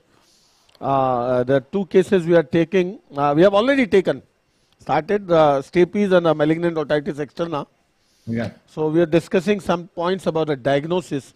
The main difficulty comes in the assessment of the treatment response. Here comes the role of functional imaging. What I mean? Functional imaging will tell you the metabolic activity. Like for example, there are many ways of assessing the functional, the functional imaging. One is by means of gamma imaging and one by means of beta tracers. So gamma is like technetium. Whenever there is active osteoblastic activity, the technetium scan will show you the osteoblastic activity. But again, it has a limitation, because even if the lesion is gone, cured, still the activity will show on till longer period afterwards. So it is not good for response. Secondly, the gallium. Gallium is a good scan. We got done sometimes. The cost is a limiting factor again. But the true value of the gallium is it detects the dividing cells. So whenever the patient is better with the treatment, the activity will reduce immediately. So if the patient is cured, get the gallium, confirm with the gallium, all functional activity gone, you can assume that the patient is cured. But the limitation is the nuclear imaging. This is the nuclear imaging which has its own adverse effects, cost, and so many other things. You can't push the patient again and again so frequently. So nowadays in the present era, what we are getting done is the PET. PET, we all know, it detects the metabolic activity. It doesn't discriminate whether it is a cancer, whether it is a infection, whatever. But it will show the high glucose activity. And that's what we want to see here. The beauty is PET, if you can do with a CT or MRI. Here we prefer with the PET MRI because we get the functional activity as well as the anatomical information by the MRI. Because MRI is more useful than CT scan as far as these lesions are concerned. MRI gives a lot of information about the spread of infection to the soft tissues, because CT scan doesn't give you soft tissue spread. Like in this patient, let me tell you quickly. See this patient on this side, left side. See this canal is blocked by the granulation tissue. Here you can see this is a non-contrast CT scan. And what you see here, the destruction of the anterior canal wall, and see how the TM joint is expanded. Can you see? Yes, and yes. see the joint is pushed anteriorly. Yeah. See, as compared to the opposite side with the normal side, see this is the normal side with joint intact and the joint space normal. Here the joint space is expanded and the joint is pushed quite anteriorly. Can you see this? Yeah. Yes, sir. This is one of the atypical presentation. I have seen in my life 2 cases with this presentation and turned out to be fungal ultimately. They were not responding at all to the medical management. That time I didn't get the galactomannan test done. This time I got the galactomannan, it is not convincing. It is not always convincing, so still I am not sure. If the galactomannan is positive, I would have started the antifungal straight away, voriconazole for such patients. So the serum galactomannan is a quite important test in situation when you suspect fungus, when it is not responding to the antibiotics. But here you can see how much of the anterior canal is eroded and the TM joint is affected. And this is something need to be treated, which we are going to take. Now see the mastoid. This is inflammation of the mastoid hair cells, but I don't see any significant bone erosions in the mastoid. Obviously the canal is full of granulations and all that. It is more an edema and infection than the discharge. Middle ear looks normal, I suppose, looking at the conditions. But the thing is, this is anterior extension. Now look at the details. CT will not tell you anything more than this. MRI can give you more information. Let me put up one by one. First, T1 weighted MRI. T1 weighted MRI gives you a lot of information because this assesses the bone marrow. Can you see the bone marrow enhancement? In any skull base osteomyelitis, you must see the T1 to see any drop in signals of bone marrow enhancement. Because anywhere you drop in signal of bone marrow enhancement, that part is involved. Yeah. That is so simple to detect. So like here, this is clivus. In the central skull base osteomyelitis, you will see all the clival signal gone. So wherever you can compare with the opposite side and see the area of facial planes in the infratemporal fossa and compare with this side. Can you see? Can you see the difference, the loss of signals? Yeah. This is T1 imaging. Now the more important is the T2 imaging, because we all know T2 give us the picture of inflammation as a high signal because of the water content. Water content. But here, even on the T2, see, let me show you. See, even on the T2, the signals are not high. The reason is, this is microangiopathy because of the lack of vascularity. Even the T2 signals are not high, and that is classical of skull base osteomyelitis. That is classical of skull base osteomyelitis. And see this high signal of the inflammation here. This is the extraordinary canal, and as I go down anteriorly, this is the TM joint pushed anteriorly, and see, this is the area which is affected. I don't know what I'm going to find, the granulation, the abscess. We tried to look through the diffusion weighted MRI along with this, what it is, whether it is an infection or not, and see even on the diffusion. Let me show you. Yes, even in the diffusion, see, there is some hypodensity which is showing abscess. On diffusion, when we show in such lesion, when you see some sort of hypodensity, that means totally necrose tissue. Necrosis will show diffusion restriction, and with all this, and this is a low signal. So could be not the entire area is not showing. See, rest of the area is hyper intense. That means inflammation. Now again, like mucormycosis, we always say, whenever there is a good blood supply, your antibiotics will work. Why to remove that? Only area that need to be removed is the area where the antibiotics are not penetrating. And that is what we want to know. And that is what we want to debride. If these muscles are inflamed all the way, see, as compared to the opposite side, all this is inflammation, need not to be removed, because ultimately the antibiotic will penetrate. The only thing why it is not responding is this area, with this area anterior to the canal in the posterior part of the TM joint. I don't know what it is, which is, limiting our antibiotic response. So my goal is here, this is a typical presentation. I will get a biopsy done. In case I have a doubt, I'll immediately get a frozen done, because I tell you many a time there is coexistent malignancy as well.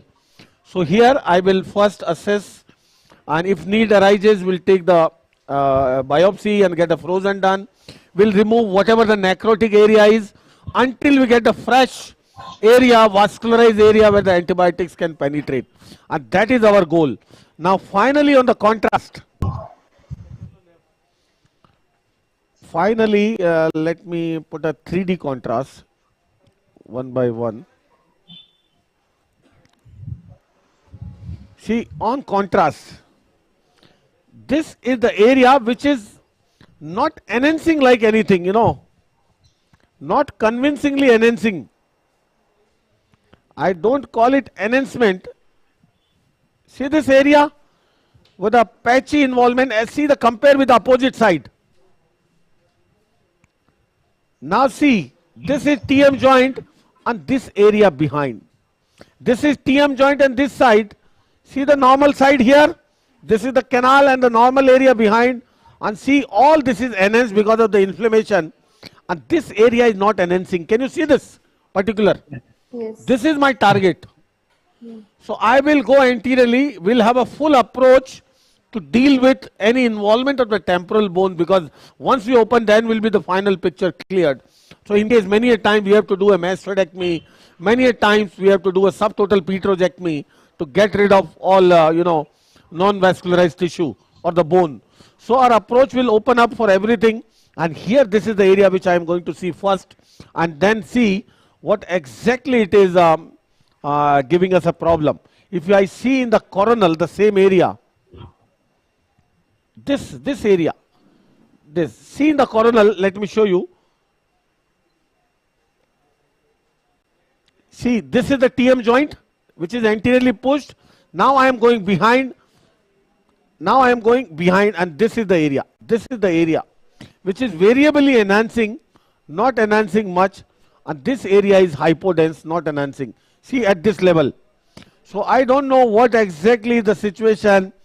I have a doubt about the fungus, I have doubt about malignancy, I have doubt about complete necrosis. So let's see what it turns out to be, and accordingly we'll treat a call. But we know our target, where to focus.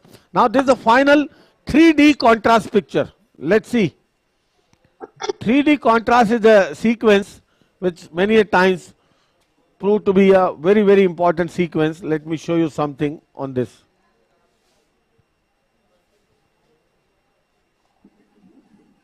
See, this is our external artery canal, this is distraction, and this is how it is accumulation in the posterior joint space, and this is how the TM joint is pushed anteriorly.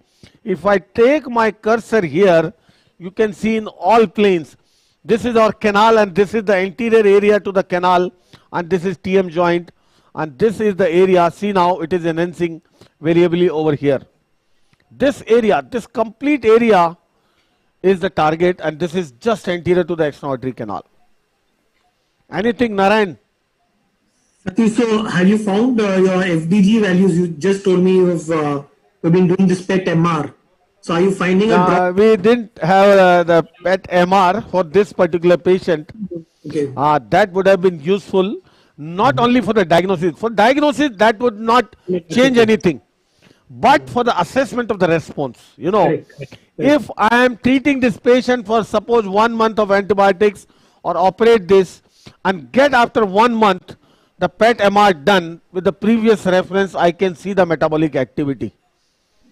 How it has decreased and which area it has decreased, which area has developed further abscess or something. If there is any evidence of abscess, you have to go and debride. You have to remove that to get rid of antibiotic limitations. The antibiotics will penetrate then and give response. So this is Dr. Satish. Yes, sir. Yeah, Gautam here. So yes, boss. When you have a central skull-base osteomyelitis, so how do you differentiate on a PET MRI? How do you differentiate it from a malignancy? That can be best assessed on PET MRI, number one.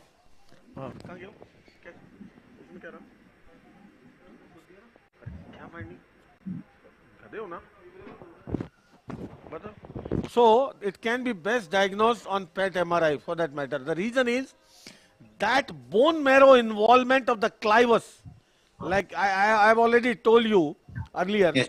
See, this is my clivus, because in central skull-base osteomyelitis, clival region is most important that need to be assessed. So involvement of the clival marrow on a PET MRI will signify the diagnosis of central skull-base osteomyelitis, number one. Then obviously your primary treatment is, the medication. Long-term, IV antibiotics directed. If it is cyanogenic, you have to be suspicious of the fungus as well. Sometimes it is more common with the cyanogenic. Okay.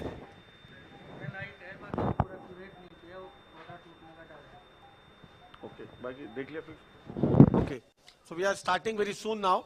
So in central skull-based osteomyelitis, the clival marrow involvement, petrous apex marrow involvement can be best assessed on the fat suppressed MRI sequences. Why? You know, in marrow is a fat. Fat enhances on every MRI sequence. Whether you get T1 done, T2 done, fat always enhances. Now, if there is osteomyelitis which is giving enhancement, or is an inherent fat which is giving enhancement, how can you differentiate? Fat suppress image. Suppress the fat, and still if it enhances, that is osteomyelitis. As simple as that. So this can only be diagnosed on a PET MRI. MRI means PET is for activity, but the MRI is the situation, the thing which can diagnose. Okay, thank you. Have you seen these cases in non-diabetics also anytime? And what is your choice? Have you seen these cases in non-diabetics? Only once in life. Yeah, even I have seen cases of non-diabetic. That's the reason I'm asking. Yeah. So even I have seen non-diabetics is a staphylococcal infection. Antibiotic usually, Satish? Pardon? What is your choice of antibiotics usually you try? Yes, we give culture-directed injectable along with always oral ciprofloxacin, whether it is sensitive or not on Pseudomonas if it is, because the ciprofloxacin is a good bone penetration. So we combine ciprofloxacin with either a ceftazidime, it is sensitive, if it is sensitive to piperacillin tazobactam, if it is sensitive to meropenem, depending upon the situation. Like But I this find patient was taking meropenem. Meropenem works good in my hands, I have seen. Usually I give meropenem and with ciprofloxacin, that works good, but not in all cases. Yeah, and even after the full response, what you see assessed with the functional imaging or ESR, I follow with the ciprofloxacin for at least additional 3-4 months. Yes, I too do that. Yes.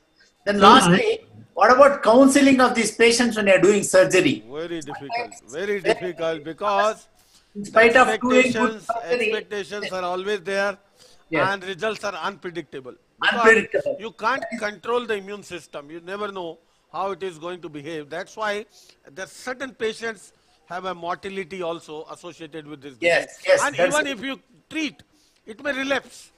Yes. And sometimes you are so uncertain about the cure, whether the patient is cured of the disease or not, and you keep on giving something, That's the reason, because you do a good surgery, everything. Suppose if the patient succumbs, then they keep on telling because the surgery. There's a human tendency. So that's why counseling is very, very important before doing surgery, because you have to tell the percentage mortality for these patients. Yes, Satish, just one word about piperacillin tazobactam, that it's important to combine it with an aminoglycoside to potentiate its actions further. So, typically, piperacillin tazobactam, even if you use 4.5 grams, you still need to use aminoglycoside. Resistance otherwise. But rapid onset of resistance occurs without the aminoglycoside potentiation. Many of these diabetic patients have subclinical nephropathy. That is the thing. That is why we don't choose to use piperacillin tazobactam. We'd rather use a third generation cephalosporin along with a quinolone. And a patient can afford meropenem. Yeah, that's the next step. Ashim, just a small thing. So what I have started doing is, of course, earlier we used to do just plain CT and MR. I started doing an MR for sure, but I started doing a PET CT at the time of diagnosis. Okay, when I first suspected, and at the end of treatment, maybe 4 months, 5 months, 6 months, when I think the patient is almost cured, that's when I repeat the PET CT. And what I check is the SUV max values, the FDG uptake. Yes. At the beginning and values at the end. So typically they are very high at the beginning, and at the end of treatment, the FDG values are very low. So that gives us a better analysis whether this patient actually we can. That's what I was discussing with Satish. Yes, Satish. You are right. But if you ask me, the ideal imaging combination. Correct. I understand what you're saying. PET MR plus HRCT scan. Yes. PET MRI is not easily available everywhere, Satish. For us, it's PET CT. PET MRI is the best, no doubt about it. Because with the PET, we get the functional assessment. With the MR, we get the rest of the assessment of Correct. involvement, the inflammation, anatomical Absolutely. assessment, So along PET with MR is along exactly with the PET MR is information of bone erosion on CT scan. correct. And we That you can supplement see it on. with we supplement it with ESR and CRPs. So that gives us an endpoint of treatment. And point number 2 is instead of ciprofloxacin, I've been for a long time now using levofloxacin. Now, for its anti-pseudomonas activity, and also of course it also acts. We of course we do a gene expert and other stuff. We check for rifampicin and anti-tuberculosis stuff. But we use levofloxacin instead of ciprofloxacin. Yes. To use levofloxacin earlier. Yes, you changed But that. then I was warned by my microbiologist Not to use levofloxacin. use it Exactly. because it develops it makes the patient develop resistance to other antibiotics. Sir, can this be COX as well? You're ruling out that in the beginning. Pardon? Okay. No, I was asking if this can be tuberculosis. Could be anything. This is Okay. a full surprise Okay. disease. So, sir, lab ESR is required. You do lab ESR in every case for these Yes, patients for diagnosis? Not for the diagnosis. For the prognosis. ESR is for Prognosis. follow-up. Prognosis. I like to use CRP, Satish. I don't know what you think of CRP. CRP is for the bacterial infection, boss. This is bacterial. SSR is different. ESR will give you the chronic infection, maybe bacterial or fungal or whatever. CRP will detect only bacterial infection. That's true. What you can get out of the CRP is, if the CRP is low or normal, believe me, you can avoid giving antibiotics. And That's so true. what about Corda is gone, Yes, please. Are you getting the picture? No, sir, we are not with you for the surgery. We are still seeing the MRI. We are seeing your computer screen. I had gone to the case. No, we are not seeing the case. No. Patla de. Dinesh? Yeah, got we it. can see now. Yeah. Now? Yes, we are with you. Right focus is to be better focus is.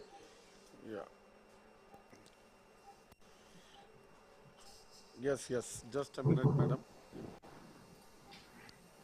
Yes, much better. I'm actually focus on the Koda. No, please. Better? Yes. Perfect. So this was given to me. I've just joined, and I was told that he was, not able to get rid of Koda, so he didn't remove the bone much. Great. So my first part, as we have many a time discussed, that Ashim has so many times mentioned, about the exposure part. So I will expose more to have a more space around. I think the Koda is already damaged or something like that. Here the piston I use is a titanium one, which are more anterior-posterior length, So I am little more concerned about the posterior exposure. Though there is no strict definition, why we need exposure is to get space for maneuvering our instrument. That's it. See the tendon below? Can you see? And see this Koda is damaged already. Can you see the tendon below? The glare is there, so we cannot see it. Yes, now it is better. And now it is better. Better? Yeah. So I am sorry for the Koda, it already damaged. That's why he got up. Can you see the tendon below now? Hello? Glare is there. It is glaring too much. The angle of microscope, please rotate it a bit so that the glare goes off. Viru? Yes. Now it is seen. And the focus, slight more focus. Focus and little zoom. Yes. Yes. Beautiful. Now it is okay. Okay. So now see the tendon very clearly. Yeah. It's very pyramidalis process is also seen. Yes. Until that, better to cure it. Always, if you see the pyramidalis process, then that exposure will be because good you for. get ample of space to maneuver your instrument. Yeah, that is most piston. important. Now superiorly, my Facial exposure canal. limit superiorly is where the incus starts broadening. The long process starts broadening, and you get a glimpse of the inferior, incubomalleolar joint. And also Inferior facial aspect. canal. Facial canal. Yeah, I can see very well. Yeah. And this is a pretty good exposure, I can say. Yeah, very good exposure. Superiorly as well. Yeah. If you tilt, you can see the anti-accrual also. Yes. Glimpse of it. That is an advantage. Yes, sir. Now let me check the mobility first. See the malleus, it is mobilizing the incus, very clear. Yes. Yeah. No movement of the foot plate. Can you see? Yeah. Again, if you want me to do without laser, I can try. Yeah, that will be good. Because I'm so feeling secure with the laser, so used to. But here I got information many people are not having. So all I can do. Okay. So what I can do. So there is Satish, there is a thick ridge on the foot plate. Yes, I know. Yeah, running along. So for people who use the perforator, I think this case, but one has to be careful. You have to drill away that ridge. Yes. 0.64 diamond. So let me use for laser. For laser is a straightforward condition. But let me push myself in difficulty using something else. Satish? Yes? Slight jerkiness is there. Continuous jerkiness is there. Yeah. That we have been watching. A bit more stable. His respiratory movements. Okay. Yes. That can be. You are doing under GA, Satish? No, under local. Always under local, sir. So what I am going to show here is the use of skeeter. Earlier I had shown you the micro drill in one of the case of reverse stepidotomy. And here, sometimes the reverse stepidotomy is not possible because of the overcrowding of the structures, So what you can do in that situation, you can make the space by means of, partially drilling the posterior crus of the stapes. That is what Ashish always propagates. Thinning the posterior crus gives you more space. क्या हुआ? देना ये देना क्या हुआ? ना मुझे diamond चाहिए. एक मिनट देना क्या खुला है? Just a minute.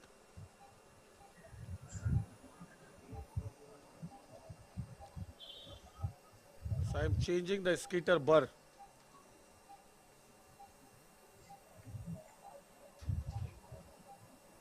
Diamond. Hello. Yes, sir. Yes, Satish. So I can make the fenestra directly. My security with the laser is I am not going to mobilize anything if I am using laser. That is for sure. And you have seen so many times.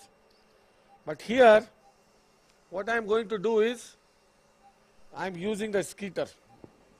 So Satish, do you take away the mucosa before doing this fenestra making from the surface of foot plate? क्या है चल क्यों नहीं रहा?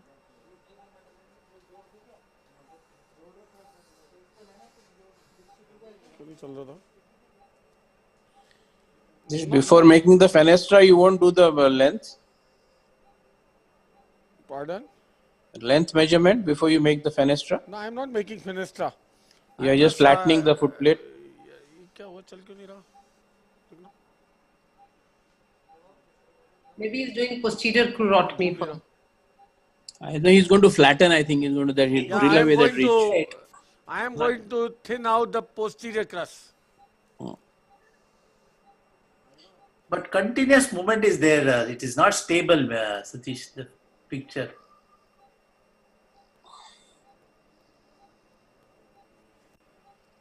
See what I am doing. Thinning the posterior crust. Can you see now? Yeah, beautiful. You can see a dent there. See so much of the space now I have acquired.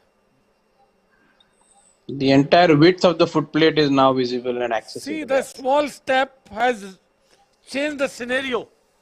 Exposure, Complete exposure of the oval window, I would say. This is giving so much of glare.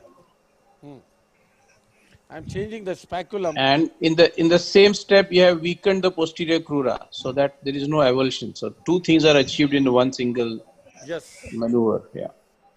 Because for the avulsion of the foot plate, when you remove the crust, it is the posterior crust which is almost always responsible because it is so stout. Anterior crust is so flimsy, it doesn't give problem too much. Now, in the reverse stepidotomy, what do? We take the advantage of the entire incudostapedial joint as well as the incus as well as the foot plate fixation. Complete assembly fixation, and we can make a fenestra and put a piston first and then do the rest of the removal of the suprastructure and joint. Okay? So, what I want to do here right now, the measuring gauge. Satish, reverse stepidotomy cannot be done in white autosclerosis, whereas white foot plate. You should not. You have to be more careful. Yes. It's not that cannot be, but then more likely that you are going to mobilize the foot plate, because in those situations, the foot plate is not adequately fixed at the margins. Yes. And if you try to make fenestra and do all this, you can end up mobilizing the foot plate. Yes. Now, Ashish, see my ridge is more superiorly placed. Yes. It's upper 1/3 and lower 2/3. Yes, see my area is opened up. Yeah. Do anything for the ridge now. You can bypass the ridge. There are times when you can drill away the posterior crust completely, keep Yes. the anterior crust and the incudostapedial joint intact. That still gives you a fixation of the incus. Yeah, but then that's, you can drill as much as you Ashish, wish. that's what we normally do. Drill away the posterior crust, leave the anterior crust intact. Yeah. So you get space at the same time, the same stability. The stability, yeah. Ashish. Yeah, Satish. This was 4.5. 4.5. Oh, wow. Okay. Surprising. So you Male patient? 7.5.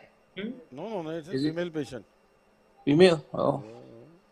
So what now I am going to do is to make a fenestra.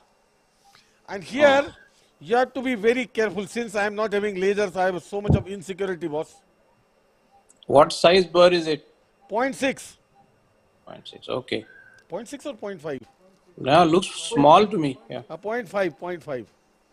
So Medium only, huh? Teflon will need a 0.61. see now, I will use this burr without any pressure like I am using on a cover slip. In the central part inferiorly,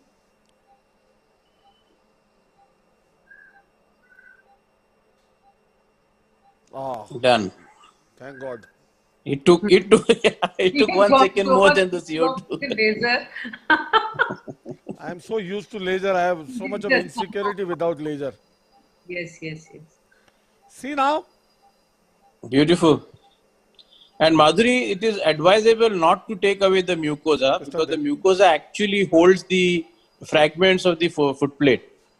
So only like in Ashim, when he uses vein interposition, that's when you're supposed to demucosify. But at other times, the mucosa being present, the non-vascular, not the highly vascular. Vijendra sir, we want to know your technique.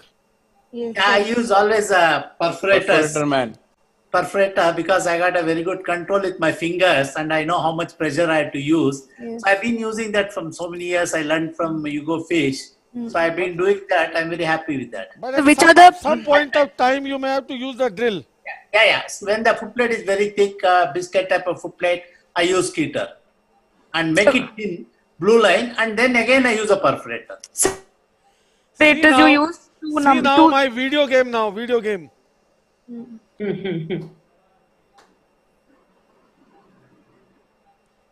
just put the piston over the fenestra. Yeah, yeah. See the mouth taking on the incus. See Yes. this? At the desired place, 0.5 millimeter above, 1.5 millimeter above the joint, and then just push. See the middle slot taking on the incus. Can you see? Yes. Yes, Yeah. yes. Beautiful. The only thing is, it is so easily reproducible by anybody. That's why I love this technique, because anybody can do it so easily without struggling at all. Experts can do with a Teflon, with the adequate crimping, everything, handling Teflon. You can, you see Ashim or Ashish or Vijendra sir, anybody expert using the Teflon piston, pushing in seconds the way they want. The piston has to follow. But it is not all that easy for everyone. Believe me, it is the crimping, the adequate crimping, which is having the significant impact overall. Yeah. The only thing which made me use this piston is the,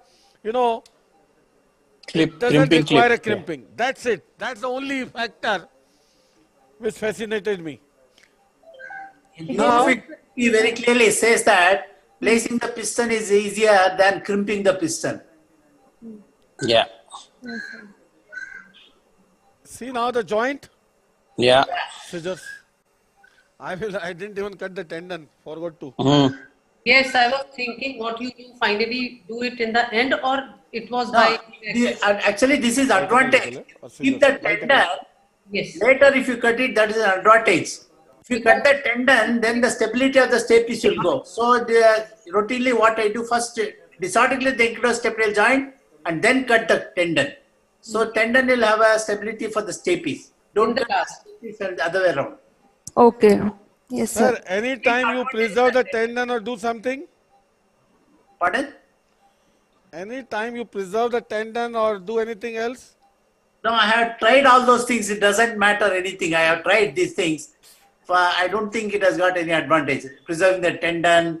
And I learned from Jean Bernard Cass. I was working with him. He used to preserve the tendon in all the cases. I tried that, but somehow there's not much of any difference at all. No, Vijendra, we had done that. We preserved the tendon in a series of cases, but post-operatively, you tried to do a stapedial reflex. We wouldn't get a reflex. Yes, you don't get it. I think the capsule is open. Correct. It's attached to the capsule of the joint, and that's opened up, so you don't get the reflex. Yes, yes. That's what I was about to tell that. See, with the intact arch, you can carry out the stapes with more safety. That is the philosophy which was described by Hugo Fish as a reverse stepidotomy. That's it, I'm through. Yeah, one disadvantage in this procedure, Satish, very rarely when you put the piston, everything, when you are trying to remove the suprastructure, there will be a fracture of the foot plate or there will be a subluxation. What you do? Yeah, it can happen, but that can happen only in the white foot plates. In the blue foot plates, it is unlikely because the blue foot plate, the bone is strong as compared to the brittle bone in the white foot plate. Fine. It doesn't fracture. And in the white foot plate, the foot plate is not adequately anchored. And also once you make the finish of 0.6 mm, the stability of the foot plate will become weakened. So that's why you should be very careful in this when you are... I feel posterior crurotomy is better than the reverse stepidotomy. Pardon? Posterior? I feel partial posterior crurotomy before making a fenestra is better than the reverse stepidotomy. Madhuri, I would ask you, why partial? I mean, still, Why do you group? Because the anterior crus is still intact, so the stability is still there. I know, sir. Still, if... So the partial, may I answer? Because in case the foot plate gets mobilized, in case the foot plate gets mobilized when you're trying to make the fenestra, then you have both the anterior and the posterior crura both present. If you have the anterior crus present, see, when you do the posterior crurotomy, the superior, the lateral portion of the crus near the head of the stapes is still intact. So you can always hook that. Having both the crura intact doesn't really help you. Now you can hear better. No, in case you land up with a complication that while making the if your foot plate the ear subluxate, you still have the arch of the stapes intact. You only drilled away the part of the posterior crust near the foot plate. It gives you better access, like you saw how much his field opened up. Now, you know, in this case, how could I do with sense of security without a laser? It's a simple trick advised by Ashish to thin the posterior crust. I love this technique. Whenever you find the need, this makes your life easier. Because Satish, that's just what we were discussing. Why just thin it? Why not just drill through it near the foot plate? But then my stapedial, this entire arch stability will go.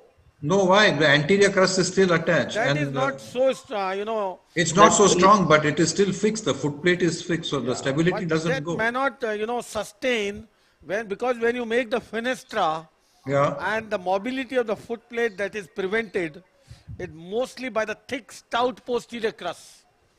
Once we've been doing it routinely and now. We are taking the advantage of it. That's why the reverse stepidotomy is. Yeah, but the whole concept is the anterior crust is also holding the foot plate there. The stability of the foot plate is not because of the crust; it's because of the fixation of the foot plate. Yes. If you remove the posterior crust partially or completely, since as Ashish said, that if you accidentally subluxate it, both the crura at least. No, what I routinely do is I drill away the posterior crust near the foot plate, so I have my access. The anterior crust is left intact. So God forbid if I subluxate the foot plate, I have the arch of the stapes and the anterior crust intact, so I just have to put a right angle hook and lift it out. But one thing I have against keeping too much of the posterior crust intact is when there is a very thick mucosa on the foot plate. Unless you denude the foot plate thoroughly, you will have persistent bleeding when you are doing the stapes procedure. So that's why I like to remove the posterior crust first. Yeah. And what I do is I always drill in the axis of the stapedial tendon. There is no axis in the long axis. We are not doing any linear drilling at all. Yeah. Never. One question from you. Yeah. From Ashim Desai, who has experience of having done over 6,000 cases. How many times you have found the thick anterior crust? Very rarely. Anterior crust is very rare. I mean, I would say less than 5%. But it's unpredictable, yeah. 5%. 5% is too much. But I've seen a lot of thick anterior crusts, but 5 in 100, 4 in 100, I will see for sure.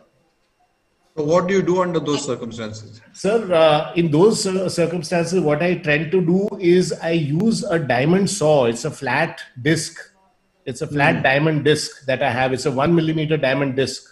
And I just slide it under the head of the capitulum of the stapes and just move forward. Most of the time, it is not visible. Yeah, but that's it. But that doesn't matter because this is 1 millimeter. So you have. But your piston is already in position, isn't it? I'm sorry, sir? Your piston is already in position. No. Because I use a vein interposition. I need a 0.8 hole. So I need the superstructure of whatever happens. Okay. With experience, the moment you try to remove the cruras, if it doesn't break, means the anterior crust is thick. So it should be very careful. Try to visualize by tilting the head of the patient. Tilt the head, remove if you can more of see the anterior crust, yes, you can drill it. Or at else the base, what you can see it at the base, yeah. 9 times out of 10, you can see base of the anterior crust and drill out there. Yeah. 9 times out of 10. Yeah. One more thing you can do is blindly try to do that with a crurotomy scissors. Blindly. Sometimes you succeed. And in managing the difficult anterior crust, if your incudostapital joint and part of the posterior crura is still intact, then you do not have the possibility of subluxating the long process of incus inadvertently with the shaft of your burr, because then you can still reach and you still have a play in that joint. Yeah, that depends. So you will not. So that is the advantage of keeping keeping the joint not in intact. all the cases. And of course, now with the fiber laser, then that solution has come out.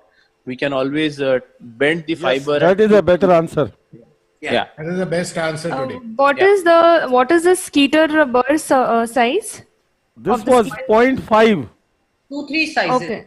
They are available in all sizes, you know. Okay. Skitter is a useful tool. You should have In your armamentarium, sometime you need. Skeeter for those who use the drill is most useful when you have a overhanging dehiscent facial nerve. Yes. So that is when you need the skeeter which has a protected shaft. That so would that is preclude any laser. When you have an overhanging facial of a exposed, grade 2, there is no way you can use We can't use the laser so freely. So that's Vijendra when sir, Yes, sir. Vijendra sir, I had seen your one of the presentation. So we want to know, in case somebody gets a floater, Yeah. what do you suggest? Yeah, what I do in routine procedures is first, before doing anything, I make a control fenestra of 0.3 mm. That's the first thing I do it with intact suprastructure, everything. So once if I make a 0.3 mm fenestra, if I get a floater, I think I got another instrument, it is 0.2 mm pick, fish pick. I can pass that in this 0.3 mm and pick the footprint from median to lateral. That is the best thing. So even if you encounter floater, I can manage without any problem. I have a question. If that fish hook, sorry Madhuri, 1 minute, that fish hook, the Karl Stoll's fish hook, I think is the most important instrument for otology procedure. Correct, correct. I also totally to agree. remove the tympanosclerosis between the arch, also sometimes to remove the epithelium between a mobile footplate arch, mobile stapes arch, I think is the best curved. It's a fantastically engineered instrument.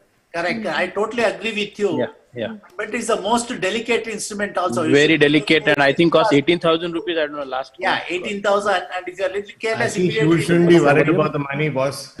no. I'm just saying just for the. And sir, this fiber laser, does that cause more fibrosis?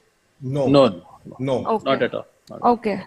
And there's a question from Islamabad. Dr. Talat wants to know that if patient develops post-op vertigo immediately, so what can be done? What has to be done? See, The surgeon should not get vertigo. He should be calm.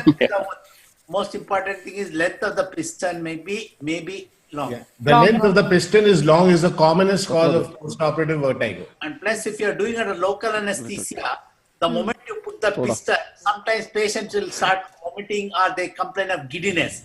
That one thing you should see. So if you feel that, better you remove the piston and cut short between 0.25 mm, not 0.2 mm. So that you have to manipulate the length, and practically you can see the difference on the table. When you cut short the piston, the patient will not. Dr. Vijendra, it is not all the time the length of the piston, it is excessive manipulation at that place. Suction near the opening. That is true. That's why you saw that how Satish was totally away from the fenestra. Always that you should make it a point. Your suction should never suck the vestibule. Never make an empty vestibule. That causes sensory loss and also high frequency loss, and patient will have giddiness. So always is a suction tip should be far away from the fenestra throughout the procedure. Okay. Hello. Okay, sir. Yes, sir. We'll move on to the next case. Before that, for the last time, you can just tell us the name of the processes and from where we can get. It's a request from many doctors all across the world. They want to know the This name is of Kurz the process. titanium. This is Kurz titanium. This is the Avingen titanium, right? It's a Kurz titanium clip piston. Yes. It's the Now, Avingen clip. yes. Okay. Are you getting the picture? Yes, sir. Make it, better by focus. Yes, now Yeah, वो कर यार इसको clean कर lens. Yes, sir. Let me clean the lens Yes, sir. to improve the picture.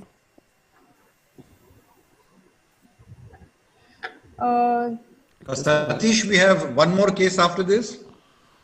You told me to finish that off. No. I got that finished. You said something about an interlaced tympanoplasty. You had Yeah, mentioned you that. told me that let it be the last case. No. Hello? Oh? No. If you have the interlaced tympanoplasty, we can still have it. No problem. कर दिए क्या उसको? देखना. I just told you to change the order and do the stapes first. So once you told that is finished, I will keep next time, sir. I thought you said the time is a issue. No. All I said was do the shorter cases first and the malignant otitis externa afterwards, so that. Yes. Redo it, Satish. Pardon? Redo it. If you have done it. Redo. Sir, I have a question from Professor N.K. Mojumdar. He's been attending this webinar since morning and he has his few questions for you. He was asking about 2% acetic acid in these cases. What is your opinion about this? In these cases, malignantitis externa. See, this is the situation of the canal here. Hmm. See, the TM is intact. Can you see? Yes, sir. And we don't see why I opened from behind. Yes, in sir. case anything is required to be done in the temporal bone, you can go with the same incision. Otherwise, I would have gone with the preauricular incision. Yes, at fish infratemporal type B kind of approach. Yes, but in that situation, if I had to go to the temporal bone, would have been difficult. So I made this incision, found everything is good. In case I need to go further inside, we'll take a call later. I have an option now. I am going anteriorly. Is the skin of the external canal edematous or it's Yeah, it is edematous. Okay, Satish. Yes. That means that the infection has gone from the tympanosquamous suture line. It has not disturbed the tympanomastoid suture line because there is no disease there behind. Yeah. Yes, it has gone anteriorly. Yes. And even on the CT scan, it was just reactive. Can you see what is there? Abscess. Yeah, abscess. Ah, the culture. Enter inside. This is what the issue. When there is abscess, your antibiotics are not going to work. As simple as that.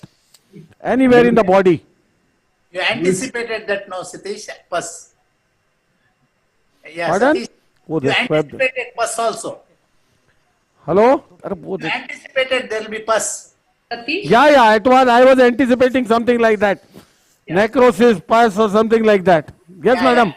So I was absent in between, had gone away. So are there some cranial nerve palsies also there? The facial nerve? I didn't. No. No face.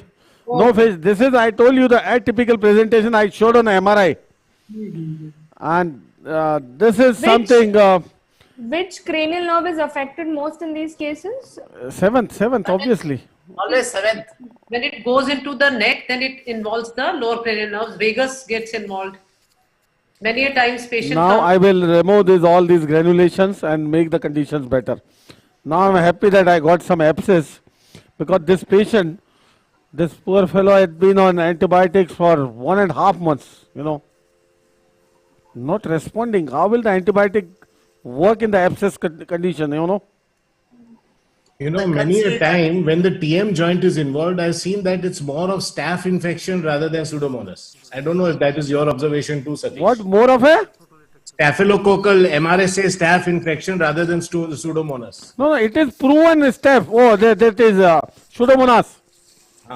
On culture twice, it was the infection in the canal. And the canal infection on culture has proven Pseudomonas. Okay. Twice. See, now from the same incision I am going anteriorly. Center, please. I can elevate. You need to centralize. Yeah. I can elevate from underneath. See this? Focusing on the preauricular region now. Shaking like anything. Focus it, please. Now. See this preauricular area? Yeah. And now I am going to clear this abscess cavity because my TM joint was pushed anteriorly because of, see the granulation? Yeah, the drill there, no? You will take it Retractor, for tongue depressor liya ek. Put some tracks because I am going to drill here. Drill. I will drill this diagomatic arch to go underneath. Now the situation is straightforward and we are going to finish in no time. Satish, just hold on. Your camera is disconnected. Okay, sir. So, sir, you were saying that what is the role of 2% acetic acid in these cases? Amazing role. In Pseudomonas infection, these bacteria grow in the alkaline media. Having a acidic media by means of, washing with the acetic acid or something prevents the growth of the bacteria. This is really good. We have been using this for years. That is an adjuvant role, not main treatment. Yeah, adjuvant, always.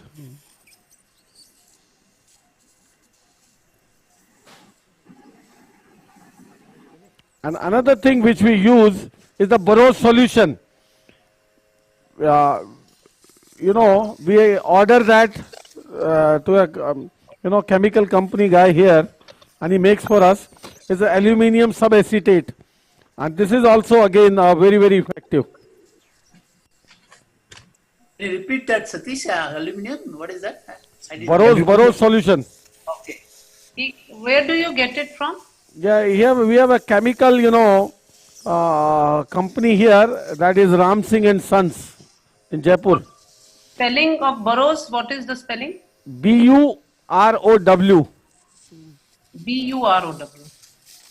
Burroughs solution. It is available in the US by some brand names. यार देखना क्या है?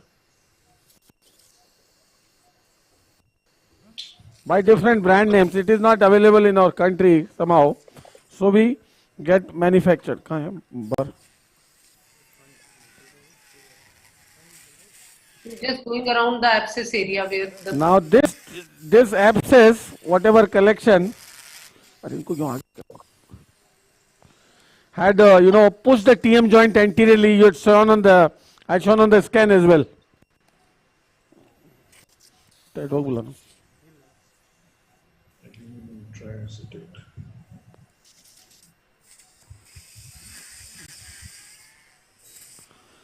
This is the zygomatic root which I want to drill away to expose this cavity. This could be a big cavity as well. Could be some granulation also there. Since it is anteriorly centered, see, these are the granulations which now I am going to take for the biopsy as well, the biopsy for sir. For TB PCR also? Yes, TB PCR, biopsy. How many times could you get a TB PCR positive in clear-cut tuberculosis cases? Yeah, see, both the cases we did in the webinar, facial palsy, both turned out to be tubercular. Yes, we are getting positive for this. Many cases are there, brain abscess and all. We get the thing, TB PCR done, it comes positive if it is tuberculosis. But do you have concomitant pulmonary infection also with this tuberculosis? No, sir. Many times isolated. No, even I have not seen concomitant tuberculosis, isolated tuberculosis. Always it will be not there. Isolated temporal. Cases, yeah, all the cases routinely, once if it is proved tuberculosis, I do see a chest X-ray, but none of the cases I have seen that associate pulmonary tuberculosis. None of the cases. Sir, only a few days back I did a brain abscess away from the site of defect, hematogenous root with granulations. Granulation came positive with TB PCR. No chest involvement. That's what I'm telling. In most of the cases, I have very rarely I have seen in my series. I must have seen only in one case. Otherwise, no. So the primary is a year only. So I'll ask a question to the panelists. Dr. Sandeep Karmakar is asking, apart from culture-directed antibiotics, what is your opinion about long-term quinolones and rifampicin? And have you seen quinolones and rifampicin? Now see, once the abscess is clear, I removed certain granulation. Now area looks good. Probably I don't need to do anything, and now my antibiotic should work. Paromita? Yes, sir. I got the tissue. I told you the role of surgery in malignant otitis externa is monopolar. Is to get rid of necrose areas. Areas with antibiotics not penetrating. For the confirmation of diagnosis by means of getting some, material for histopathology. Now see, this is a TM joint capsule. Yeah, you can see that. Yeah. That is a joint capsule. See this? Yeah, very clear. Looking so healthy. Yeah. This pocket had developed abscess. See this? And now everything is healthy around. Can you see very clear? Yeah. So nothing more is required to be done in such situation. I hope you should respond now. Paromita? Yes, sir. the answer to Dr. Sandeep Karmakar's question is Yeah. whether which drugs to give for a long-term basis. So if it is TB PCR positive, we give rifampicin also along with other If anti TB PCR positive, then we have to give a complete ATD. or then we give ciprofloxacin with ornidazole for 5 to 7 days and then plain ciprofloxacin at least for 3 months. Okay. And what about temporal bone mucormycosis? Have you come across? Yeah, I have temporal seen bone- one case, very interesting, diabetic, I mean, absolutely unexpected. And the same story like, like this case we are managing or any mucormycosis, you have to debride, prove the diagnosis and start amphotericin. That's it. Satish, one case, I thought it is skull-base osteomyelitis. It came out to be एक verrucous pack लगा दो, yeah. even Put a pack in canal and close it. it's skull-base osteomyelitis. Yeah, Madhuri, that is true. That's why in every case it is advisable to get a histopath. Histopath, yes. Even if you have granulation in the external canal, because I have also had this experience that we kept on being treated as diabetic otitis externa and then turned out to be a malignancy. Yes, sir. Yeah, we have seen fungal skull-base osteomyelitis, but never mucormycosis. That's why you should have a routine protocol in osteomyelitis skull base. What we do in all the cases is first take pus for culture sensitivity, invariably granulation will be there, always take biopsy and MRI. These things routinely as a protocol we do it. And in my experience, we do give meropenem and ciprofloxacin for 6 weeks, and most of the cases they do well.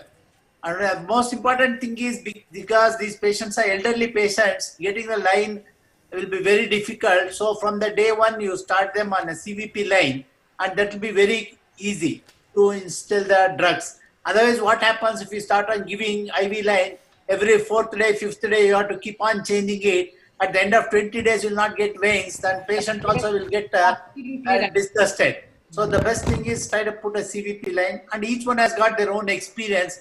In my hands, I have got a lot of give importance for this meropenem and ciprofloxacin. Meropenem we give 1 gram TID and ciprofloxacin 500 mg BD. And we every week monitoring we do it. Plus you should have a association with the physician to monitor any renal problems, all those things. Every week we get a LFT and urea creatinine done, and like this we manage. And the diagnostic value is most important. Pain, if it is coming down, there's a very good prognostic value. This is how we treat. So why do you give meropenem all the time? Is it never culture directed? Pardon? Why do you give always meropenem? Don't you give culture directed? Sometimes directed. In all the cases I have done, cultures will show sensitivity to meropenem. Okay. So what about clindamycin? Is that clindamycin is not, you have to do culture. Don't write clindamycin just like that. It should always be culture directed. Satish? And always rule out fungus by getting galactomannan test done. Okay, there are a few questions about ofloxacin. Can ofloxacin be used instead of ciprofloxacin? Not really. Cipro has a tendency, as an ability to penetrate deep into the bone. That is the best antibiotic for such situation. It has an activity against Pseudomonas as well. And unless until the culture shows resistance to Cipro is the first choice. And also it is a very safe drug. Ciprofloxacin, long term we can give it for 3 months also. It's a very safe drug. Yes, yes. Satish, I've been using Levoflox. Why did you say Levoflox is not a great choice? Levoflox makes the patient develop resistant to other antibiotics. So this is never recommended by microbiologists now for this kind of use. That is for only certain critical situations where the culture is directing towards the levofloxacin, that only. For short-term use. Linezolid? Linezolid is for MRSA, Staph aureus. But linezolid is a bacteriostatic, But still it is good. Still it is good in certain situations. Even in the nose we have been using linezolid for the staph infection sometime. Okay. It is not so potent like vancomycin or teicoplanin, something like staph, but still it is good and efficacy against MRSA as well. And in these cases, we cannot. Paramita, you have some more questions from participants? Yes, sir. There are quite, yes, sir. Few more. Yes, start. Now Satish is available to us to answer questions. He can answer some questions. You all are here to answer, sir. Yes. Vijendra, sir, or Ashim. Can somebody eat the head of Ashim? So what is the role of hyperbaric oxygen as adjuvant therapy? Amazing, amazing. I forgot to mention. It should be given. You know, this condition again, we are fighting with some situation which has no control, immunity. There is already, the defect in the microcirculation because of the diabetic microangiopathy. What we want is to improve circulation, and that is what the hyperbaric oxygen provides. Secondly, it improves the phagocytic activity of the neutrophils as well, the hyperbaric. So many times we subject these patients for even for weeks along with the antibiotic therapy and all to the hyperbaric oxygen. It is definitely a useful adjunct therapy. Okay, sir. Yeah, I agree with that. Even we do that. So Okay. definitely it helps. Okay. But only few centers in India have that real hyperbaric as in Bangalore, luckily we have. So in that Hindustan HAL, they have one. So they really do a good job. But now private people have started doing it. They don't have any concept about that. I see that. I'm not happy with these private people. But whereas the Hindustan Aeronautic Limited, they have got for pilots, they do it. And really they have got an excellent chamber of hyperbaric oxygen. Even for SNHL, sudden onset hearing loss, we do that. It is definitely has got a role. Okay. So Dr. Ramesh Tohiwal is asking the composition of the Burroughs solution that you had mentioned. It is aluminum subacetate. We use 5%. It is available in various, in the US, it is available in 5.3% drops. That is Dominic, I forgot the name of the brand name of the drop. Domboro. It's called Domboro. Dombro. Yes, Dombro. It is not available in India, but we can get it, through the chemical fellow. We get it here. And, if you want, he can supply you anywhere in India. You can just give an order on telephone and he'll supply to your address. This is Ram Singh and Sons. You have to give the Satish, any idea? Huh? What is action? How it acts this one? This is a pure antibacterial, bactericidal with a strong efficacy against Pseudomonas. Okay. Which is Secondly, it gives the acidic medium as well. It gives the acidic medium as well. So that is the added advantage of that. And it is proven by literature to be very, very useful. In the olden days, people used to put vinegar in the ear. Vinegar, that's what I was about to tell. Acetic acid, even that has also got the same function. No, this is the main content is aluminium. Okay. Okay. Yeah, Paramita, go So ahead. there's a question for you, Kirtane, sir.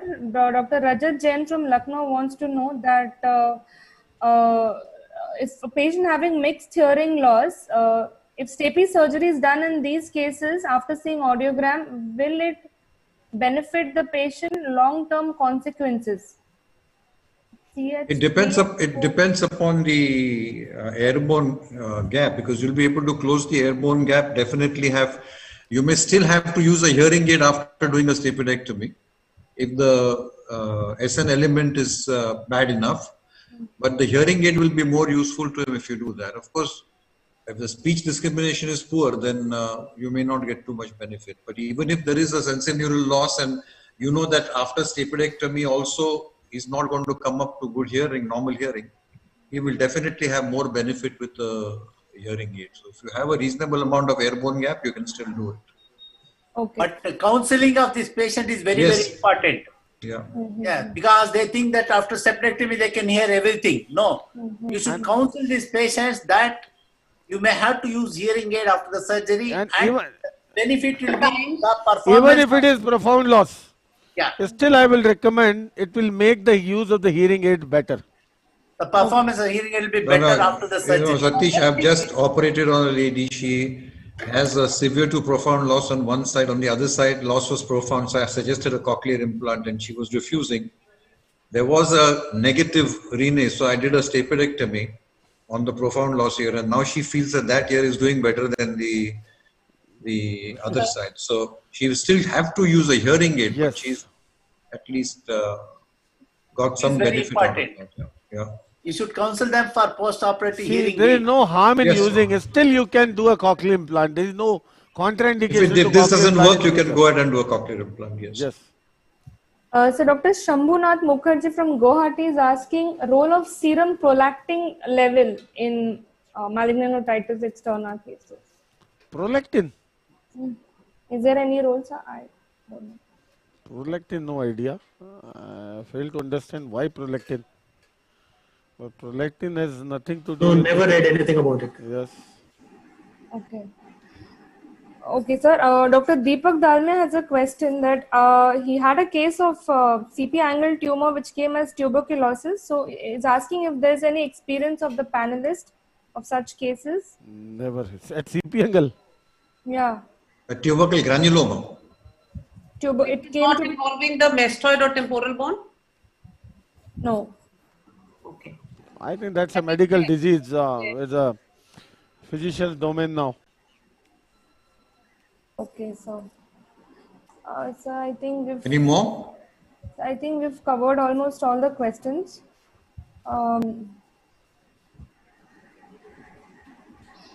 So no, I think we've covered almost all the questions. Okay. Can I ask a couple of questions? Is Ashim there or Ashim's left already? Yes, Ashim's right here, sir. Yeah. You have a tremendous experience of revision stapedectomies, right? You said. Yeah. What is the commonest finding? I mean, what is the reason for which the revision was required? What is the commonest finding? The commonest finding by far is the fact that we are dealing with incus necrosis after an initially successful result. And when we open this, we always find that the undersurface of the incus is necrosed more. And this typically is due to A, under crimping of the prosthesis, poor crimping of the prosthesis, and B, when the prosthesis is fitting into a tight fenestra. So the relative movement of the malleus, or this is what we postulate, is that the relative movement of the malleus and incus vis-a-vis the under mobility of the stapes prosthesis is what causes the undersurface of the incus to eat away rapidly. So this would usually occur after how many years after surgery? I'm sorry, sir? This you would notice usually after how many years after successful surgery? Okay, it's variable. I mean, it could be successful for many, 2 to 5 years, 7 years, 10 years, and then you end up with incus necrosis.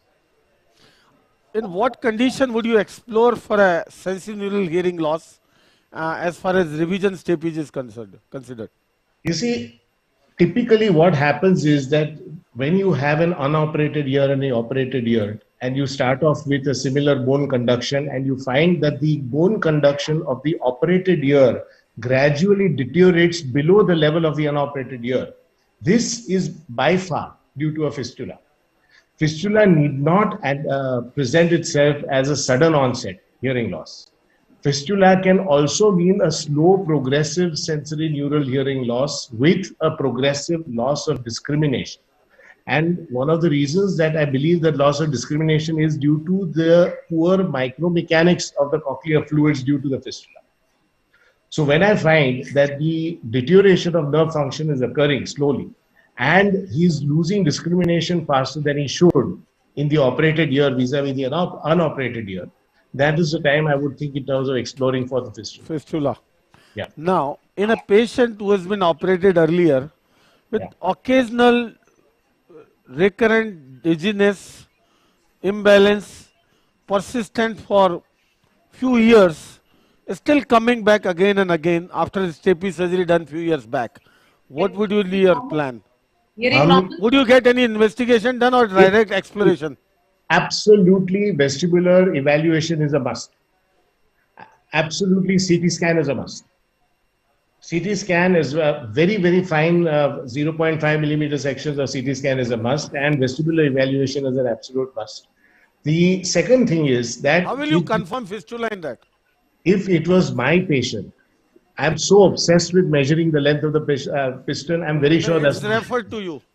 If it is referred to me, I'm very sure that it possibly would be due to a longer piston. Now, during episodes of vertigo, most of these patients have a hyperactive labyrinth. Most post-stapedectomy or stapedotomy rather, vertigo is over a period of time a hypoactive. In such cases, you will find a hyperactive. Sir, Dr. Kirtane sir, what is your impression on this? Have you done vestibular testing on these guys?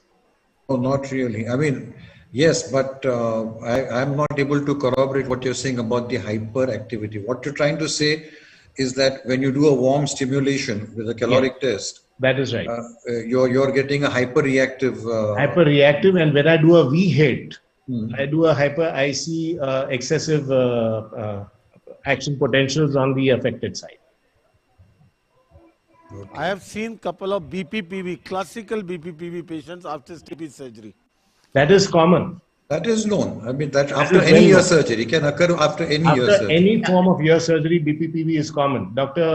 Also very common. Yes, I agree with that. You see that, yeah. And in those cases, Epley's works also. But the important thing is whether you want to see a utricular-petal or a utricular-fugal BPP. You're because talking you could about be dealing with the BPPV of the opposite side. So you should have to look for the utricular-petal or the utricular-fugal. That's about the lateral semicircular canal. Correct. Utricular-petal or utricular-fugal will come into play in the lateral semicircular. In the lateral canals. Yeah. But more commonly, you get a posterior canal. Posterior canal. That is deeper.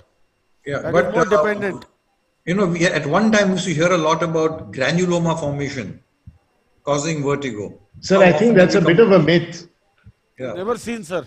I've never seen in my life. That's what I was wanting to ask you, because we've never seen granulomas. But sir, have you ever seen? Yeah, I have seen in 2 patients. It is so unfortunate. This patient, mother and daughter, both of them, they had granulation. So this granulation occurs very fast. 6th day, 7th day, it will start. So these patients both the patients lost the hearing. So first patient, when I did, on 8th day, she came, she was perfectly all right, procedure was perfect. She was not able to walk. She was lifted and she came to me. Then I was in a dilemma. I asked my boss at the time. He said, immediately open it and see what is there. When I opened, it was full of granulation. Incus was necrosed, the piston was necrosed, and the footplate, everything. This is 11th day. How could this? Unfortunate, the same thing happened to her daughter. She had so much of faith in me. 1 year I operated that lady. The 2nd year when I operated, she developed this granuloma. And then operated her daughter. Similarly, she had a severe vertigo on 7th day. Immediately I opened it. Fortunately, she had a severe mixed loss, but not a dead ear. I removed the piston. So I have seen in 2 cases. And we have published on paper also, myself and Madheva sir, series of 5 cases of this foreign body granuloma post-operatively. This occurs within 10 days. But this is the reason why I remember Professor Plester used to say, never use cotton ball in the ear when you're doing a stapedectomy. One question which came to us last time was wanting answer from everyone when Ashim and Ashish were there. A patient coming to you with a post-stapediectomy vertigo, immediate post-operative vertigo, and referred to you by a junior colleague. You got the HRCT done with no long piston. What is your cutoff time and when you will re-explore? It is better to re-explore immediately if vertigo is too much. The role of conservative treatment, you wait for some time or you will immediately? If the hearing, we don't know what is going to happen. If the vertigo is too much, if the length of the piston, your CT scan may not reveal, but still if it is more, better to remove it, make safe ear first, prevent further loss. Then you can do. I have got one nice case where that is also opposite ear operated after 7 years operated, but on the table he was perfectly all right. And when shifted to the ward also, after 6-8 hours, she started getting very severe vertigo. Then immediately I opened and I removed the piston, I cut short the length of the piston, and he is doing even today fine. So Satish, you are asking within few days of surgery, na? Yes, yes, immediately after that, yes. It is better to remove the piston and play safe role rather than waiting and subject them a CT scan, everything. So first thing is play safe role, prevent SN loss. You mean to say there is no role of conservative, you should not waste time. No, it depends upon who is operated. If somebody, novice is operated and he is sucked on the labyrinth, You know, in an open labyrinth, if you have done the case and you know that you've not done all that, okay. Yes. But if somebody else has operated, I don't think I would open up immediately. Yeah. And I just wanted to ask you, the piston is long, would a fistula test be positive? Not always. In spite of a long piston. So that will not be. They will not get a complete. If there is a perilimb fistula, there will not be a, seal for the pressure to be transmitted to the... But if there is a perilimb fistula, again, it should give you a positive fistula test. Not always. Not always, sir. Even with the fistula? Yeah, even with the fistula. Seal is not there, na? Huh? Seal is not there for the pressure to pass on To the membranous labyrinth. So What it is not not there? always there. That's why, even with the fistula, sometimes many of the patients, they stay with the fistula for years together with some intermittent symptoms. And they pass on with the symptoms and again get along with the normal life. And then again they develop symptoms with a minimal symptom. And that's how we have discovered a fistula 7 years after the stapes surgery. Sir, I want to say one thing, that whenever we do, every person, when he does a stapes surgery without using a vein interposition, is that not a fistula? It's a fistula. Yeah, but then you're not doing a fistula test at that time. No, When the sir, fistula heals, you see, you will have a little blood coming on and sealing the fistula. No, but sir, what happens when you make the fenestra, yeah, you will get a connective tissue seal because like Satish puts a little blood course, the little bleeding. You've got a small fenestra with a piston almost fitting snugly except for a little space around. That fistula gets sealed with connective tissue like blood coming over there. So that is not really a fistula. If you have a fistula that is leaking fluid. As long as the piston length is adequate, there is never an issue, even with the direct piston, without a seal. Agreed. Perforation like thing in the foot plate area, from where I seen there will be a small perilymph gusher.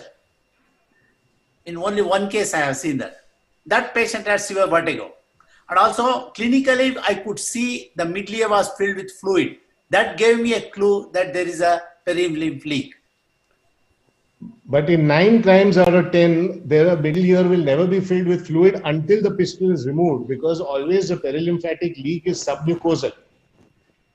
Now what happens in many of these cases is that the fistula may have existed for many years, and what happens is that due to a otitis media with effusion, that infection creates the symptoms.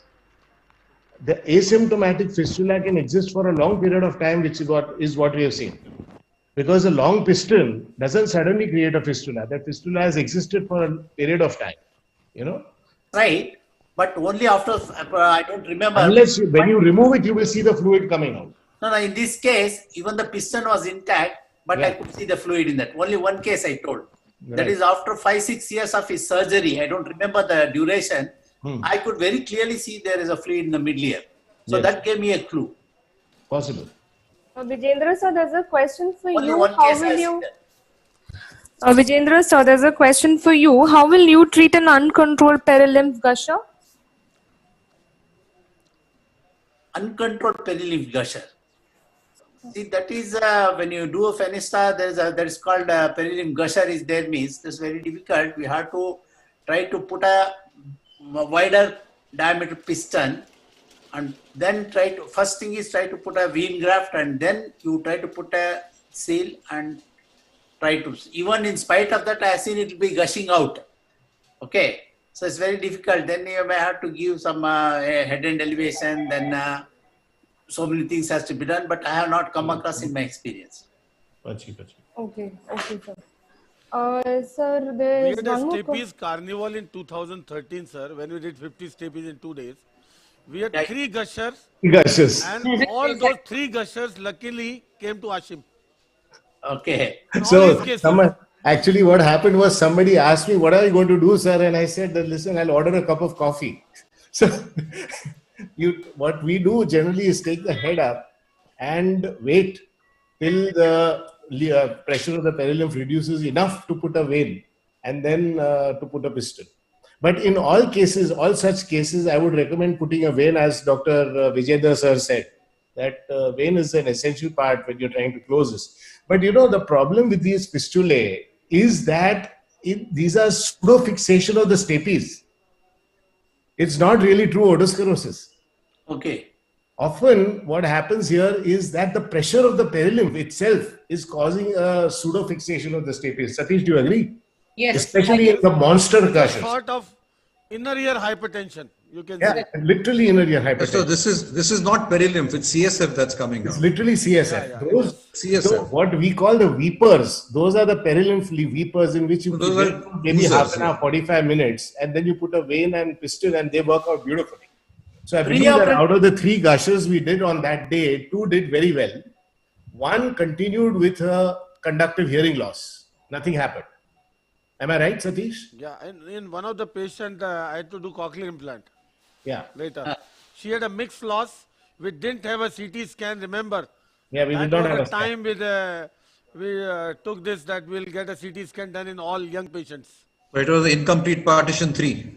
IP3. Yeah, yes, IP3 it was. Classic IP3. And we had to do a cochlear implant later on for that child. That is It was a pre-operative. 12-year-old child. Yeah. Yes, That is pre-operatively, can we predict this perilymph gusher by any 100%. 100% with a good CT scan. Yes. CT scan. Good CT scan, you can always. Yes. And if pre-operatively you suspect a direct communication with the CSF space, like to the intra-auditory meatus or something, you can avoid doing stapes surgery. Yeah, that is good. That is the bottom line. That is the advantage of CT scan. So then is it advisable to do CT scan in all cases of otosclerosis? See, the reason is, these are the patients who have a high expectation of hearing, you know. Yeah, They come that with way a you don't. conductive hearing loss. Yeah. And any such patient going back with a sensory neural hearing loss is never acceptable, not to the patient and not even to the surgeon. And this is, if you take the international, data, in otology, the biggest cause of medico-legal litigation in otology practice is the stapes surgery. So then it is advisable to do CT scan all cases in present. Better to do. We've started harm doing in it. We've started Better doing to that. do it. Not only this, we get so many things. Sometimes we see anomalous ossicles. Then you can predict this perilymph Sir, gush. I have seen the incus fixation, malleol fixation. Yeah, I also seen many anterior cases. ligament on CT scan pre-op. Yeah, on CT scan we can see that. So that You are more prepared. better to do a CT scan like cholesteatoma. We do it for all present scenario. Better do a CT scan in all cases. See now, this is different in your practice, in a junior guy practice. The reason is, if you come across such, difficult thing, like a malleol fixation in the aortic, anterior ligament fixation, incus fixation, you may find a decent facial now overhanging. With your experience, you can overcome these challenges. But if a junior person coming across will this, either he'll end up in complication or, abandon this. So that will something you need to think. There is no harm in getting a CT scan done. Like we get a CT scan for sinusitis, for anatomical details. Yes. To prevent surprises. There is no harm. You can install a cone beam CT scan in your OPD. You don't need even a separate room for that. Just a corner of the OPD. And the cost of the machine is just 25 lakhs. And you can get the entire data in DVD in less than 10 seconds. Hardly any radiation. Hardly any radiation with cone beam. That is important only for the temporal bone and PNS. That is what we want in the practice most of the time. CT scan for. And it is so feasible, Okay. Okay, so I think Satish. So one more question. So last, Yeah, sure, Dr. go ahead. Deepak Dalma is asking that for diagnosis of tuberculosis, will you get a TB PCR done or a gene expert or both? For tuberculosis, many a time it is so difficult to diagnose. Correct. The reason is, for the pathologists, their problem is they will never declare TB unless they see the acid-fast bacilli.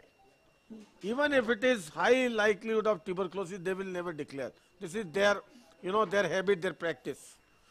TB PCR, it can pick up. It can pick up actively replicating tuberculosis, but many a time it is missed. I see in my practice in mastoids, pre-op, post-op, many a time you miss, and when patient present with atypical presentation, atypical symptoms, discharge not responding to anything, some osteomyelitic bone inside, sometimes facial paralysis, then you click that could be having tuberculosis. So many a time it is so easy to miss, so easy to overlook, and there is no test, no definitive test for that. I totally agree with Satish, what he said. So many patients, even if you send the granulation, they will not give us tuberculosis. But if you follow up the patients, they keep coming up with recurrent granulations. Sometimes when you do biopsy second time after 3-4 months, that turns out to be tuberculosis. We have come across. So many times we end up giving an empirical course of empirical course, yeah, that's what I was about to tell. In these patients, when I suspect, I do give empirical anti-tuberculosis. They do very well. Okay, okay, sir. And Satish, sir, the previous case which you did, parotidectomy, to fill the defect, will you fill fat in it? I mean, to not fill really. the gaps? No. Since it was malignancy, so I didn't want to put anything. Okay. Because now we have to subject him to radiation. He's 72. We had already convinced him, not only for this, I had convinced him, we had a consent for the mandibular ramus resection, consent for the flap, consent for so many things. In malignancy, you never know. You may need a temporalis myoplasty. I told him we may do it now, later on. This defect is hardly anything for such an old man with a high-grade malignancy where the radiotherapy is imminent. In a young person, the things would have been different. Young person, I would have gone in the mastoid, found the facial now. I put a graft, at least 2 grafts to the zygomatic and the marginal branch. And I would expect some sort of recovery from them. But here, you can, whether he is diabetic, he is a cardiac patient also, With this malignancy, there was no way, that you don't operate.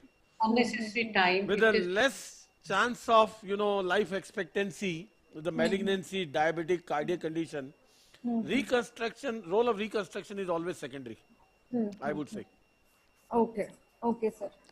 So, sir, I think we have covered almost all the questions. Just Ketale, sir, if you allow me to the viewers, many have joined late.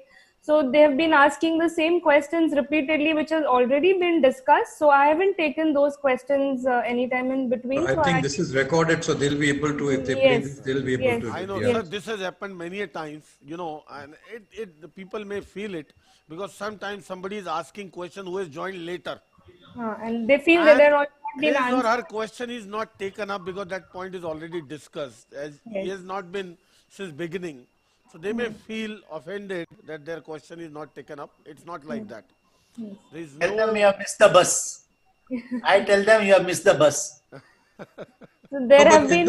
they haven't missed the bus because they can always log on to this and they have the whole thing recorded. So their question will be answered. It's just that it won't be answered today, but when they log on, it will be answered. This entire 130 hours recording is available on YouTube, unedited. So there have been more than 7,000 viewers today and more than 1,000 questions which were there on the screen for me to see and ask. I tell you, the biggest credit goes to Kirtne sir. Yes. Not only for making this happen, but the way this was organized. Yes. He asked me to keep basic cases right from basic to advanced.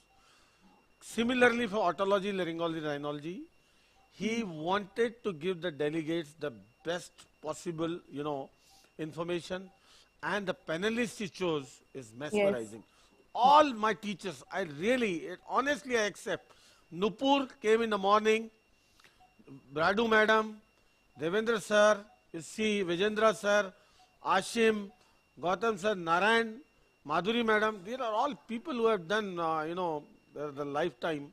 Not to forget your cricket partner, Devendra. Devendra and Shiva. Devendra is amazing, You ask him midnight, 12 o'clock a question, he'll respond. Satish, I had to get panelists who could match the surgeon. No, that's the whole thing. And I am so fortunate. I have been sitting with all my teachers who have taught me all these years, and I could be there today to learn I think from you're all doing a of them. fantastic job, Paramita. Really good. Thank you for giving this Satish, opportunity. I have no words to say. Thank you. Your stamina. All thanks to you, sir. I think Ashish keeps on calling you an alien. I'm almost starting to. You are teacher of teachers, you know. आपका DNA check करके देखना पड़ेगा किधर एक super कुछ gene है क्या उसमें.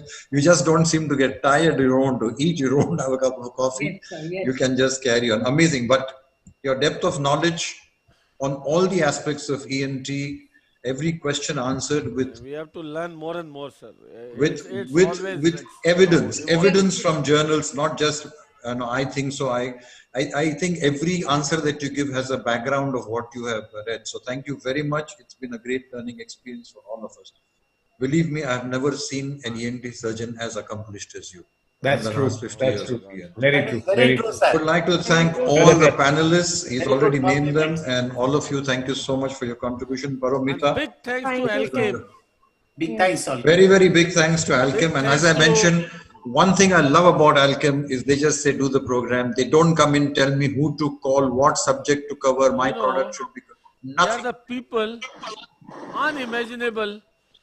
They provide the backup more than what you imagine, you know, more than your imagination. They are ready to do everything. They are so committed. And sir, with you, we have done so many programs with Alkem. They're amazingly dedicated people. Yeah, it's rare to find in the pharma industry people like them. They've also promoted books. I think one of Madhuri's books, Madhuri, am I right, was taken by Alkem. Nupur's book was taken by Alkem. So they have been very, very supportive as far as educational activities are concerned. You, sir. No, it's... Yes, they value you so much. They will value good work. That's why all of you are here. Okay. And big thanks to Paromita for bringing so many important questions and discussion. We miss Pachori boss. He was busy today. We'll see him next week, next Sunday, with some new topics, new surgeries and new concepts. And we really missed him. And he was occupied somewhere today. And I must say, Ashish kept out of the picture for a long time. I mean, he was there, Chupa Rustam, but he didn't. Always Chupa Rustam. He is always Chupa. Can I add something? Satish, can I say something? Sure, go ahead. Yes, Narayan. Yeah, so of course, the first thanks goes to Dr. Kirtane for putting up this program and Alkem for supporting. And sir, I mean, we don't need to say it. You have been the teacher for all of us, and we continue to learn from you all the time.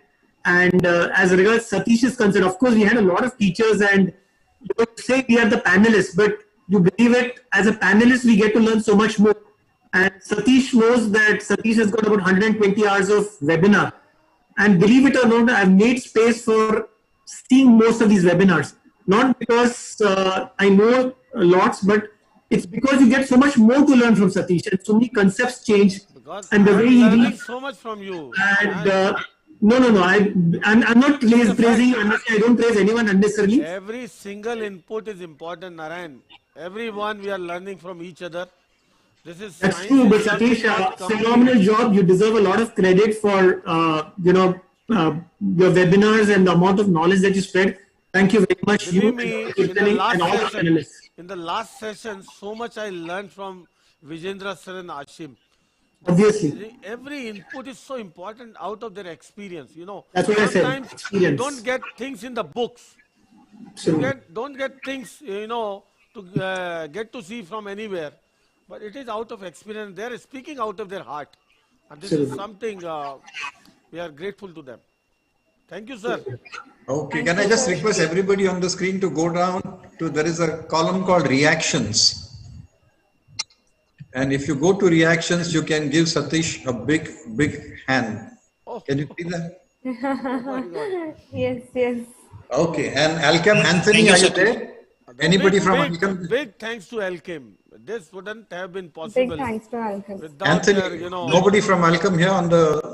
Kirtane sir, before we depart, I call Satish nowadays, I call him, you are like cocaine. You are an addiction.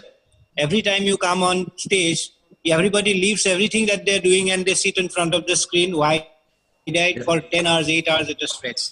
7,000 people on a Sunday, imagine. Yes. 7,000. I think I spoiled the Sunday. The only people who are really complaining are the spouses. But it's magnificent, Satish. It's really been magnificent watching you all the time. I get so much to learn out of it. Believe me. I also like to thank Kirtane sir, Alchem people, and also the man of the match, none other than Satish. Hats off to you. Thank you very Man much. of the series. He's man of the series. Correct. Sir, He's not man you of the are a match, he's the teacher. king. You know, you have taught us your lifetime. Not only me, you have taught, thousands of students from everywhere. And they are doing their job, doing so good work. And this is amazing. And still you are spreading your experience, your knowledge. This is something Once again, phenomenal. anybody from Alchem around? Anybody from Alchem still connected? No. Okay, so I think we shall end. Thank you very much. Bye, sir. Bye-bye. Bye, Thank sir. you. So, see you next week. Thank you, Yes, sir. Bye. and next year, hopefully, we'll do this meeting by actually meeting and having something. You are not locked in. Thank you. Thank you. Thank you so much. Thank you, sir. Bye, sir. अरे आप क्यों नहीं आए?